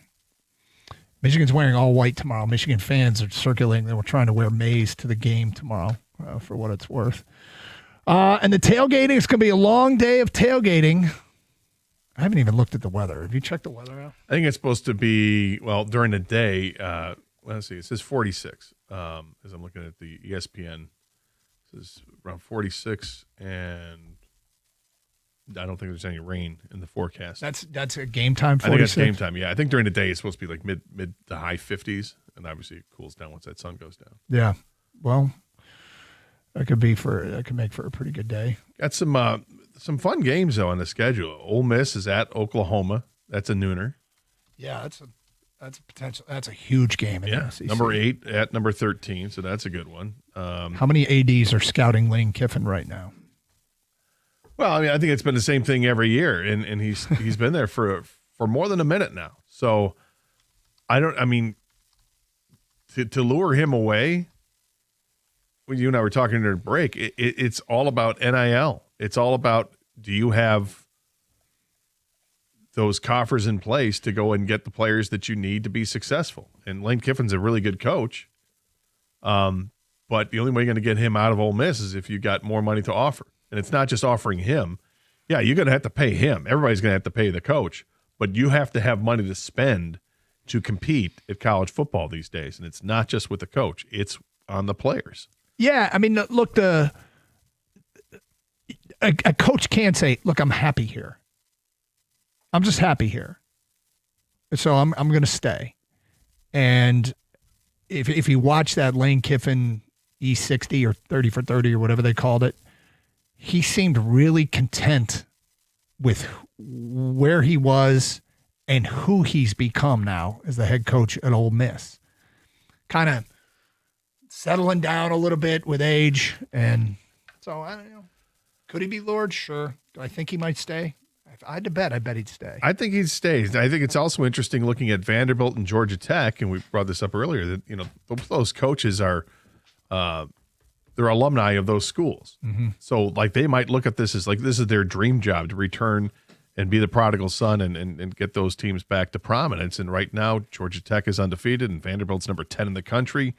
And they're probably both due for a monster extension, big old payday coming their way. And if it doesn't come their way, they're going to get offers, big-time offers to jump ship. So we'll see how those schools pony up. Rico Beard is in studio, and you had one of the big old tub of pretzels questions today. It was... Which one was that? If you woke up tomorrow as a black man, what's the first thing you would do? I would try to grow out the afro. Gator would talk to the sisters. Have more confidence talking to the sisters. You don't have confidence now? Should we invert the question for you? Yeah. If you woke up tomorrow as a white man? Going straight to the bank. getting that free white man loan.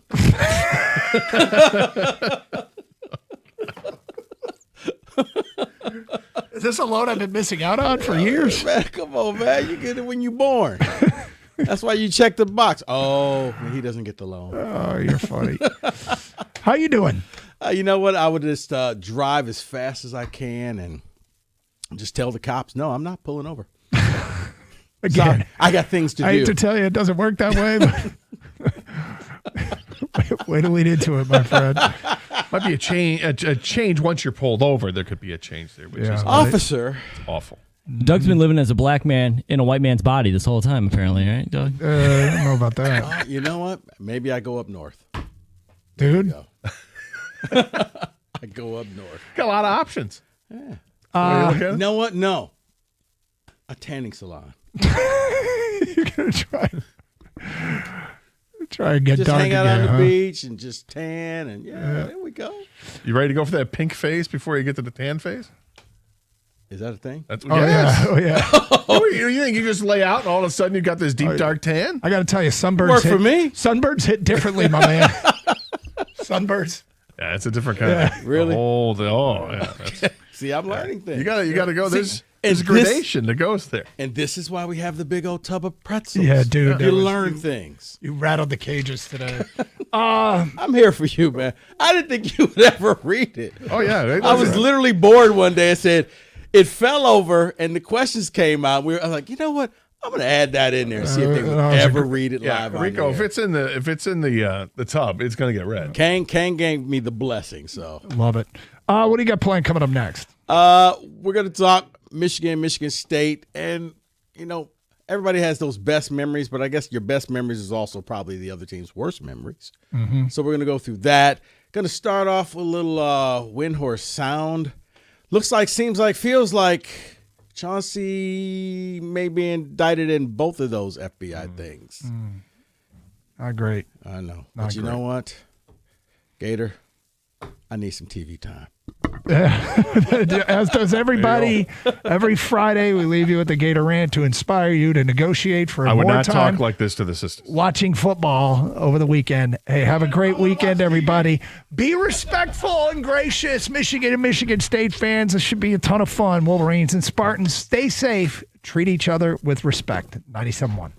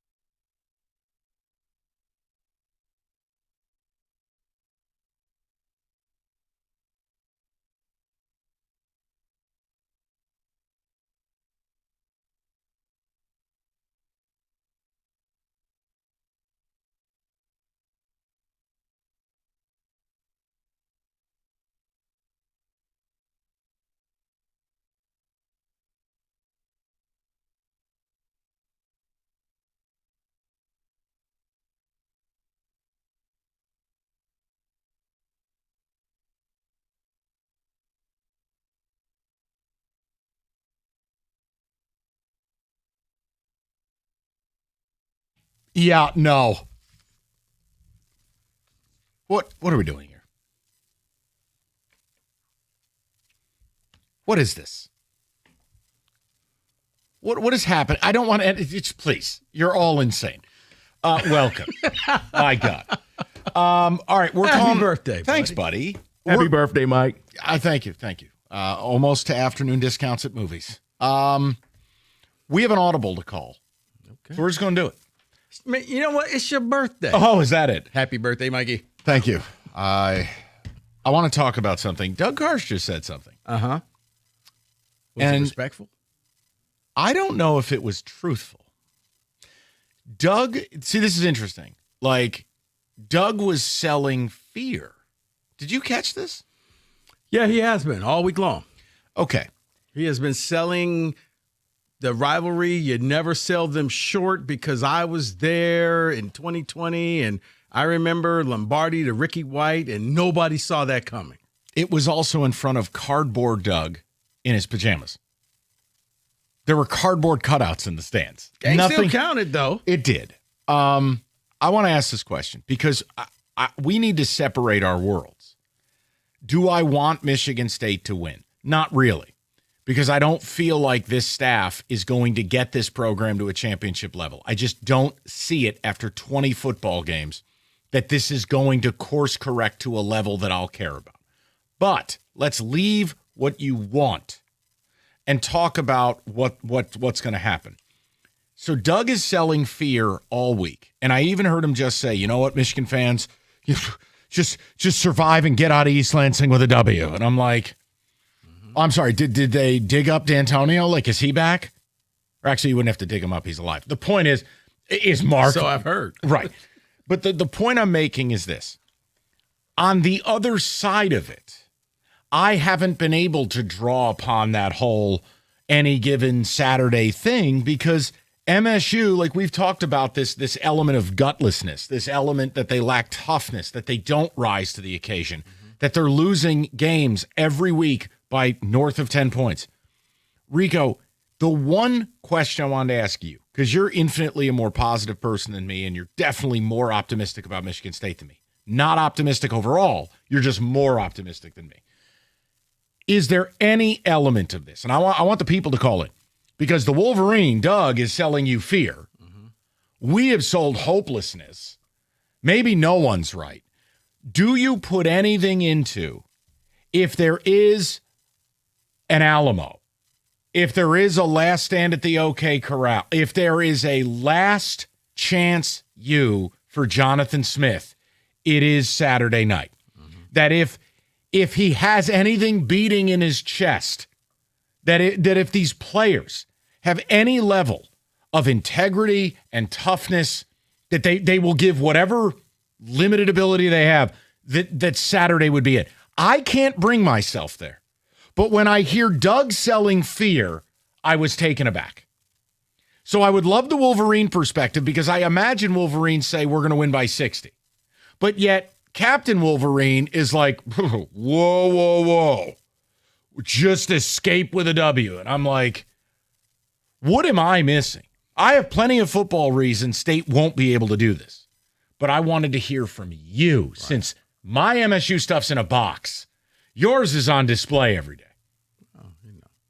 Doesn't matter. I still graduated from there. So. I know you did, and I'm proud of you. Right. I mean, I had this with my buddy Chuck. I'm like, dude, a football or basketball team doesn't dictate. I still went there. No, I just don't want to wear it. He's like, I'm embarrassed to wear it. Well, no, it upsets me. I don't want to wear it because I feel like I'm wearing a sign that says, hi, my name is Loser. Like, it just upsets me to wear it. I don't want to wear it. I got you. I choose more earthy tones and non-logo affiliated stuff. But tell me, if Doug is selling fear, are you, Rico Lamar Beard, are you selling hope?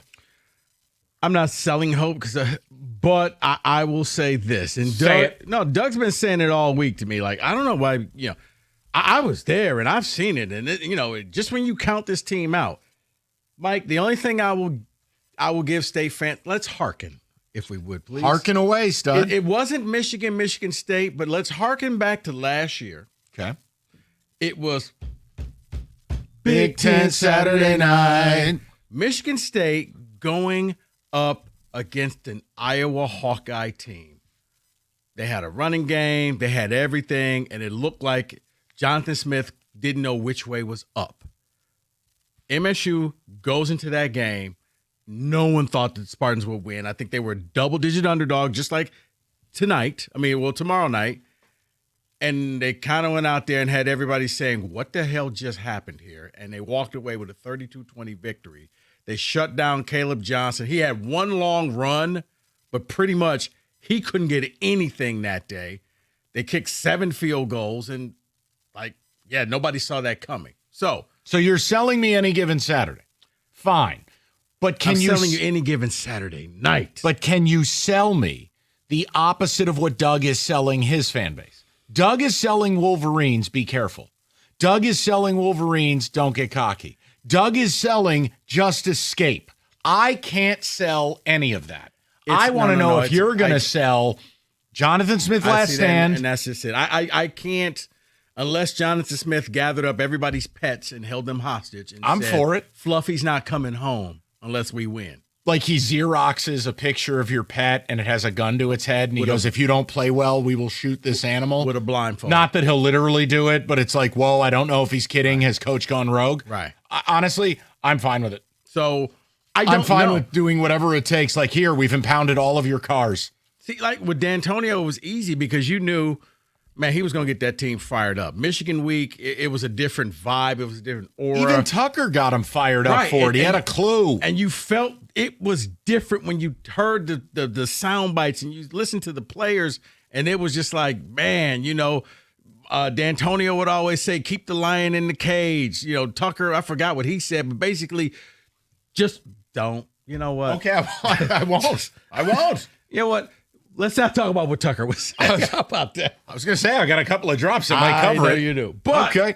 I don't necessarily get that. The only thing I've gotten is I get it now. I understand it now. That's not a vote of confidence. People, I know we have kind of downplayed it because we feel like you've downplayed it.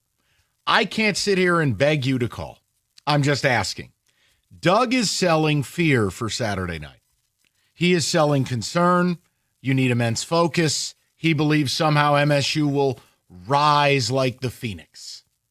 I have not sold you that.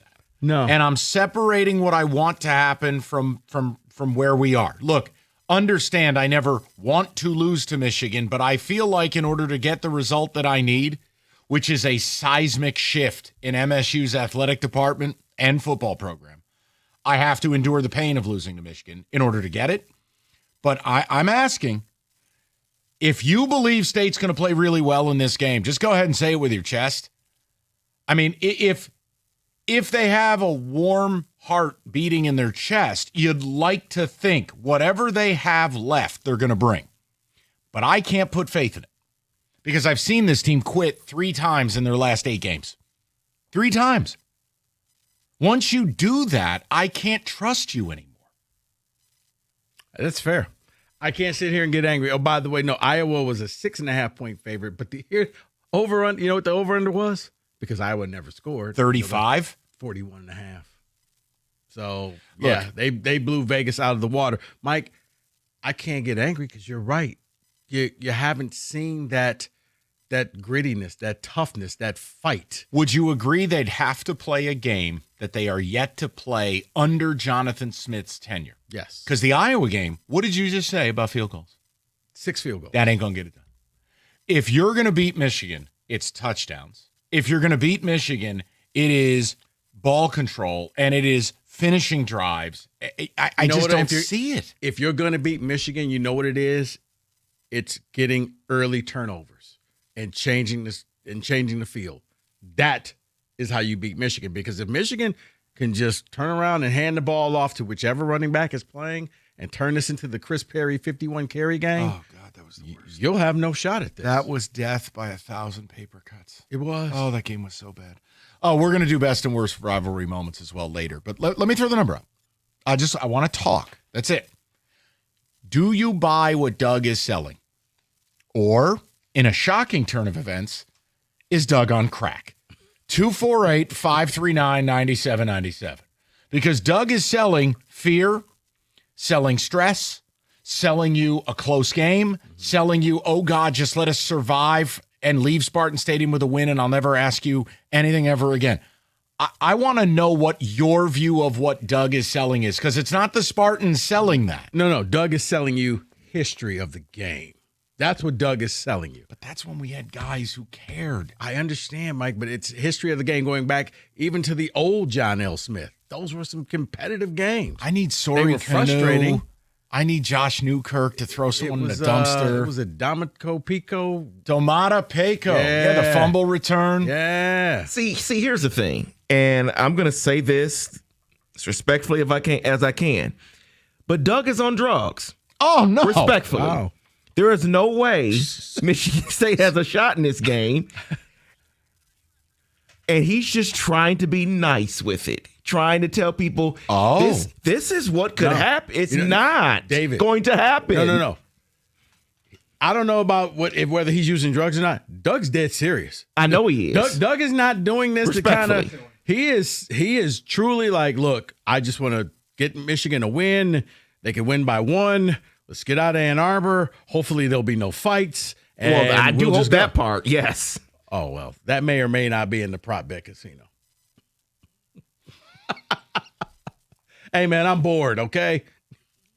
Yeah, I don't see any way. I haven't seen anything from the Michigan State defense. This is about the people. The people need to decide. Look, that Doug's sales pitch on this game is an open invitation for both sides of the rivalry to have an opinion. That's a rare thing. Me saying, look, guys, I know what I need to happen in order to hopefully get the result I want eventually, which is a program I could be proud of again. I digress. Talking about football reasons to win, I don't have many. We can go down them.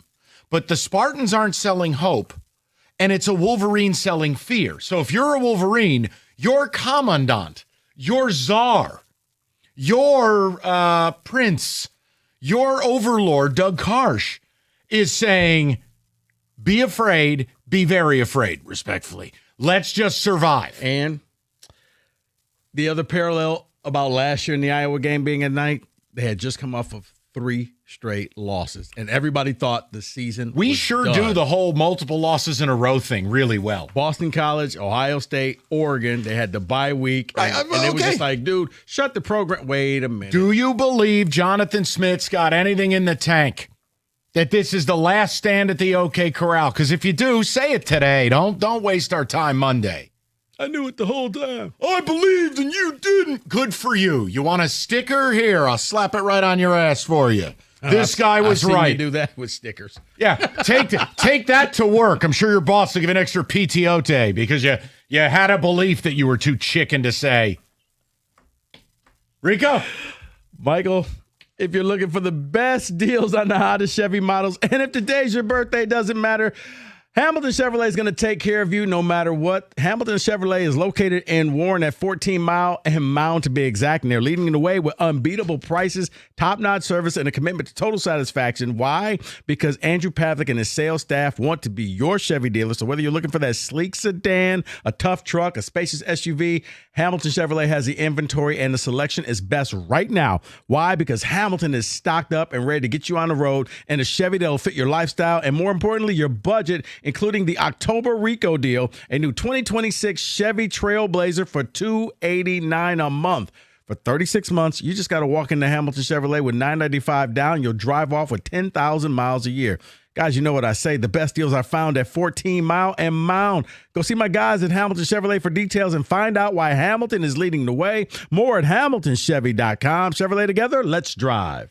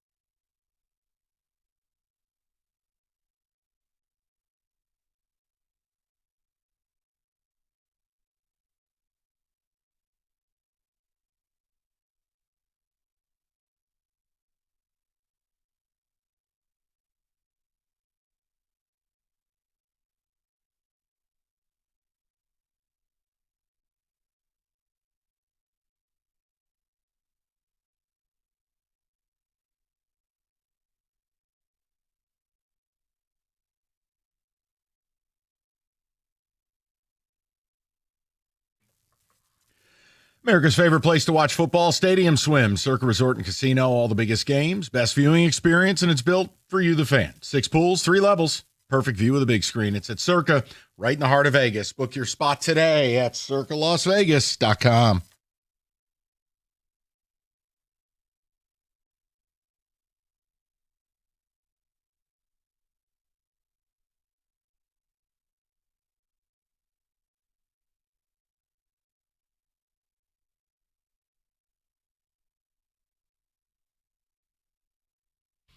Okay, so we're attempting to talk about the rivalry and not blast it the way we have all week. Doug Carr said something very interesting. I was surprised, and I'm asking about the authenticity of it. Rico swears Doug is being totally sincere. He's nervous. He's worried. Survive.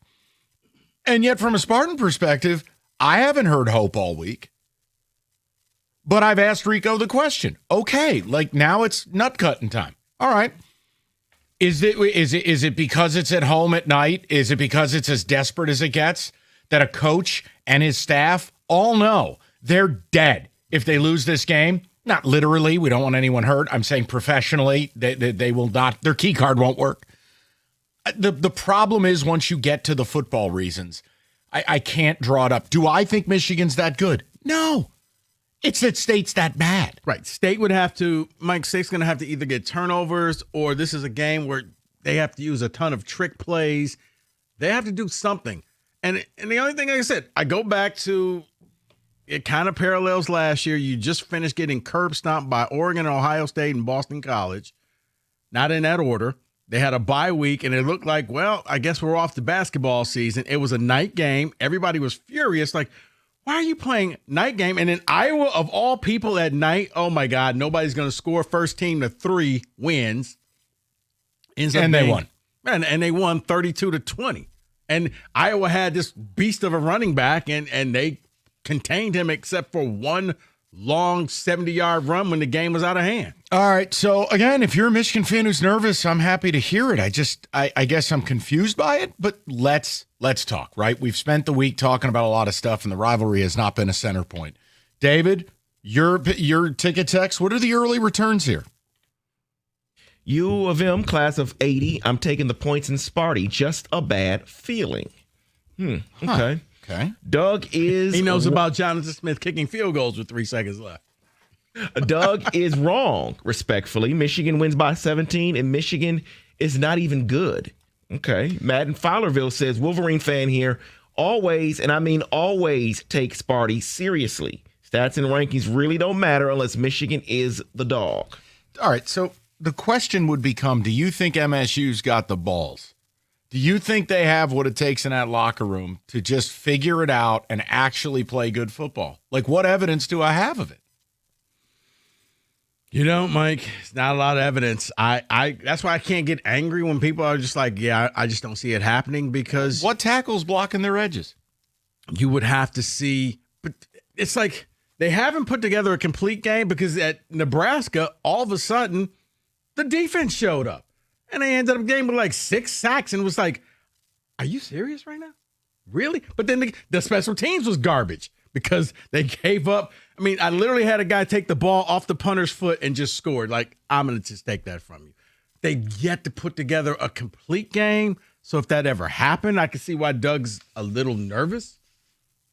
Let's go to people. I'm fascinated by it. I was shocked by Doug's take, and I want to know where you're at with it because ultimately – that's all we got left in the rivalry. I don't think anybody can be overly chesty, as Gator would say. I think it's just you can be confident if you're a Michigan fan going, look, we're better. Here are the football reasons.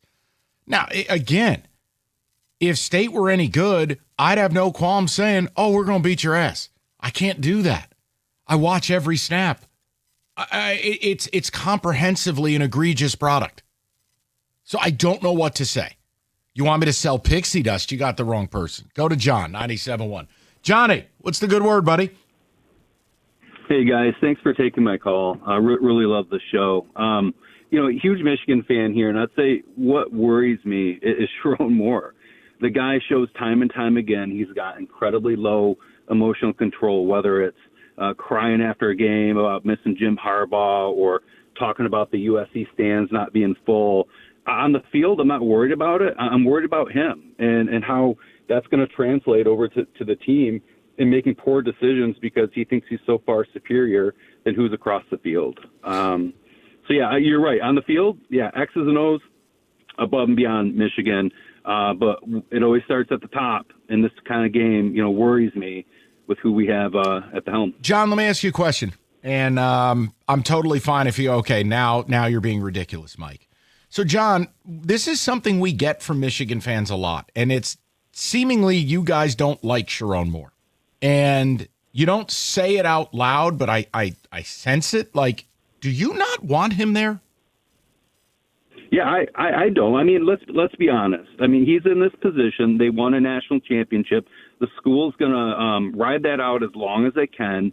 He was there. They got him at a bargain. They didn't have to turn over a huge coaching staff. They weren't sure what was going to happen with the NCAA, and they're going to ride it out as long as they can or until, the donors say, hey, we've had enough. Okay. Listen, and John, I'm just interested because I view it, you still have a shot to make the playoffs, so the thought of getting rid of a coach who could make the playoff seems foreign. It's not. You know what it is, Mike? It is the next step from where Michigan State fans are right now, where we're like, I don't know if this coach can make us any good. I think, and I don't want to speak for Michigan fans, David, so stop me if I'm incorrect, but I think some Michigan fans like this caller don't feel like Sherrone Moore can get you to the title, get you to the playoffs, make you good. Well, you did that topic when I was gone about asking about the faith quotient of can he? Yeah, no. I think you're right. It's the same principle, except they're just further down the line. They're already solid. Can this guy put championships in the trophy case? Correct.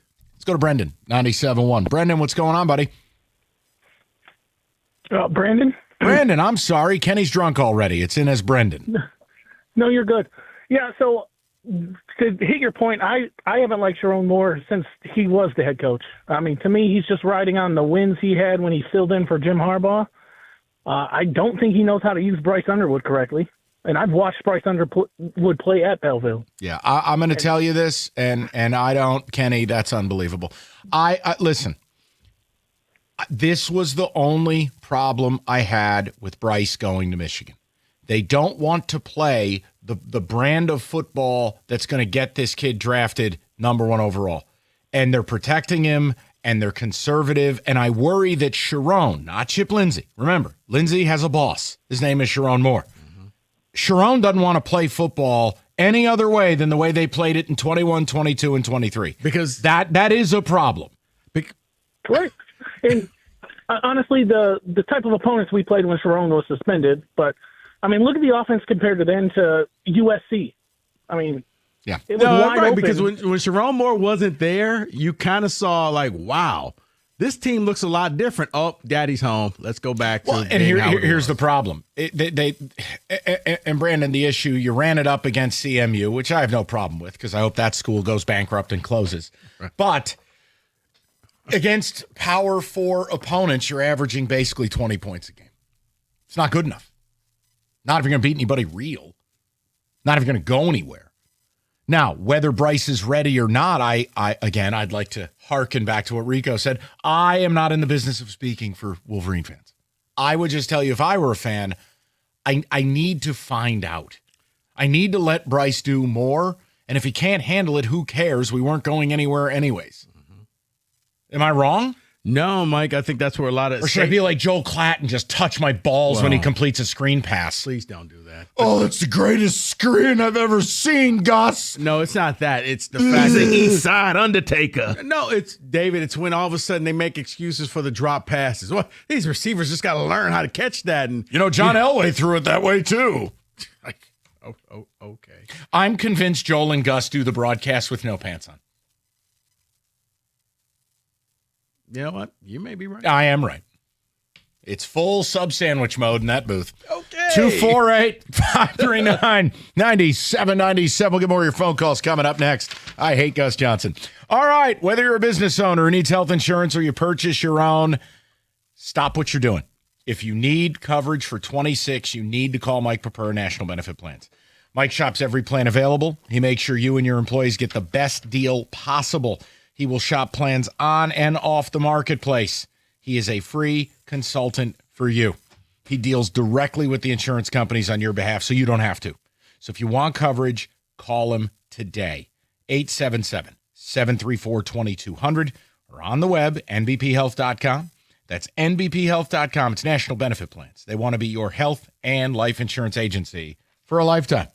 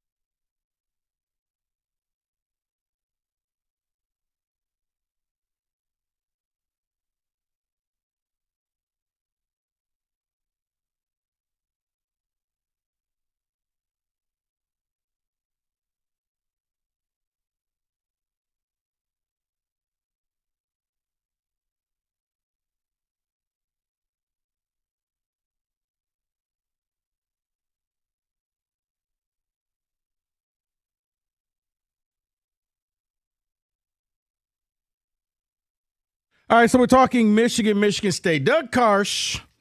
Doug has concerns. Doug's been telling me his concerns all week long. David thinks Doug's on crack. But Doug has basically said, hey, never, ever, ever underestimate a Michigan State team, especially when it looks like they're bad, because that's when they're most dangerous. Doug says for the Ann Arbor people, for Michigan, hey, just win the game and get out of town and just take the W. That's where he's at right now. So we're asking Michigan fans, do you feel like Doug, or are you just like, nah, Doug? Is Doug being respectful is the question. Because I feel it's disrespectful to lie to people. I feel it's like not a lie if you believe it. Yeah, but deep down, don't you think he has his Benny Oosterbaan thong on? And deep down, he believes they're winning by 40? Come on. Well, as far as the Oosterbaan thing, both things could be true. winning by 40? No, he does not. I think he would take it, but he is expecting. I think Doug's got his underpants on with a picture of Chase Winovich on them. He's expecting like 28-24 type of thing. Man, that would be a ball breaker from a state perspective. Because, just not good enough. You're in it, so he might get credit for it, and he gets to stay, but you still lost, which is terrible. But that would be But a then nightmare. you would get people talking about, well, we're so close. And you know it, the hillbillies up there? Oh, please.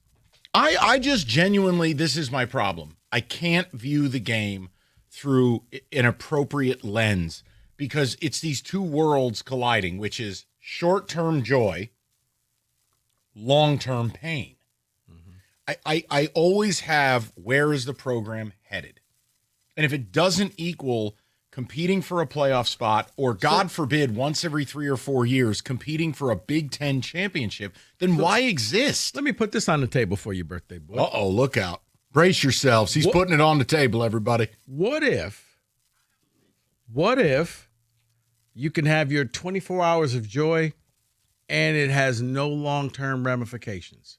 This sounds like the movie Limitless. That, you know what? Let's just say MSU wins and he's still broomed out. That's Would that change your perspective of this game? That if you knew, no matter what, he wasn't going to be the coach next year. Oh, that'd be electric. Would you still feel the same about this game, or would you start getting invested in the game? Great question. I'd be more invested just based on the dislike I have for those people. Yeah, no, I'd be game. So if you took Jonathan Smith off the table and said, you know what, doesn't matter what he does, he's going to be gone. Then I could root more naturally.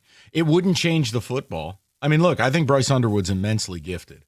And I do look at a lack of a pass rush and a secondary that, again, you may as well roll 4 keyboards out there with sunglasses. But now for Michigan, they're starting somebody new at tackle. Like they've got their injuries on their offensive line. Now it's not as bad as State's pass rush, but no, because we're starting lethal weapon 3 at defensive end. But Mike, I've seen them where each phase of the game is good, but they've not put all 3 together. If you told me we could give Aiden Childs time, my whole perspective on the game would change. I understand last week they got the ball out quick and they had 2 nice drives that totaled 10 points. Well, last week was actually the formula on how you beat Michigan. Like, they didn't hold on to the ball for longer than 2 seconds. It was quick throws, and then Aiden would just take off and run.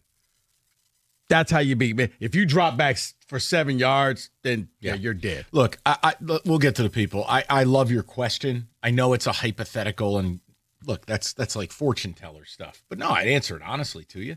It's just hard. It's hard for me to feel like the program is headed in the right place if this is our staff. And I've taken 20 games to come to that conclusion. So, no, for a night, yeah, of course. And I don't want – like, I love when you say, listen, I need Michigan to beat us, as if that's some kind of dream sequence. No, I don't want to lose to Michigan. But in order to get what I've – You're a bad fan. Oh, I get so tired of the whole the gatekeeping. You know who the bad fan is? The dope who's had season tickets to State for 50 years and who hands that egregiously run athletic department their money blindly with no standards. You're a bad fan. I was going to say the morning show also would say you're a bad fan. Oh, I don't care. John Jansen and his 1950s ideology. Go to hell. Win. Oh, you're a terrible fan. Okay, John, you're the one who sat here and allowed cheating for 3 years and got real effing quiet when it got brought up. You're bad. You. Argue it. Think I take my cues from him about fandom? The hell out of here. Why don't you go put your spy glasses on, John? Go to Wayne, 97.1. I'm not. I ain't trying to hear it from him. Hi, Wayne. Hey, guys. What's up, Wayne? I'm driving from, I'm excited. I'm excited about the game, but I'm driving down state from Gaylord. I live in Gaylord. I'm going to watch my high school football team. We beat Macomb, Dakota for the first time last week, so kind of excited about making the playoffs. But all righty. Hey, just a quick question, guys. Then I'll get to that. Who would you guys take if Jonathan Smith doesn't make it? Would you take Franklin out of Penn State for a coach? Yeah, MSU's not too good for anybody at this point. The program's bottomed out. We're Purdue, Northwestern. We're terrible. I can't act like James Franklin coming here like we're too good for it. In order to lose big games, you have to make big games. But you guys would take him, though. Yeah, I would. I don't think he'd take their phone call. Yeah. Okay. Hey, so, I'm a Michigan fan. I am worried about the game. I'll tell you why. Really? Because your starting quarterback is back, and he's pretty decent when he plays good. So that's a plus for you guys. We got injuries, and we got a freshman quarterback, so that does worry me. I'm being honest with you. I think Aiden's got a ton of ability. I think he's in a terrible spot. I do think there's a divide amongst the fan base. I think Aiden, if you can protect him, Aiden could be really good. Unfortunately, we don't protect him. He falls into bad habits. He looks a lot like Caleb Williams in this regard, is that he bails out when he doesn't have to. He rushes it when he doesn't have to. His footwork gets out of whack because he panics, because he's used to having his kidneys bored out by a defensive tackle's helmet. I believe in the kid. I don't believe in what's around him. And it sucks because I think the kid's got a ton of ability. A ton. I know I said something nice. No one will hear it.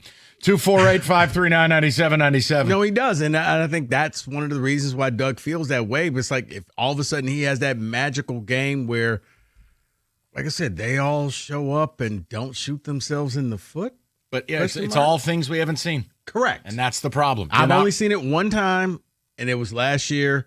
But this game mirrors a lot of what happened last year. 3-game losing streak, Saturday night game against a team you probably had no business.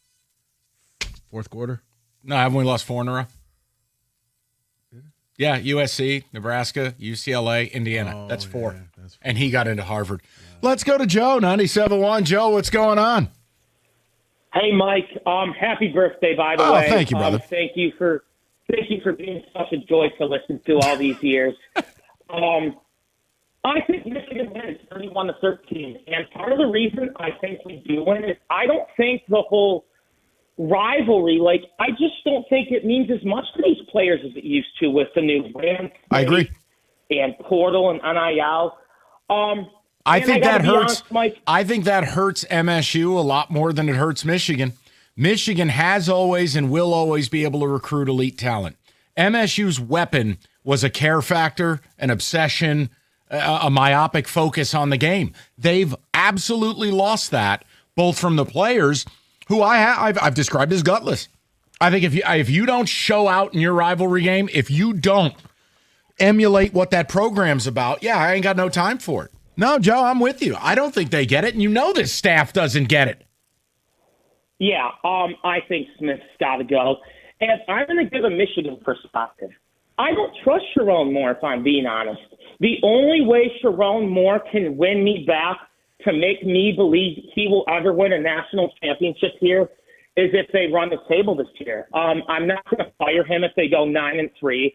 I don't think that would happen. But if they're 8-4, I would have no problem with moving on. This school, the expectations have been raised by the Natties, and if Michigan wants to act like a blue blood, you can't tolerate losing 9 and 10 games in the span of 2 years. And here's the biggest thing. The way I view it, you have a 2-year window after this year with Bryce Underwood. In those 2 years, you are absolutely live to win a national championship if we just project the kid's ability. I do worry your system is too rigid. Now, that can change. They might just be deathly afraid of exposing this kid because true freshmen shouldn't be playing. No, but the thing is, Mike, he looked a lot better when Moore wasn't there. But that was CMU. Rico, come on. No, Mike. Go wrestle a mosquito. You'll look powerful. No, but I'm saying, though, it just looked more relaxed in that offense. Yes, it was CMU, but just the types of things that they were doing. It wasn't just, all right, we're going to turn around, run the ball. If we get stuck in 3rd and 8, I'll throw a 4-yard pass. Right, but I comp it to like NBA players showing up at LA Fitness and playing pickup ball. Come on. Of course you're going to look relaxed. You're playing homeless people. Okay, go ahead, say it again. No, Mike, the offense just looked different. Okay. Even when Sharon is there and they're playing bad teams, it still looks like a struggle. Didn't look like a struggle that day. I'm blown away that this has turned into a Sharon Moore thing for Michigan fans when State fans are so unhappy with their coach. It's a wild concept. I'm not blown away because a lot of them want him gone. They do. It's NBA tip-off week. FanDuel. Oh, here we go. Let's talk gambling in the NBA. This is a good segue. FanDuel, live bets on everything. Just don't ask Chauncey for help. FanDuel giving you new customers $300 in bonus bets when you bet $5 and you get it right. It's FanDuel.com/ticket. Play your game with FanDuel, official sports betting partner of the NBA. 21 and up, present Michigan. First online real money wager only. $5 first deposit required. Bonus issued is non-withdrawable bonus bets that expire 7 days after receipt. Restrictions do apply. See terms, sportsbook.fanduel.com. You got a gambling problem, call 1-800-GAMBLER.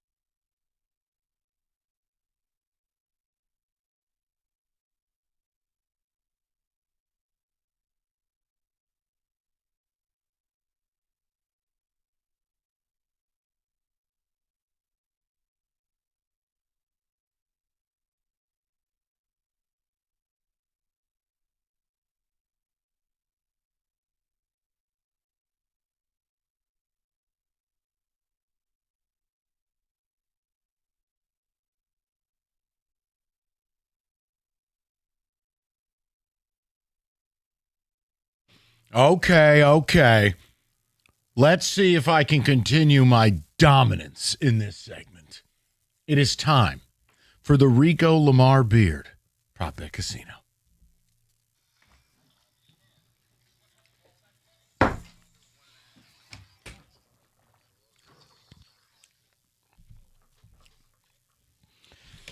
And I just noticed Evan is wearing Spartan stuff. You guys are brave. I give you credit. How's it brave? Have you looked at the program? I support the squad, man. Good for you. Okay. Let's do this. Congratulations to Rieger, who is my proxy from last week.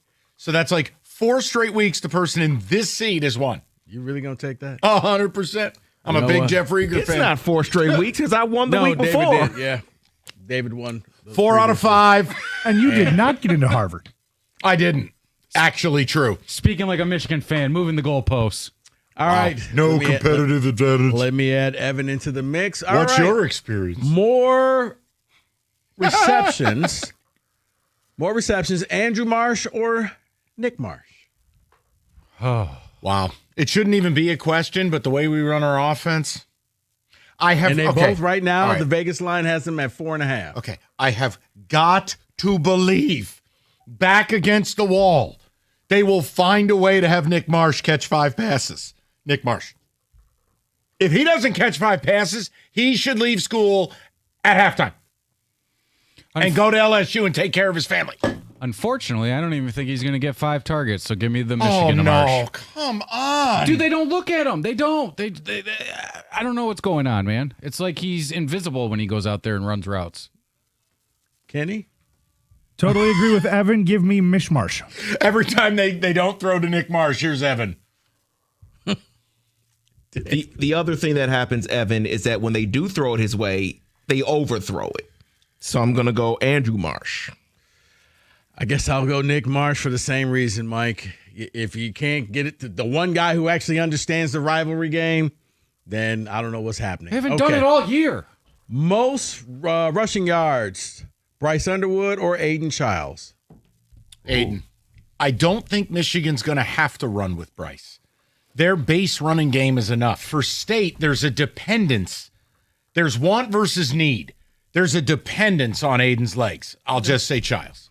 Well, those magic legs aren't going to be working because he's probably going to get sacked like 4 times. So there goes all those rushing yards. Give me Bryce Underwood. You're a real ray of sunshine. You know that? I didn't think about the sack factor, so I'm going to go Underwood as well. Yeah, I said sack factor. Yeah, you're exactly right. Underwood. Oh, that's funny. You know what? Somewhere there's a Mel Tucker joke in there.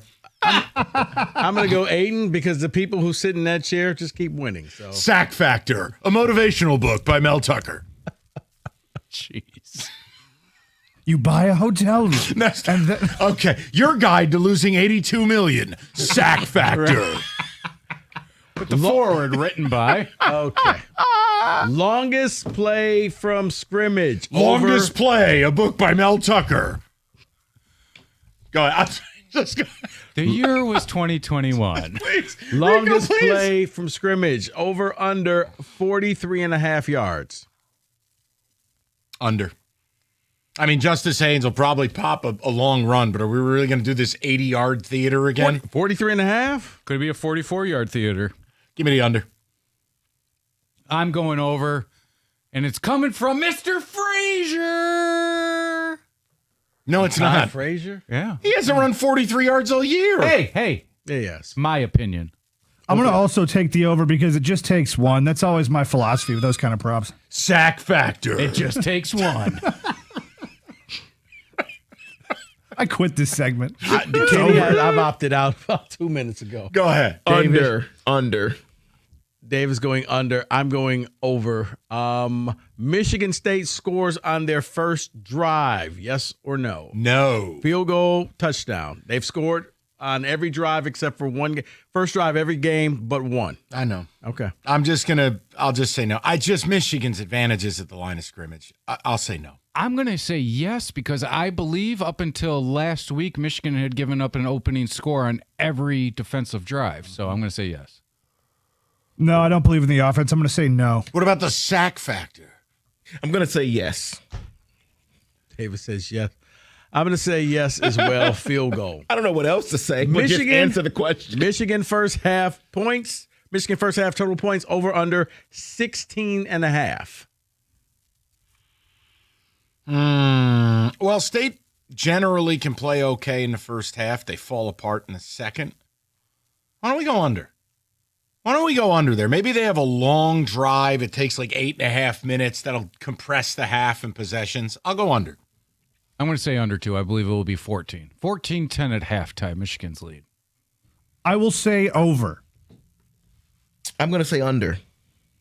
Sack factor. I'm going to go under as well. Michigan total rushing yards. Over, under 183.5. Over. Yeah. I just don't think State has the depth. I don't think they have the starch. And Haynes pops one every game. I don't know if he's playing. That's the question mark. See, I presumed he'd be back. I figured they held him out so he 2 could weeks. play in this No, game. they put him in the game. He took one carry and was like, nope. Okay. Giveaway. Something is wrong here. Yeah, it was odd. He was dressed. Right. And then the second half, he came out in the T-shirt with his name on the he was back. like, nope. Back up. I thought he was in a Blake Corum LLC T-shirt. I apologize. I'll still say over. I'm going to say under for hopes and prayers. I'll say over because hope is not a strategy. What about the sack factor taking away from the rushing yard? I can just go, Over. We go over as well. Sack factor's large. Regards. This may be Tuck. just like every other year with the team that rushes the ball more wins the game. More receiving. I'm not going to finish this. More receiving yards, McCulley or Amari Kelly. McCauley circus grab for 40. It's inevitable. It's Thanos. McCauley has a circus catch every game. McCauley. Yeah, I'm going to go Kelly over McCulley because he only gets like 2 passes thrown his way each game. It's going to be a tight end game for Michigan because, they got the best tight ends in the nation. Macaulay, sack factor. You know what to do. I'll make the joke before you even do it. McCulley. I'm He's just mumbling over here. You got him so flustered. We need to walk out. Rico. I'm going to go. We're halfway done. Keep going. We'll never get to all of these. You're distracted. I'm focused. Yeah. Belling touchdown. Over under 0.5. Under. Under. Under. Thanks. What a waste of How money. did he get 8 at Oregon State? Because they ran a different offense. Because they ran a different offense. This is not what I was sold. Over. Michigan sacks. Over under 3.5. Over.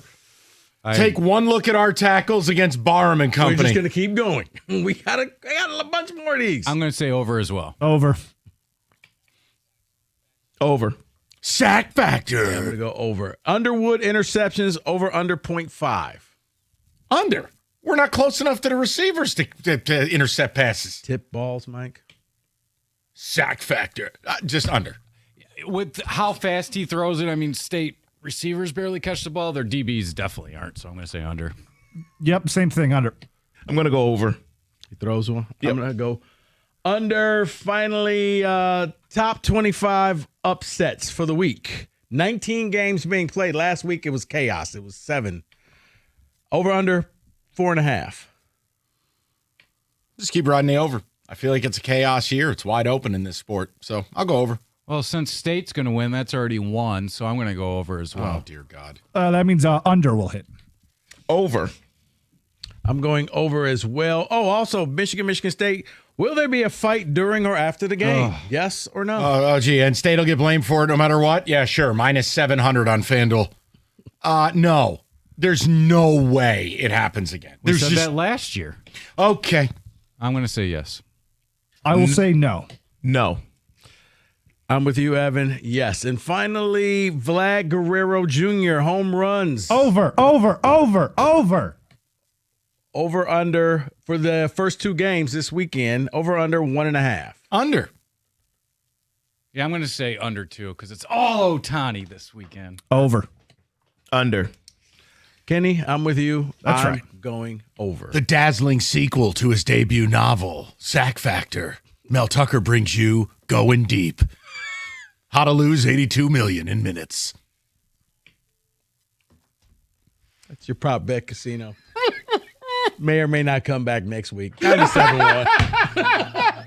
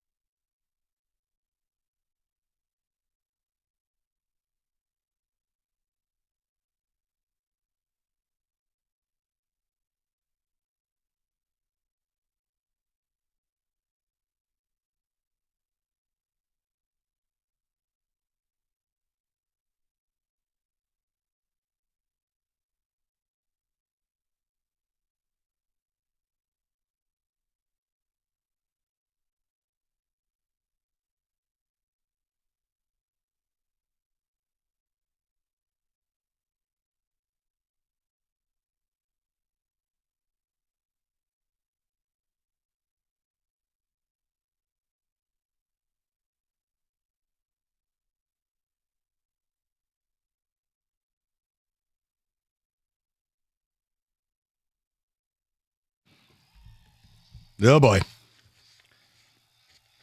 Fun note, that was the day I took my ACTs. And I may or may not have hurried up in the math and science portion of that so I could get home for the noon kickoff on ESPN. I was that confident in the written.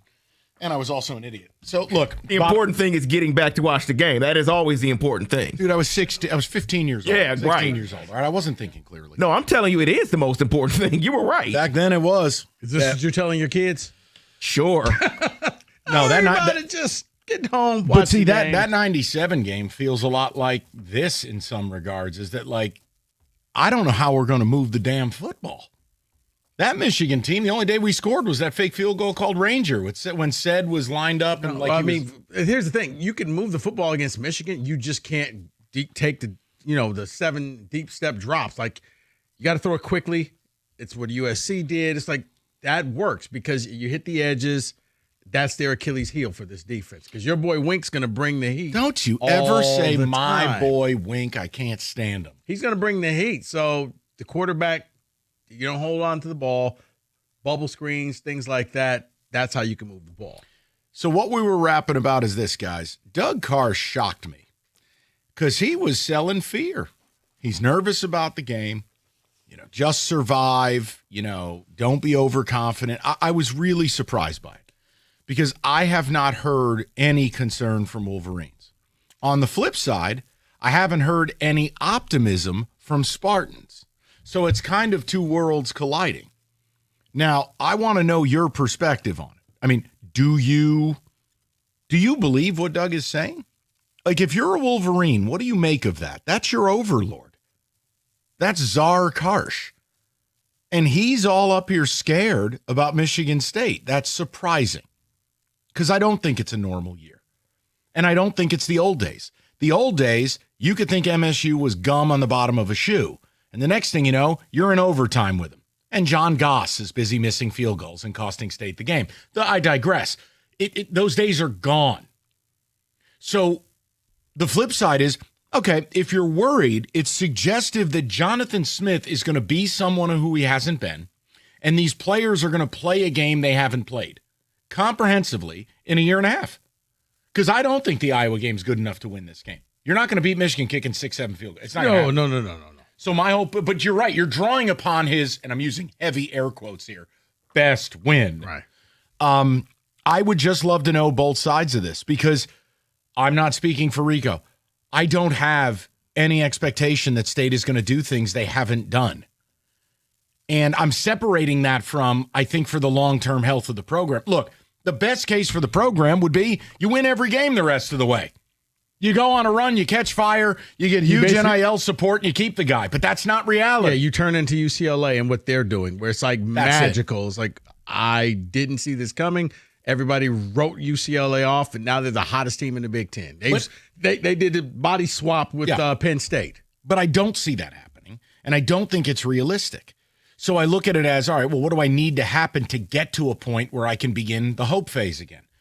It's probably Michigan winning, because I think if Michigan wins, and it's on anything other than a last-second field goal, like if they win and dominate, I do think this guy could get canned Sunday.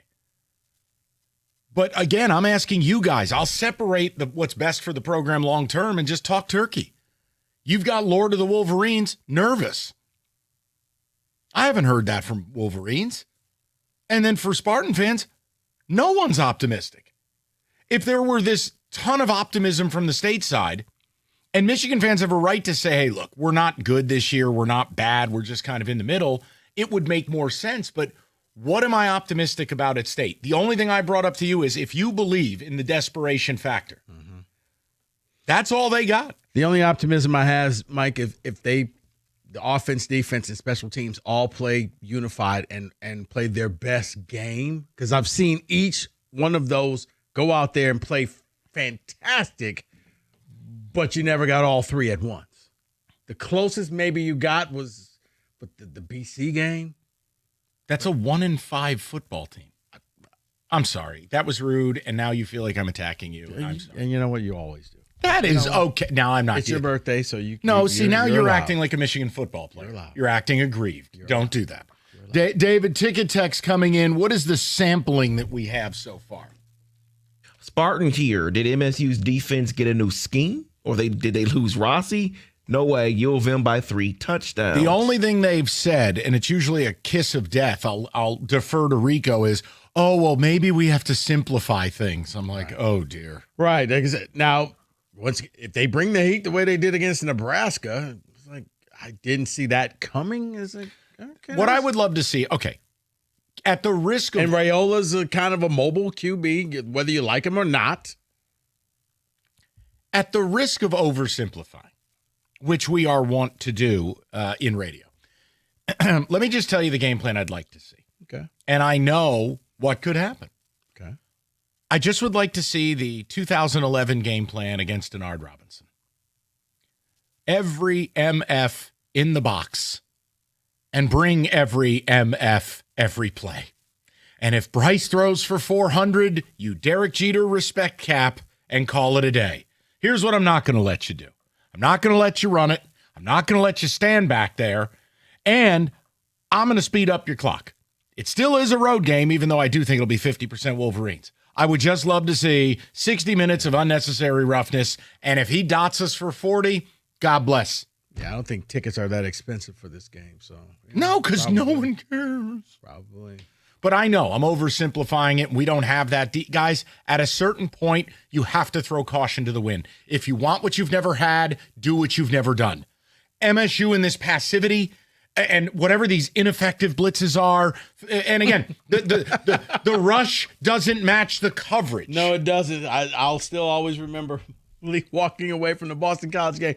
Mike, I swear to God, they should have blitzed. Well, buddy, funny thing, they did. Let me help you. They did all game. What? Yeah, cutscene. Rico rewatches and goes, oh, no. Oh, no. All right, we'll get to the people. Let's go to Jay, 97.1. Jay, what's going on, pal? Hey, good afternoon, fellas. How y'all doing? Excellent, buddy. Hey, so as a Michigan fan, I'll say this. One concern that I have is, yes, Sherrone Moore. And one of the reasons being is because, like you guys and a couple other guys have said, I feel like he's doing Bryce Underwood a disservice in the offense. I mean, he has to open up and let the kid play. Y'all paid him all that money to come here to Michigan. You got to let the kid play.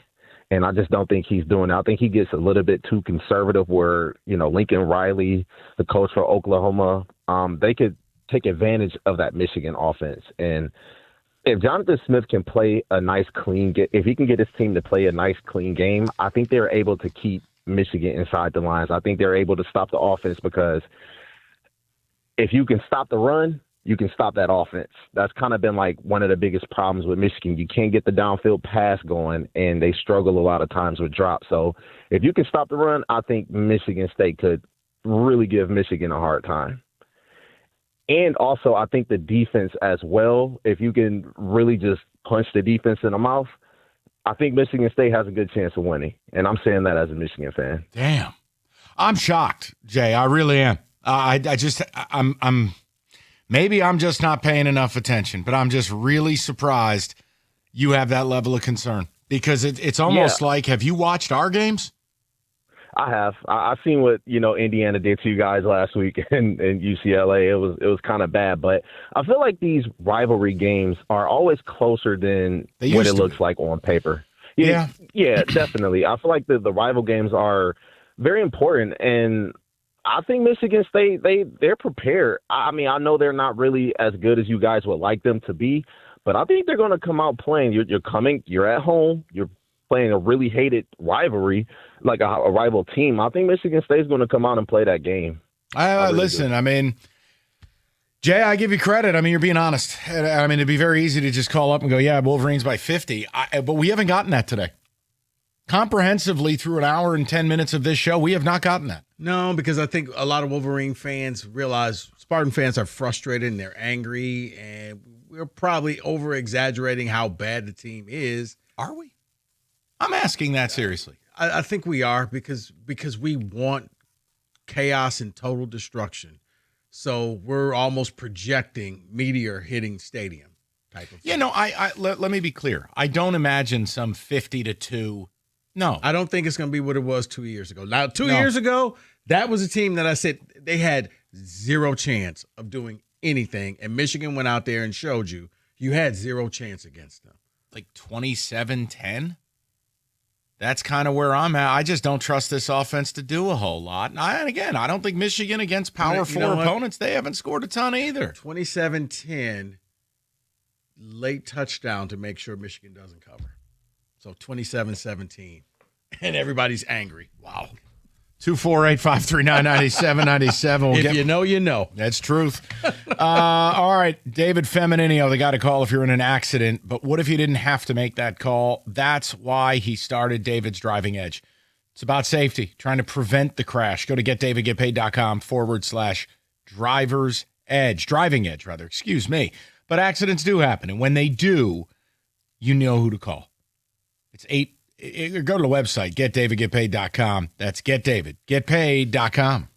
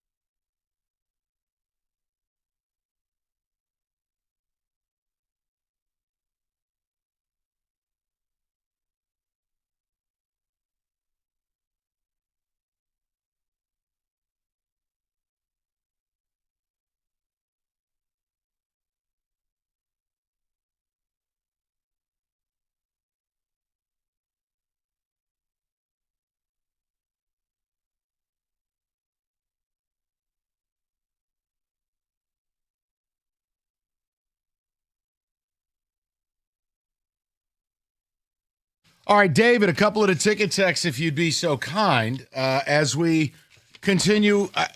I think it's very surprising. Doug Karsh has kind of gotten Wolverine concerns out there. I am surprised by that because on the other side, we are not getting Spartans selling optimism.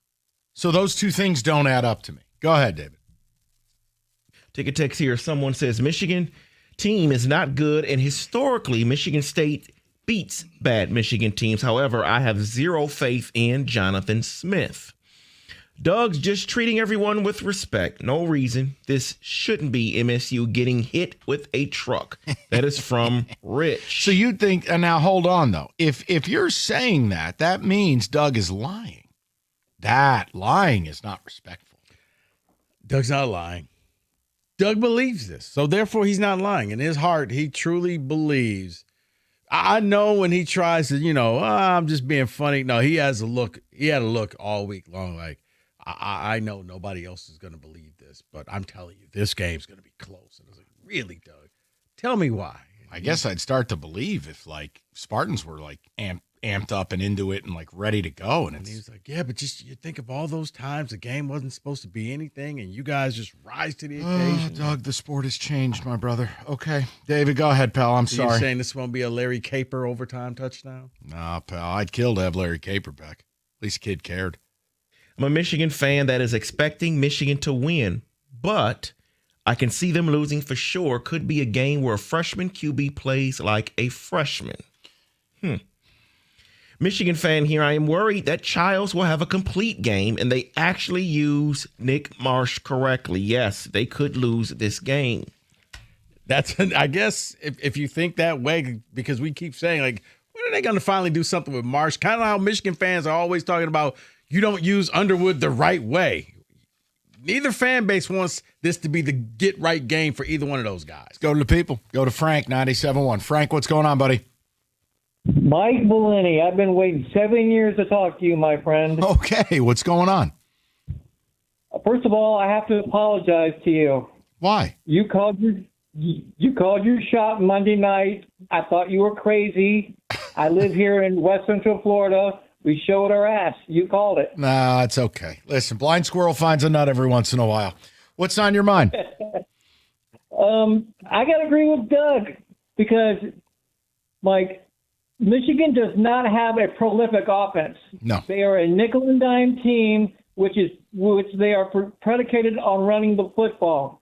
If you can shut down the run and make Underwood beat you, that scares me a little bit. And Mike, there's one thing that you haven't taken account in, and I know that you don't believe in this. I do. Yeah. Anything can happen in a rivalry game. Just ask Michigan's punter. No doubt, Frank, there's no doubt about it. I understand why I don't lean on that as much as I used to is before, let's just say pre-COVID. Pre-COVID, pre-NIL and portal, you had players that had a keen understanding of the rivalry that were able to develop and then harbor grudges and animosity. You were able to coach to that rivalry on a year-over-year basis. That was MSU's weapon. Very rarely was it about MSU having more talent.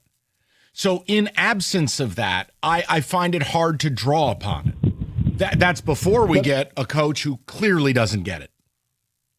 But, Mike, you know what? Sharon Moore needs to be launched into a cannon into the sun because of the fact that why did you get Underwood?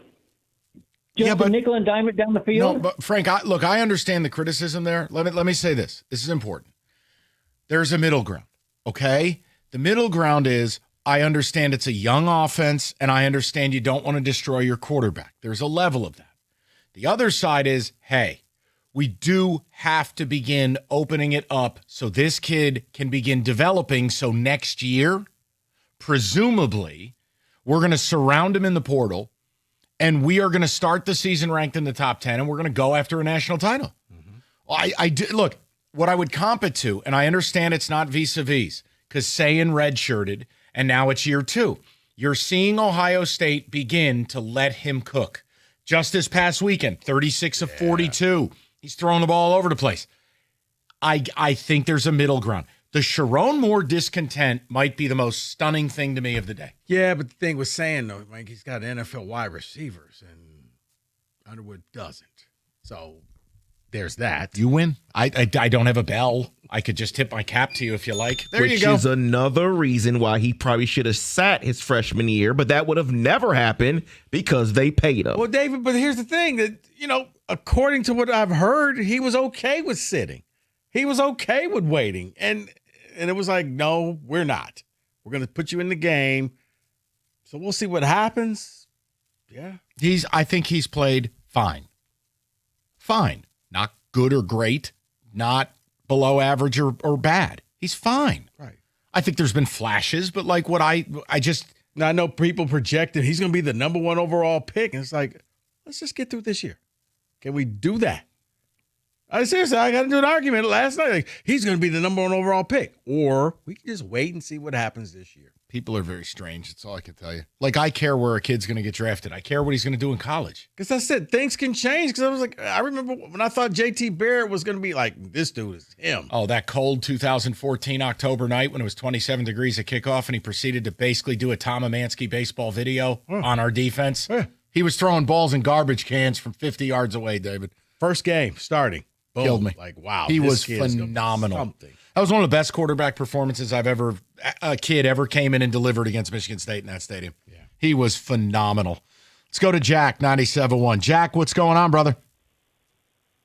Hey, guys, I think MSU is going to lose. They won't even score more than 10 points. This regime is a disaster. John L. Smith, I don't know what the identity is. There's no energy. He kind of reminds me of Jeb Bush. No energy. I mean, this team is hard. This team is hard to watch. I can't take it. I've been going to games for 25 years, Mike. No, listen. I've never seen a team like this. Maybe during the John L. Smith years when we lost to Rutgers in the first game. But see, John L. Hold on, John L. The difference was they had a calling card, and I'm not going to sit here and do revisionist history. I hated John L. But that offense could cook. That offense was a distinct problem for people. It was the fact that they had a horrific defensive coordinator. They had talent, though. What was the Chris Smeland. We don't need to go there. The little wide receiver. Akeem Shabbat. Yes. I love Jeff Smoker. Don't get me started. I love Jeff Smoker. We had talent between Jeff Smoker's one year and Drew Stanton. There was talent, and it made sense. But Jack, the problem here. Drew Stanton was on special teams. Well, yeah, and he got him killed. I know. Jack, the problem is nothing makes sense. There's nothing to hang their hat on. Comprehensively, Rico highlighted it beautifully, guys. If the defense has a good week, special teams has their head up their ass. If the offense has a good week, the defense decides they're operating a brothel. Everyone scores. Then, if both the offense and defense suck, well, this is the week we have the best special teams on the planet. We get 3 punt returns. Nothing makes sense. All of it is just pain. 248-539-9797. What's your favorite Matt Trannon memory? When he went into the basketball game, because he played basketball, right? Oh, God. Yeah, Clayton Kershaw and Stafford grew up together. Okay. Just, man, when they broke into the Keon Coleman, he played for Tom Izzo. Like, he got in and mop up dude. Right. He put on a pair of snap pants. That's not the same as playing. He made a layup at the end of a game, and the crowd went nuts. Dear God. And that's it. Read something.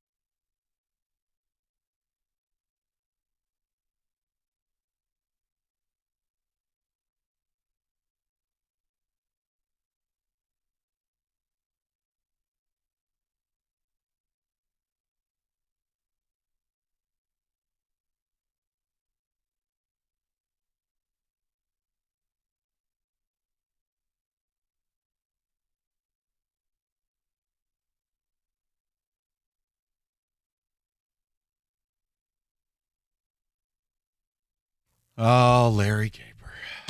Those were the days, man. Also, his dad was a super nice dude. I don't know if you ever got to talk to him. I did. His dad was a sweetheart. I did, and that was the look. I'm David, as you know, not a Michigan fan. Could not believe Michigan didn't go for 2 at the end of that game. That state defense had been on the field for 10 minutes. It's a lot of things that happened in that game I don't want to talk about. I was like, just go. Why is State forcing the ball in overtime? Never should have got there. Should have went for 2. You're right. That's the first mistake. Yeah, I mean, you know what? Just go for broke right here, right now, going for 2, and you walk away with the victory. I know we're not doing this right now, but like I feel like is this in the running for one of David's worst moments in the rivalry? Like obviously, trouble with the snap will forever be one. That's almost a given. Like in a non-woe trouble snap thing, I feel like there's a lot of anger in this 08 game for you, 09 game for you. David is not happy. I'll get to it later. Okay, there's something there. Yeah. You asked David who hurt you, and it's a picture of Tate Forcier. You know, David, I'm with you because there's a game that probably fell under the radar for most people. Still angers me to this day, and it's not the Braylon game. 2012, when they let that scumbag kicker play in the game, they would have went 8 for 8, except for that one game he never should have played. If our offense could have got it up for a single drive. Yeah, 1st and goal from the 1. How about the bad spot for Denard? Yep. Oh, that's a first down. We need to move forward. I know. Let's go to back when we cared. Go to Joey 97.1. What's up, Joe? Hey, how you guys doing? Good, Hey. Joseph. What's up? All right. I got 2 reasons to be worried about Michigan State. Okay. Last time I missed the Michigan State game, I was at a wedding, and that's when we had trouble with the snap. You know, our punter handed the ball to the good old Correct. Michigan State guy. I'm going to a wedding Saturday. Oh, boy. Oh, no. Yes. Oh, boy. Yeah. You know a what? Little worried. Hey, little worried. Cancel right now. Joey, I'll go in half with you on the gift. All right. We're getting a toaster oven, so... Joey, let me ask you a question. You know what? No. We're going to get we're getting an air fryer, okay? Joey, is there a way to buy your way out of this? Can we just pack the envelope and you just come down with the poops? He sounds like he's... And you got to be home. Joey sounds like this is family and he's stuck. It's my wife's best friend. You're dead. Okay, How do I gotcha. get out of this? Buddy, I gave you the one way out. You can either fake your own death, you can say you're Bruh. sick, but you got to do it in concert with... And like, do you remember the end of Price is Right? You got to give them both sides of the Showcase Showdown. That's your only way out. Oh, No, because at this I think point, you guys are right. wife ain't having it, Mike. It would be like, oh, well, yeah. Well, but then it comes down to asking Joey an uncomfortable question. Joey, do you like your wife?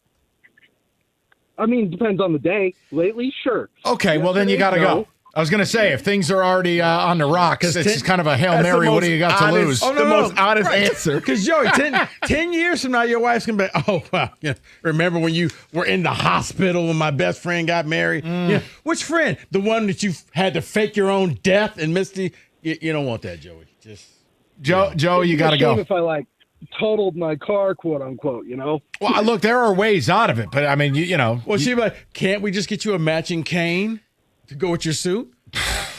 Joey rolls into the wedding in a body cast. You aren't helping here. No, Joey, Another reason. I know. You got to go. You got to go. You're stuck. This had to be negotiated months ago if you were going to pull this off. You can't negotiate your way out of her best friend's wedding for the rivalry 24 hours prior. And Joey was probably happy because he thought it was going to be a noon This isn't going kickoff. to work since we got the save the date in the mail. I've been saying we can't go since we got the save the date. Yeah, but you didn't really make that actionable because it sure sounds like you're going. Yeah. Yeah. David, I'm feeling a lot better about this game now. If Michigan Sorry, Joey. loses this game, Joey, you have to call back and apologize to me. No. That's not on Joey. Joey, if Michigan loses the game, I'll call back. send me the bill for the toaster oven. I got you. I have a feeling, Joey. All right. Godspeed. I have a feeling if Michigan loses, Joey's going to be single. I think Joey may just push the button. That man is not happy. If Michigan loses, it's going to be a whole lot of people not happy. Our show Monday, I already know what it is. No, and let me say this. I want to put out a public service announcement because I know what people are going to do. But there's not going to be any gloating Monday. No. There's no gloating. We have 4 losses. Hypothetically speaking, Michigan loses, State wins. I think we all cry together. No, I think Michigan fans will be calling David, and they're going to have a therapy session on what to do with our coach. No doubt. But what I'm saying is there won't be any gloating. You can't gloat when you have 4 losses. No. The only way I would gloat if the Alpha and Omega threw 4 picks. I would have some fun then. The problem is Gus Johnson and Joel Klatt aren't calling the game. But those were the best picks ever. Peyton Manning threw about 20 picks his rookie year in the NFL. I'd like to state for the record, Rico Beard is not mad and harbors no ill will towards Bryce Underwood. No, it is only don't. towards the people who cover him. Right. It's like, oh, you hate Bryce. Look, here you go. Hit the button. Woo! Knew him and seen him back when he was in 6th grade. So, yeah. Yeah, keep that going. Oh, man. Let freedom ring. 6th grade. Oh, yes.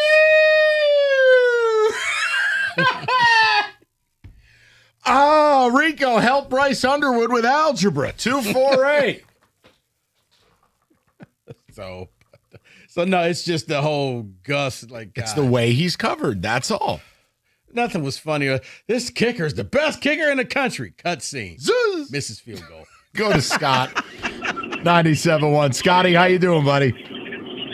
Hey, thanks for taking my call. Yes, First sir. time calling. Welcome. I just remember I'm 64 years old, and my dad had season tickets to the Michigan games for a long time, and I remember after that Colorado loss, and I used to go with them all the time. And I think Michigan they get caught up in things. After the Colorado loss, my dad wouldn't even go in the stadium. He just walked around town and looked at Highland Appliance and see like the TVs. And then he'd walk into a bar and have a beer, and I was the only one sitting in the seats. I think Michigan is just going to get out of there with business, and, that's all I have to say. Scott, and maybe that's what Doug is trying to say, is that, I don't want to put words in Doug's mouth. We do that enough in a fun way, but, maybe they're not good enough to go on the road and drop a bomb on somebody. Just go, play, stay focused, survive, get the hell out of there with a win. History's not going to remember anything other than the result. And my dad, rest in peace. But all I'm saying is, it's like he was just so caught up in everything. But we're a better team. Michigan is a better team. And I just think, I'm sorry to say that, brother, but I just think Scott, I'd like to inform you of something respectfully. The height of respect. Scott, sports is not real. You're not going to offend me by saying your team's beating mine. This isn't Niners Cowboys where these fans are stabbing each other outside the stadium. We're grown. My team is bad. Degenerate Cowboy fans. The herd or flock or whatever what the hell's the name of your fan base? Don't worry about that. Yeah, well, it may as well just be called low class. The faithful? Yeah, the faithful's got some problems. They're turning into Raiders. They are. Bang, bang, Niner gang. Right. Things like that. 248-539-9797. All right, football season's rolling along. Your TV should be ready for every big pass protection breakdown by Michigan State. Go to Paulson's Audio Video, Farmington Hills. You're not just buying electronics. You're getting expertise. You are getting everything set up the right way. They deliver. They install. They make sure everything works perfectly, and you are ready to roll because they have a dedicated service department. They don't outsource it to my college buddy Bobby picks up TVs. They have a dedicated service department. Bobby! Paulson's Audio Video, your technology partner, 248-553-4100, or go to paulsonsav.com.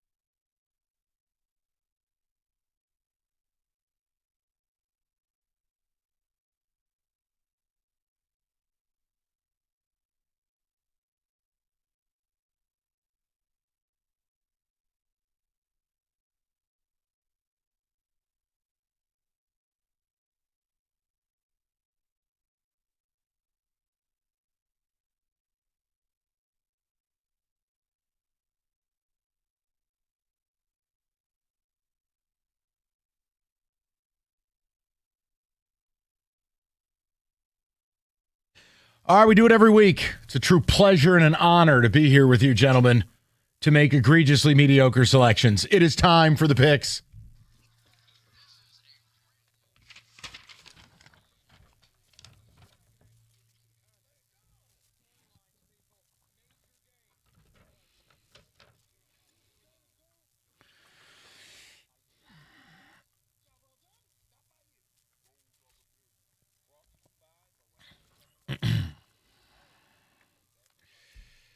David, congratulations on a 7-3 comeback week for you. TJ not with us. We'll just simulate that he's here. Grumble, tobacco and things. All right, let's begin. Number 11, BYU traveling to Iowa State, and they're underdogged, 2.5. We go to Rico Beard. Well, I just want to put the disclaimer out there. Whatever I pick the opposite. So, I thought you did the opposite approach. I did that, and I still failed. Then do the opposite of the opposite. I did that, and Kenny starts winning. So, I'm just going to say, you know what? I'm going with Iowa State. I think BYU put it all out on the field last week. They got soaked. Ooh. Iowa State. Yes. We go to Kenny Cott. That makes me feel even more confident about saying Iowa State is going to get soaked. No. Give me the Cougs. No, not BYU. Over to David. You cannot go BYU here. You have to go Iowa State here. Can't trust BYU anymore. Evan Jenkins. I'm TJ. Grumble. Anytime a quarterback wears a number in the 40s, I'm going to take that team. Let's go BYU. Bear Bachmeyer. I'm going Iowa State. Off the bye, back against the wall spot. And I think BYU, they emptied their bag. Number generous spirit. All right, number 23, Illinois, traveling to Washington. UW, a 3.5-point favorite. Rico is fully engorged. Flying across the Mississippi, team from the East going to the West. Normally doesn't work out that way. Bounce back game for DeMond Williams Jr. They'll be playing Purple Rain at the end of the game. Give me UW. Kenny. Rico, keep making me feel good about my picks. I got Illinois in the 3.5. David? I haven't done this in a long time, but I'm going to do it with my pick here because I'm going Washington. Black quarterback versus white quarterback. Let's go black. Evan? Yeah, I watched that kid last week. When you throw interceptions that are 2 yards off the line of scrimmage, I can never bet on you. I'm going to go Illinois. I just don't think Illinois is that good. I saw Purdue put 500 on him. I saw Duke put 400 on him. Bounce back spot for DeMond Williams. Rico, you don't even need to pack a bag for this trip. You're all set. Give me UW. Right.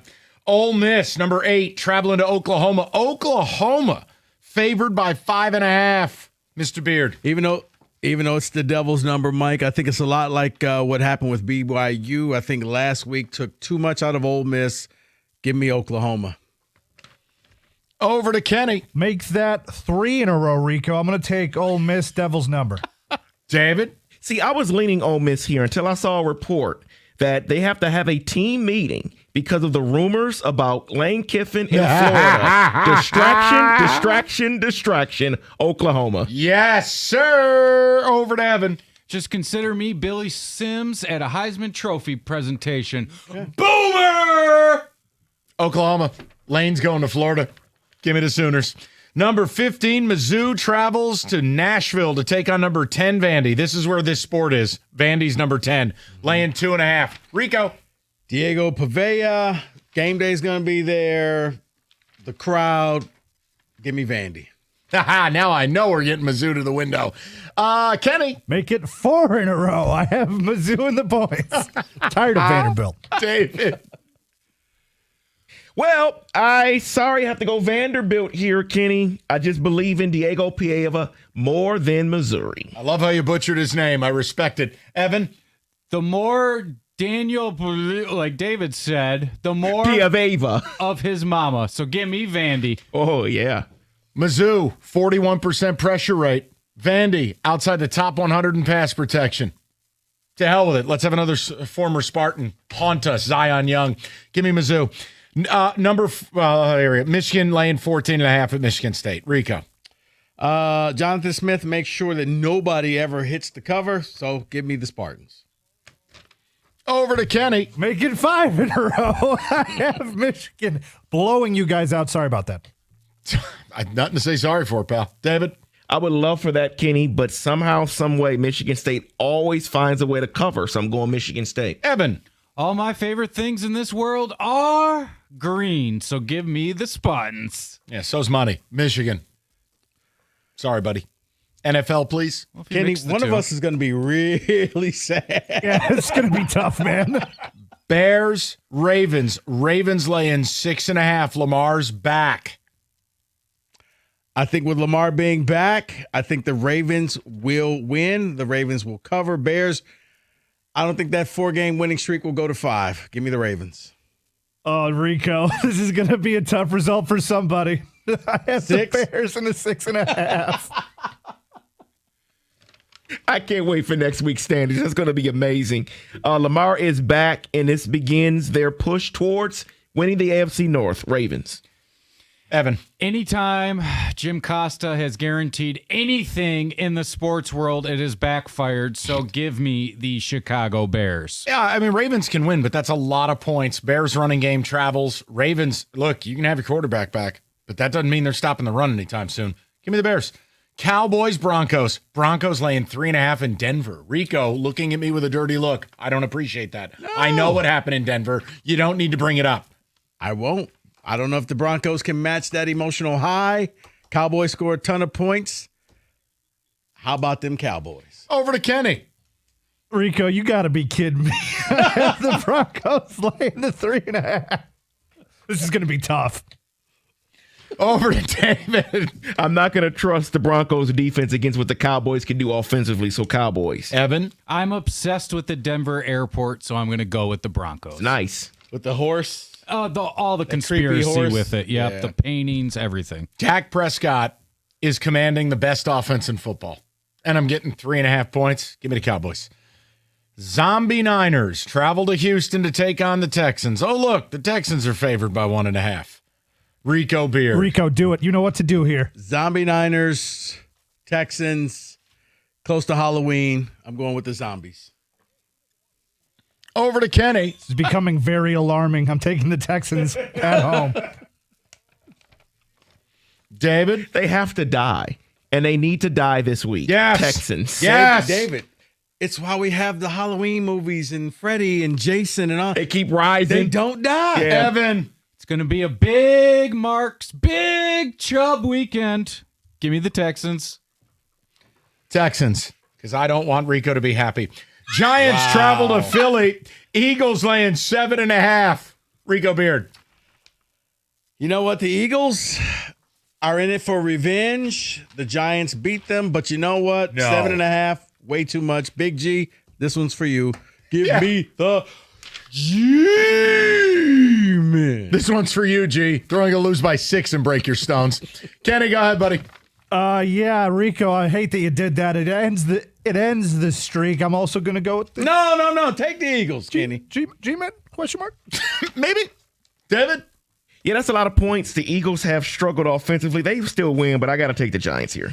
Evan? I think the Giants are very mad that they got fined $200,000, and they're going to be thinking about it all weekend. So give me the EAGLES. Eagles.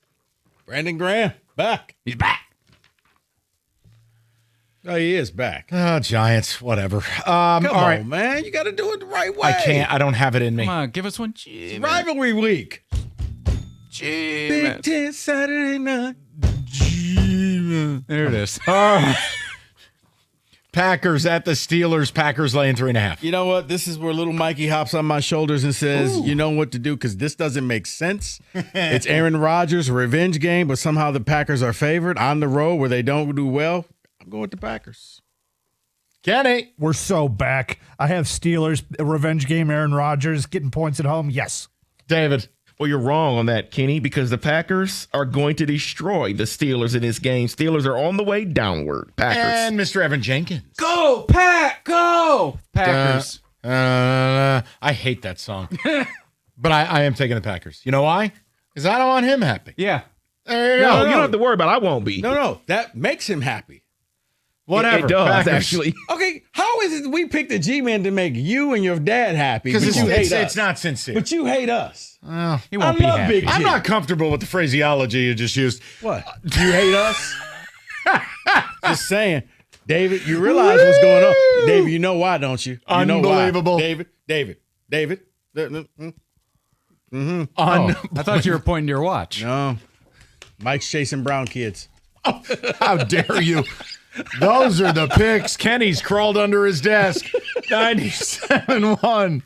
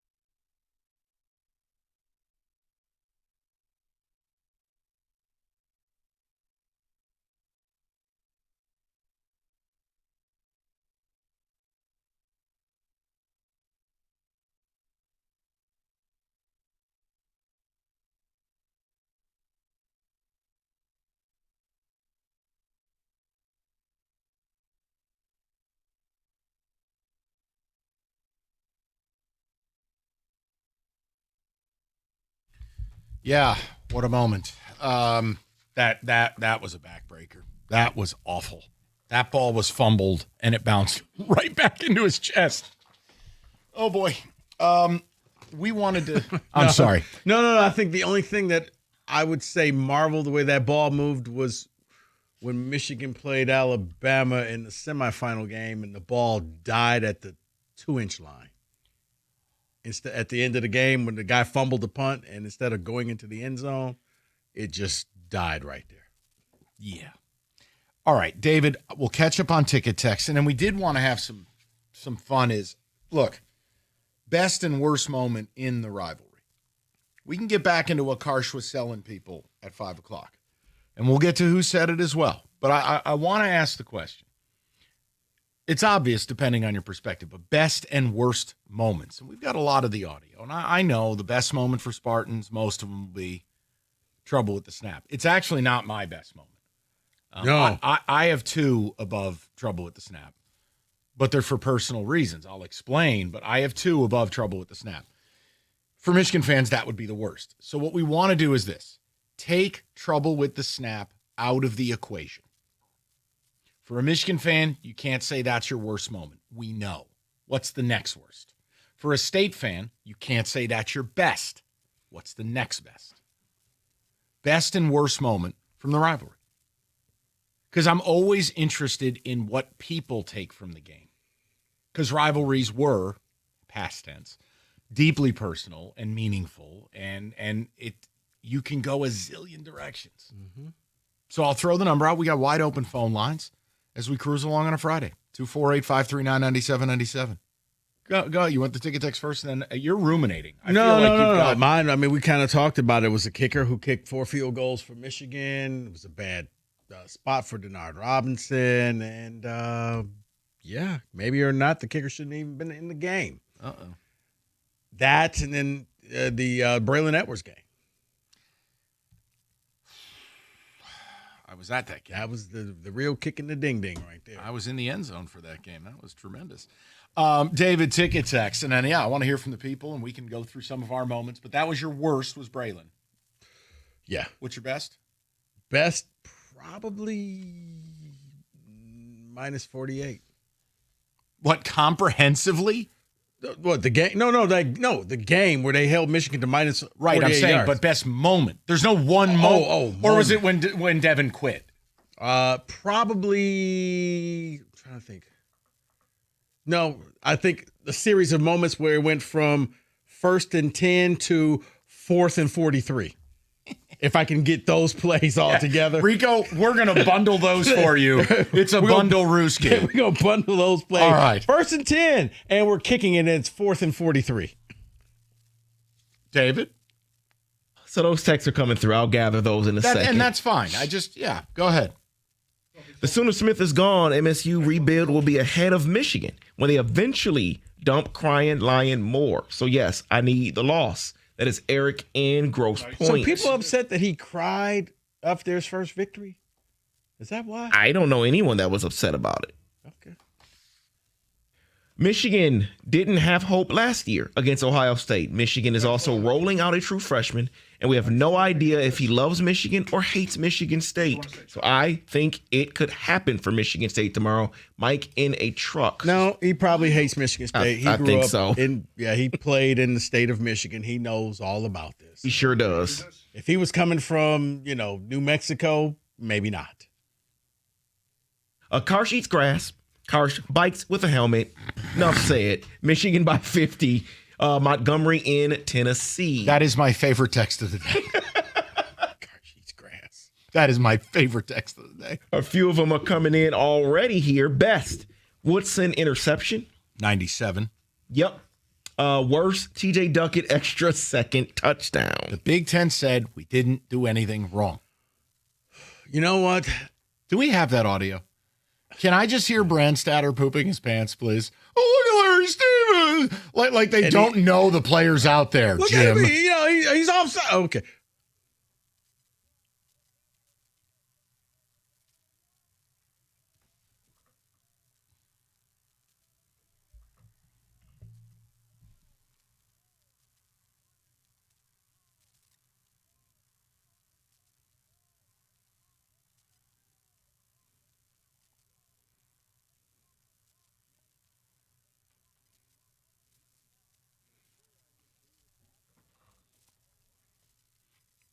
You got the play?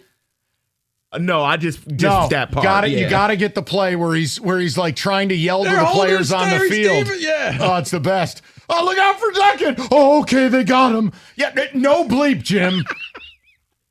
Like the players are looking up. Him? Okay. Oh, okay, Jim. Yeah, I'll run right out there. Yeah, you got to get the play in there. It's hilarious. All right, let's go to Tony, 97.1. Tone, what's going on, buddy? Hey, how y'all doing today? Good, Tony. What's up? Yeah, that TJ Duckett. Oh, my goodness. So 0-1 is the worst, the bottom of the barrel for you? Besides the trouble with the snap. Yes. Now, what's the best? Your singular high point in the rivalry? That's a good question. I probably would say the comeback with Braylon Edwards, 3 touchdowns. Yeah, 0-4. So, Tony, real quick, if one of those plays could be banished from everybody's memory and no one will remember, which one would you want gone forever? Duckett or Trouble with the Snap? Trouble with the Snap, by far. Trouble with the Snap is I ain't mean to cut you off. I'm sorry. No, you're fine. Tone, go ahead. I can wait. I'm here till 6. That's I'm still mad to this day. It's been 10 years. October 15th, if I'm not mistaken, 2015. Yeah. That's the worst ever. We was all celebrating. Me and my whole family, all in my dad's room, celebrating, watching the game.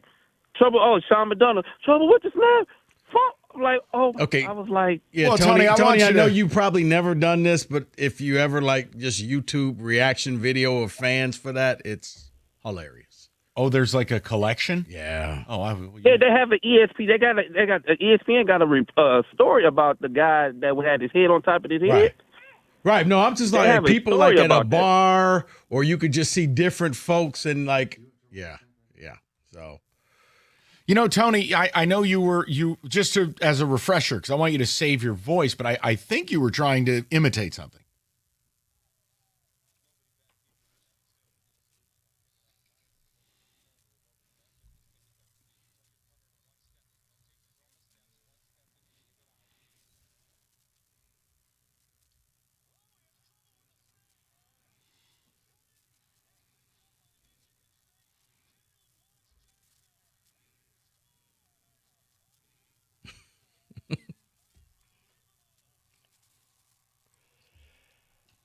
Happiest person in the world, McGarrett Kings. Because he dropped every damn pass thrown to him that day. He bought everybody drinks that night. I bet. David, come on. Do you want to play the Brandon catch? He's gonna make you feel better. No. Here's the funny thing about it. It's actually not my best moment. The punter was money. He flipped the field. He's kicking 80-yard punts. Okay, I'm gonna never blamed him. I'm gonna say this. I'm gonna say this. Threats. Tinfoil, but hear me. I think Jim was gonna fake that punt. I believed it ever since that week. They didn't have anyone on their gunners. Mm-hmm. One gunner, but somebody on the left was uncovered. But here's the other thing. The players who were supposed to be blocking, MSU didn't have a return man back. I think they were going to fake it. And the kid got nervous, and he butchered the ball, and then you can't go throwing it. You know what? So he tried to kick it. Let me add to your tinfoil, if I may. Zapruder, Phil. No. You may be on to something, Mike. Here's the thing. Maybe everybody wasn't on the same page, similar to Little Giants. How only the two guys knew, and everybody else was like, what are we doing? Oh, shoot, it's Little Giants. You may be right that only Blake O'Neal knew. Go watch that play and tell me why there'd be a gunner with no one on him. Tell me why the guys at the line of scrimmage would do what they did. You might. Right, because if he throws it in the air, and is Harbaugh a repugnant human enough to fake it? Yep. It was his first time back in the rivalry. You watch that video after what I just said to you, as crazy as it sounds, and you'll sound like Charles Ramsey. Something is wrong here. But you're right. Maybe everybody wasn't on the same page, and he was like, okay, guys. They were like, wait, are we really running that? And, And if you knew State didn't have a return man, and you knew they had no one out wide on your gunner, and you didn't bring the gunner in to block. Bro, that was just hike, throw, touchdown. That was it. Unless, of course, I'm just saying. Because D'Antonio sent 10 people. Yeah. All righty. Northville Lumber, largest Trex decking outlet in the country, and Northville is Michigan's Trex superstore. They stock all colors of Trex decking, railing, lighting, all the time and at the absolute lowest prices. So, Northville, best in class. They have everything you need when you need it. So call today, or you better yet, just stop by the showroom, take home some samples, and call Northville Lumber, Michigan's Trex superstore, or go to northvillelumber.com. That's northvillelumber.com.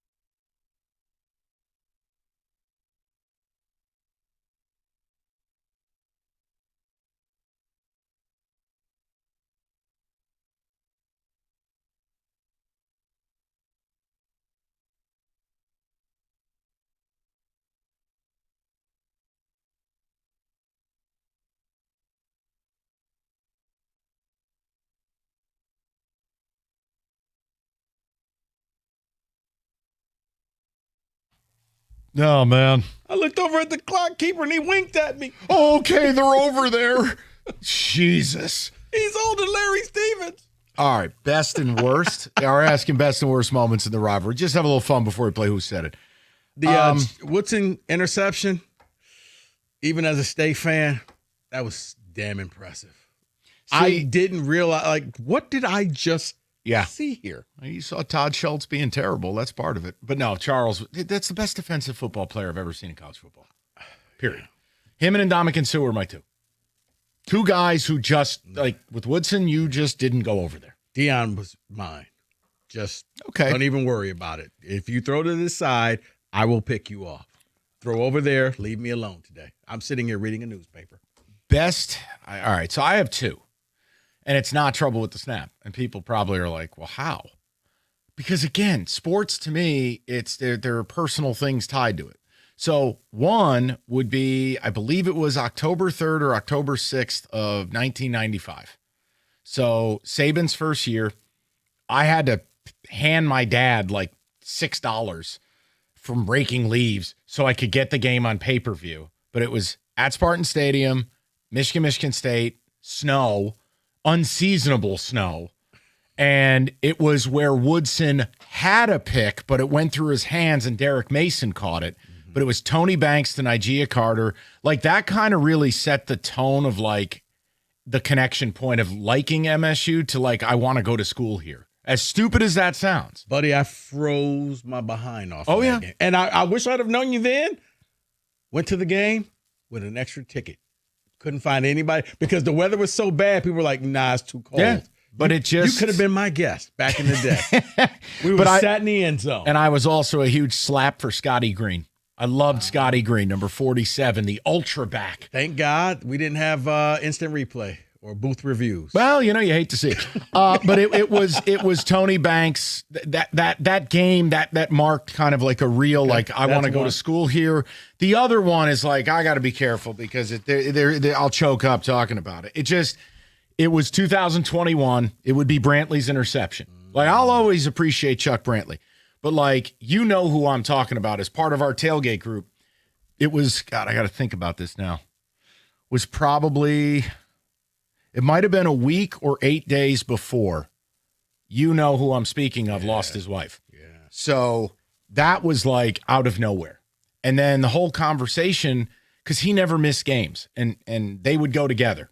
And he was a part of our tailgate group. Like, his son played for the school, and, like, he's, Dan is what? God, Dan is in his mid-70s now. So he's 30 years older than me. But, like, Dan and Linda, they were kind of like parents away from home for me because we spent time together, and my family wasn't here.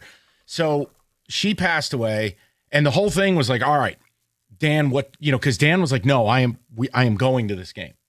And I'm like, all right, well, we were all like, what do you need from us? Do you want us to redo tailgate? We will all show up. We were all retired from tailgate by that point. Clearly, we don't.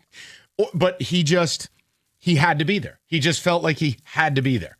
So the way that game unfolded was an absolute roller coaster. And then Chuck Brantley, like, it was like Odell Beckham Jr. Yeah. That was a very emotional. That was like, it was so much more than just me or like wanting to win the game. That was for someone else. So that would be my other number one. Those are the two. The worst, Jesus, pick. I was at the Braylon game. I had a buddy, my buddy Chris. He's a Michigan fan. I'm a State fan. With 8.5 minutes to go after DeAndre Cobb. I know Chris. You know Chris. Yeah, okay. So DeAndre Cobb scores on that delay draw again, 27-10. He goes, let's get out of here. I go, Chris, no way, man. Like, I've waited my whole life to try to win here. Like, we can't. I go, come on. There's plenty of game left. Oh, well, why did I even say it? And then it just turned into... You jinxed it. I did. It was Benny Hill music. Way to go, pizza boy. The big house was dead. The only people standing and breathing were State fans. You could hear the fight song in Michigan Stadium. That's impossible. Mm-hmm. And then we all know what happened. That's probably the worst. But the second in command might be that 2012 game. First and goal from the one. Oh, don't start. I know. Those would be the two. You got JU right there. We don't need to relive the bad. We can just live the good. Let's go to the people. Jeez. First and 10, 4th and 44. That was just, it was jailbreak. That may have been the most awesome 3 downs of defense I had ever seen. The best is when Devin could have got the first down because my seats, that was right in line with where I was. I think I was on like before I dipped out and said enough of this. I was like, I don't know, around the 42. He takes one look at Danico Salen and it's just like, nope, not today. Something's wrong here. Something is wrong here. And he just hit the deck. He didn't want it. Oh, well. Well, those were the days. All right, let's go to the people. We'll go to Dave, 97.1. David, what's going on, buddy? All right, Dave's rummaging in the garage. We'll get back to him. We'll go to Jared, 97.1. Jared, how you doing, pal? Hey, can you hear me? Loud and clear, bud. What's up? Yep. Worst moment. I'm a Michigan fan. Easily Kenneth Walker. That was just like a ripping of my soul out of my body. I actually refused to watch football the rest of the season after that. I came back after 2 weeks, though, but that destroyed me even more than trouble with the snap. Yep. I think it's always worse when you blow a lead. There's something about having game control and you let your guard down and then you see it unfold. There's just something psychologically. It devastates you. You're exactly right, Mike. I mean, trouble with the snap, flash in the pan, freak accident, but Kenneth Walker, that was devastating.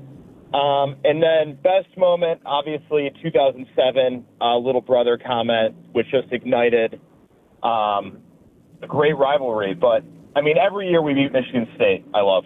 Yeah, and you should. Jared, I just wish we could show up and represent the rivalry. We've fallen off a cliff. Well, the funny thing about the little brother comment, it really wasn't that game. That game ticked me off. It was just stuff afterwards, but it was like, that was a hell of a comeback with a great pass for a touchdown, and man. But then he started running his mouth off, and that just. But Jared's right. It was the best thing that ever happened to State. Yeah. That comment helped launch D'Antonio. That was a moment. I mean, can you imagine if that happened and Jonathan Smith was the coach? Well, sticks and stones may break my bones, but words will never hurt me. Well, he could say whatever he wants, and that's just how it is. There's another era where I feel like Jonathan Smith could work. It's just not this one. I just don't see it. But Matt, well, the funny thing about the Kenneth Walker game, and it's one of those because now we know more. Like I said, for this game, Michigan State would have to do something different, something we haven't seen before. Like go hurry up because the other team knows their place. And in that game, and then they couldn't get lined up. To Evan,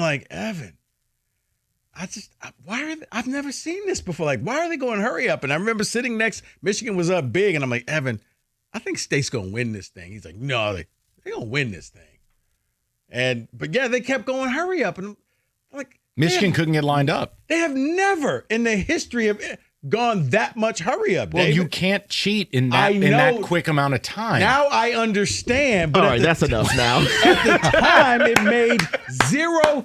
Like they just keep catching them. Walker just takes it right up the middle of the field. All right, we get it. You won in 21. Thank you for that, David. It's the last vestige of good moment we have. Okay, it's the last time we saw Nona alive and her eyes were open. I will tell you this, and I know Michigan lost that game, but for personal reasons, with my household and my kids, that was a great game. That was a great moment in my house because we're going back and forth of making fun of the Spartan fan, and then at the end of the game, he just loving on, killing us. Was he shirtless looking at his brother? Good job by you, better job by us. It felt like that, and I told him, I'm proud of you. Keep coming at me. Keep coming at me.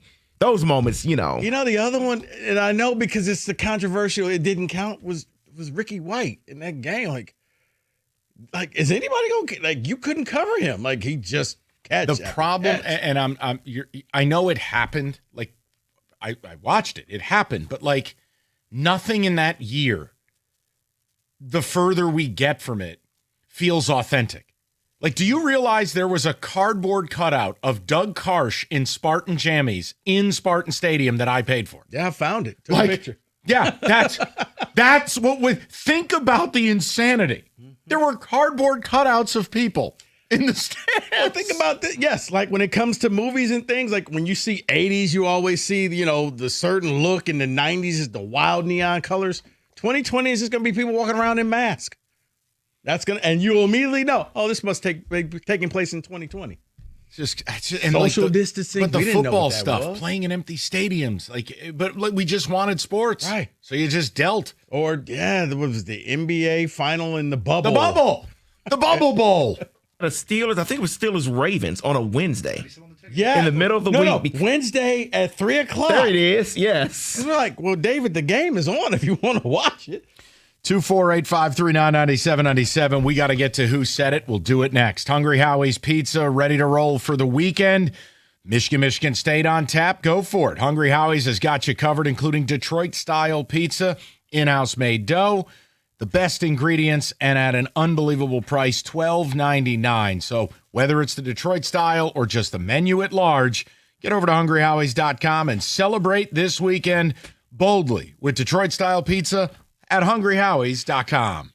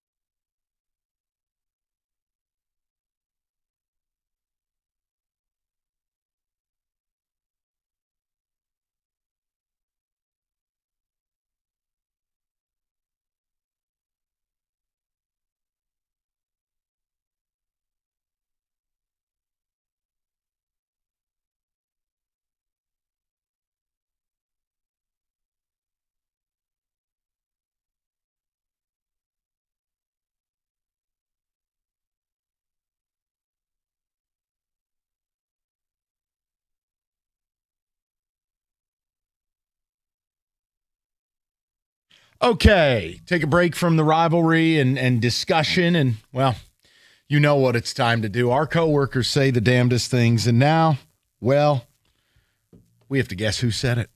David?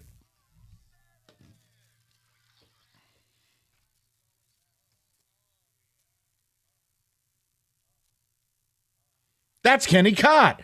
All right, David. It's my voice. That's my voice. Eligibility, 6 a.m. to 8 p.m. 6 a.m. to 8 p.m. Okay. And Wojo worked this week, so let's be on our game. It's going to be difficult. I'm trying to think. Evan is indisposed right now, so it's one less person. TJ's not here, but he's not usually a bunch of help anyways. All right. So you should have a little bit more space to think and take your time.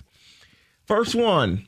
I love the fact that he's the president of the Pistons now because he kind of takes the approach I would. He's measured. There's real reason, logic. He's deliberate with his actions. Okay, not us. I think I have an early read on this, and I'm not sure why. Have you ever heard one of these in a certain person's voice and just not been able to get it out of your head? Yes. It's usually Wojo, but for some reason, the verbiage in what David just read sounds to me like Gator.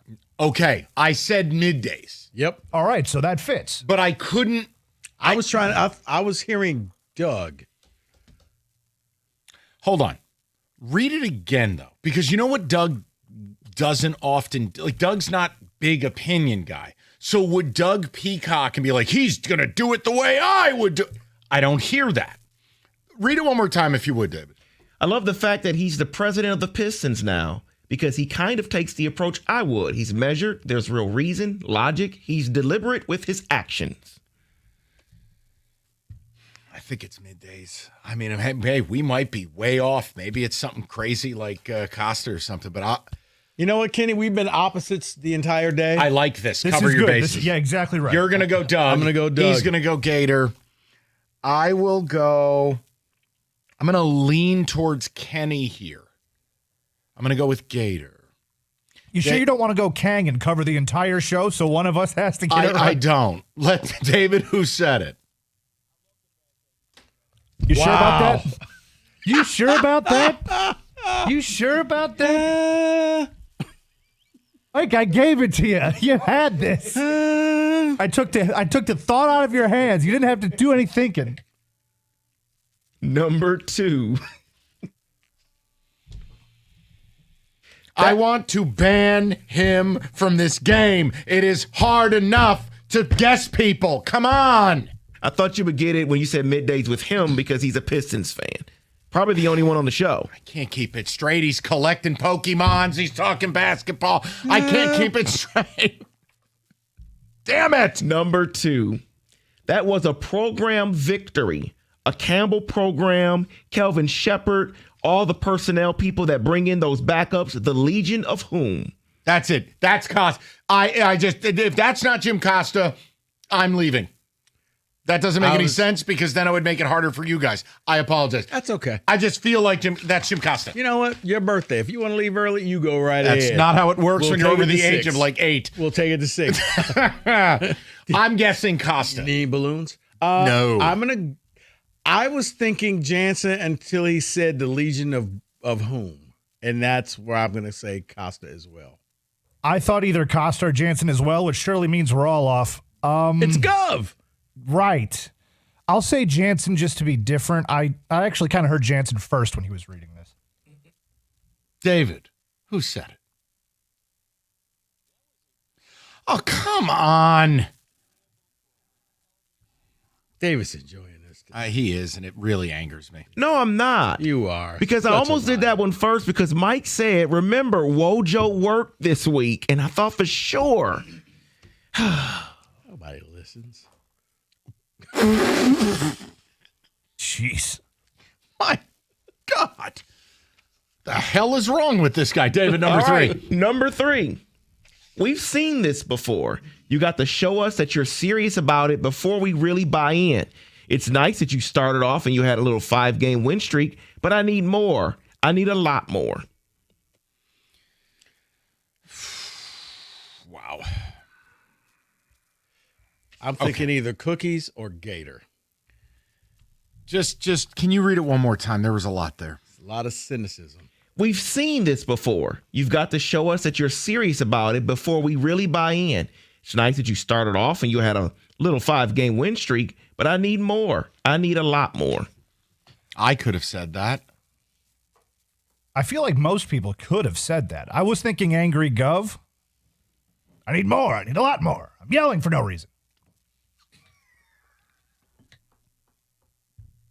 Rico is just staring into space. Are you okay? No, because I'm like, is it Cookies or is it Gator? You don't think it's me? I don't think. Jeez, we are all over the board here. Well, this is what happens. We have a good week, and then David punishes us. I'm gonna go Gator. Kenny? I'm going angry Gov. What about Costa? Could be. It I told could you be it was a variety Cookies of people. or Gator for me. Because he's paying customer Costa. He has stake in it because he's a ticket holder. I don't know. David, who said it? Oh, my God. Oh, jeez. Wow. Oh, no. Wow. At no point do you think you'd know what the hell you said? It's hockey. That's tough. Here, I thought it was me. It was a guy sitting across from me. Oh, my God, man. This is a debacle this week. Number 4. Come on, Rico. You got to know. I thought you were going to know. All right. Wanting Michigan State to lose against Michigan is ridiculous no matter how bad the team looks. John Jansen. You never want Michigan State to lose to Michigan ever if you're Spartan. It feels like John. I know he holds that opinion, but I don't know if he said those words. That's the problem. I know I heard them do a segment on it. I heard him say similar thing, but not that thing. But they bring things back, which we all do in this game. I would lean John. Does anybody know what Gov's thoughts are on this? Yeah, he agrees with Jansen. One more time, David. Shocking. And listen carefully to the end. Wanting Michigan State to lose against Michigan is ridiculous no matter how bad the team looks. You never want Michigan State to lose to Michigan ever if you're a Spartan. I know who this is. All right, now hold on. You have confidence, right? Yep. Now. So I didn't hear him say this, but 2 words, ridiculous, that's Jeff Rieger. They did do a topic about this. If you're a Spartan. I'm going to go with Gov. You're going Rieger. Mm-hmm. I know it ain't me. I'm going Jansen. Guys, one of us got to get this right. This has been a disaster. I think we all got it wrong because David is just like, are you serious? Wait, are we sweeping the board with nobody getting anything Dude, right it's so never. far? I don't think it's ever happened in the history of this game. We are not. We are missing Evan and we are missing TJ. Those are 2 extra voices. Just saying. Something is wrong here. David, who said it? Oh.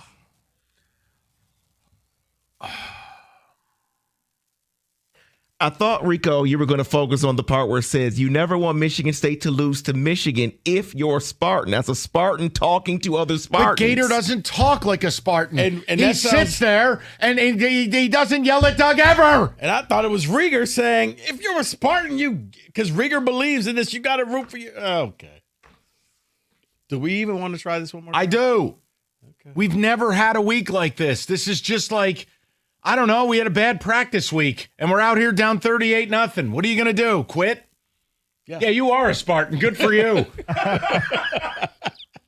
Go ahead. Just mean. If I'm going into the game, I want my team to lose. Absolutely. I don't even know a situation where I could say, yeah, I want my team to lose. Huh? If I'm going into the game, I want my team to lose? Is that what you said? Yep. If I keep guessing Gov, eventually it will be right. No, it won't. And then it says, I don't even know a situation where I could say, yeah, I want my team to lose. Okay, I don't even know what planet I'm on. Kenny, talk through this with us. What are we missing here? He could repeat this one 11 more times and I would have just as much of an idea. Because at first I'm thinking Mike, but I'm like, that doesn't make a lick of sense. For clarity, that's somebody saying they don't want to root against their team, right? Correct. Okay. We got I'm that. going to go Rieger. What the heck? Can you read it one more time? If I'm going into a game, I want my team to lose. Absolutely. I don't even know a situation where I could say, yeah, I want my team to lose. Jansen. That's Jansen or that's Rieger. I'm going to say Gov. If you guess Rieger and you guess Jansen, somebody's going to be right. Are we? No. Oh, David has the look on his face. Just idea, but he might be playing games. No, I don't think he is. Right now, I think he's so disappointed. Oh. Okay, so you know what? It's not those three. Okay, so let's try let's- this again. No. Stick with what you got, please. Okay. So it is one of those. Just hit the button. All Yes! right. Yes! We broke up the no-hitter. The lack of proper English was the dead giveaway. He It got was the stumbled up. ex-NFL lineman. He got stumbled, Giveaway. yes. Something's wrong here. That's what it was. He got stumbled in his words. That's every You know time what, John Mike? turned in a paper to his English teacher. Something's wrong here. Way to lay down that bunt to break up the no-hitter. That's what we did. Good for us. Hey, we got a guy on base. We didn't get blanked. I'm sorry it was a bad week. Holy That was hell. tough, guys. And John damn well rooted against his team when Rich Rod was He there. said he never. Yeah, you know what? Polygraph. Never. You always Bull. root for blue Oh, okay. at all times. Even when they cheat and you claim to be a man of integrity. They didn't cheat because it was no. Oh, okay. Yeah, there you go. Yeah. Just make things up. All right. All right. Well, that's my cue for me to tell you about FanDuel. Very simple. They got every betting market you could imagine. However you want to play, perfect time to join FanDuel. New customers, $300 in bonus bets if your first $5 bet wins. Visit FanDuel.com/ticket. You can sign up today and play your game with FanDuel, the official sports betting partner of the NBA. 21 and up, present Michigan. First online real money wager only. $5 first deposit required. Bonus issued. Non-withdrawable bonus bets that expire 7 days after receipt. Restrictions apply. See terms. Sportsbook.fanduel.com. You got a gambling problem, call 1-800-GAMBLER.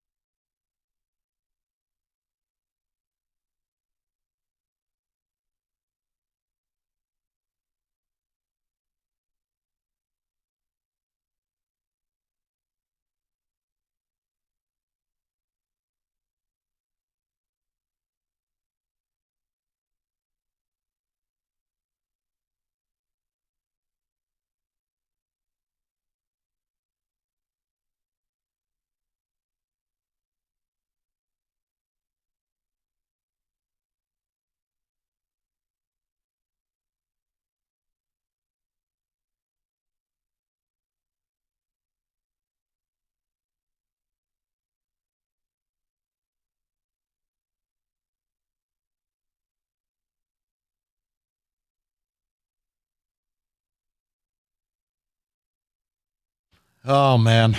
Back when we had talent. Okay, so welcome in. Now, we got thrown a curveball before we got on the air from a rivalry standpoint.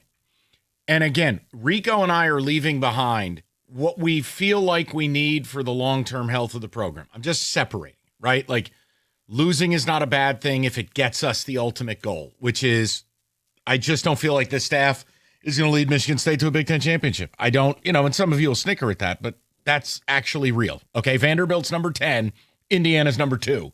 Don't tell me Michigan State somehow is an impossibility. Well, we don't have the resources, Mike. Oh, I know, that hillbilly you know ass how attitude. hard it is to do that, and you just think anybody? Yeah. You sound like the townies in East Lansing. Here's the point. Let's put that to the side. Doug Karsh sold fear today. Now, before you say, well, Doug's not being honest, remember, Doug is the king of respect.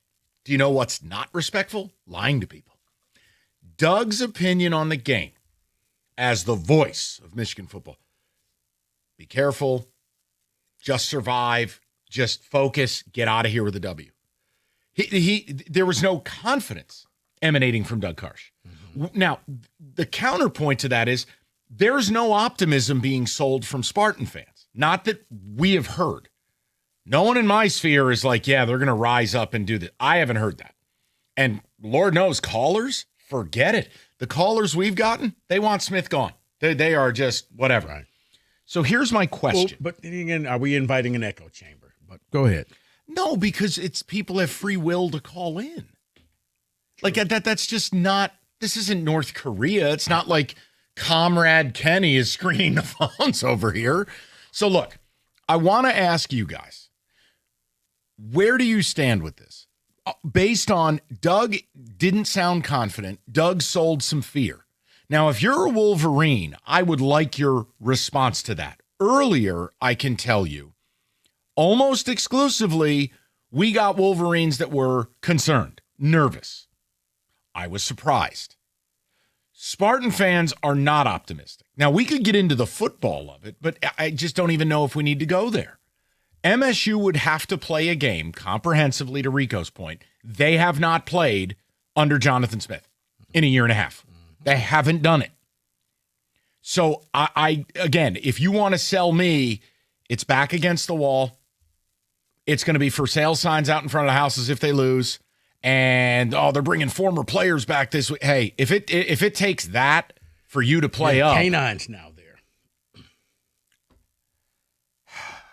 Why can't he knows the rivalry? Like, why can't we just put him in a uniform? Who the hell would notice?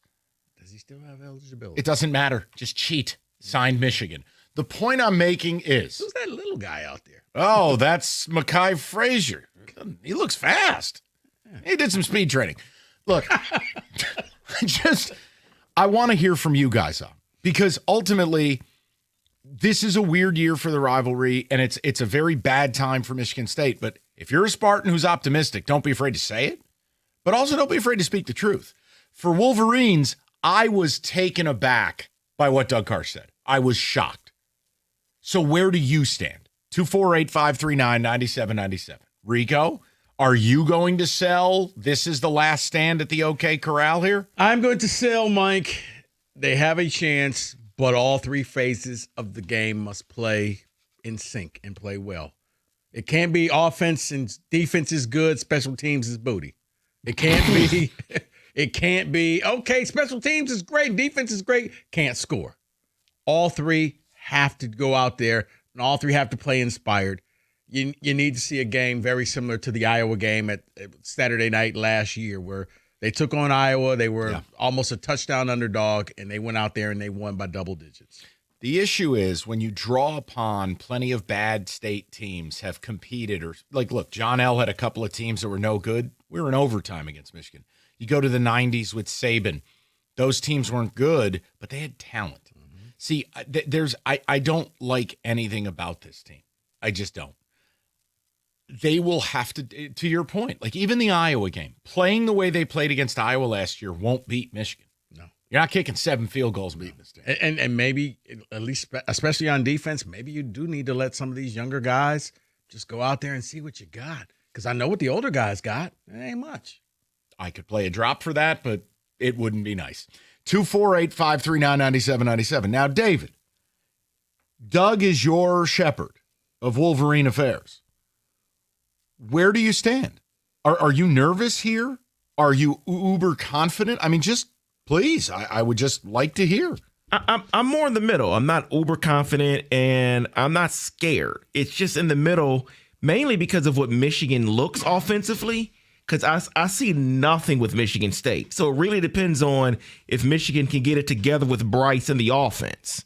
I trust the defense. They looked a little better last week. But no, I'm not uber confident or I'm not scared either. It's in the middle. 248-539-9797. I'd ask Kenny, but he would just say pillow fight. Respectfully, I get that. He's more worried about Florida beating Georgia this week. You know what? I'm actually, Kenny, what do you have to say about this? On the topic, Feinbaum. No, all pillow jokes or pillow fight jokes aside, I'm kind of more with David and being in the middle. If I had to pick an outcome, I would say that Michigan takes care of business, wins by double digits, business trip, moves on. That's where I'm at. I don't think Michigan State fans have that much of a reason to, I don't know, pump their chests and feel like, yeah, we're going to do something here. I'm way less confident. I also think Doug's afraid. You better just choose your words careful here. I think he's afraid. That's all. Of I think what, he's though? A rivalry game. I mean, in the past, and this is not going to happen this year, but in the past, we always say it, weird things happen in this game, whether it's sideline antics, whether it's between the lines, a lot of weird things tend to happen with this rivalry. I think that's always going to be a fear in the back of a rational person's mind. I think this is a double-digit win for Michigan.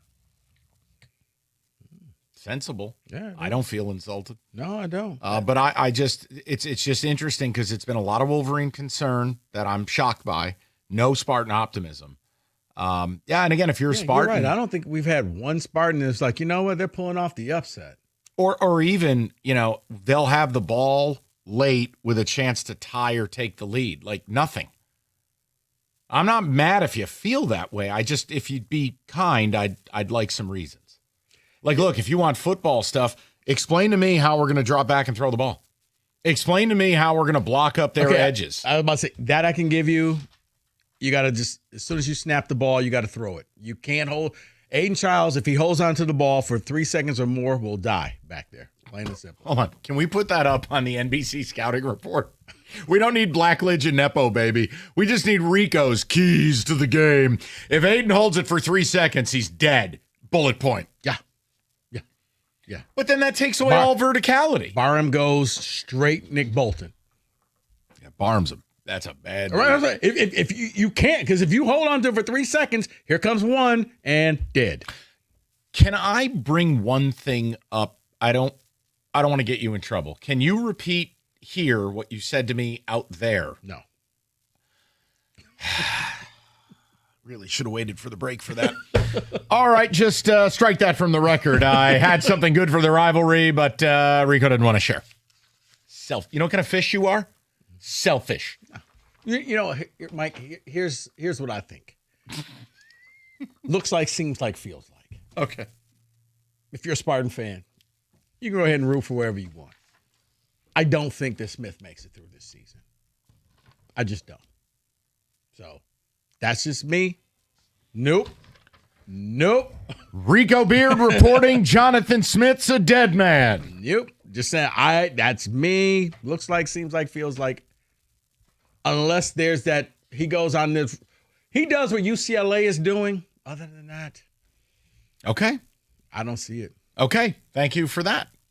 We'll get to the callers. We got a lot left to do today. Truck Month, Moran Chevrolet, perfect time to elevate your tailgating with Michigan's #1 selling Chevy dealer. Game days start in the 26 Silverado LT Crew Cab. Lease one at Moran starting at $179 a month, 24 months. Or you can lease the 25 Equinox LT, $299 a month, 36 months. The entire team at Moran makes the whole process simple, fast, and easy. Go to MoranExpress.com. Stop by on Gratiot, just north of 15 Mile in Clinton Township. Moran Chevrolet, where you always get the best price, period. Chevrolet, together, let's drive.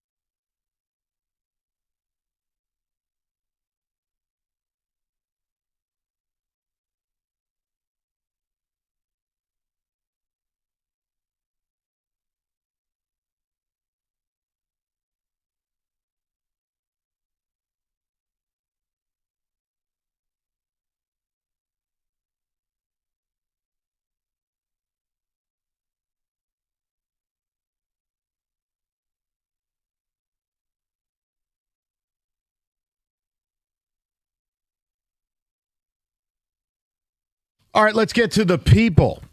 Doug has sold a little bit of nervousness, fear, concern. I was surprised.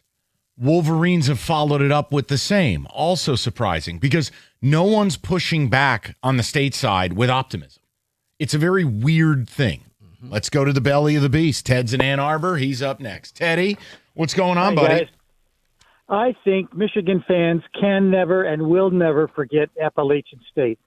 And because of that and how much humble pie they had to eat way back then, those scars are still there, and they're afraid of having it happen again. Now, I think if you tap the needle on the barometer, it's in the middle, right? Confident but not cocky.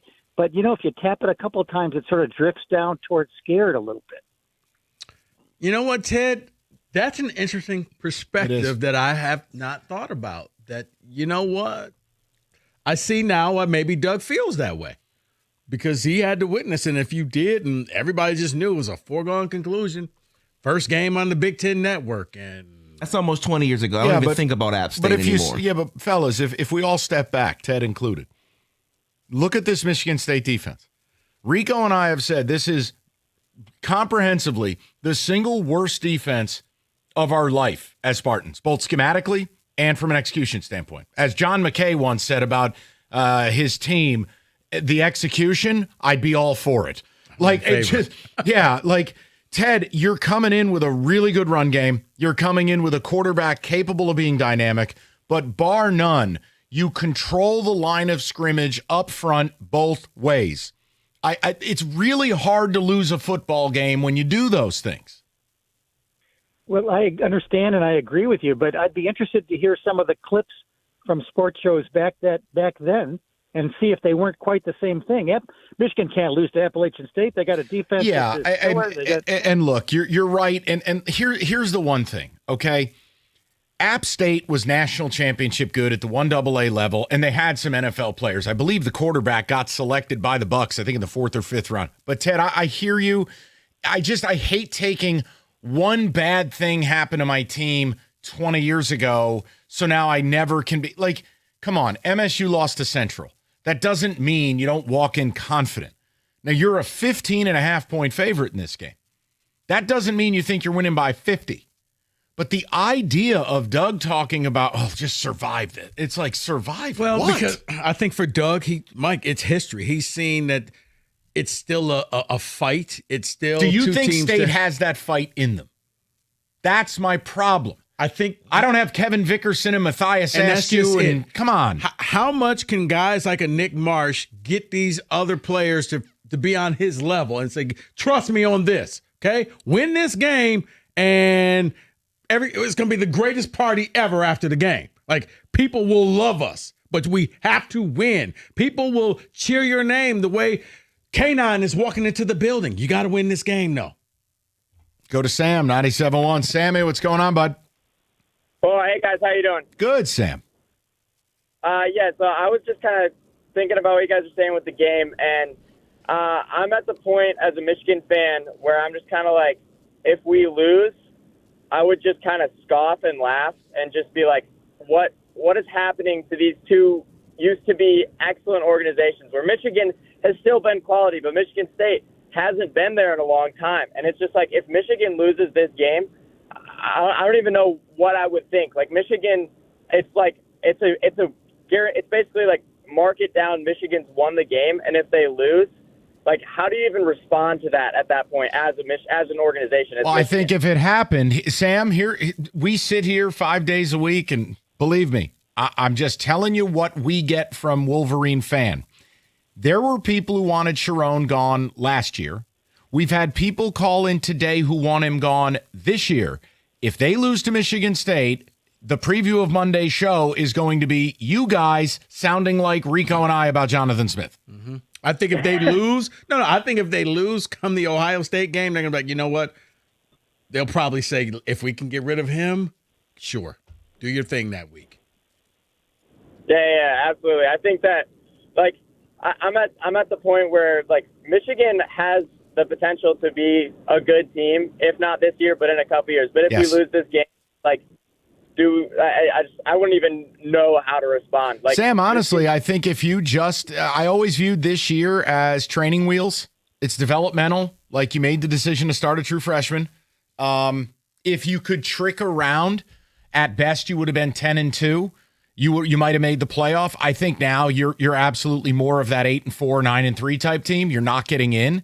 But next year, if you do what you need to do in the portal, there's no reason you won't start in the top 12, top 10 next season, and you can dream of winning it all.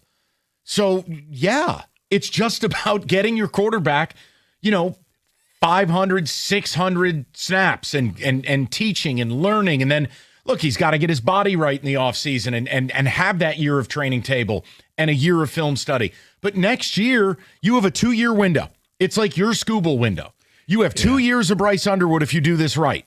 Because I don't think he's leaving as long as Larry Ellison's wife is bankrolling the program. No, but I look at him and I think that he still doesn't have that moment where he's not afraid to make that mistake out on the field where I don't have to be perfect. I can just go out there and make a play, and if it doesn't work, no big deal. We'll get him on the next play. I don't see that confidence yet because I do think that he's on a very tight playbook. Very fair. Let's go to Sean, 97.1. Sean, what's going on, buddy? What's up, guys? How you doing, Johnny? Well, I'm doing good. It's Friday, man. I'm getting ready to drink beer and watch football all weekend like every other weekend of my life. All right. Doug Cars, knowing Doug and, him in his profession he's in, he's seeing the tweets, he's seeing the text, he's seeing the guys calling. Nobody's picking State to win, and that makes him really nervous. How many times has he sat there and watched everybody pick Michigan and nobody say anything good about State, and then we lose? That's where I feel he's coming from. It's every time you have a team that has no chance to win, you get a little edgy, don't you? Because there's no way you have no chance to win. State's always had a chance to pop up and get us. No, Sean, I get it. We never wanted to admit it. Yeah, it's like when you see all the expert pick your team, and it's just like, oh, boy, I don't know. Now I feel like I'm being set up. This is funny you say that because I'm watching that Monday night game, the Lions in Tampa, and I'm sitting there thinking, please don't everybody take Detroit to win. Yeah, it's just a subconscious thing. It's like you never want to see everybody pick your team to win. It doesn't feel right. But right? you're confident, right? I'm very confident. But I know what's happened. There's a little Carshism in me. Really? There's a little. Well, there always is. It's a rivalry game. Okay. Your team sucks, man. I know your team sucks. I've watched them. I'm aware. But I'm not going to sit here and pretend like they don't have a chance. I've been around this rivalry long enough to know you're in Spartan Stadium. You're wearing all greens. You're going full Kenneth Walker. You're doing your thing, and it's always got a chance to Sean, play you, man. Especially if you're overconfident. No, and Sean, I appreciate I like the honesty. I don't know what it is. I've just lost the belief. I've lost all of that in my program because they lack toughness. They lack guts. They lack a passion. You know what? No, they haven't shown you anything. In the last, 18, 19 games, you haven't seen anything you could say, okay, that team could do something. Buddy, I got news for you. We're going on 4 years. And if we extend beyond it, we're going on 6 out of 7. We had one fluke year where we got Barry Sanders in the portal. Our program has fallen apart. Right, but I'm just talking – Mike, I take everything year by year. Okay, now, that's with the fair. Portal and everything. Very fair. I'm saying my journey to apathy has been longer than a year. But at least in the 2021 season, like, oh my God, they went to Miami. You know what? This may be a good year. Jonathan Smith has to show us something. And that's what I'm saying. Also, too, can I say nothing. this? I want to be very, very clear. Very difficult with me to sell me on optimism when the team has lost 4 straight games. Yeah. Like, it just, there's nothing to latch onto. The UCLA game, I think, was the gut punch because nobody saw that one coming. Not a blowout. Homecoming. Not a blowout. And as you say, it was the only game you're probably going to be favored the entire season. Factual. And it wasn't close. I think the smallest spread when I looked at advances was Maryland laying 4.5 to State. And obviously, that's way in the distance. Right. But no, they're a dog in every one of these games. Right. So we haven't really seen anything that gives you hope. And yes, I look at college sports, period. Year to year. It's year to year. There's no blue blood programs anymore. It all changed. I mean, look, Vandy, who called that out? Nobody. Let's go to Doug, 97.1. Doug, what's going on, pal? Hey, Spartan alum, 38-year season ticket holder. Mike, you still have to support Michigan State. And we want them to beat Michigan. It doesn't matter. John Smith is gone. The AD does not like him, wants him gone, wants to bring in his own guy. It's a matter of when and how they're going to pay him. Look, I want you to be right. I hope you're right. I just, Doug, I always worry, and I think you'll identify with this, right? You're a Spartan for life. Doug, you know what that game means to those people. And sometimes they put too much into that game. And if they win, I worry there would be a seed change. I hope you're right. Well, yeah, no. But I hope you're right. I disagree. He's done. Just say everybody has an insider. Just say it. Says he wants him gone. He doesn't want him there, but he can't figure out how to pay him and how and when. And so whether we win or lose tomorrow doesn't matter. Okay. Except I don't want to lose. And Doug, here's the reality, right? Doug, you know that. Well, then you're clearly going to be hip to if Jay Batt's going to kick off this gigantic fundraiser deal that he's going to kick off next year, including stadium renovations I've yelled about for a decade, and including a major drive. Is this what you're selling? And you know what? Quiet as kept, Mike. Next time you're up there, I know you're going to make fun of me. That little beer garden thing they have, that's pretty good. I stopped by there and it was like, they got like real food in there, real drinks. Like, this is a nice little heated tent. Have you heard me make fun of you? No. They got real food. David, I mean, yeah, it's like they got food trucks out there. The picks are next, and I'm not going to say something mean. Nope. No. I know, because I figured he would say something about the pretzels. All right. I was nice. All right, this football season, where else would you want to bet other than with my friends at Fanatic Sportsbook? Fanatic Sportsbook is home of the fair play, protecting all pro football player prop bets across the straight, parlays, and single game parlays all season long from any first half injury. They were the first to protect your prop bets throughout the first quarter, and now they've extended the protection throughout the entire first half. Very similar. I had Mike Evans, as I told you on Monday night. He got injured in the first half. That part of my parlay got voided. Why stick with a book that leaves you empty-handed when you can bet with one that has your back for the entire first half? If you want to protect your parlays from injuries, switch to the sports book that will always have your back across the first and second quarter for all pro football, every single game, all season long. Fanatic Sportsbook. Winning hits different here. You got to be 21 or older. Gambling problem? Call 1-800-GAMBLER.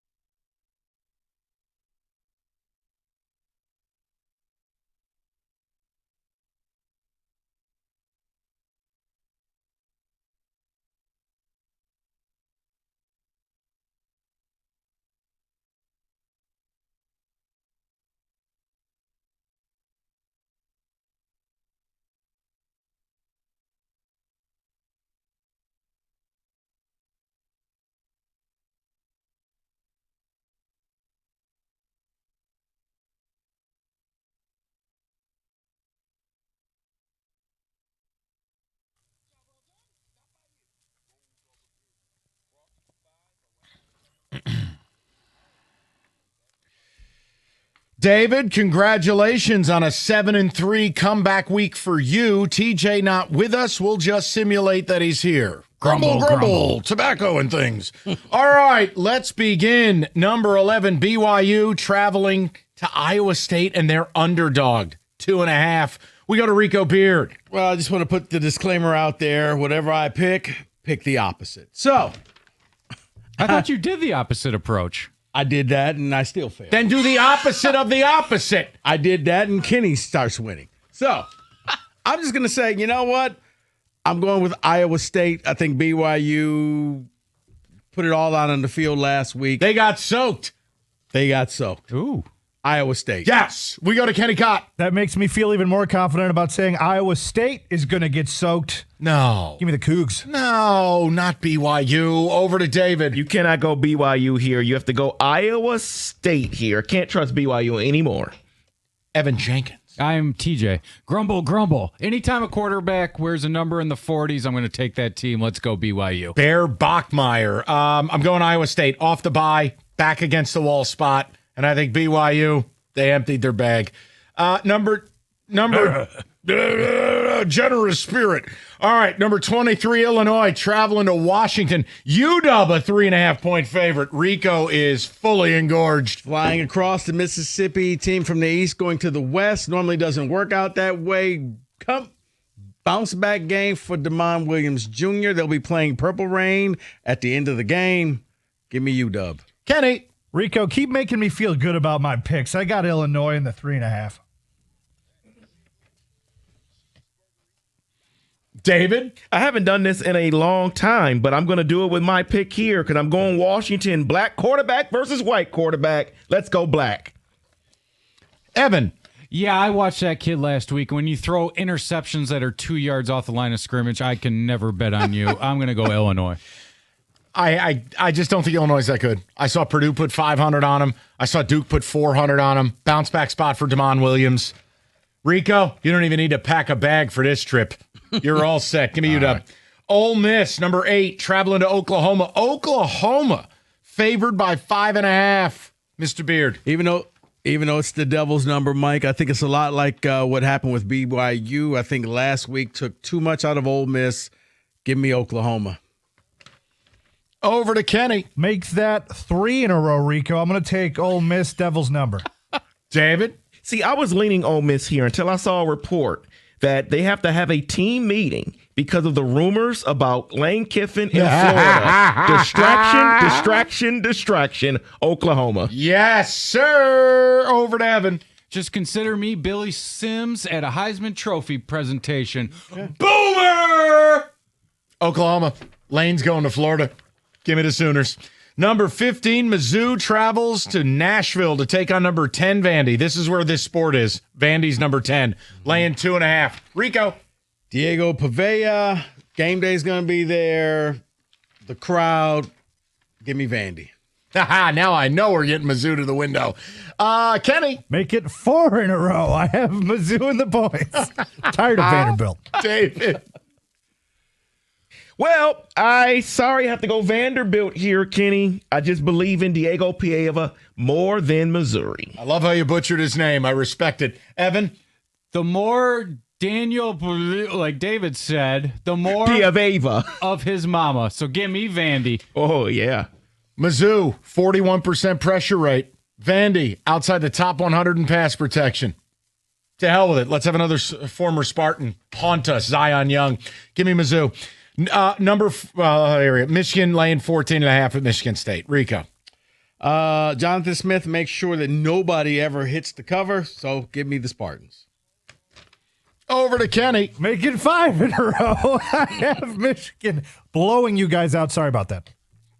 I have nothing to say sorry for, pal. David?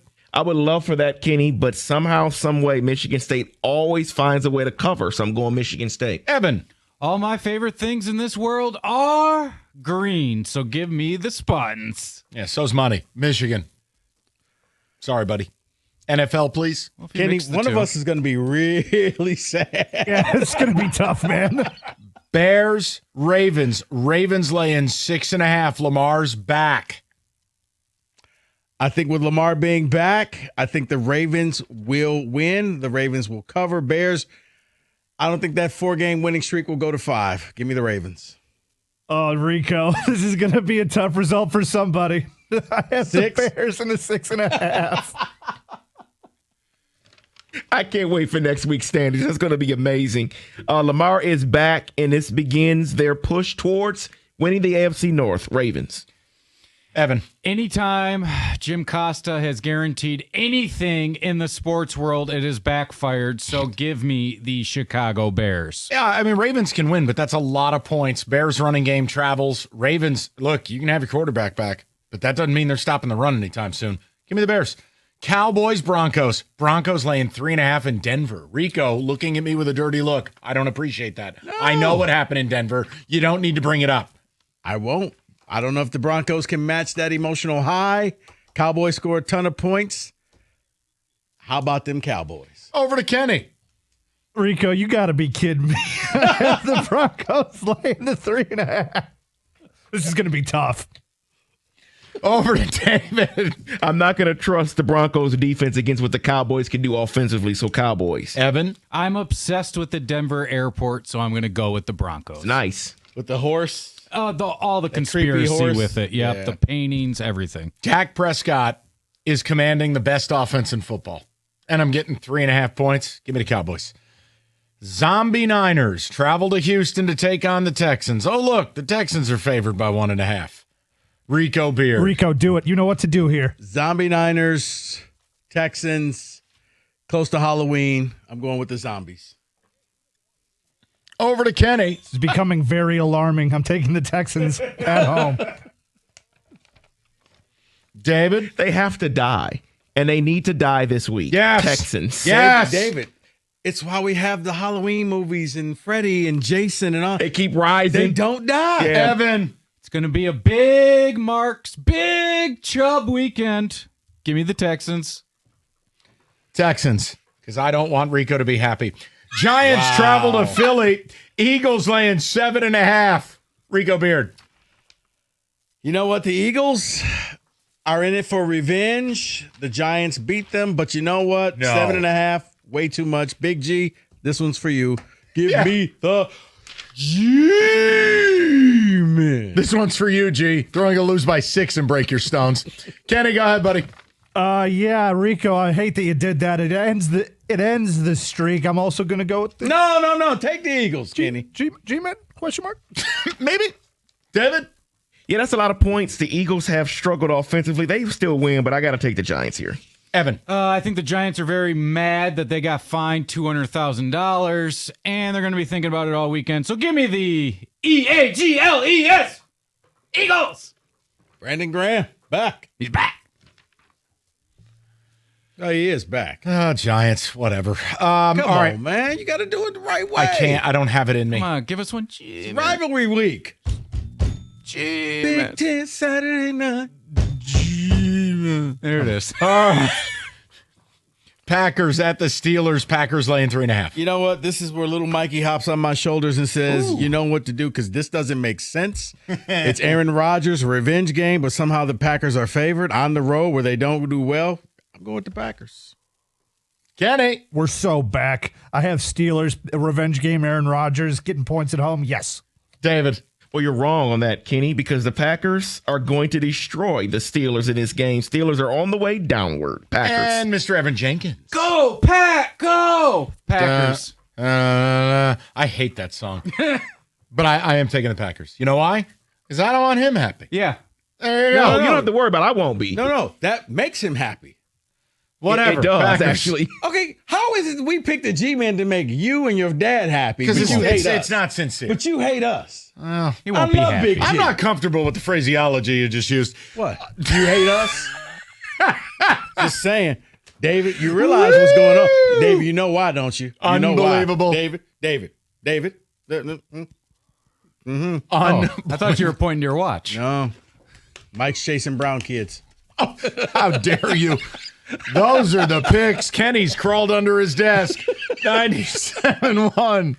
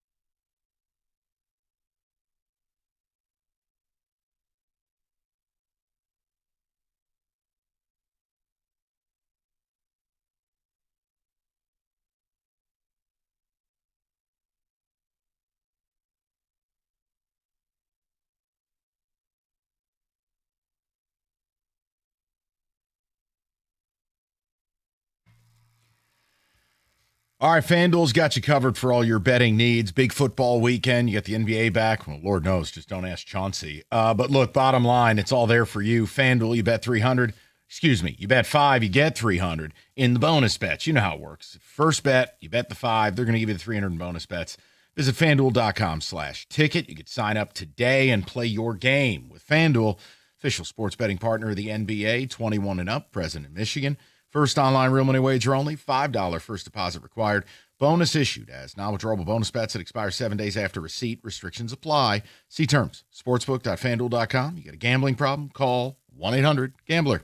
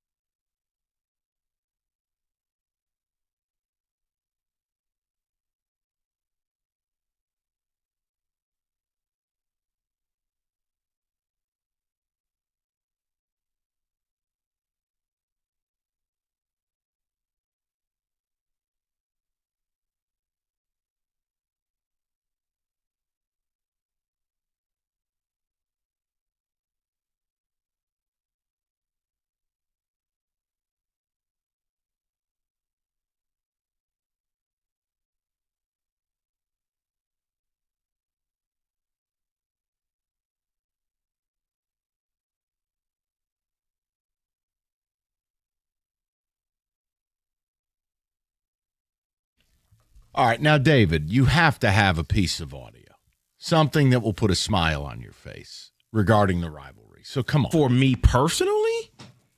No, you have played a few Spartan things because, let's face it, you pity us. But I come on, play something that's going to make you and your flock happy.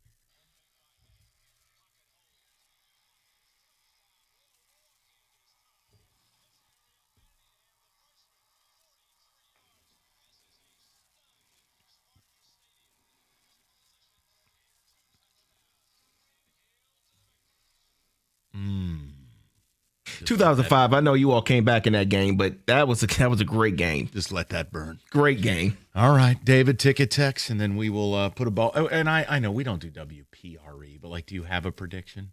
You know, if you don't want to offer one, you don't have to. You know what, Mike? My prediction is this: whoever makes the first mistake will probably lose. Well, thank you. Like an interception, fumble. Wait just a minute, mister. You wait just a minute. Hold on. We don't do prediction radio. Go ahead, David. Look at you. What? Okay. No. Just whoever makes that first mistake. He's like one of those Ferraro Rocher things. He's got all the hope inside of like this candy casing. Like you well, what's going on in there, big dog? Mike, it's just whoever. I don't think it's that foregone conclusion. I think Michigan. I think Michigan should win. Michigan has the better team. They got the better players. They got the better defense. But you think? But what I'm saying is, there's a small chance. Underwood on the road is different from Underwood at home. So yeah, you fall behind quickly. That could be the thing. You go out there and run the ball like you should run the ball. There's really nothing to talk about, David. I just wonder if it's a lot like last year. And thanks to Moore, you'll just run the ball. You won't throw the ball. That's where I kind of keep the score like lower. Yeah. I wonder if it's one of those games where the score makes it look closer than it is. Like, you're in it, but are you in it? Question mark. Right. But I was just saying, like, if you get cutesy and like something gets – look how it was 7-7 against Washington, and then they turned the ball over in the fourth quarter. And then it was over. And then everything changed after that. 27-13. That's kind of where I landed. Like, business-like, not the Chris Perry game. But they don't cover. I don't know. I do respect what you're saying about, and again, they're only averaging about 20 points a game playing Power 4 opponents. So, yeah, I mean, it's just. I don't know, but our defense, maybe for a half we play up, and then Michigan tacks it on late just to, you know. Yeah, this defense ain't the Sooners defense. So I've heard that. You mean we don't have David Stone? You're kidding me. Sorry. He committed to state a couple times. Yeah, okay then. Thank you. All right. Keep chopping. No, I know. If the team is who makes that mistake, and you know what, if MSU goes out there and throws a stupid pick early, it'll be an avalanche. I'm just waiting for the strip sack after one of our, construction barrel tackles. Maybe Brandon Tullis could whiff on pass. Or you know what? Or David, you know what? Maybe they're listening and just said, "Okay, Mr. Funny Man, on your birthday, how about this?" Let me tell you something. MF. If you need to turn to me for motivation, then you got bigger problems. Talk about, man, the world listens to you. You are Michael. Bunch of Division I football players who want to be grown-ass men collecting checks, and you need to listen to some doorknob radio host? Please check your pulse. You are the son of Big G. Yeah, I'm Charles Ramsey. Dead giveaway that you're a loser. Mark Ryan has joined us. Sorry you had to walk into the middle of that. It's all good, my friends. It's all good. You guys have talked about it. I don't get it.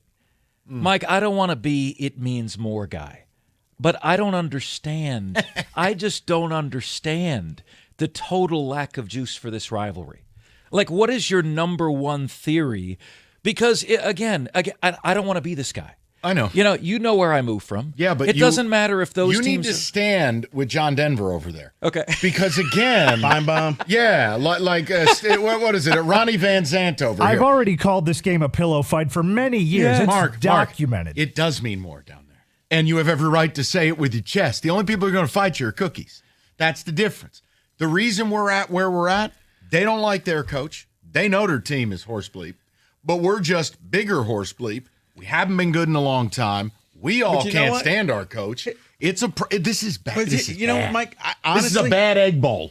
This is like when both Mississippi and Mississippi State were terrible. Friday night. This is a spoiled egg bowl. Oh, God. I actually I like the fact that there's no juice.